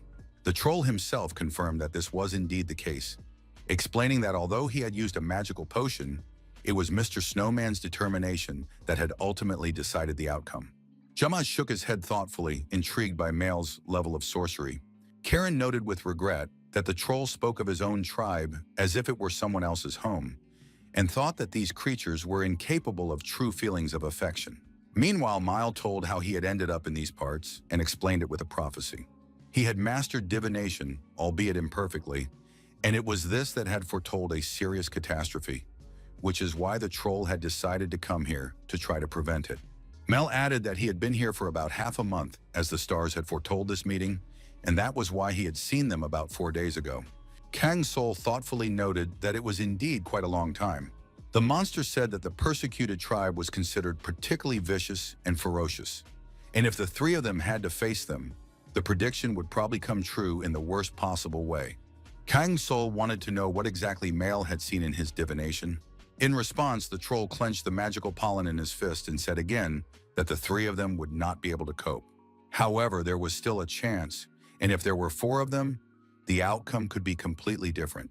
When the pollen began to fall to the ground, silhouettes of trolls began to appear from it. At that moment, the young hero realized that these creatures came from North Skull. Mel explained that this was how he showed what the trolls who passed through here were doing. They set up camp, fell asleep, and left behind only traces of their souls. Kang Sol was shocked by this discovery and genuinely surprised by what he saw. Meanwhile, the troll added that they simply continued along the border, as he knew this place and others could use the same passage. After that, Male remarked that he would never forget how much Mr. Snowman had helped him in the past. Now he had a rare opportunity to repay that debt and become his guide. Soon the guys moved on and approached the wall on the border of Nebania. Mel touched the rocky surface and pointed out that the central passage of the cave was blocked. However, it did not look like a natural collapse, and Karen suggested that Sulphur Skull had a hand in it. Her friend noted that this was not necessarily the case, and that they should first take a careful look around. Soon, images preserved in the memory of these lands began to appear before the group. Apparently, there were about 20 people whom Mael could see through the flames. Among them was a girl well known to Kang Sol. It was Mira, who had been caught in the fire. Jamad remembered her. It was this lady who had followed Kibo. Karen grumbled discontentedly that she was the only one who knew nothing about the story. The troll could have told her.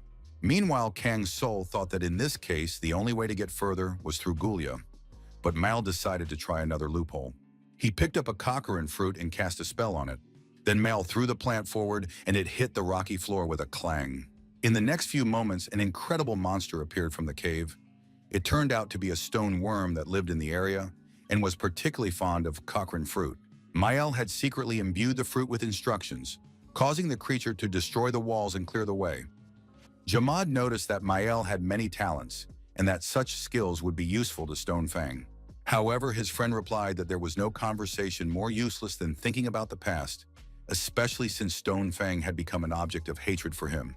Meanwhile, the stone worm broke free and rushed forward, leaving destruction in its wake. Thanks to this, an unusually spacious passage opened up before the boys, through which they could now enter without hindrance. Soon, the Yognathun volcano stretched out before them. This was where his domain began and where their journey would continue. On the way, Jamad warned that their enemy, named Sulphur Skull, possessed outstanding skills, so it was especially important for them to be wary of the upper reaches. Karen said that only a few trolls could boast truly outstanding abilities, and became interested in what talents could be found among the representatives of the Northern Skull. After a short pause, Jamad said that among them there was one completely unbridled monster. At that moment, a very strange discovery suddenly appeared before them. It turned out to be a wounded man who was still groaning and trying to move. Jamad noticed that he resembled a member of the pursuit squad led by Mira. Mal stepped forward and materialized a medicine, the effects of satri leaves, which must be chewed and washed down with water. The wounded man, having no other choice, followed this advice. After a few minutes, the unfortunate man felt that it was much easier to breathe. He tried to say something and began to utter a word in a broken voice. Soon the boys realized that the wounded man was telling them to leave and beware of the monster. It was now obvious that the surveillance operation under Mira's command had been exposed, and the Sulphur Skull had discovered their presence. But it was almost impossible to imagine that an entire squad of 20 men had fallen so easily. Jamad noted that this was not surprising if the enemy was indeed the Sulphur Skull. This man had apparently been left alive only because he had been overlooked in the confusion. Kang Sol still couldn't believe that even a small part of the enemy forces was enough to defeat a squad of 20 men. Finally, he came to the conclusion that they should leave this place as soon as possible. Meanwhile, Mal used his magic, and enveloped in a light breeze, the boys were protected from the scorching heat. The troll had gleaned a wealth of knowledge from ancient books, which seemed surprising to the young people, since the texts were written in metamorphoses and even scholars found them difficult to understand. Jamad arrogantly declared that he had never been interested in books on sorcery, as he found nothing useful in them for himself. Mel noted that the tribe's leader could use a variety of information, but his companion was confident that his current position was quite good. Karen completely shared this opinion because you could always turn to the host who would surely treat you to something delicious, and she found traveling the world to be truly enjoyable. However, the girl paused and said thoughtfully that it was very strange that they had not encountered any trolls during all this time. Jamad said that according to the original plan, everything was supposed to happen through the altar built in the crater, and most likely that was where they were. In that case, the guys should climb to the top, and there was still hope that they would be able to save someone. Soon, the altar of the sulfur skull was right in front of them, as if they could reach out and touch it. Karen saw it with her own eyes for the first time and did not expect it to be so huge. Kan's soul thought that even with Miles' wind spells, it would be extremely difficult to cope with the local heat because they had deliberately chosen the most difficult route to avoid being followed, and in doing so had expended too much energy. A difficult task awaited them ahead, as an entire army could be waiting for their friends inside this giant altar. Thus began a dangerous adventure involving the Northern Skull, which was impossible to avoid as it directly affected current events. They had to help the survivors and prevent the Northern Skull ceremony from completing the ritual sacrifice at all costs. Jamad paid attention to the guards in the area and noticed that they looked surprisingly weak. The Sulfur Skull prided itself on its excessive strength, comparable to that of large tribes, and although the altar itself looked impressive, only part of the tribe was present, which made it unclear why the protection was so lax. Mael said that they had almost no time left, as the preparations for the sacrifice had already been completed. Most likely the trolls had attracted Purga's attention in advance and were going to sacrifice the humans at the very moment when the conditions were most favorable. Because of this, it was difficult for the guys to estimate how much time they really had left, and there was no guarantee that the victims were still alive, as spiritual witchcraft or torture could have been used. All eyes turned to the snowman, waiting for some ideas and solutions. Ken's soul sank into thought, remembering how, long ago, a boy who was the heir to the Sulfur Skull had suggested using the god of the element of Purga.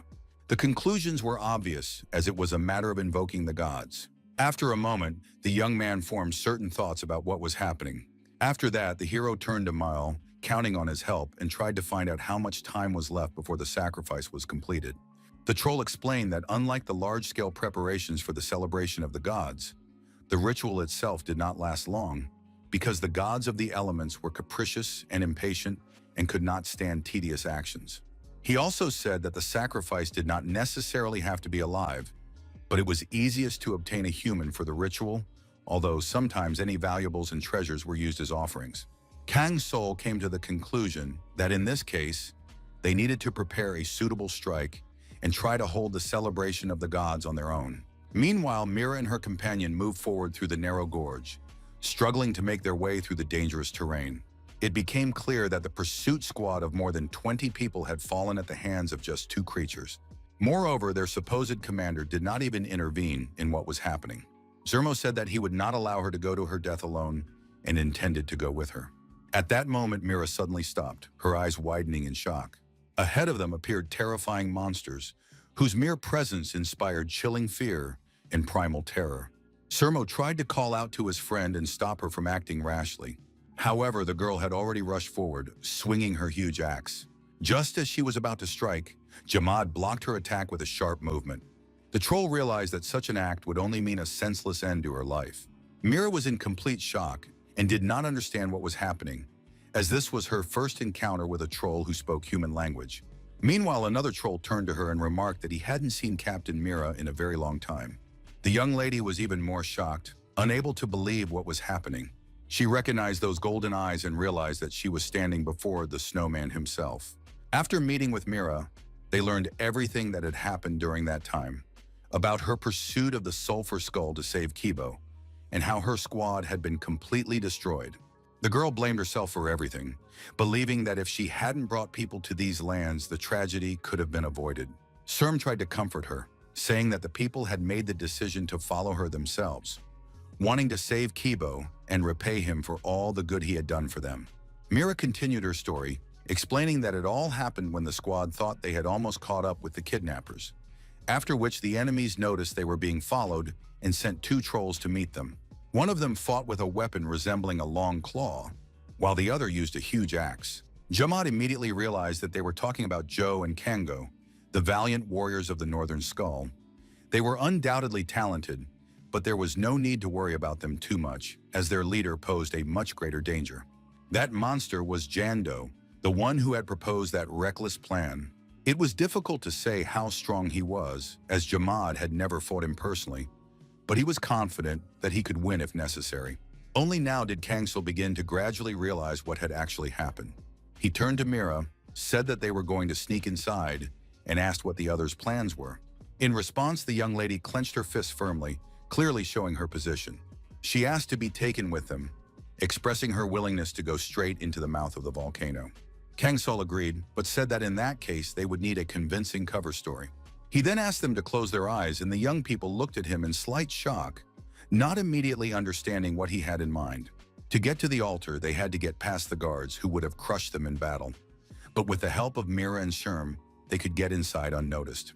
Kangsul introduced himself to the guards as the prisoner's escort, and this version seemed plausible enough. The system gave several possible courses of action, and overall, the chosen path turned out to be very timely. He also explained that he had not returned with Mr. Jando only because he had been delayed catching the escaped prisoners. Then he said that there was almost no time left, and if the guards did not let them in immediately, the master might well sacrifice them instead. The guards did not argue and let the squad through, but they did notice Jamad, not remembering ever having such a large and imposing troll in their service. His appearance was too reminiscent of the former commander, Stone Fang, and this caused them a momentary doubt. Jamad merely muttered that it was not worth remembering the dead, and the men strode past. The guard also remembered that Mr. Magra's troops were supposed to arrive very soon, but Jamad said briefly that he had not seen anyone. They were advised to be cautious in any case, because Lord Magra had volunteered to participate in the ceremony, which kept Lord Jando in a constant state of tension. With these thoughts in mind, the detachment moved on, passing through the huge stone gates, behind which outsiders were never allowed. However, a moment later they stopped because a problem arose ahead that looked much more serious than expected. Jamad was convinced that Magra's very presence in this place was the greatest threat to them.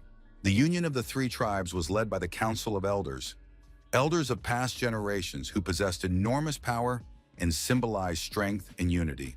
Magra was a famous sorcerer from the Northern Skull tribe who had joined the Council of Elders, which meant that the slightest exposure would spell certain doom for them. However, awareness of this threat did not change anything, and Mal had to act first. According to the plan, he had to make his way to the central axis of the altar.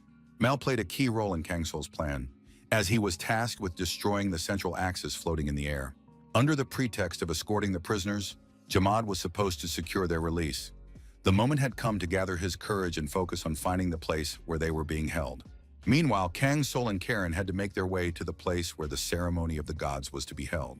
On the way, Karen noticed that her master now looked surprisingly ridiculous and very ugly. In response, he remarked that she was not a beauty either, causing Karen to grumble discontentedly that she had not expected to hear such a thing in her lifetime, and even felt embarrassed in front of Jamad. After that, she decided to remind her master of his previous words, spoken during the hunt for the mist monster. At that time, Kangsul claimed that when he reached the end of his journey, the world would become a little better. The young hero thought about it and admitted that he now really remembered that moment. Karen said that he was probably right, because Kangsul had never acted to save the world. However, the irony was that it was his actions that gradually changed everything around him for the better. If their plan was successful, Nebaniah would be rid of the trolls, the refugees from Novira would be saved, and Kongori would indirectly receive support after the commotion raised at the meeting. However, their conversation was suddenly interrupted by a loud and deafening explosion. This meant that Mael had managed to fulfill his part of the plan after all. The monsters immediately became agitated as an emergency situation had arisen involving the central axis, and they needed to immediately go downstairs. They had to hurry, otherwise they all risked ending up in lava and burning alive in this hell. One of the monsters turned to the others and asked irritably why they were standing still and not following orders. He also asked why these two were frozen in place and not moving. At that very moment, Kangsul and Karen's camouflage began to gradually dissipate. The young lady said that they were standing still for a reason, as their path lay above, and then made a decisive swing with her sword. Meanwhile, the leader couldn't believe what was happening, as he had been informed of problems with the central axis of the altar, which had disrupted the balance of all the chains. In a rage, he grabbed the soldier by the neck and demanded an explanation of what could have happened to the axis. In response, he was told that the soldiers had already gone downstairs and were trying to figure out the cause of the incident. Jando turned to Magra and told him not to worry, as uninvited guests had entered the central axis and were the source of all the trouble. Magra expressed his obvious dissatisfaction, noting that the news was extremely bad. The disruption of the celebration of the gods was a serious cause for concern, so the first thing to do was to find out what exactly the intruders were after. Jando said that their identities were still unknown, but they had clearly acted deliberately, and it was quite possible that their goal was to delay and disrupt the sacrifice. This delay was quite real, as only Jando could hold the altar with a special spell when the axle was damaged, which meant that the sabotage was directed specifically against him. The monster lamented that the incident had occurred during the visit of an honored guest, Magra, but he ordered him to put aside his emotions and act calmly. At that moment, trolls burst into the room, ready to carry out any orders immediately. Magra ordered them to go downstairs and deal with the situation. Jando thought to himself that the elder had supported him after all. Filled with determination, he expressed his deep gratitude and confirmed his intention to complete the sacrifice and spread the influence of the northern turtle throughout the entire nebula. It was necessary to put aside unnecessary thoughts and focus entirely on restoring the central axis. Jando bowed and set off to carry out the order he had received. Magra watched him leave and thought about how this troll could become a leader who would lead the union of tribes into a new era.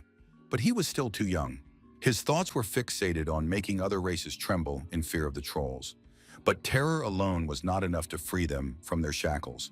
These constraints were called innate savagery, which caused trolls to easily become disunited and quickly lose their fighting spirit. Because without mastering their own souls and instincts, it was impossible to break down the wall on the path to true power. That is why throughout history, trolls were not only not considered equal, but were despised and equated with animals. Magra came to the conclusion that perhaps he should not have left them, because this decision ultimately led to the current consequences. It was especially bitter to realize that Jamad was gone forever. This troll claimed that he would not allow himself to be crushed by outdated orders and would one day outgrow the Union itself. He wanted to go beyond what was permitted and become the king of all creation, winning loyalty through respect, and saw the god of the elements as nothing more than an obstacle in his path. Perhaps the Union needed such bold blood, but the question remained whether Tyrant's ambitions were empty since his mountain fell in one night. Meanwhile, the prisoners were slowly dying of thirst, exhausted and begging for freedom, or at least a sip of water. They looked exhausted and had almost lost hope of rescue. Meanwhile, the guard turned around when he heard a sharp command directed at him. Jamad struck him with a swift and crushing blow, leaving him no chance. The troll said that he would only borrow the keys, which he now desperately needed. Soon the lock clicked and turned, and Consul shouted sharply that people should come out immediately. The uncle turned to Mira with a trembling voice, not understanding what she was doing there, why she had come to this place and why this troll had suddenly started helping them. However, the girl did not explain anything, because at that moment it was more important for her to find out where Kiba was. Suddenly, she was warned of danger behind her, and the young lady turned around sharply. A terrifying monster appeared before them. Joeys, who made no secret of his evil intentions. The creature stared intently at the group, clearly preparing to defend itself and take immediate action. The villain declared that this time he intended to finish off the girl once and for all. The young lady swung decisively and tried to destroy her opponent with one blow. The enemy thought to himself that he had already felt her strength back then, but now it was obvious that the girl was very tired and her body could no longer keep up with her will. In this state, Mira could easily become a victim for Mr. Purga. Her desperate attempts to attack did not lead to any visible results. The blade was rapidly approaching her, and it seemed that there was no way out of this situation. However, at that moment, the double-edged sword skill was activated. During training, Kibo had instilled in her that in battle, one should think less and act more boldly. The system window recorded the effect of the skill, which increased the power of all attacks by 50% for 30 seconds, followed by a brief decrease in power. The young lady delivered a sharp blow, forcing her opponent to retreat. One Good's ripping fangs were activated, and Jose realized that he had failed to dodge this simple blow. However, the young lady was already completely enraged and acted without hesitation, believing that her opponent truly deserved to die. Thus, she managed to defeat Bloody Jose and receive an additional reward. The next moment, the girl became alert as an angry growl sounded nearby. Another troll was heading straight for her, clearly intending to attack. However, the enemy immediately encountered Jamad's swift and merciless attack. With one powerful blow, the troll knocked him to the ground and instantly knocked him unconscious. After that, he told Mira that everything was fine, and Joe was already defeated. But there was no time to rest, as there was still a chance of finding more survivors. The girl nodded, thinking that this troll was probably one of the snowman's summoned shadows. She knew that this guy could take on Heki's gang single-handedly, but without direct confirmation, she could only guess at his true capabilities. The thought that Snowman was capable of summoning several such shadows at once made her wonder how great his true power really was. Meanwhile, Jamad turned to the prisoners and demanded that they speak up, breaking the painful silence and confirming their desire to return. The people did not immediately understand what was happening, as the trolls spoke in human language. But not daring to disobey, they responded nonetheless. At that moment, Mira warned them not to be afraid of Jamad, as he was on their side. Joyful cries rang out from all sides, filled with relief at the realization that they were finally saved and could return home.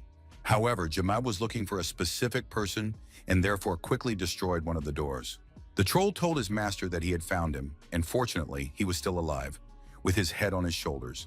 He then turned to the stunned Haman and made it clear that he should leave as soon as possible. The completely shocked young man could not believe what was happening.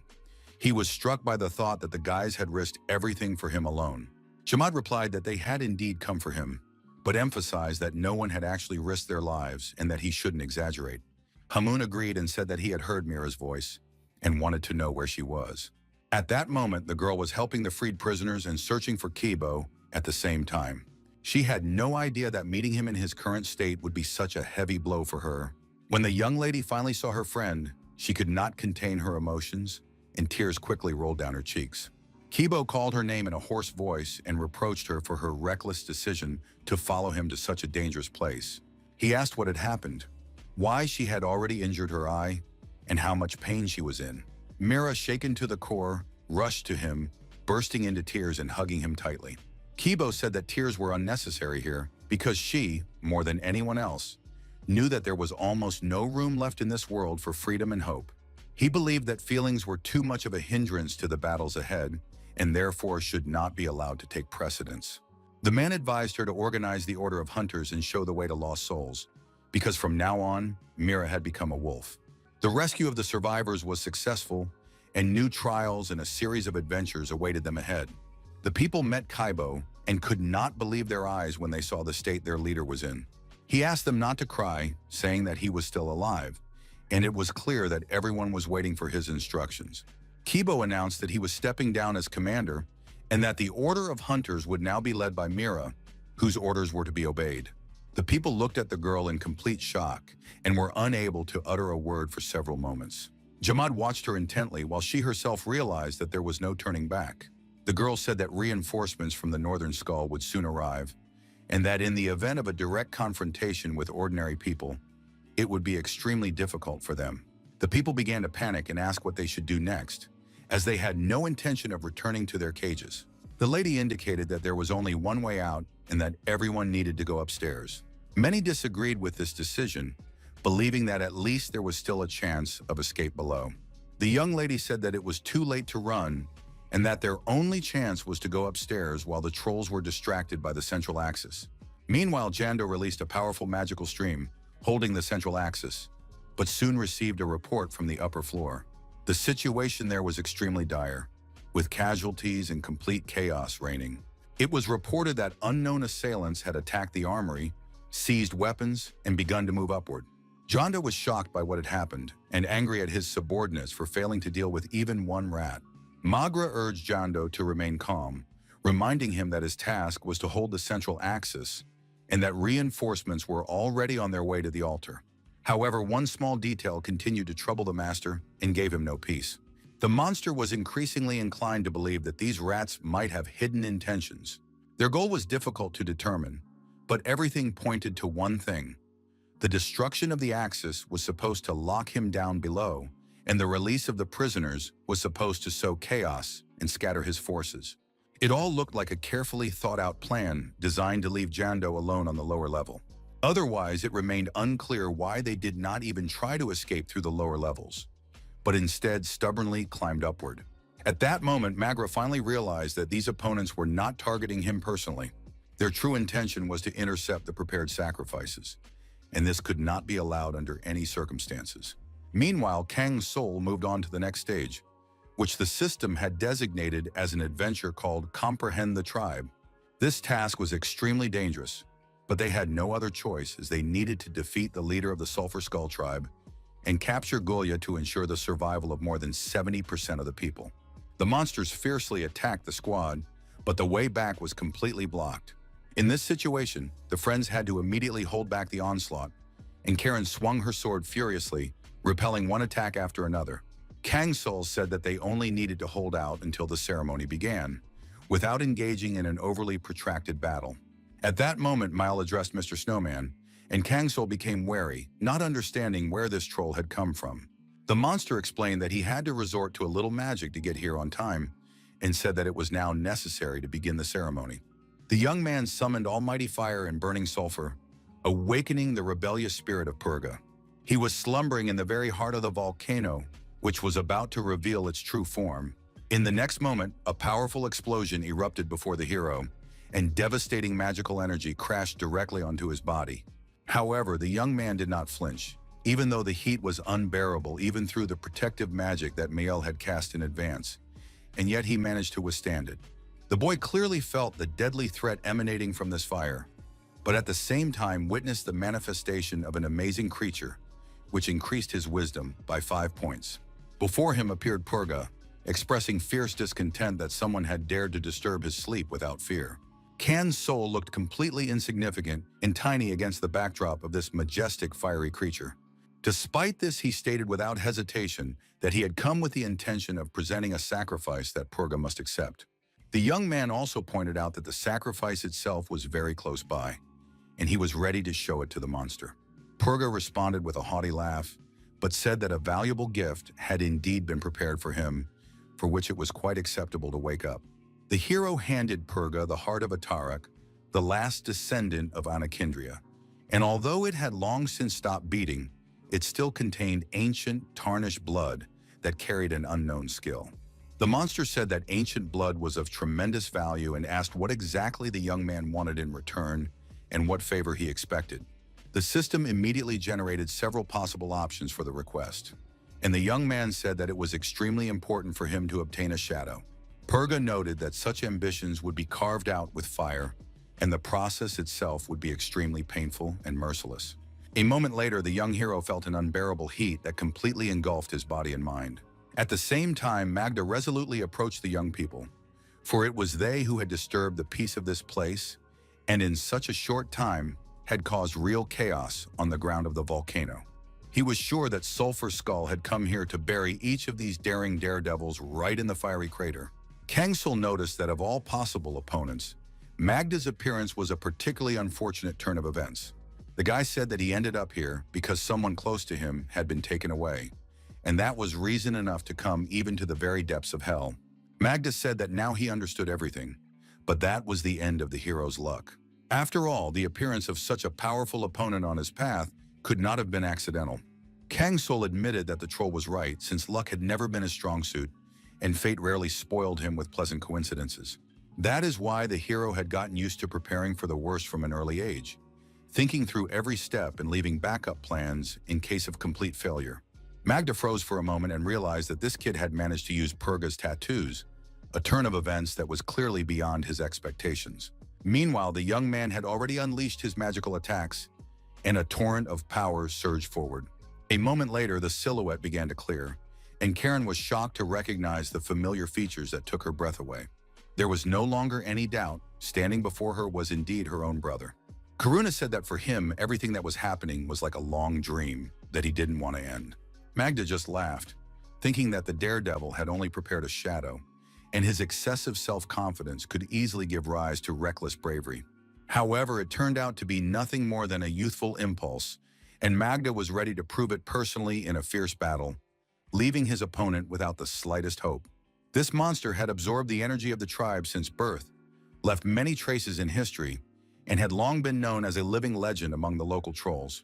He pushed off the ground with determination, magical currents swirling around him, and at that moment, the villain activated a fiery hyena, engulfing everything within range in flames. Kang Sol noticed that most of the information about the enemy remained unknown, which meant that the opponent was beyond his current insight. Magda was the first legendary monster the hero had encountered in all his adventures, and the difference in levels was so great that insight proved completely useless. However, the enemy himself did not understand the power that the bond between the twin knights could awaken, and this became his fatal mistake. Karen and Karuna acted decisively and with focus, simultaneously unleashing their attacks directly on the enemy. The characteristics of the two shadows merged and redistributed themselves depending on the situation, creating a flexible and dangerous combat form. Magda tried with all his might to repel their onslaught, but with each passing second, the attacks became more intense and relentless. The enemy couldn't understand what this unbreakable force was, which only grew stronger with every passing second. Karen noticed that it had been a very long time since she had fought side by side with her brother. Karuna confirmed that it had indeed been a long time since the collapse of Montera, and that fighting together was a thing of the past. The girl thought that now was the right moment to test what her brother was capable of in real combat conditions. Magda, enraged, growled and demanded an explanation of who these guys were who kept attacking him and preventing him from concentrating. Karuna did not bother to explain anything with words. With a decisive blow, he threw the enemy aside, demonstrating the full power and precision of his skill. There were two main reasons why the Twin Knights' combat abilities had increased significantly. First, Karuna had risen to the rank of hero, which greatly enhanced his existing skills and added new capabilities in battle. Second, when the Twin Knights were summoned simultaneously, their stats doubled, making them an incredibly dangerous pair. Karen, the strongest of Kang Sol's shadows, became twice as strong, and Karuna's power almost caught up to her level. No matter how strong Magda was, he couldn't fight both of them at the same time, which gave Kang Sol and his allies a huge advantage.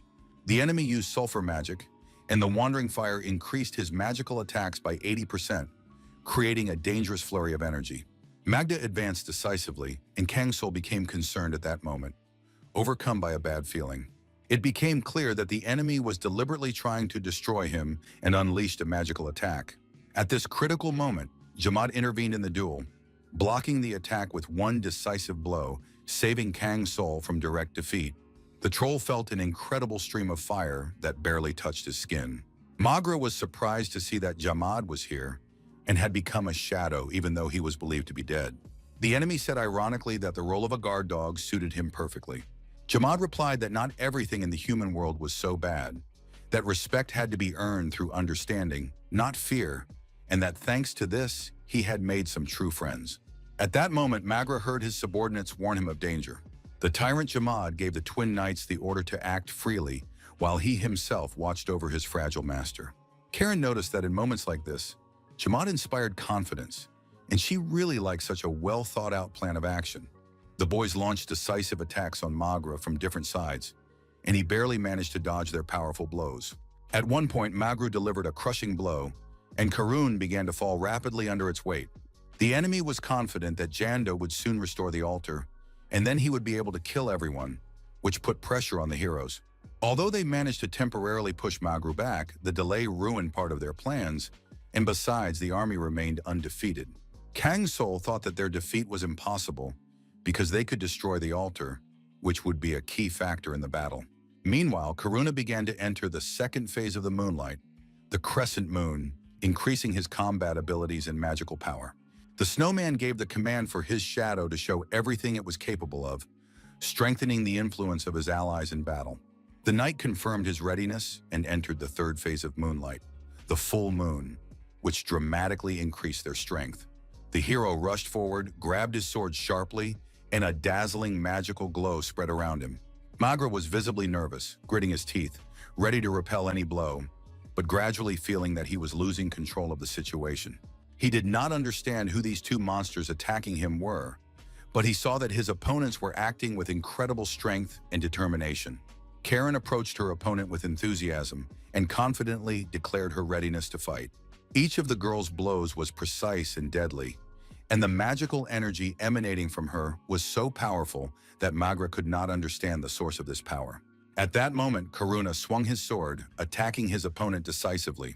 In an instant, everything around them was reduced to rubble, and a deafening explosion was heard. The guys got out, everyone was alive, but they knew that now they had to wait for the trolls, who were already scared. The enemies did not know what to do, because the path to engagement was completely destroyed, and control of the situation had finally passed to the heroes. Kibo needed rest and Mira looked after him, while the others no longer had the strength to continue fighting. The people, flooded with tears, begged for help and asked the snowman to support them at this critical moment. Karen, in a state of shock and thoughtfulness, watched what was happening. Meanwhile, Magra gradually came to his senses and noticed Jando nearby, who was clearly shocked by the destruction of their plans. The leader said that this place was finished, as were all their plans, and he couldn't believe that it was all because of the actions of these heroes. Magra said that he had mistakenly blamed the rat, but now felt his demise was near and understood that his power over the tribe was in jeopardy. Despite the approaching help, he furiously ordered Jando not to get his hopes up. Today he will die, and he will try to save the sulfur skull from disintegration and maintain control over the tribe at the cost of his own life. Magra ordered Jando to return to the tribe and inform the Union of what had happened. He also told him to report that he had resorted to forbidden sorcery. After that, it was necessary to take care of the shadows and deal with them. Jando glanced at the two heroes and confirmed his readiness to follow all instructions and act exactly according to plan. Meanwhile, Magra drove everyone away from the altar and activated an incredible, unbridled power to demonstrate the full might of forbidden sorcery. He used a special skill called Divine Incarnation, which promised to change the course of the battle. Karen expressed her indignation through gritted teeth, realizing that this opponent had no intention of simply retreating. Magra declared that he was prepared to do everything possible to ensure that his end would not be a pitiful one, and hoped that the twin knights would join him in this confrontation. Karen moved nimbly across the ground, her eyes flashing with determination, and her every movement filled with precision and power. The young men, finding new energy, attacked their enemy with fury, delivering one blow after another. The air was filled with sparks and the metallic screech of their swords cutting through the air. Magra, overcome with rage, shouted that he would burn everything alive to the ground, every last one of them. This altar would consume all his plans, and with them, everyone who was nearby. People screamed in horror, feeling the ground slip away from under their feet, and the altar tilted even more. They grabbed each other, deciding to stick together so as not to fall into the abyss. Magra shouted maliciously that it was too late to escape now, that everyone would die with him. He used forbidden magic, while Karen stood opposite the enemy and looked him straight in the eye with determination. People watched the fiery stream, which was taking over more and more space with every second, and their fear grew with every moment. The young lady was completely confused and did not know what to do in this critical situation. But a moment later, the snowman appeared nearby, and all eyes instantly turned to him. People begged the hero for help and asked him to save them, not to leave them in this unbridled emptiness and despair. Mira held Kibo in her arms and could barely stand on her feet, calling out to the snowman in a breaking voice. At that moment, the young hero decided that it couldn't end like this and turned to Karen. She had previously said that once the snowman reached 100 points, she would fully recognize him as her master. But now the decisive moment had come, and Karen announced that Kang's soul had scored 99 points. And that was enough to summon him as her master and unleash his power to its full potential. The young lady used the fire flower, absorbing the fire heat within a certain radius. Her actions were decisive and purposeful. She wanted to change the outcome of events and protect people. Kang's soul, completely confused, watched this incredible and spectacular explosion. Karen thought about how she had always dreamed of being a knight for only one person. Jin, her most beloved and devoted master, was the one for whom the lady was ready to give her life. After he died at the hands of the invaders and Montera fell, the girl sank into despair. Her soul burned with anger and sadness. Only ashes remained inside her. The feeling of life was gone, and almost everything had dried up. Karen lost her reason for living, not understanding why she should continue and what the point was. That's what she thought before, but everything changed after she met this boy. The hero made her wake up again, even though his skills were still far from her level. It was fun to travel with him and overcome obstacles. Karen began to find joy again in both ordinary things and exciting adventures. Every time she felt hungry, the host prepared food, and even if only for a brief moment, it brought back memories of her time in Monterey. This guy was amazing. He always seemed to know the way and appeared in the right place when the road ended. Since then, she had gradually begun to think that staying with him might not be so bad after all. But at the same time, the thought of forgetting Jean and the most precious memories of her life frightened her to the core. She needed to understand this feeling more deeply, to live it fully and finally understand it. Her opponent insisted that heroes were just lazy people and that she was no different from them. Karen understood that the cruelty of the world could not be eradicated, and she simply did not have time for doubts and wanderings. She wanted to act like the snowman, to move forward, not fear the consequences, and believe that the path she had chosen was the right one. But at that moment, the girl did not know what to do and returned to this question again and again. She remembered how Jean considered her indecisive and stubborn, and saw this as her true nature. Karen knew that eras give rise to emperors, and people create eras, but she found it difficult to understand what exactly had changed, whether the era had changed or a new emperor had been born. Then she remembered Jean's idea that the answer could be found by looking closely into someone's eyes. After all, it is the eyes that remain the mirror of the soul and reveal the truth, even when words are silent. She realized that the truth might be hidden where everyone's eyes were focused. Jin asked his knight with a slight smile if she had managed to find the answer. The young lady looked straight at him silently for a few minutes. Then she said that she had found what she was looking for. Now it was clear to her which direction to move in, and she told Jean about it. After that, Karen mentally thanked him for everything, and tears slowly flowed from her eyes. At the same time, the phoenix flew proudly forward, cutting through space with its fiery silhouette. Karen transformed, releasing streams of magical flame and completely controlling the bird. As the girl absorbed the entire Magra tribe, her hair regained its original red color. The young lady turned to her friend and called him her summoner for the first time. Karen admitted that she still did not fully understand how to wield this power and against whom to raise her sword. But it seemed to her that Kang Sul understood this much better and was able to advise her. Karen looked at him with hope and a determined gleam in her eyes. The lady decided to trust Snowman and walk with him on this dangerous path. The young man said without hesitation that he was ready to do so and would set off on the unknown route. The 10th guardian of the imperial family of Montera, Knight Karen, relinquished her powers as guardian from that day on, leaving her former role behind for good. The girl decisively delivered a crushing blow directly to her opponent, leaving no room for doubt. She used the Red Lotus, and the power began to spiral out of control until the scarlet flower bloomed in all its terrifying beauty. Her opponent roared in pain and rage, and an epiphany descended from the heavens, in which Karen awakened a new skill. It turned out to be a unique skill called Paint with Dawn, incredibly strong and truly powerful. It was thanks to this unbridled power that she was able to overcome such a formidable enemy. The monster roared in despair, but its time had come, and nothing could change that. Karen lowered her magical sparks and mentally said goodbye to her faithful Jin, finally accepting that she was now moving on. A bird flashed in the sky and flew into the distance, while Jin watched thoughtfully as it disappeared, unable to take his eyes off it. The emperor followed it with his eyes and, with quiet sadness, felt that it would indeed be better for everyone.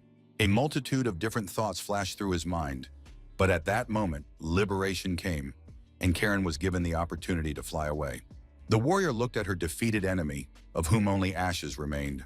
In his final moments, the monster thought that he was ready to die, and therefore had no regrets. He knew that this would be the end, but his death was not a mistake. The only thing that turned out to be in vain were the last words he said to John Doe about the shadows. It would have been much better to wish his tribesmen to forget them. Magra believed that he would never bow down before a human being and would never humiliate himself before him. He intended to remain independent forever.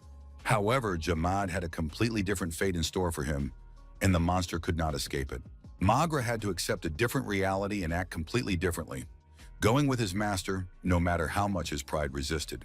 The troll tried to use magic absorption to absorb Magra's sorcery, but the enemy's level was higher than that of the spellcaster, and the technique was on the verge of failure from the very beginning. A moment later, the absorption did indeed fail, and Jamad took significant damage. He stepped back, suddenly feeling his body engulfed in an incredibly burning flame. Kang Sul watched in complete shock as the troll was engulfed in flames.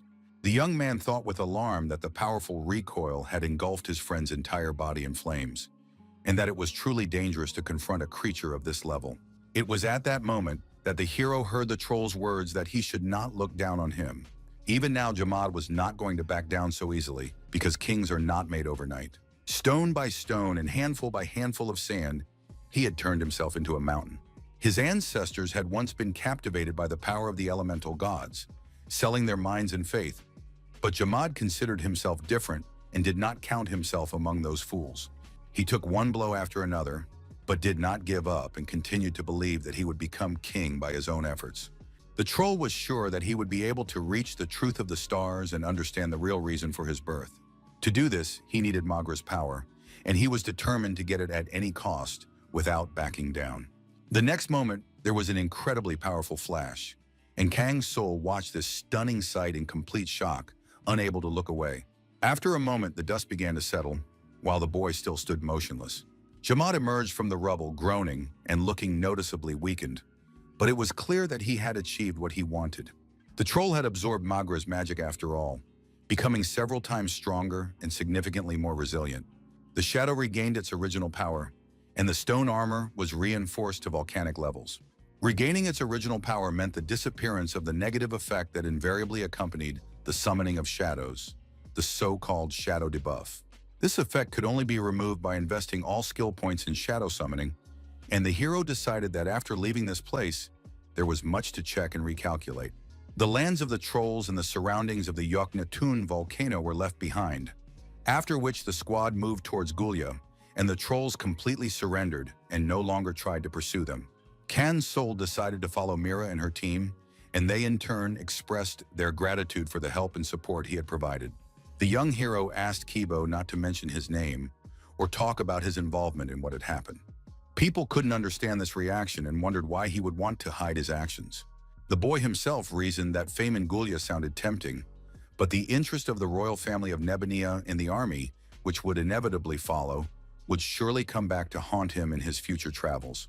If the kingdom showed interest in him, they would surely try to forcibly recruit him into service, which he would not be able to refuse.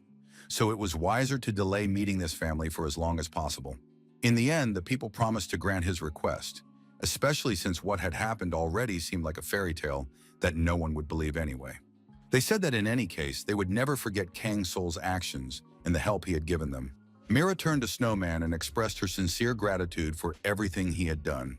The guy was worried about Kibo's condition, but the woman reassured him, saying that he had survived and even found the strength to smile despite what he had been through. After that, she asked for Snowman's real name, and he finally decided to reveal it.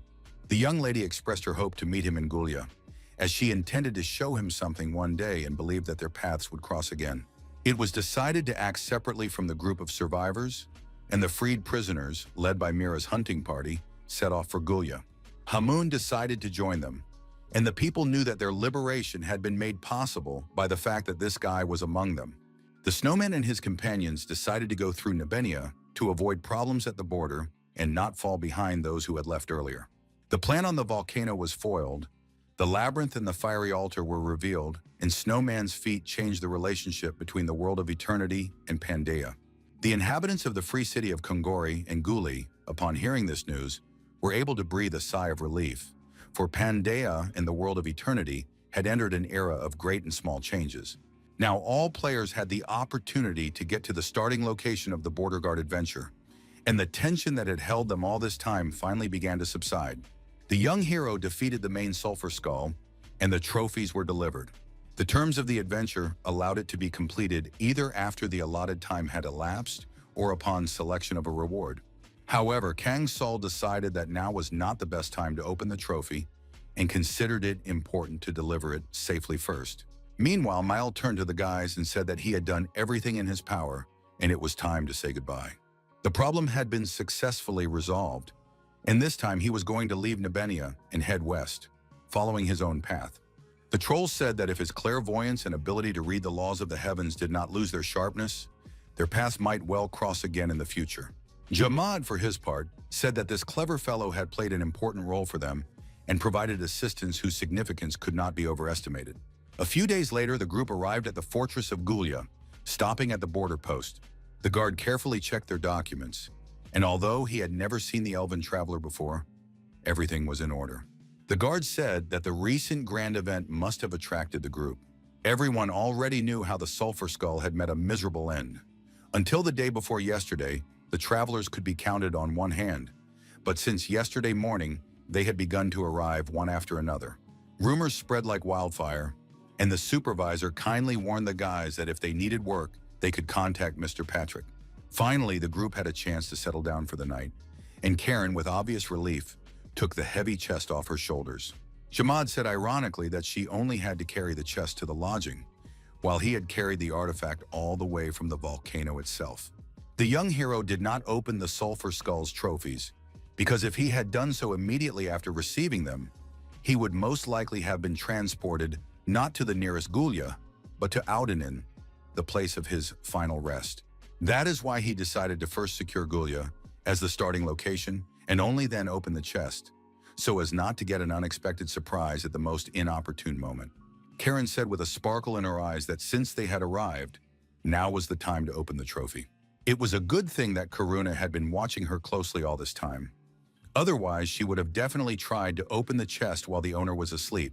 Kang's soul looked at his shadows and thought that if someone had overheard them, they would never have believed that he was alone in the room.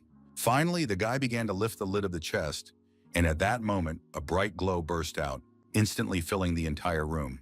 Upon opening the Sulphur Skull's chest, he received skill points, recovery scrolls, a ring of favor, and a rare fire monkey.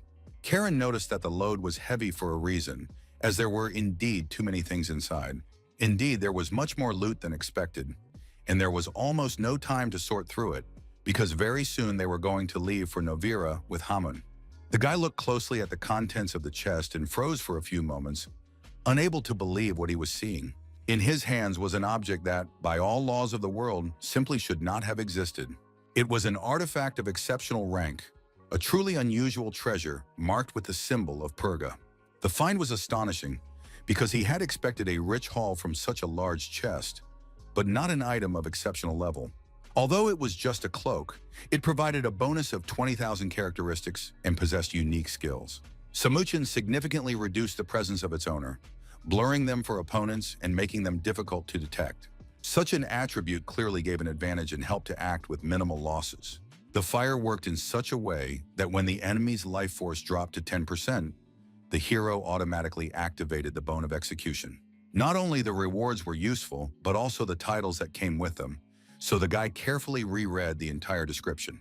Now he was sure that at this stage he had almost no rivals left, and all the adventures associated with the altar were a continuous series of good luck. Previously, he had constantly wondered whether he had done the right thing by throwing himself into the thick of events without thinking about the consequences. Now it was clear that the path he had chosen was indeed the right one. Meanwhile, events were unfolding in the office of the fortress commander, Gulya. Soldier Patrick Keats of Nebenia couldn't believe the eyewitness account that the trolls had angered Purga, who had destroyed them completely. But Kibo replied that it was true, believe it or not, but the fact remained. Patrick Keats said that he just wanted to understand why the fighter had hidden the real truth, because it meant that the official report had to be postponed. Kibo explained that he had spoken completely sincerely, and that their very return alive after what they had been through was already a miracle. Patrick Keats clutched his head, thought for a few moments, and then ordered that Kibo be released. The man thanked his boss for not detaining him. Meanwhile, the population did not know what to do next, as there was an option to return to Novira, but the city was no longer suitable for living. Despite this, people still had hope that it could be restored and improved, and overall, this goal seemed achievable. Kibo turned to his companion and remarked that it seemed everyone was ready to return, and that she was probably ready too. Mira replied that Haman seemed to like the wheelchair, since he was confidently riding it even without legs. Instead of answering, the man asked what his friend was going to do next. The young lady admitted that she did not yet know what she would do, as she did not know if she had anything left to start a new life. Then her friend suggested that she assemble her own hunting party, and Mira looked at him in confusion. Kibo said that it sounded quite reasonable, because she was a wolf, and besides, they had to go through real chaos and survive, and there could still be secrets hidden in the forgotten ruins ahead. He added that he would be willing to hand over his squad to her even though it had been almost completely destroyed, and after a moment's thought, the young lady agreed. However, the next moment she noticed Kang Sul approaching and said that they could return to this issue later. Mira said that they had already settled everything they wanted, kept Kang Sul's identity a secret, and gave no cause for suspicion. Hearing this, the young hero remarked that in that case, he might ask what exactly they wanted to discuss with him. Mira lowered her head and remained silent for a few tense moments. Then she placed a ring on the table and began to explain its meaning. The jewelry was called the Ring of the Awkward Oath, and it contained the dangerous magic of the Sulphur Skull, supported by a crystal that had absorbed the blood of many creatures. The young lady said that she wanted to exchange this artifact for Kibo's ring, and Kang Sul wondered if she had obtained it after a recent battle. This ring turned out to be quite good, even outstanding, and unlike the wolf's warning, it complemented his desired development much better. The only thing that bothered him about the wolf's warning was its announcement of danger, because at the moment when Magra aimed at him, the artifact remained silent. Recalling the devastating moment when his opponent unleashed magic on him, the young man realized that the power of the ring was not all-powerful. The effect, as if living a life of its own, significantly reduced the value of the artifact. So he came to the conclusion that, overall, the exchange suited him, and he agreed. The young lady replied that she was sincerely grateful for this, while her companion inquired about their future plans. Mira explained that they would stay in Gulya until Kibo recovered, and then they intended to return to Novira, because despite the destruction, it was still their home. The next moment, the girl turned to the young hero and confessed that she felt indebted to him. She understood that without his help, she would not have been able to return. After that, Mira said that if he ever needed help, she would be ready to respond at any time. The boys looked at her with a slight smile and nodded silently in response. Thus, the adventure was finally complete. Kang Sul moved to the base, threw the dice of luck on the journey, and the number 11 came up, which meant a peaceful journey in the vicinity of Gulya, without any alarming omens. Although luck was on his side, he did not intend to stay long, as they had to go to Novira to see the blacksmith immediately. He asked Haman to restore the Red Lotus sword and, at the same time, to make a pair of fireproof armor, even though it was unclear whether the necessary materials had survived. Be that as it may, rest did not play a big role for Kang Sul, so without wasting any time, he set off on his journey. The place of rest changed, and after a new roll of the dice, the number 13 came up, which meant an adventure in the vicinity of Novira with an alarming and restless atmosphere. Karen looked around in surprise and noticed that the destruction was not as extensive as they had expected. In fact, people had already demolished everything that had burned down, and the surviving buildings were being actively rebuilt. The hero thought to himself that the city was recovering at an astonishing speed, and this inspired optimism. He glanced at his rating and realized that it remained high because most of the other travelers and rankers had left Novira earlier. Thus began a period of rest, albeit a conditional one, as he was now in relative safety in the abandoned but reviving territory of Novira. During this respite, it was necessary to prepare equipment, and Hamun explained that after the recent raid, nothing remained in the area except this place. Kang Sul decided that in that case, it was worth returning to where they had left off earlier, and handed over the blood of Anakin's descendant. The blacksmith thoughtfully concluded that this would be enough, as he could mix the blood with spiritual powder and turn it into a special oil.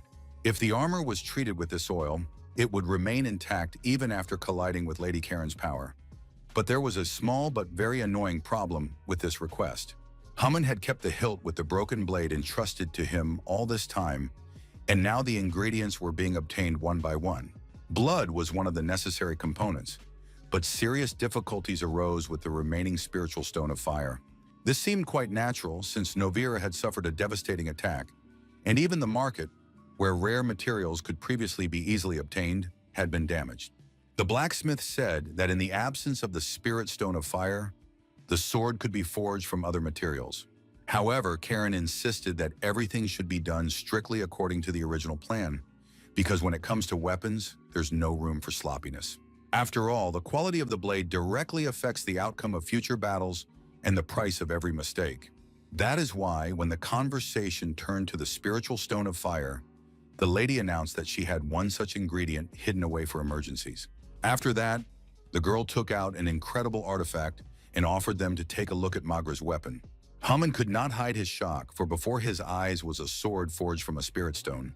It was clear that the blade strangely clung to and held power, as if it had a will of its own. It was the fire serpent, the famous blade that the fiery Magra used as his weapon and which contained the essence of his master. The sword was double-edged and extremely specific, as Magra fought with it in pairs, so Kang Sol did not bind the artifact to Karen and only gave it to her for safekeeping.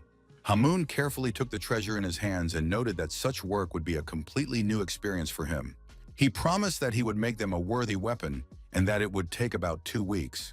Soon the guys went outside because they had solved one of the problems, and now they had to decide what to do next. Kang Sol reported that all the errands had been completed and it was time to meet with Chow. The young lady agreed with him, but noted that Novira had been destroyed and it was unknown whether their friend had survived. Chow was considered Gregory's student and, according to all logical assumptions, should have survived since her teacher was one of the strongest shadow summoners of his time, and she herself had a reputation as a genius. At the same time, Kang Sol was still not sure whether Gregory had a student named Chow, since even he had not been able to find out the exact number of his students and their identities.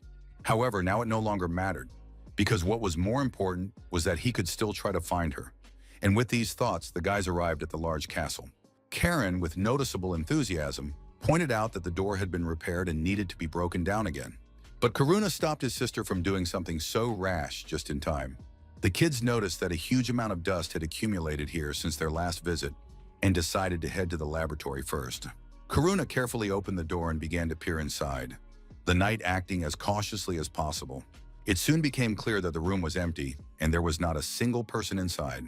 Kang Sol thought about how too much time had passed since the deadline and allowed himself to think that they might not meet again and he would have to accept it. He remembered how Chow had said that he had 3 months to do all this. It is necessary to return to Navira after completing all tasks and try not to be late. Upon his return, he was to hang a white cloth and check the gate every night, and if Chow did not return, burn the room. Unable to bring himself to sever ties with Gregory, the young man waited, but she never appeared. Karen suggested that they might have been tricked, and besides, you can't wait forever. If the meeting doesn't happen, it's time to look for a new adventure.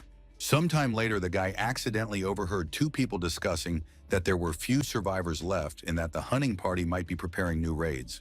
Another half-month passed, and Karen closely monitored the city's recovery, once reporting that a new bakery had even opened in Naviri. Kang Sol decided that this night would be the last one he would wait for Chow, and that in the morning he would finally put an end to it. During this same period, Hamun sent word that the work was complete and the newly restored sword was now ready. Karen looked at this incredible creation with obvious shock, as if she were looking at a true miracle of blacksmithing. And at that very moment, the young hero suddenly felt a familiar sensation that he had experienced before, and it foreshadowed that the piece would not last long. This feeling was exactly the same as when he received the fire monkey, while Karen couldn't take her eyes off her new weapon. Hamun said that the spirit stone was far from simple and was probably not obtained in the lands of humans. Karen had come into possession of something that should not have existed in this world, and with it, she had gained an exceptional skill called Spark. This sword was born at the moment when the blade of the Red Lotus and the Molten Fire Serpent merged. 2 exceptional trophies in one adventure seemed completely unbelievable, and the unique skills of the new weapon only reinforced this feeling. The sword possessed the skills Compulsory Strike and Point Breakthrough, and both of them perfectly matched Karen's style, as if they had been created especially for her. The young man expressed his sincere gratitude to Hamun for such impeccable work. The blacksmith said that the payment had already been made in full when they reached Yognaton to rescue him. Karen, in turn, promised that he could count on their help if he ever needed it. The lady promised to turn anyone who dared to approach him with evil intentions to ashes. By this point, Kang Sol had already collected 4 exceptional trophies, but completely focused on his adventures, he had temporarily stopped paying attention to this.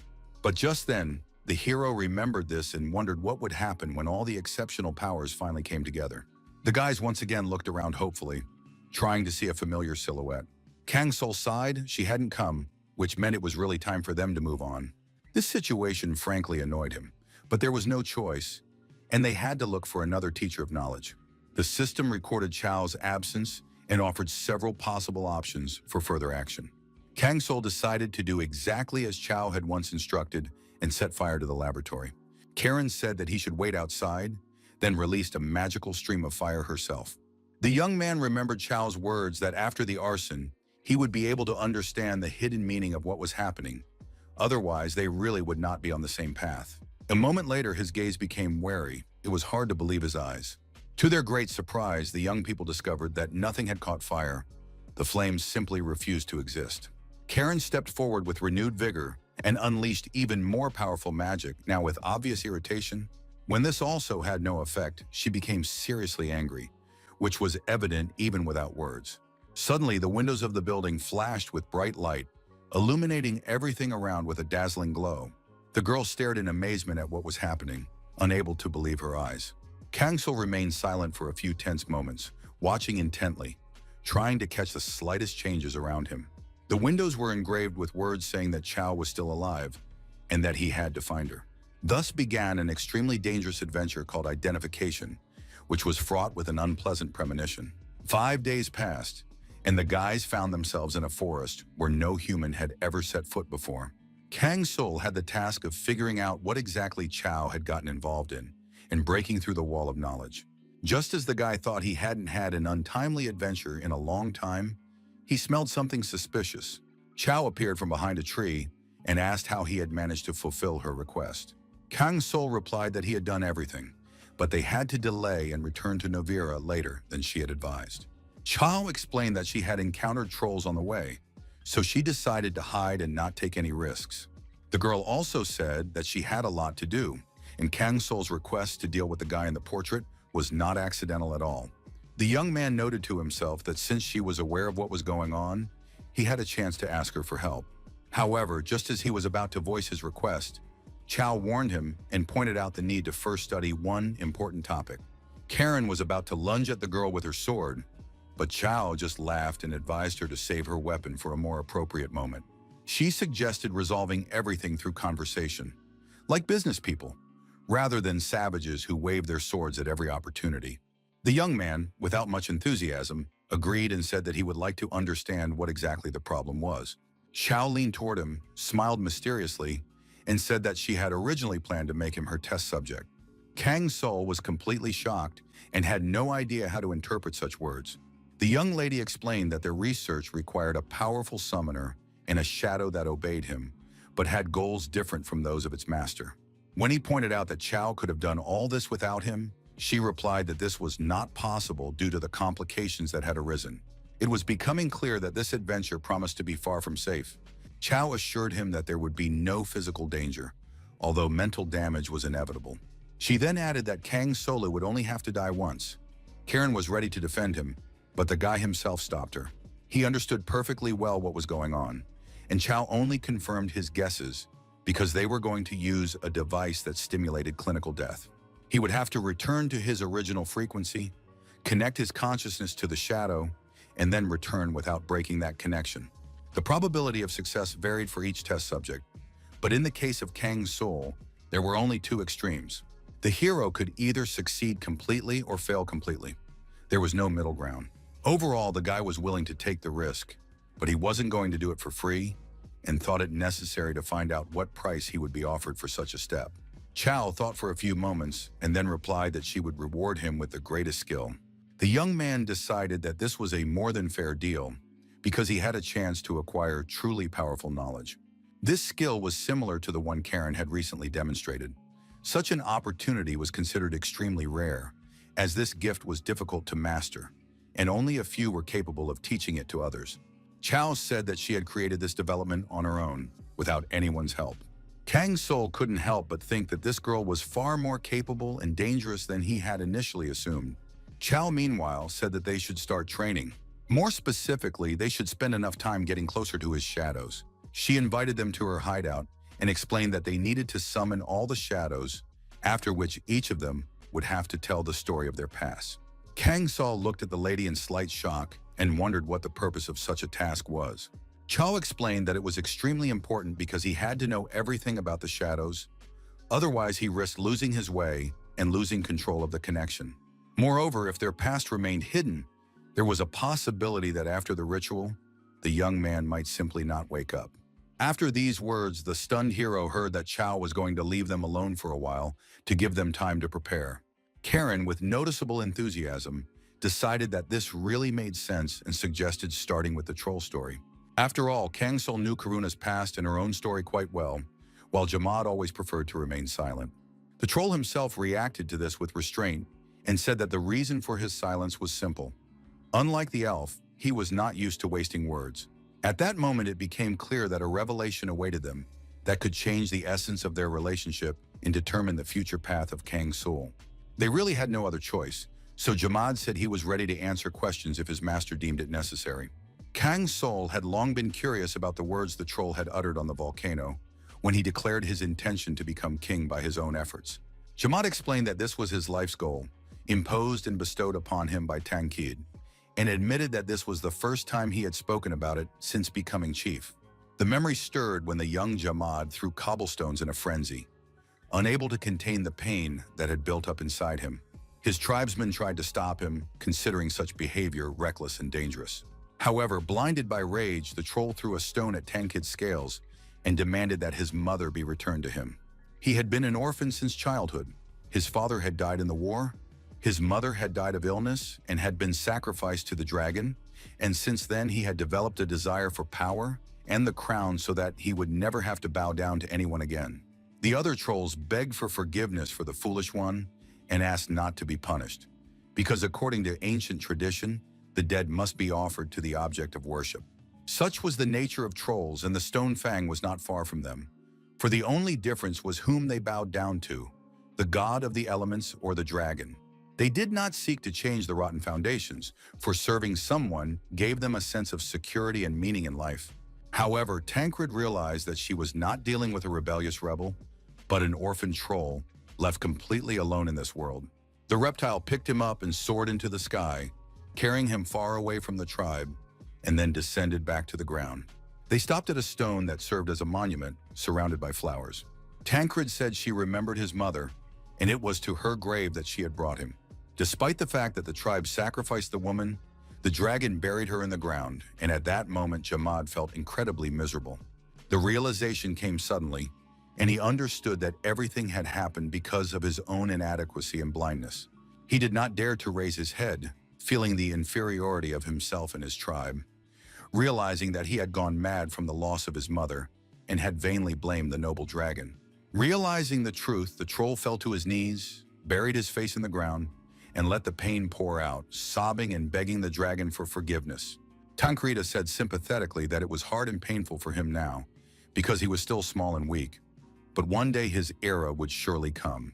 The time would come when Tyrant Jamad would learn the reason for his own existence, and that of all living things would touch the truth.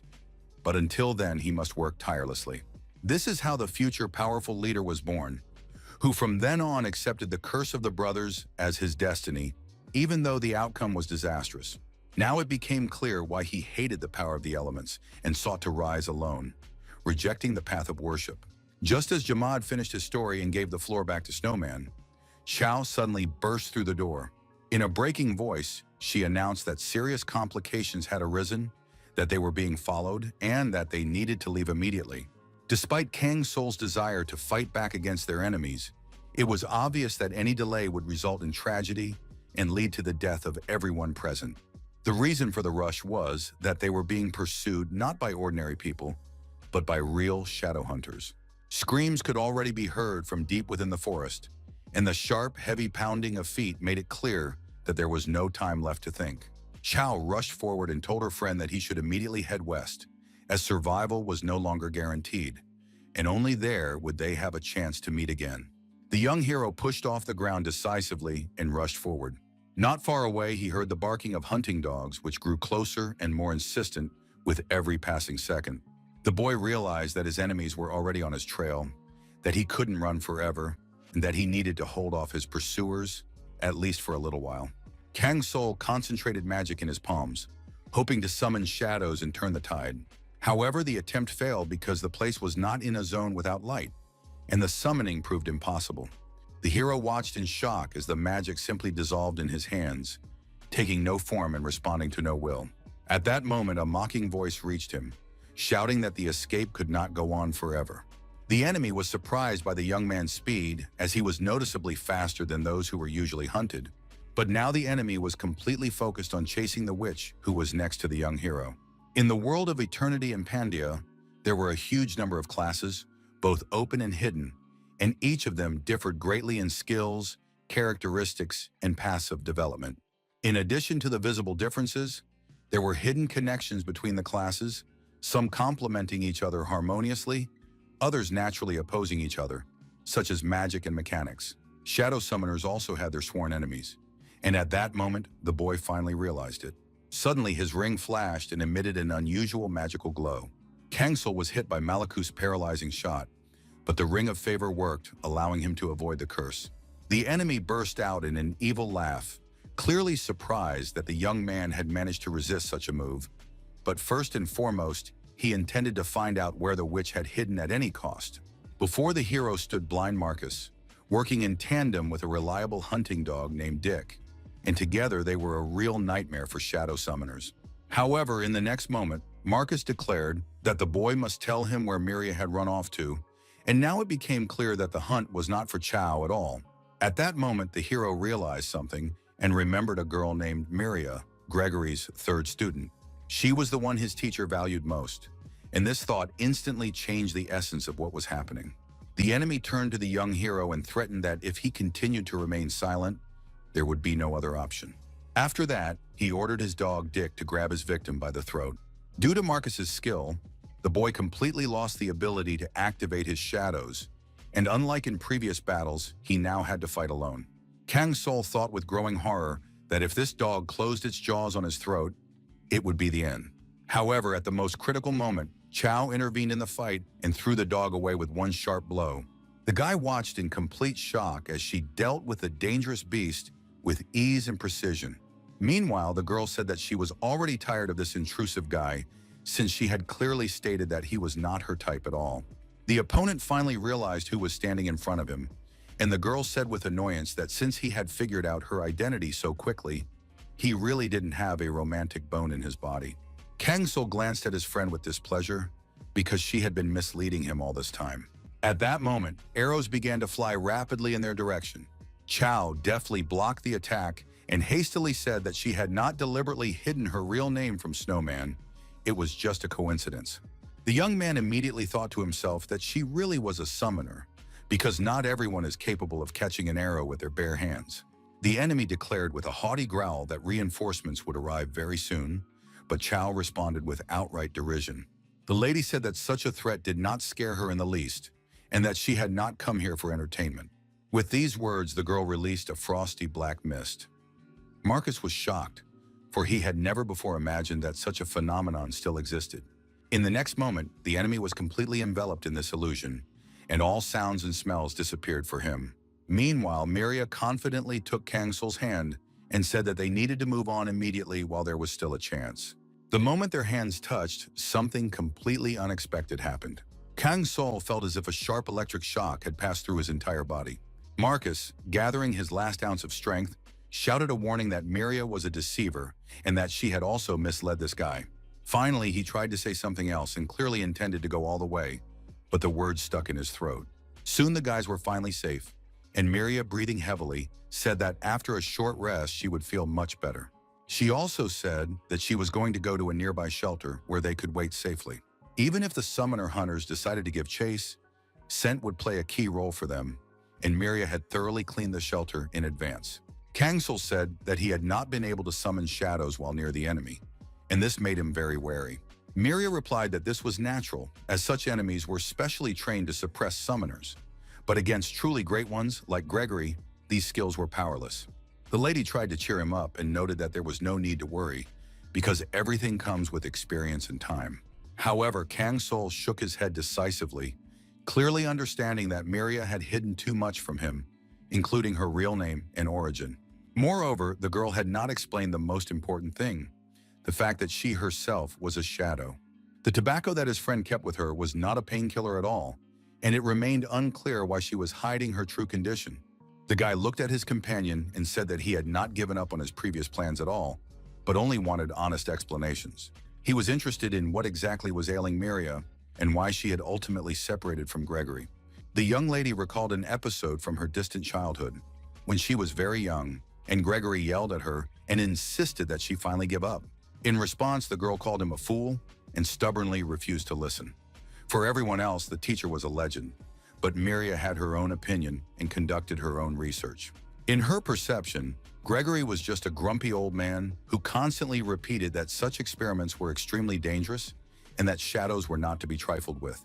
He claimed that shadows must be restrained and kept under strict control, while Miria believed that it was possible to find common ground with them in a friendly manner. She was convinced that Gregory was simply a coward, incapable of truly getting close to the shadows and understanding their nature. The teacher insisted that such an approach was foolish and emphasized that she'd not even imagined the danger these entities posed and why one should not reveal one's soul to them. He did not say this out of thin air, for his words were backed by many years of painstaking work and knowledge, the success of which no one had once believed in. However, this time Miria was firmly convinced that she was right and had no intention of backing down. Shadows were too complex to simply bend to brute force, and Miria was convinced that they needed to be understood first. Gregory contemptuously claimed that she would not succeed, reminding her that shadows were the spirits of the dead, which meant that she was about to take on all their regrets and pain, which she would hardly be able to cope with. In response, the young lady declared that she was ready to risk her own life, but she would prove herself right anyway. The teacher only coldly replied that one day she would surely remember his words. After that, their paths finally diverged, and Miria visited many places and changed many personalities. She changed her face and became a completely different person whenever circumstances demanded it. However, as soon as she said goodbye to Gregory, those who wanted to capture her appeared, and that was how she first encountered the summoner hunters. Finding herself in constant danger, the girl created one of her records, in which she came to the conclusion that simple coexistence with shadows was impossible without much deeper connections. Assimilation, in her opinion, was nothing more than a tool in the hands of the summoner, and only a barrier preventing shadows and humans from truly getting to know each other. While working on these notes, she was interrupted by her loyal friend, a shadow who noted that such reflections were better recorded in a safer environment. He also reported that they had managed to break away from their pursuers and could now move to another hiding place. This shadow was Soden, her trusted companion for a long time, with whom Miria could allow herself to be natural and not play another role. It was in Soden's company that the girl incessantly recorded her observations, gradually approaching an understanding of the true nature of shadows in her own path. She also deftly evaded her enemies, stubbornly and resolutely moving forward. At times, it was incredibly difficult, and then Soden helped his partner, carefully bandaging her wounds and staying by her side even during the most exhausting hours. Once, during a carriage ride, they had an important conversation. Soden admitted that it was not easy for him and that he was genuinely concerned about Miria, to which she replied that she was fine. He looked thoughtfully at her bandaged arm and said that he couldn't stop thinking about his own weakness.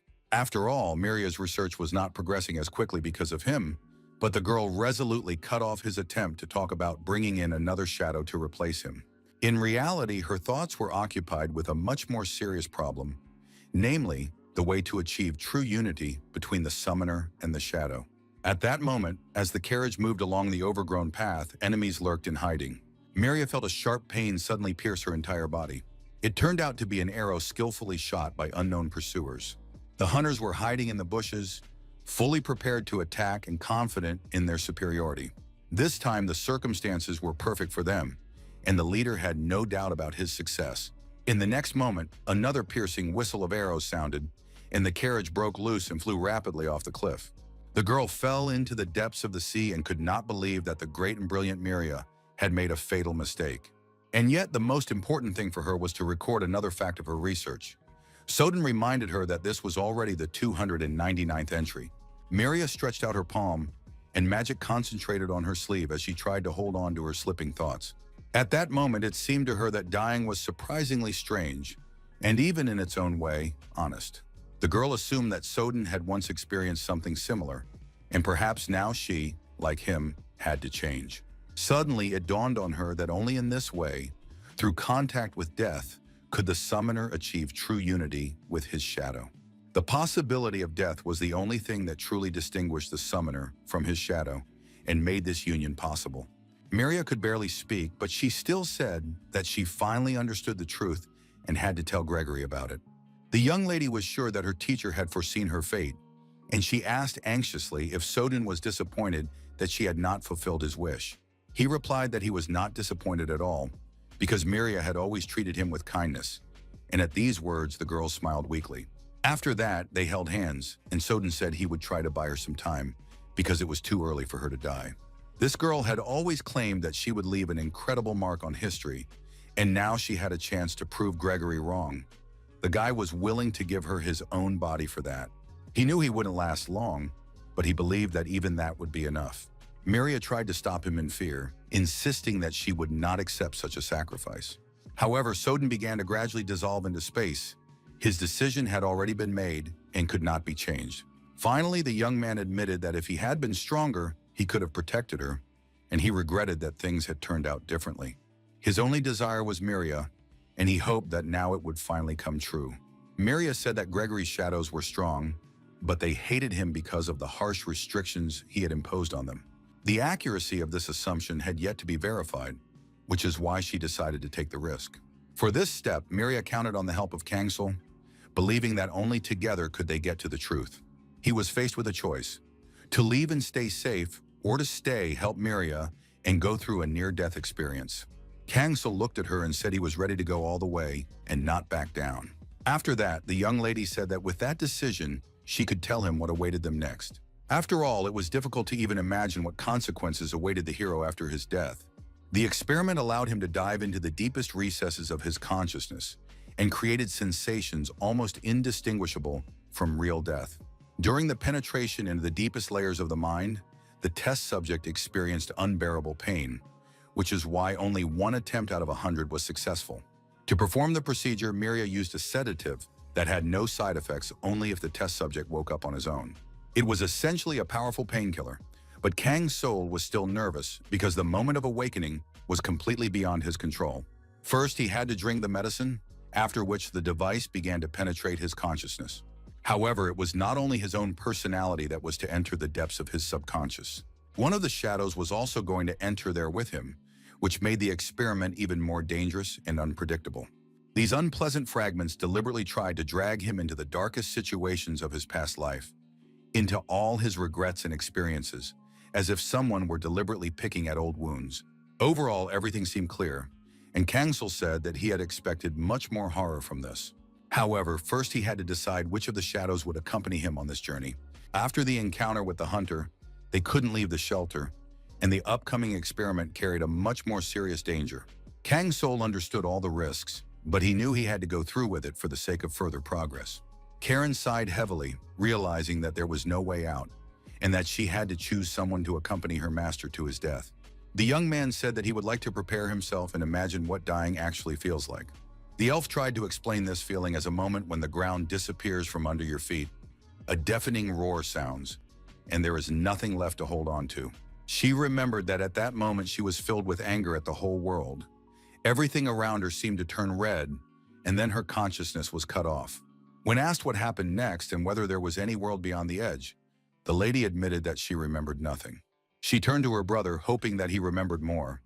But Karuna said that he only regained consciousness for a moment, after which everything plunged back into darkness.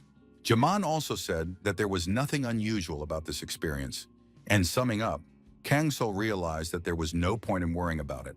Karen said that in general, she was ready to enter the clinical death device after her master.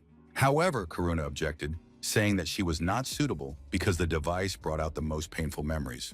It was not difficult to imagine what images would surface in her mind. When the Moon Knight expressed his desire to go in her place, Yaman also objected, saying that he should not do so either. Even if he supposedly only remembered the collapse of Montera now, his subconscious could play a cruel joke and bring out everything hidden. The erased memories could break him completely, and the fate of all of them depended directly on this. Jaman was sure that he should go because he remembered everything from the moment of his birth to the present day and believed that nothing could break him. After that, the troll added that, in his opinion, there should be no objections. Miria continued with the preparations. The troll had to be tied up so that the monster inside him would not destroy everything around him. Then the girl said that she had to give a few important instructions before they left. They would witness each other's most painful memories and thus inevitably grow closer. There was one strict condition. Under no circumstances should they interfere with these memories or try to change anything, otherwise it would destroy everyone. Miria said that it was better to reach their goal than to die because of uninvited altruism. Soon, a notification arrived that the boy had been assigned a partner. At that moment, a cube appeared in front of the hero, falling rapidly downward. His shocked comrades couldn't believe their eyes as the snowman had destroyed Daberg, which seemed impossible. The monsters were completely stunned and immediately turned to him with questions about how it happened. The system instantly displayed the conditions and offered several possible answers. The guy looked closely at his enemy and chose the second option because he was determined that today this place would become his grave. His god friends immediately supported him. Since they had come this far, it was time to finally deal with this scoundrel. At the same time, Yaman suddenly became very small and returned to the distant past. He looked around in fear and couldn't believe what he saw, because what was happening was completely beyond the realm of normal. A horrific scene was unfolding next to him, where several of his tribesmen were greedily devouring flesh. Jamin thought bitterly and was shocked. Am I really the same as these creatures? The monsters with bloodshot eyes mercilessly devoured the corpses in an attempt to satisfy their endless hunger. True horror overwhelmed him when the troll realized that he himself felt this burning, unbearable hunger. The thought that all he had to do was give in and eat to make the pain go away was frightening. If Jamin gave in, he would risk becoming one of them forever. The next moment, a voice nearby stopped him and told him that he couldn't do it. The troll turned and saw a strange creature staring intently at him. Jamin did not know who it was, but he could clearly sense that the stranger was waiting for something and had no intention of leaving. So the monster declared that he was disgusted by flesh and that he was capable of enduring this hunger without resorting to barbarism. At that moment, the leader turned sharply to him and declared viciously that Yaman was already one of them. From that day on, they would become brothers, as required by the rules of the Stone Fang, where a brother was considered an eternal friend and comrade in arms. Moreover, Jamin was destined to be the leader of this union. His fate had already been decided without his consent. However, the troll did not accept this and resisted internally, not wanting to call those he had seen for the first time and whose madness frightened him his brothers. The leader declared that objections would not be accepted and that from now on, Jamandu would share their common curse. Despite desperate resistance, it became clear that this magic could not be resisted by will alone. Jamin desperately tried to appeal to the crazed monsters, hoping they would intercede on his behalf. However, they only stared at the troll with empty, emotionless eyes, devoid of sympathy or understanding. Suddenly, words rang out from the darkness. These creatures were not his brothers, and Yaman realized that only he could decide who to consider his brother and who to follow. The monster clearly sensed the presence of some mysterious force nearby that accompanied him. The troll began to move forward slowly, sensing that this force was following him, neither interfering nor disappearing. He did not understand who this creature was or why it was watching him, but soon a terrifying scene unfolded before his eyes. Before him was the altar of the god of the elements, and his tribesmen were preparing for a sacrificial ritual. Jamin stared in shock at what was happening and suddenly saw that his mother was to be the victim. Shocked to the core, he began to push the monsters aside and rush toward the altar, feeling no pain or fear. He tried to stop them, because he understood that these creatures worshiped those who despised them and did not even consider them worthy of pity. However, the god of the elements blocked his path and unleashed his fury upon him, forcing him to bow down and acknowledge his own insignificance. A moment later, a crushing blow followed, which the troll barely managed to withstand. An overwhelming force descended upon him, which seemed impossible to resist even with all his determination. Jamin gathered the last of his willpower and tried to resist, but his knees still slowly buckled under the unbearable pressure. He could neither move nor make a sound when he suddenly sensed a familiar scent nearby. In the next moment, flowers appeared before his eyes and the weight disappeared as suddenly as it had appeared. The world around him changed, and Jaman noticed that he was now standing near the grave where his mother rested. The invisible creature, a faint shadow, was still nearby. It had no clear outline, but its presence was oppressive. Jamin asked decisively what this creature was, but in response, the shadow only stretched out its hand. The next moment, a powerful gust of wind hit him so hard that he almost lost his balance. When the storm subsided, Jamin dared to look around and realized that a huge dragon had soared into the sky. It was Tancred, and the realization struck the troll so hard that his mind refused to accept what he had seen. He felt like an insignificant barbarian, a creature incapable of rising into the sky and approaching such nobility. At that moment, he was overcome with self-contempt, born of envy and powerlessness. But suddenly, the monster felt a light, barely perceptible touch on himself. An invisible shadow took him by the hand and gently pulled him forward, inviting him to follow. Xiaoman looked up at the sky and froze, stunned by the sight that appeared before him.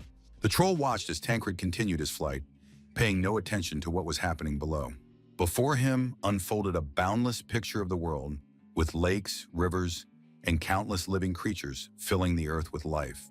The troll finally understood that even the great Tancred ruled only over the sky, but not over all this wealth. The shadow standing nearby noticed that the earth was no smaller than the heavens and was not inferior to them in grandeur. Xiaoman agreed, because there was indeed truth in this statement. At that moment, he finally realized that he was a troll and part of the Stonefang tribe. He was the one who managed to touch the mysteries of the universe and the stars without denying his nature. Next to him was the fearless snowman, who was not afraid to witness this inner transformation. Now, Xiaoman knew who he was and was sure that one day he would become the king of the lands, not the heavens. At the same time, Kang Soul's memories unfolded no less tragically and dragged him into the depths of pain. Because of a wrong decision on his part, the swordsman lost his arm, and that became the point of no return. The players laughed and said that the lost limb could not be restored, no matter how much he wanted it. The wounded hero, maddened by pain, shouted that Kang Soul was to blame for what had happened. The guy himself was unable to say anything but endless apologies. However, he was immediately stopped because the mistake had been made earlier at the moment of choice. From that moment on, the process of decay began, and feelings began to fade rapidly. Time was running out, and the snowman made his next choice, believing it to be the right one. But this step only exacerbated the situation, and now the hero had also lost an eye. Attempts to justify himself had no effect, as the gods only responded with ridicule. Even his figure, the magician, did not side with his master and admitted that what had happened was his mistake. The man's gaze from above exuded fierce hatred, as if the master himself was the cause of all the trouble. Kang's soul couldn't understand what had gone wrong because nothing like this had ever happened to him before. It seemed to him that he didn't need anything more, that games and friends were enough. But now everything was falling apart before his eyes. The boy heard himself being pulled out of his reverie and told to take action. Now was not the time to be distracted. He had to make his next move. Another pawn was in mortal danger, and there was no time to hesitate. Kang Soul was warned that he had no more room for error. If he missed, he would lose his life. The guy covered his ears because he felt an incredible knocking that prevented him from concentrating. He loudly demanded that the gods stop banging and testing his nerves. However, in the next moment, he heard that his comrades were not doing anything. It was not them. Completely shocked, Kang Soul began to look around. A hole began to form in the wall next to him, and something incredible and frightening emerged from it. The young man could not understand what this creature was or where it had come from. Soon he met the monster's gaze and felt a chill inside. The creature said that it had been trying to reach him for a long time. At that moment, his teammates snapped him out of his stupor as this madman was just staring at the empty wall. They saw nothing and his behavior seemed very strange. Kang Soul decided that he needed to continue playing with them. In fact, that was what he wanted most of all, to be with his friends. He wanted to roll the dice, move the pawns, and stay in the game until the very end. The guy did everything he could to make sure everything was okay with them, and that thought kept him in place. However, the magician's words about how his sense of superiority had blinded him came back to him. At that moment, he came to the painful realization that perhaps Kang Soul was playing precisely because he enjoyed controlling the lives of others and feeling powerful. But almost immediately he pulled himself together, because there was clearly something wrong with this reasoning. Besides, he was sure that he hadn't imagined it, because someone had really broken through the wall and there was a creature behind it. His friends insisted that there was nothing there and wondered if he didn't trust them, that everything was calm and safe.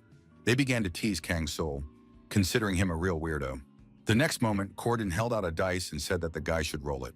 His future now depended on the dice. The number that came up would determine whether Kang Soul would stay here or manage to get out. The guy stared at the dice in complete confusion, unable to look away. These dice had become both a god and the final decision of fate for him, and when the roll was made, he suddenly rolled a 1. The young man couldn't believe it and stared ahead in complete shock, feeling as if the world had frozen for a moment. This meant that he had no way of getting out of here. Kang Soul had to stay here with the dice that had brought him death and with the friends who had laughed at him. However, in the next moment, the dice suddenly began to spin with new force. The guy couldn't understand if the number could really change. The gods were furious and shouted that this couldn't be because the result had already been decided. Kang Sol desperately insisted that he had not broken any rules and had not even touched the dice. Meanwhile, the number finally changed and stopped at 20. At that moment, an unknown entity addressed him, which was only able to intervene thanks to the loud bang on the table. The guy, in complete shock, raised his head and looked ahead. The creature asked angrily if he was going to continue to hang around and play, while it had invaded his nightmare. Now there was no doubt Kang Sol could clearly see Yamanda in front of him. At that moment, the gods addressed him with discontent, not understanding where he was constantly looking. The players demanded that the guy return to the playing field immediately and insisted that he must stay with them forever. Suddenly, Yaman noticed that the boy always had too many unnecessary thoughts in his head, but sometimes it was better to look at things more simply. The young man had to finally understand what he really wanted to tell them. After a moment's thought, Kang Sol remarked that they were simply overcome with boredom. The gods were shocked, couldn't believe what they had heard, and demanded that he repeat it. They decided that it was just an inappropriate joke, because a snowman cannot leave them. Jimin silently watched how much this guy had changed. Kang Sol looked sternly at everyone present and said that he no longer cared about any of this and had no intention of engaging in such nonsense. The guy was still tied up and on the verge of unconsciousness. Karen suspected something was wrong because the master was hanging motionless, almost as if he were dead. Mirya reassured them that the master was in clinical death, which was part of the test. He had to go through his memories, and all they could do was wait. However, after a moment, a shadow began to gather around the guy. The young man suddenly collapsed to the floor. The situation suddenly worsened and clearly spiraled out of control. Mirya was momentarily confused, but managed to keep her cool. She realized that fighting her memories was much more difficult than she had expected. The shadows had no choice but to hope and wait for the outcome. Karuna thoughtfully turned to the girl with a question that was bothering him. The Moon Knight wanted to know if there was any way to get into the master's dreams. Mirya replied that it was not for nothing that only one shadow had been taken, as the presence of the others could cause unpredictable side effects, and besides, the painkiller had already worn off. Karuna firmly countered that he didn't care about the pain and demanded to know exactly what needed to be done. Karen wanted to go with her brother, but he stopped her, as it was very dangerous. Mirya realized that they were extremely serious and was ultimately forced to give in. The lady warned that the kids would have to go through incredible pain, and then they would find themselves in a dark space where they would have to find the master and get out of there. She added that nightmares would deliberately attack them, but the heroes were mentally prepared for this. The girl pressed a special red button and said that now it was clear what kind of master they had and what kind of shadows they would encounter. A moment later, the guys felt waves of extremely unpleasant sensations that literally paralyzed their perception. Mirya remained on the sidelines, thoughtfully noting that the path she had chosen with Soden now lay on the shoulders of these young heroes. The girl even envied them to some extent because she herself wanted to go through this test. But if not, she was ready to be only a witness to their struggle and possible end. Meanwhile, Snowman's comrades could not believe that he had refused to participate. After all, the rules had to be followed, otherwise the world would descend into chaos. Corden released his magic, knowing that the violator, the cursed boy, had to be punished. Kang Sol felt a strong magical impact that caused him to collapse to the ground.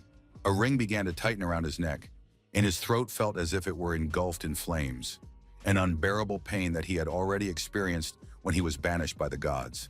At that moment, he realized where the terrible mark on his neck had come from. It was all the result of the agreements made by these cowards. But first, he had to get rid of the annoying ring that was restraining Kang Sol and preventing him from acting freely. Jimin tried to help and put all his titanic efforts into it. A moment later, he succeeded, and the young hero felt that his neck was finally free. Corden put his hand forward, magical streams came out, and the enemies were not going to give up so easily. At that moment, the troll finally understood that his nickname was Snowman, and his real name was Kang Sol, and now he knew everything about his master. Jimin was interested in what Kang Sol dreamed of and was ready to hear the truth. The guy replied sternly that his most important desire was revenge, for which he was ready to go through any trials. The troll laughed, amazed that the expulsion of the gods had inspired Kang Sol with what seemed to be a petty desire for revenge. Kang Sol continued that for this purpose, he intended to embark on the path of ascension and become a god. becoming the strongest of the strong. Thus, their paths crossed, and Jaman could become a loyal partner on the path to the kingdom, and Kang Sol on the path to divine power. Despite the chaos around them, Kang Sol and Jaman had a common goal, and all their blows were directed at the enemies who stood in their way. Their opponents tried to delay the boys and demanded that the hero continue the game. Corden finally took off his mask and transformed into a real monster. Huge clawed paws destroyed the space, but Jaman worked his fists incessantly, trying to break free and find a way to freedom. The memories and illusions around him were incredibly dynamic, creating a feeling of constant pursuit. At one point, they found an exit and rushed towards it. The guys quickly got out into the corridor, but their enemies had no intention of letting them go. Corden got there first and blocked their way. Monsters were closing in from all sides, and the terrifying creatures resolutely set off in pursuit. Kang Sol felt uneasy. There were too many enemies, and if they acted randomly, they would be caught up too quickly. Jaman advised him to focus only on the exit, casting aside fear and thoughts of defeat, because this whole scene was just a figment of Kang Sol's imagination. The guy suddenly realized that it was an illusion, and that fear could destroy everything. To counterbalance and control the situation, he needed to imagine something powerful and safe that could get them out of the trap. The solution came to him, and Kang Sol raised his palm, in which a blue beam of magic appeared. The guy rode the illusion of a rushing Grimvel, creating a support and a means of escape from this imaginary nightmare. Jaman sat on the illusion of a heavy hog, which moved incredibly fast. Kang Sol and his friend raced forward, leaving behind the cries of their pursuing enemies. Their path lay through the rainbow illusion of Permin, sparkling with all colors, like a bridge through space and time. The boys ran faster and faster, paying no attention to their pursuing enemies. Their opponents tried frantically to catch up with them, shouting about punishment and threats for rule breakers. But the pursuers' jokes and games ended when magic flared up in front of Kang Sol, lighting the way. Jaman noticed that the scale of his companion's power was simply mind-boggling. Kang Sol used a legendary method of movement, reproducing in detail a skill that had previously seemed unattainable. He realized that he was capable of using skills he had never even thought of before, and this realization gave him incredible power. With the help of illusions, the guy froze events, and the whole world was plunged into ice. By stopping his enemy's movements, the hero created room to maneuver. Jaman raised his head and asked what kind of power this was, because it was not just magic, it was control over time and perception. The guy replied that it was the power of his figure, created by himself and his personal ability. The hero understood that they needed to hurry because this power was temporary and could disappear at any moment. The next moment, a familiar voice sounded near him, demanding that he stop. Kang Sol looked furiously at the man he hated, who had suddenly appeared beside him. Corden said that everything around them was an illusion, including hogs, Grimwell, and the rainbow path of Permin. He claimed that even the power of Grand Duke Inea was just a fragile deception. Kang Sol objected, saying that everything had really happened and was not a figment of his imagination. Corden laughed and explained that all these images had indeed once existed, but they had never belonged to the young man. He reminded Kang Sol that he had not gone through their suffering and had not paid for it with his own pain. All this guy did was roll the dice and make decisions from a safe distance, while the consequences fell on the shoulders of innocent figures. They had to go through countless trials and tribulations, endure unbearable pain that broke even the strongest. In essence, there was no justice in this, because they lived a life they never chose for themselves. Kang Sol clenched his fist and stared intently at his opponent, then asked only one question. Why had it come to this? He wanted to know why Corden kept putting obstacles in his way, because once upon a time, everything was completely different. The young man recalled that Corden was the only one among the gods who had stood by his side and helped him in a truly difficult moment. It was he who sent him to the world of eternity and helped him avoid a cruel punishment from which no one else could have saved him. In response, Corden coldly admitted that he was disappointed in this guy, and looking back, he should not have placed any hopes on him at all. That was why now the fighter only wanted to watch Kang Sol suffer. Before him stood all of Kang Sol's pawns, an entire army of incredibly strong warriors, each of whom had once crossed the line for his choice. Now Corden wanted to know what Kang Sol thought about the dozen who had challenged death because of his ambitions. These figures were connected to each other, and over all this time, too much had been left unsaid between them. Fate had given them a rare opportunity to finally speak their minds and set the record straight. All these personalities demanded repentance from Kang Sol because he had played with their lives as if they were dice on a table. The young hero bowed his head and felt a heaviness that cannot be put into words. Corden said mockingly that the dialogue had not gone as he had expected from the very beginning, and he was curious as to why Snowman was so upset. Was not happy to be reunited with his pawns after such a long separation? Kangsul admitted that he felt no joy, only a deep, lingering sadness that made everything inside him tighten. Then he turned to his pawns and said that he had always wanted to apologize for not being able to give them a better life. He felt guilty for every step they took, for every pain and every death that fell on their shoulders instead of his own. Corden coldly said that such apologies came too late, that Kang's soul had always commanded these heroes, leading them to their deaths, and therefore deserved to be executed. However, after a moment, one of the fighters named Aini said that everything was fine and he was ready to forgive. The others agreed, and one of them said that he had lived his life without regrets. Another admitted that his fate was worthy, and that even if he had the opportunity to start all over again, things would hardly have turned out better.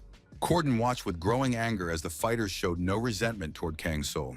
His fury intensified because he considered these people weak-willed and lacking in principles and respect. But when he realized that the situation was getting out of control, the scoundrel made a quick decision. He wanted to fight Kang's soul himself and intended to destroy him completely.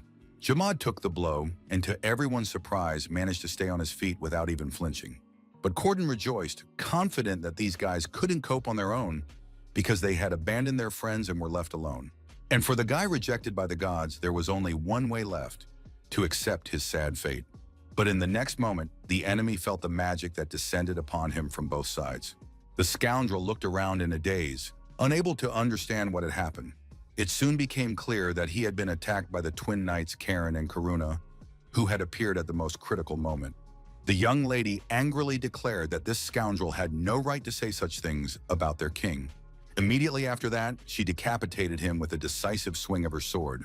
The cordon began to gradually dissolve into space, and at that moment, he was struck by the thought: did she really consider the insignificant snowman to be a king? When only a fragment of his mask remained, the enemy said in a strained voice that there was no point in defending this so-called king. But Karen firmly replied that she would not renounce the snowman, that she was a loyal knight of the hero who would surely achieve this title. After that, the lady turned to the others and said that they had done well and behaved with dignity. Jamad asked where the twins had come from. In response, they explained that the situation seemed too dangerous to them, so they took a risk and came here. At that moment, Corden spoke again and asked if this guy was really going to forget them so easily. Kang's soul had clearly decided that they were enemies, which meant he had no intention of keeping their memories. Now this hero had grown up, understood a lot, and finally realized important things about his own life. There were times when it was fun here, but he was never going to go back because he had chosen a completely different path. The young hero stood before an empty space, open to new achievements and future trials. He bowed his head and allowed his destiny to return to its original purpose. At that moment in the real room, Kang's soul's body began to move noticeably. The guy began to break the chains, acting with such incredible strength that it was difficult to even imagine. Finally, he opened his eyes and they flashed with a powerful glow filled with unprecedented energy. At the same time, the enemy army of hunters was surrendering their positions, and there were many seriously wounded people lying on the ground in the clearing. But the leader, Marcus, still looked practically invincible. He laughed and said that the witch was exhausted, had exhausted her strength, and had lost her former arrogance. Miria looked him straight in the eye and replied with steely calm that her health was no longer what it used to be, and that perhaps he should fight more gently. The villain demanded in a rage that she reveal where the boy was hiding, because the path of solitude would be much more painful for her if she continued to remain silent. The young lady said that no threats would work on her, even if hundreds of arrows were aimed at her. However, in the next moment, the girl became alert, sensing an unexpected sound nearby. Confusion and a strange excitement arose in her soul. Could it be that events were unfolding exactly as she had expected? Marcus stared fiercely at his powerful opponent. Suddenly, the roof of the house broke through, and a powerful magical stream burst out. At that very moment, the enemy released his dog and ordered it to attack immediately. Miria could only barely dodge the impending danger, balancing on the edge of her last ounce of strength. But the dog Dick rushed at her with frenzied fury and monstrous strength, knocking the girl off her feet with one swift leap. Miria collapsed to the ground, completely immobilized, seriously injured, and barely conscious. Marcus coldly stated that as long as the lady exuded the stench of shadows, she would never be able to hide from him. The enemy approached and declared that he would definitely pass judgment on her as a summoner. Miria sensed that help was close and realized that she just needed to buy some time. She tried to provoke the hunter, saying that a summoner had once broken him and that it was this fierce feeling of revenge that had crippled his entire life. In the old man's eyes, she could clearly see this hatred, which could only disappear after the extermination of all summoners. Marcus nervously interrupted the lady, demanded that she be quiet, and, for the sake of peace in his exhausted life, decided that it was time for her to leave this world. But at that very moment, Miria's hut burst into flames, and an explosion of incredible force rang out. Marcus and Dick froze in shock, not understanding what had just happened. A shadow began to form next to them, becoming denser and clearer with every passing second. The old man flew into a rage and cursed what was happening, unable to understand why everything had turned out this way. The outline of the shadow soon revealed a warrior radiating overwhelming power and imposing grandeur. He was no longer under the influence of the zone without light, where the call of the shadows was impossible. Now the situation had changed, and the hero had a clear advantage, for he had become much more powerful than before. The young man broke through the wall of knowledge and thus gained a decisive advantage. At that moment, he had a revelation, and a new unique talent called Night Raven awakened, finally formed and secured. The system recorded the achievement of my path, as well as the title Next on the Path of Solitude, supplemented by the special achievement Endless Path and the rare title Shadow Expert. Miria breathed a sigh of relief. Protection and support had finally arrived in time. The lady smiled faintly and turned to Soden, because despite everything, they had really succeeded. She noticed that her friend now resembled a hedgehog and wanted to congratulate him on his success. But she understood that first they had to deal with the scoundrel who had just attacked them. Marcus looked at his opponent in confusion and keenly felt the incredible power emanating from him. He was overcome by the heavy stench of shadows, and it became clear that the shadow had indeed consumed this warrior, leading to such frightening consequences. A terrifying creature emerged, the mere sight of which sent a chill down his spine, but Marcus still believed he could handle it. He was sure that he had to kill it and thus save it from this terrible fate, which could bring nothing but suffering. Soden looked closely at his opponent and doubted that such a fate was really so terrible. On the contrary, he found it frighteningly beautiful, because the feeling of movement of flesh and bones was something he had not experienced in a very long time. In the next moment, the hero went on the attack, leaving his opponent no time to think. Marcus barely managed to fend off the swift and crushing blows, his defense cracking at the seams. Completely confused, the hunter stared straight ahead, unable to understand what had just happened and why the situation had spiraled out of his control. The scoundrel came face to face with his own death, and if he had been even a step closer, the result would have been catastrophic. These movements were familiar to Kangsul. He had seen them before, and knew that the man next to him was not as simple as he might seem at first glance. Soden turned to the owner and asked what his suggestions were, because the threat was coming from the right. He added that he would deal with the old man himself and test what he was capable of in battle. A moment later, the dog Dick received a crushing blow, the force of which literally shook the ground beneath his feet. The hero decisively delivered a crushing blow with a single movement of his hand, demonstrating incredible power. He said that the enemy was just a cowardly puppy, completely incapable of serious combat. The next moment, magical arrows began to fly rapidly in their direction. But Kang's soul used his shadow hand to catch the projectiles in a flash and neutralize the threat.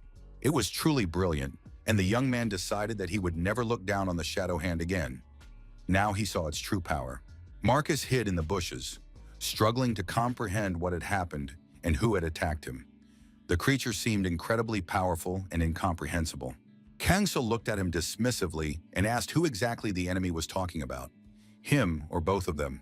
He had already taken the form of the volcanic sorcerer Jamand and the Night Raven, absorbed skill points, and could use passive abilities, which made the young man significantly stronger.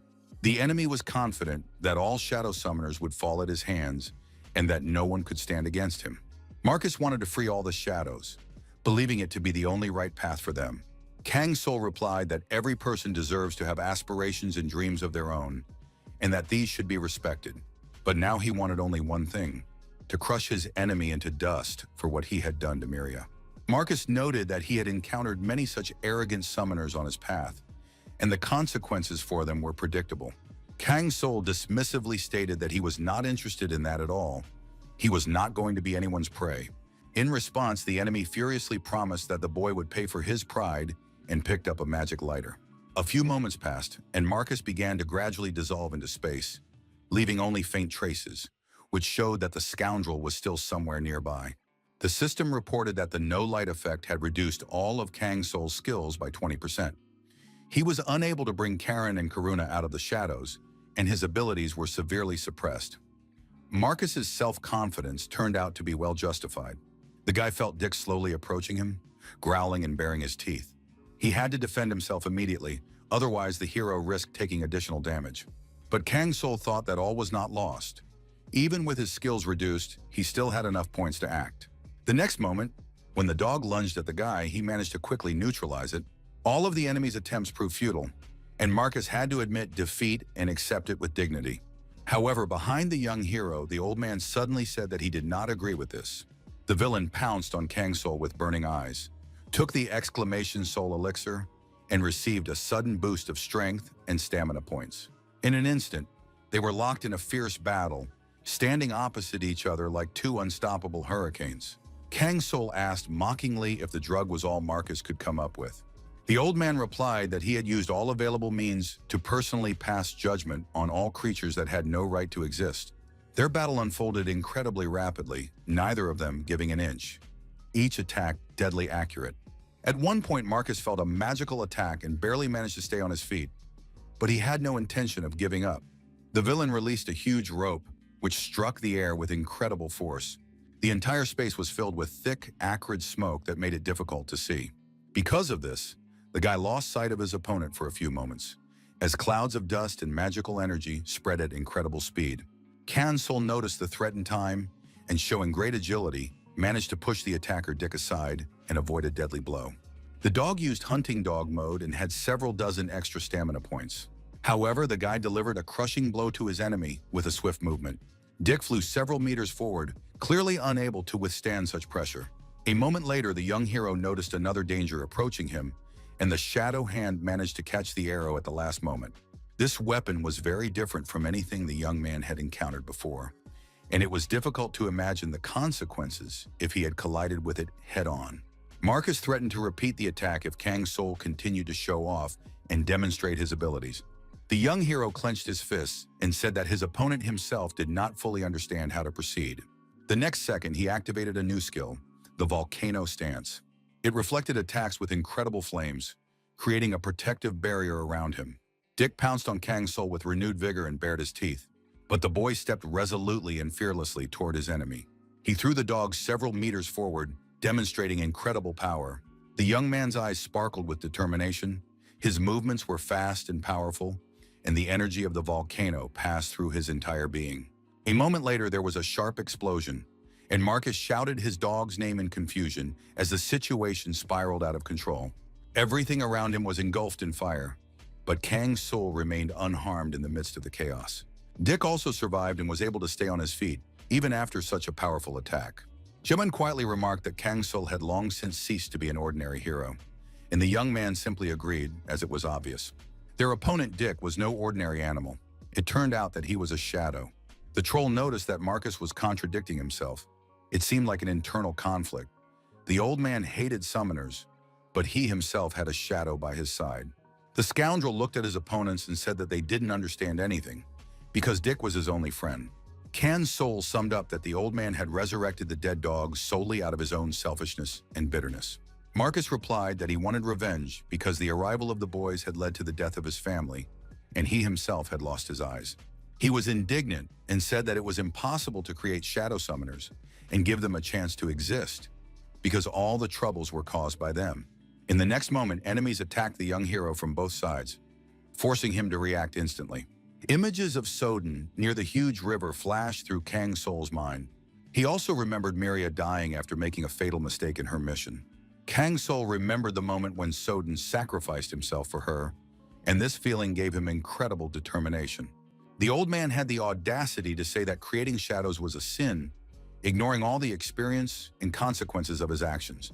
Marcus just looked at Kang Soul with a burning gaze, but Kang Soul did not hesitate and unleashed another blow on him. The guy attacked both Dick and his crazed master with a sharp movement. Marcus was in complete shock and did not expect everything to end so badly. Kang Soul asked why the old man, considering the summoning of shadows unacceptable, had nevertheless resurrected the dog. He replied that he just wanted to see his friend again, that it was a personal tragedy for every summoner. The young man did not understand why he needed to hunt them down.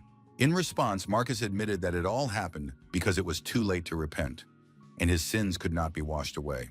Kang Soul, completely confused and angry, nervously said that the old man was just crazy, and without wasting any more time, turned around and walked away.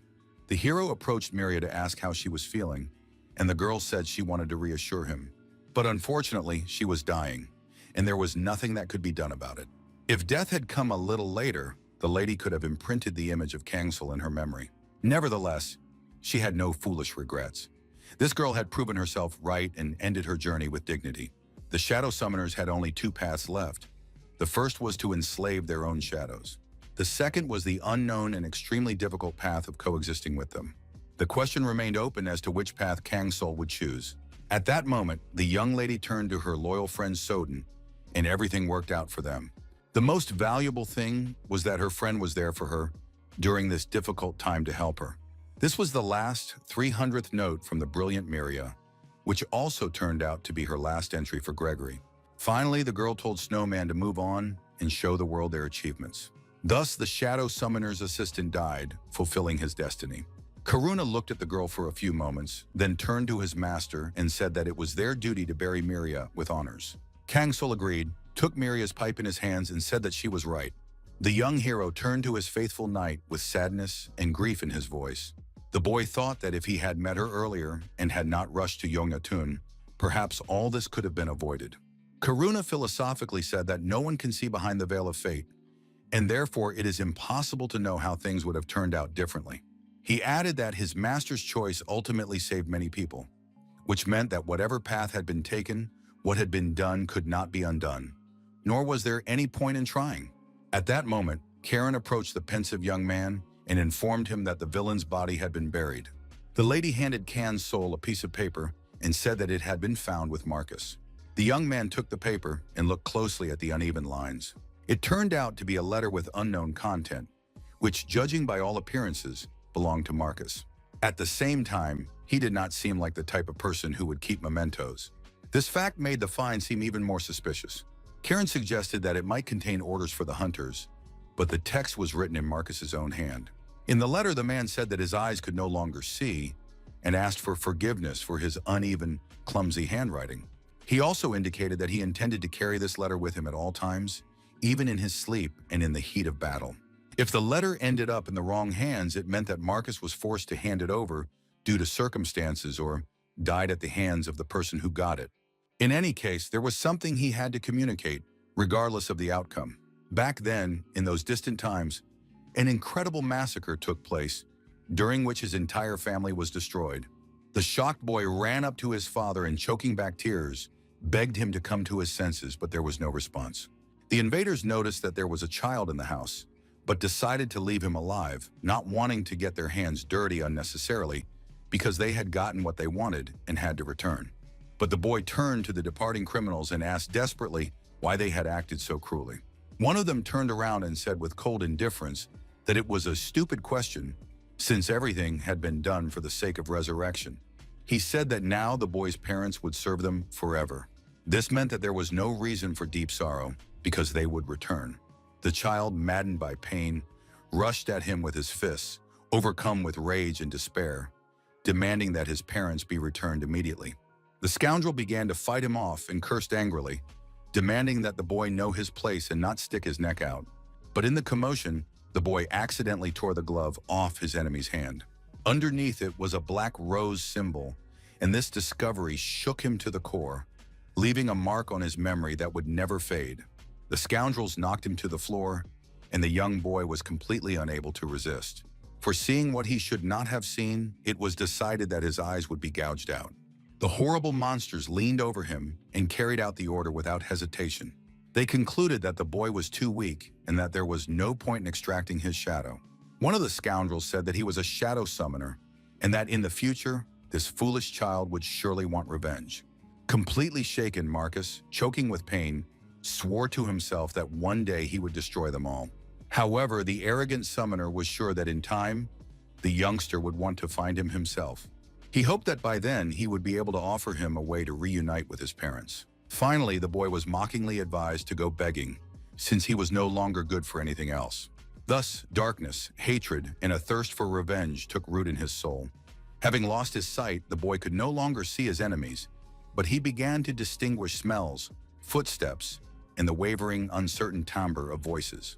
The tattoo of a black rose and the sharp smell of medicine emanating from the hunters' bodies were forever imprinted in his memory, and he was determined to remember every clue that could one day lead him to this monster.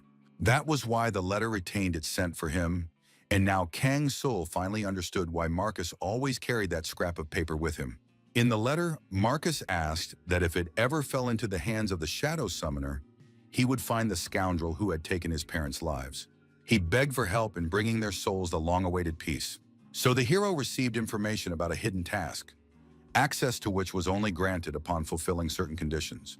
Karen thoughtfully said that Marcus's thirst for revenge ultimately destroyed his entire life, turning him into the same monster he hated. The girl cautiously asked whether they should continue on this path and continue searching for the culprit.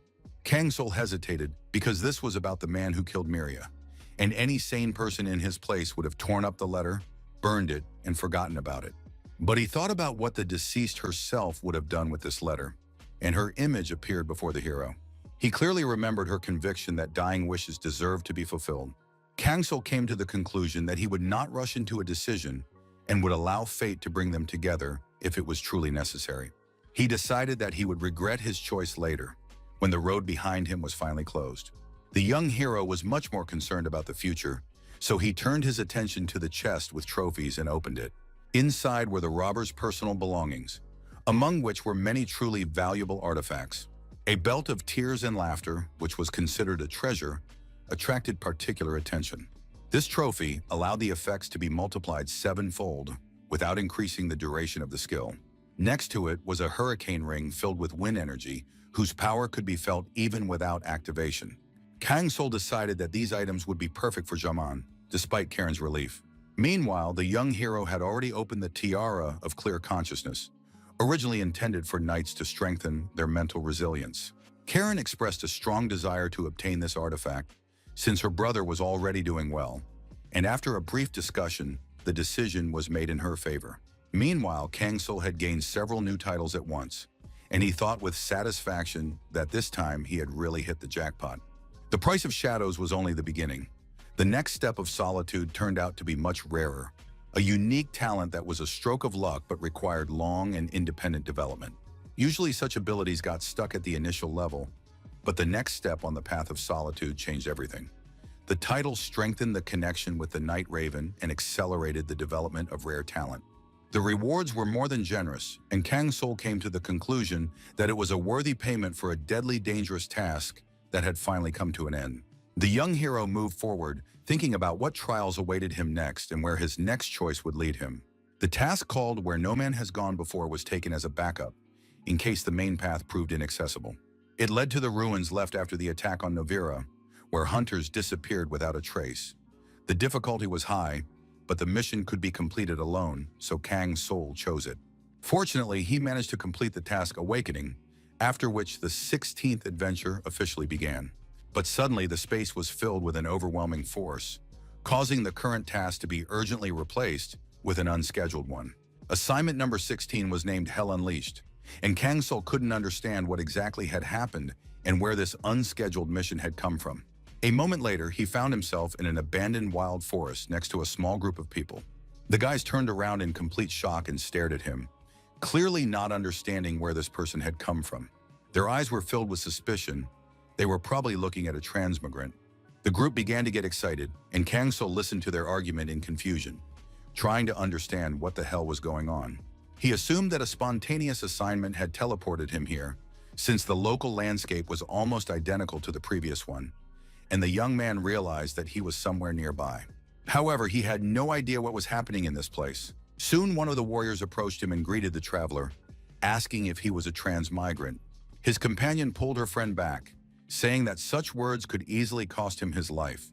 And Kang Sol noticed that the lady looked too luxurious for a simple traveler, while her partner seemed ordinary and foolish. With them was a middle-aged man who tried to smooth things over and advised the guys not to embarrass their new acquaintance. Overall, this group looked quite unusual, and only one possible explanation for what was happening came to Kang Sol's mind. At the same time, horrific images of a destroyed city flashed through his mind, causing an unpleasant tightening in his chest. The guy probably knew that there was a fourth member with them, but decided to dispel his doubts and ask the strangers about it. Everyone reacted the same way, lowering their heads and looking away with obvious sadness. Now it was clear that their comrade had died during the mission. Kang Sol apologized for his harshness, admitted that the question was inappropriate, and added that he was glad to have met them. After that, he asked them to tell him more about the adventures they had been through. In response, the young people asked his name, and the hero called himself Snowman, but the team objected that this was only a nickname, and that they usually use their real names. The girl's name was Han Somi, and the boy's name was Cho Genthek. In response, the young man also introduced himself, saying that his name was Kang Sol, and he was 25 years old. The young people quickly decided that the age difference was quite small, so they could do without formalities. Shin Moon-ho, a man in his 50s, was also with them. After they got acquainted, Somi began to recount the events in detail. Initially, their team consisted of 5 people, and they had gathered to complete a reconnaissance mission in the Endless Forest, which began in the ruined city of Novira. Despite its frightening name, not all areas of the Endless Forest were considered dangerous. Powerful monsters could only be found in the thickest parts, while closer to the exit, they became noticeably weaker. The team of 5 warriors could not be called weak, so they hoped to complete the task quickly. However, an unexpected problem soon arose. 2 members of the group separated to get food and returned as mangled corpses. Cho Genthek thought he had seen a lot, but what he saw was shocking. It looked as if they had been crushed by a press. The guys spent a lot of time and effort scraping up the remains and burying the dead. Kang Sol suggested that these people were simply unlucky to have stumbled upon monsters from the thicket. After all, he knew for sure that only such creatures were capable of such a thing. That was the end of the story, and now it was time to report what had happened in Novira. Thus began the task of Splattered Hell, whose goal was to escort the travelers back to Novira. Kang Sol agreed and asked them how he could join the group.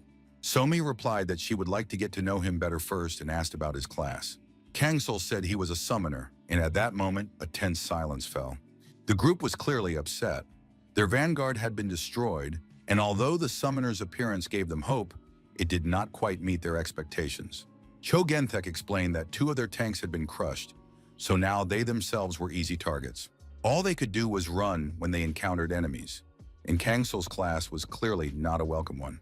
The young hero had encountered this reaction many times before. Summoners were always treated with obvious contempt. Shin Moon-ho turned to the hero and admitted that the group had simply fallen into despair.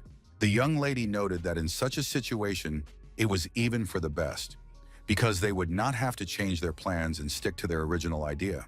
They found themselves in an extremely dangerous part of the Endless Forest, in the thickest part, where it was easy to get lost.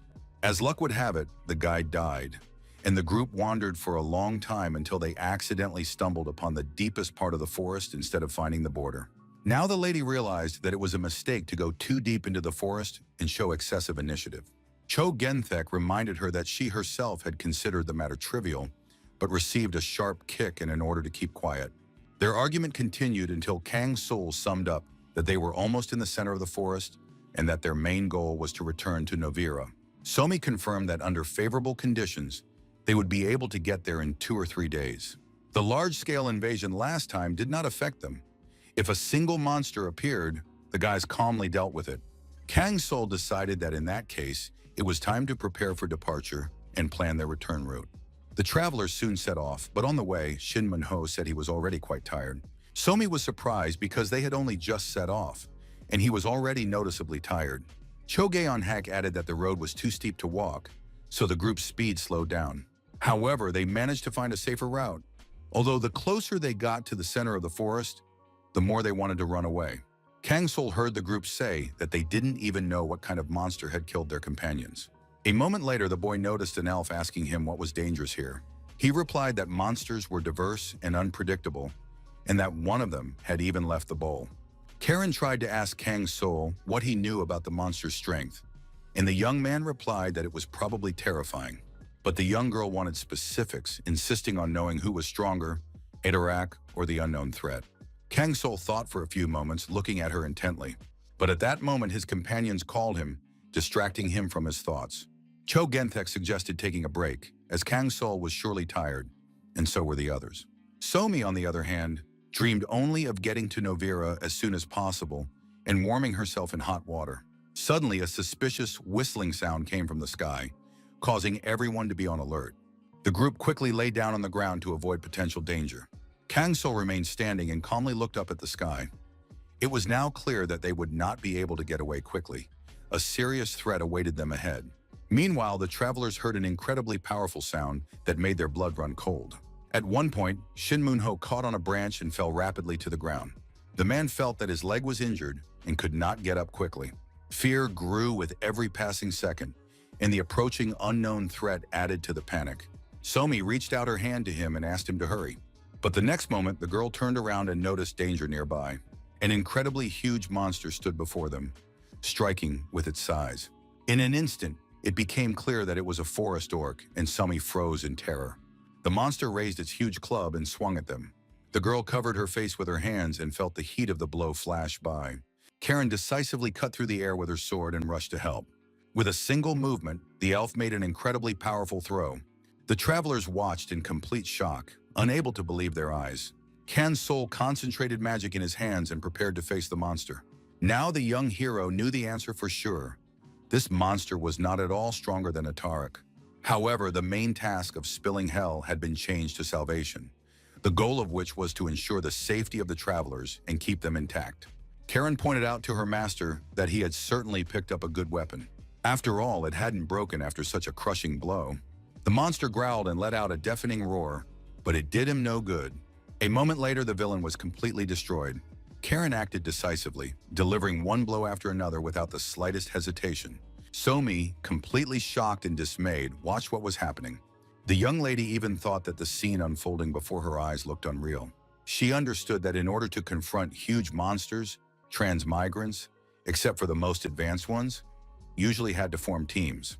The forest orc was one of those monsters that was extremely difficult to defeat alone. However, the deed was done, and Karen received her well-deserved victory.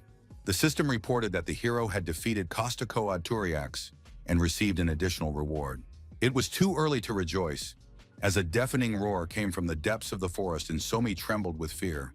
At that moment, Kang Sol appeared in front of her, shielding the lady with his body and taking the threat upon himself. Now it was Karun's turn, and the Moon Knight rushed into the attack without hesitation. His companions could not believe their eyes, for before them stood a real shadow, a knight risen from the dead and serving the summoner. Karun cut through the air with a swift movement, and everything around him sparkled with dense magical energy. The orc received his deserved punishment and was instantly cut in half. The enemy was engulfed by an unprecedented magical force that consumed him entirely. Somi watched in silent shock, unable to believe what she was seeing. The boy received a new notification that he had defeated the forest predator Goliam and was awarded an additional reward. The young lady trembled, unable to believe what was happening and trying to convince herself that it was not a dream. Before her stood the very same Kang Sol, about whom rumors and legends had been circulating. However, the hero felt a new sense of unease as another enemy had appeared in the area. It was a lurking Toraya, a much more powerful opponent. It possessed additional abilities and outstanding characteristics. The monster had come with a single purpose: to avenge his fallen kin. The young man thought that they had already encountered 3 orcs in a row, which could not be a mere coincidence. At that moment, the Toria activated its unstoppable skill, which significantly increased its attack radius. Cho Genthek, in complete shock, tried to warn Kang Sol about the mortal danger. Karen also turned to her master and said that she was ready to immediately join the fight and support him. However, Kang Sol confidently replied that intervention was not necessary at this time. The young man clearly understood that everything has its time, and right now he was facing a truly worthy opponent. Toria was frighteningly agile despite his impressive size, so the hero used the formula of the volcanic sorcerer Yamand in combination with the Night Raven. At that moment, the main task of elimination was changed to a trio. The terrifying creature that appeared before the young man looked truly deadly and inspired a primal fear. The enemy activated breath-holding, completely disappeared from the sound field, moved silently, and did not give the slightest sign of his presence. Kangsul thought furiously that the enemy had managed to hide in just a few seconds, which meant that losing vigilance was unacceptable. His shadow shared its power with him, enhancing his perception and reactions. At the same time, the young man was well aware that every mistake in this battle would be too costly and could well end in tragedy. Meanwhile, Torian activated his piercing strike, and now his attacks could literally tear holes in space and flesh. The enemy deactivated his invisibility and became fully visible, and now the real phase of the fight began. Kangsul realized how dangerous this fight was when he managed to jump at the very last moment and avoid a deadly blow. At the same time, he heard the troll's warning that he shouldn't get too carried away with jumping, because flying without extreme necessity was a sure way to a quick death.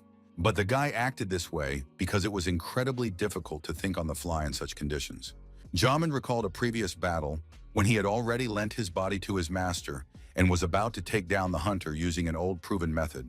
At that time, he vaguely sensed that everything that was happening was too focused on a certain pattern of movements, as if the enemy was acting according to a pre-planned scenario.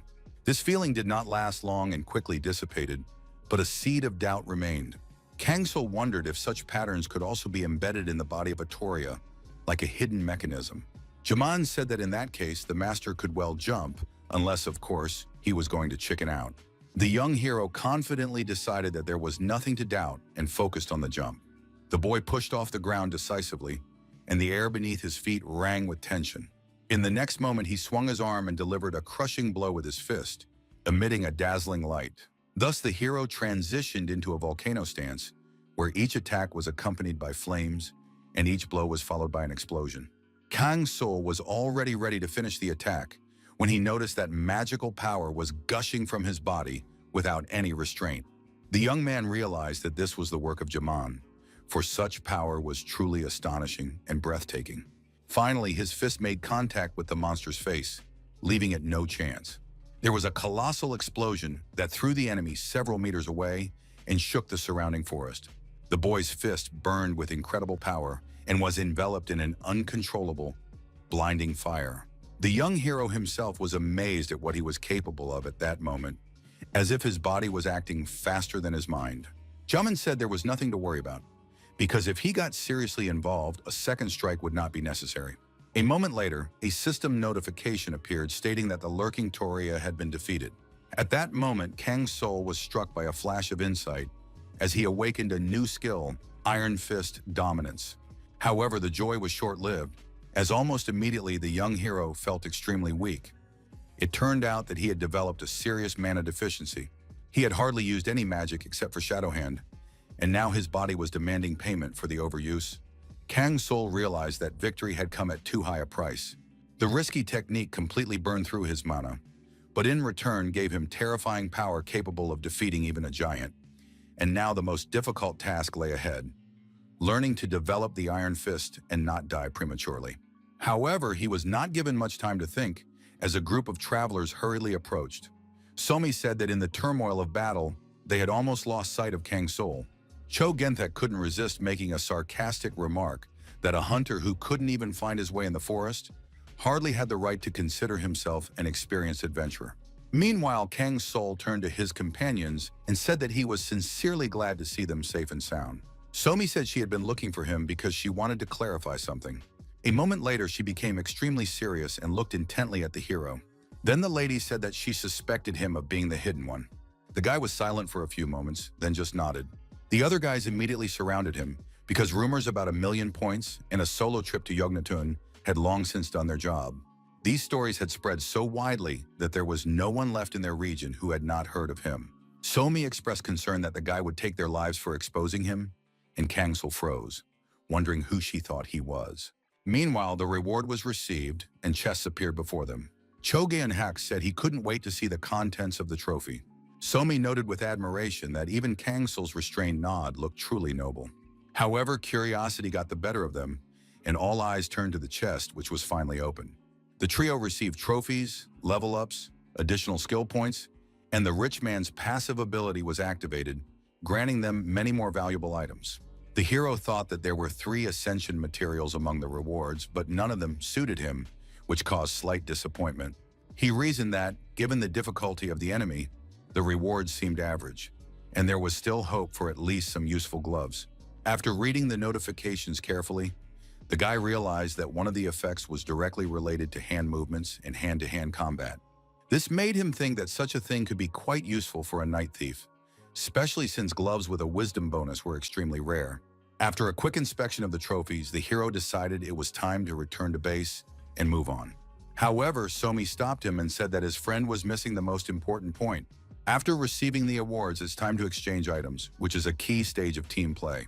The excited shouts of the children could be heard for a long time along the way, but finally the travelers arrived in Navira. The young hero carefully examined the table with the top adventurers. His team was in complete shock. Kang Sol had over 3 million points, which seemed simply unbelievable. Information about achievements and titles was hidden, and now a new title, Inspiring, had appeared. There was also a related achievement, Forbidden, and a special bonus, Troop Leader. The hero thought about it. It turned out that a title was also given for 1 million points, but now he understood that the higher the rank, the cooler the skills, and the stronger the effect. The guy decided to test his abilities and activated the passive skill Troop Leader. Somi and her companion looked ahead in surprise. They didn't fully understand what had happened, but now they possessed a new, mysterious, and powerful skill. While the guys were discussing who the found rewards belonged to, Kang Sol thought about how it was now clear how it all worked. Somi turned to the hero and cautiously remarked that he probably needed a place to stay after all his adventures. Kang Sol confidently replied that he did not need a place to stay and would not be staying in Navira, preferring to move on. However, the lady did not want to let him go so easily. She understood that the hero had saved them and wanted to treat him to lunch. Despite his habit of charging ahead, Kang Sol agreed to a short break. Thus began the rest period, and the hero found himself in a safe zone where he could regain his strength. This period was called the Restoration of Navira. The guys went into a small tavern to eat and rest. It was much livelier here than last time, with significantly more people. During lunch, Kang Sol said that his next destination was south in Audenin. Somi immediately noticed that there was a very famous comrade in those parts, who was often mentioned by acquaintances. There was talk about him in the trans-migrant community, an official platform for exchanging letters, where you could even get in touch while in another country.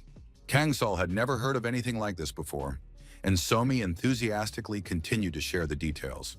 Cho Gaeon-hak remarked that perhaps it was not worth paying attention to, as she was probably being paid to attract new members.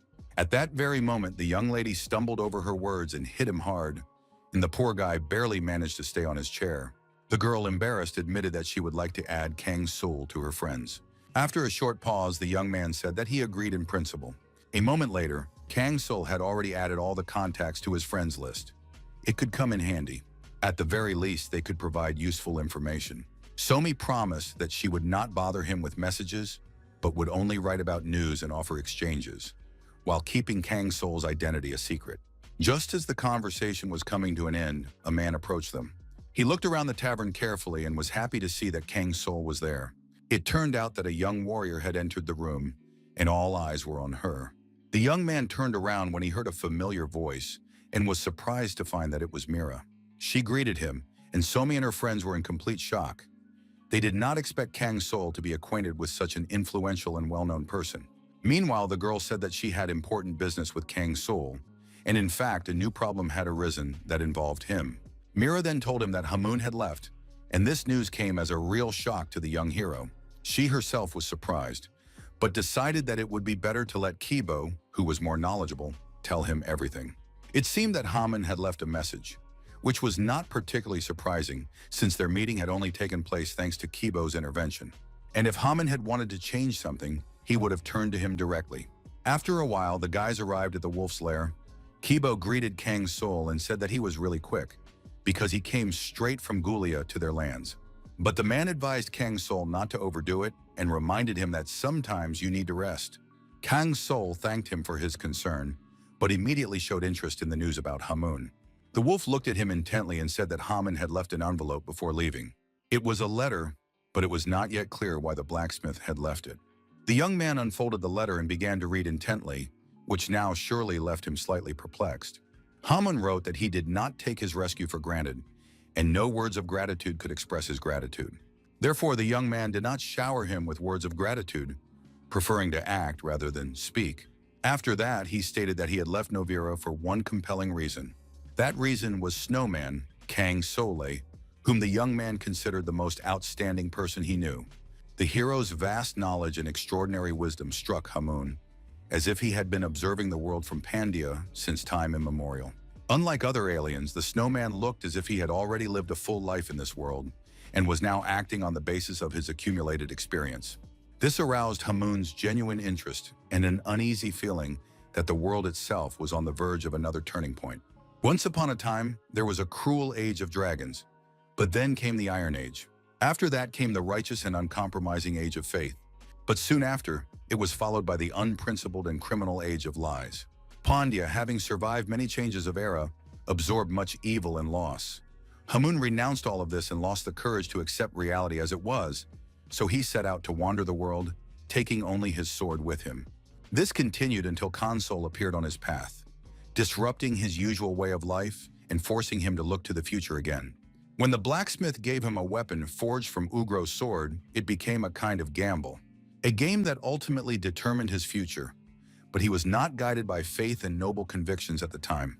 He was driven by cowardice and selfishness, which led him to shift the responsibility onto Kang's soul, because otherwise he would have had to face reality head-on.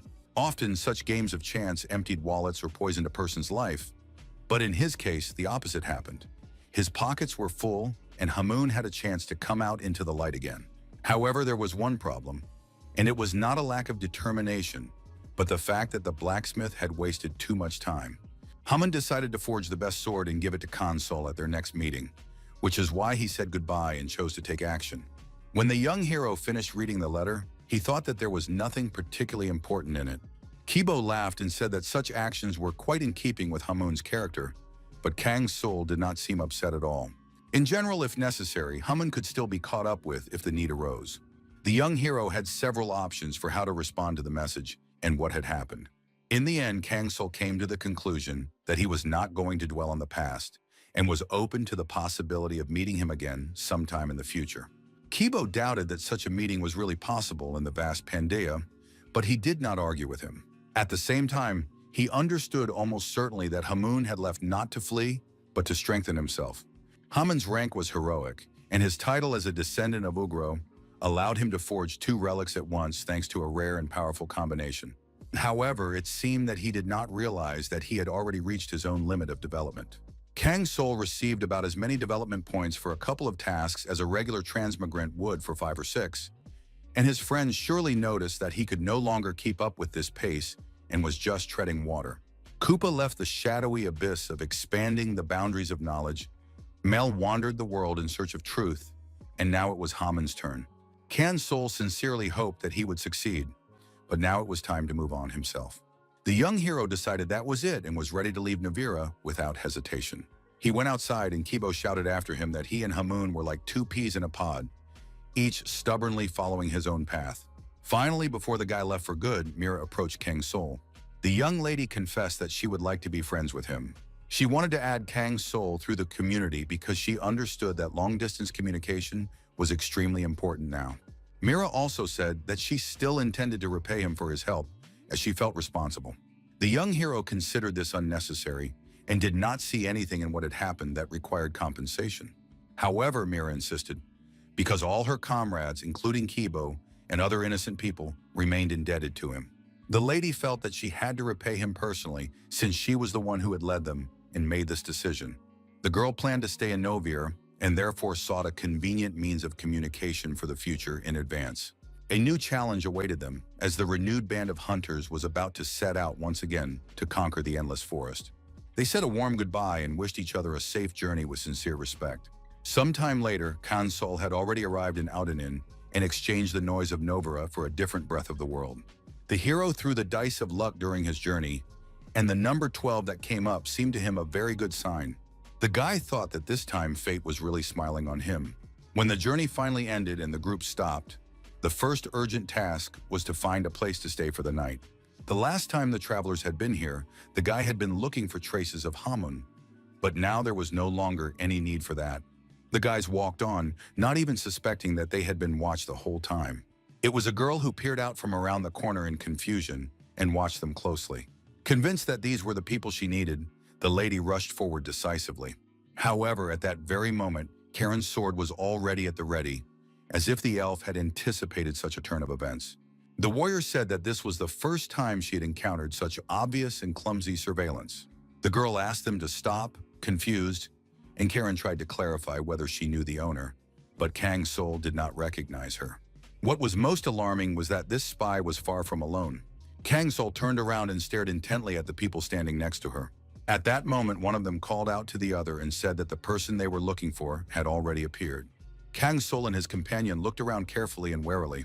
Soon a man came out in front of them and apologized for the inconvenience and haste. He explained that he had urgent business, which was why he was trying to catch up with the group.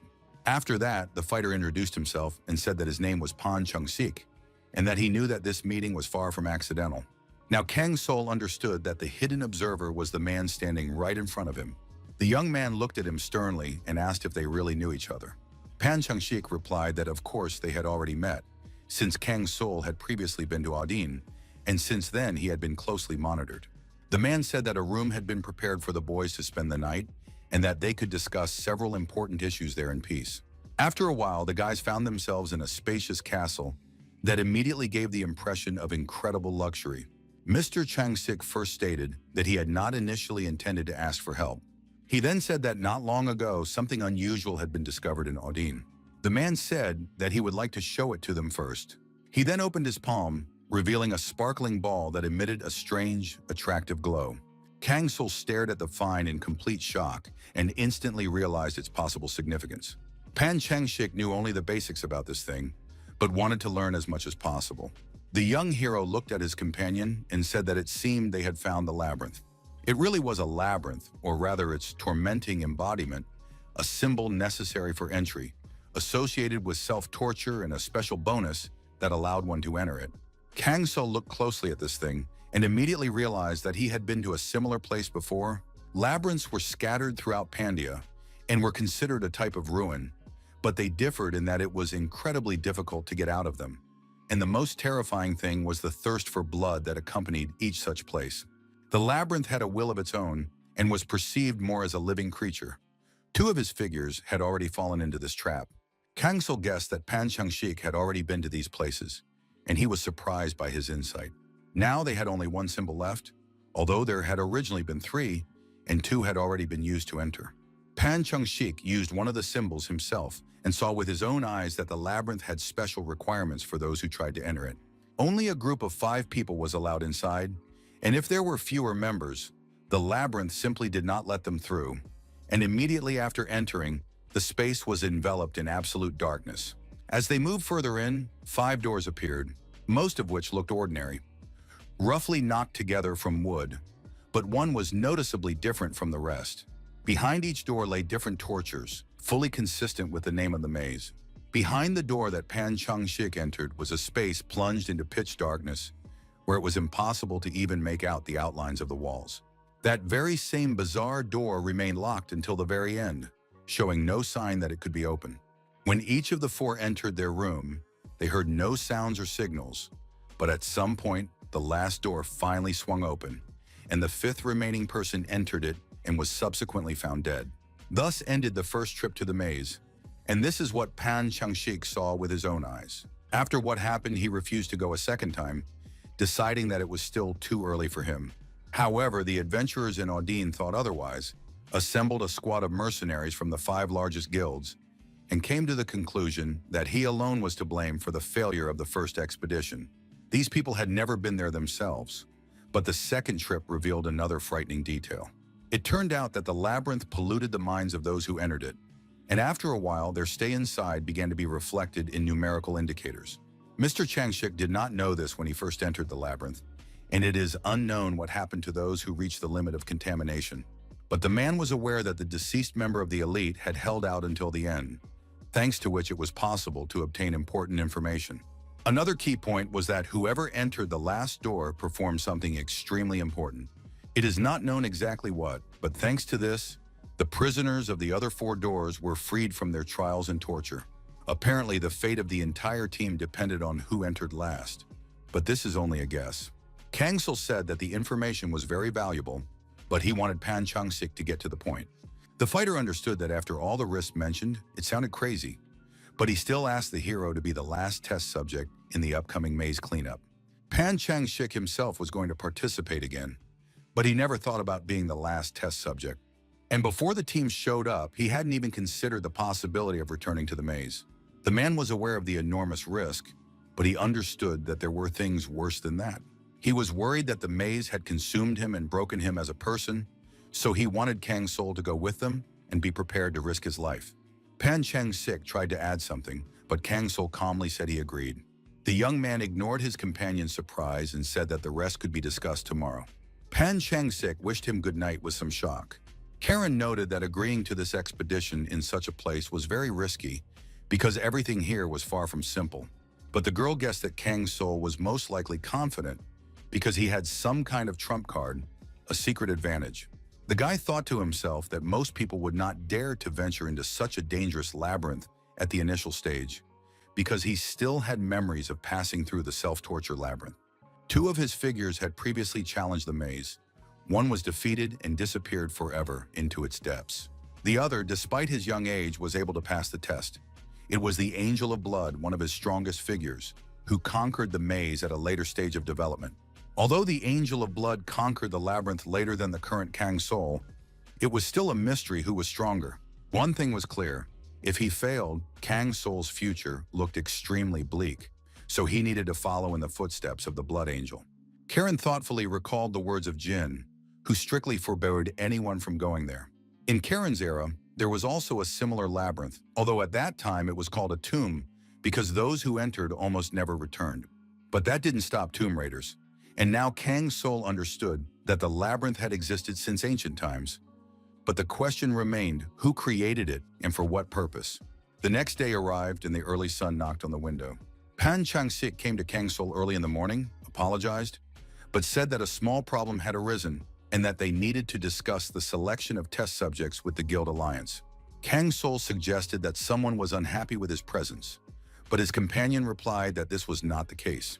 He explained that they were frankly dissatisfied with him because the guy had already suffered a defeat in the maze once, which undermined their trust in him. Of the 3 characters, only one remained, and naturally the Alliance wanted the operation to be successful, so finding a suitable candidate for the task was on the agenda. Kang-sul suggested that the 4 guilds would nominate their potential candidates. His companion explained that this was indeed the case, and added that each guild already had a candidate for the role of the final test subject, but after all the persuasion, they would have to prove their qualifications. After a while, the guys arrived at the Odina Guild Alliance, the Tower of Faith. The guy went inside and immediately attracted the attention of those around him.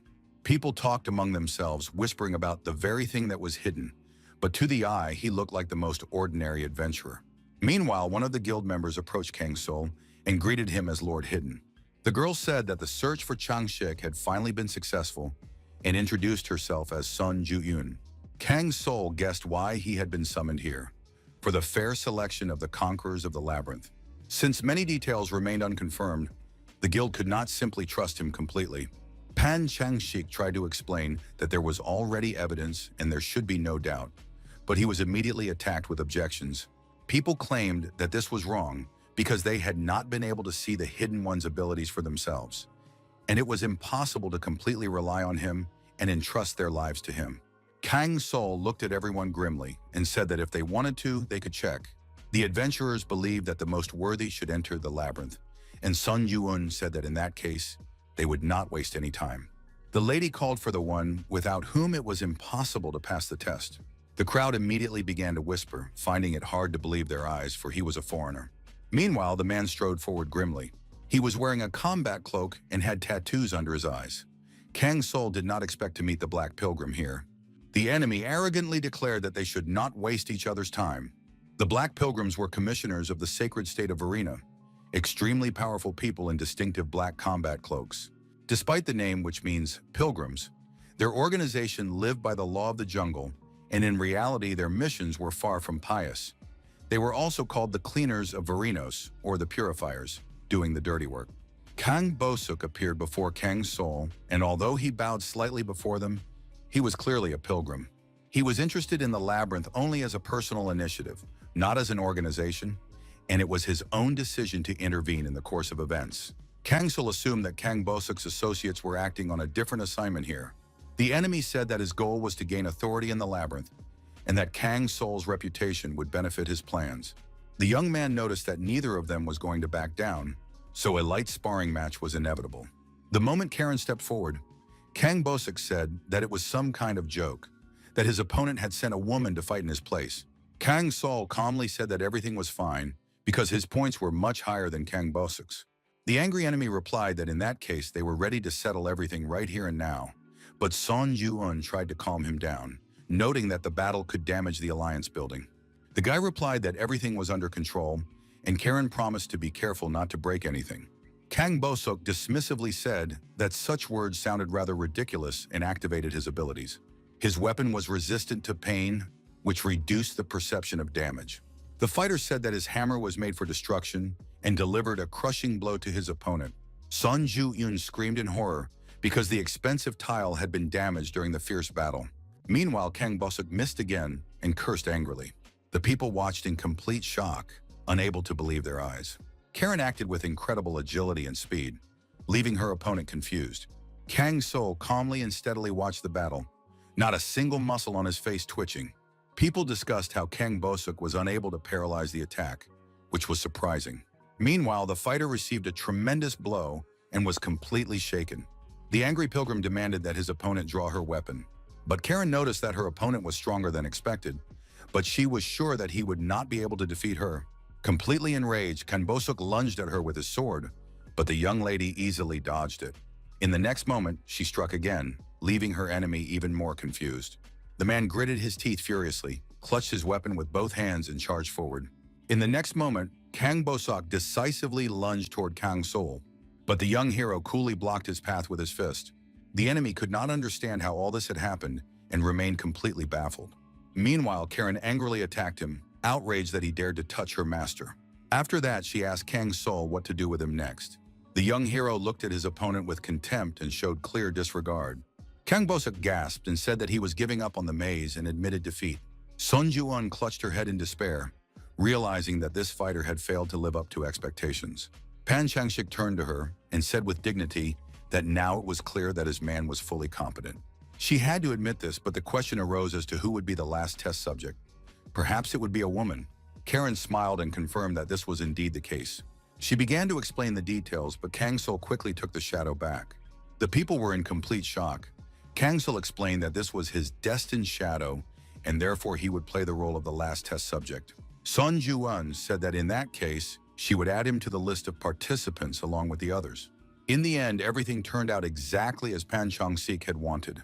The young man said that he believed in the Hidden One and hoped for fruitful cooperation. Thus, the young hero found himself among the test subjects of the labyrinth of self-torture. And now he had to cope with the main task. He had to pass through the labyrinth that his figures had once challenged. Clearing the maze did not happen instantly. If one did not perish at the entrance, it took a month at best, and at worst, all 3. Considering that most tasks took about a month, such an expedition into the stone depths could safely be called a Cold War. In addition, the labyrinth itself, as the name suggests, was accompanied by torment. If we are talking about whether it was scary, the answer is unequivocal, yes. But Kang Sol was not going to back down because of that. After all, then, he would have betrayed his characters, who always went to the forefront of danger without the slightest hesitation. Moreover, he could not ignore the worthy rewards that beckoned with their promised value. Finally, the adventurer's friend demanded that the boys return only with victory and not lose a drop of pride. She sternly ordered her brother to try to succeed if he did not want to face Sun Ju-un's wrath, and not to forget to share half of the reward. And although the commander-in-chief did not show it aloud, Sun Ju-un's heart was tight with excitement for them. Pan Changshik asked hopefully if it was true, but his sister replied that it was all just speculation. The time had come to enter the labyrinth. Everyone understood that their return depended entirely on Kang's soul, and that the task was simple only in words: survive until they reach the exit. The heroes set off on this journey with the hope of returning alive, their hearts sinking with the anticipation of trials, and the task called the Labyrinth of Self-Torture began. They had to pass through the stone depths, but they had to be extremely careful, as every mistake could cost them their lives. The group cautiously moved forward along the narrow corridor. Pan Changshik finally stopped and announced that they had arrived at their destination. Everything around them remained as it had been before. Someone from the group timidly asked which door to enter and who to go to. One of the guys anxiously said to go to doubt, while another went to fear. Another adventurer decided on the door labeled patience, while Pan Changshik chose ignorance. Completely paralyzed with fear, the guys began to open the doors they had chosen, trembling to their bones. Finally, Pan Changshik turned to Kang Sol and said with firm determination that they would see each other again. He asked the hero not to let him down, as Snowman was entrusted with the responsibility and trust of the entire group. Thus, the fourth door accepted the test subject, and the last barrier of the labyrinth of self-torture was open. Kang Sol could hardly believe that he was here again, ready to face any danger.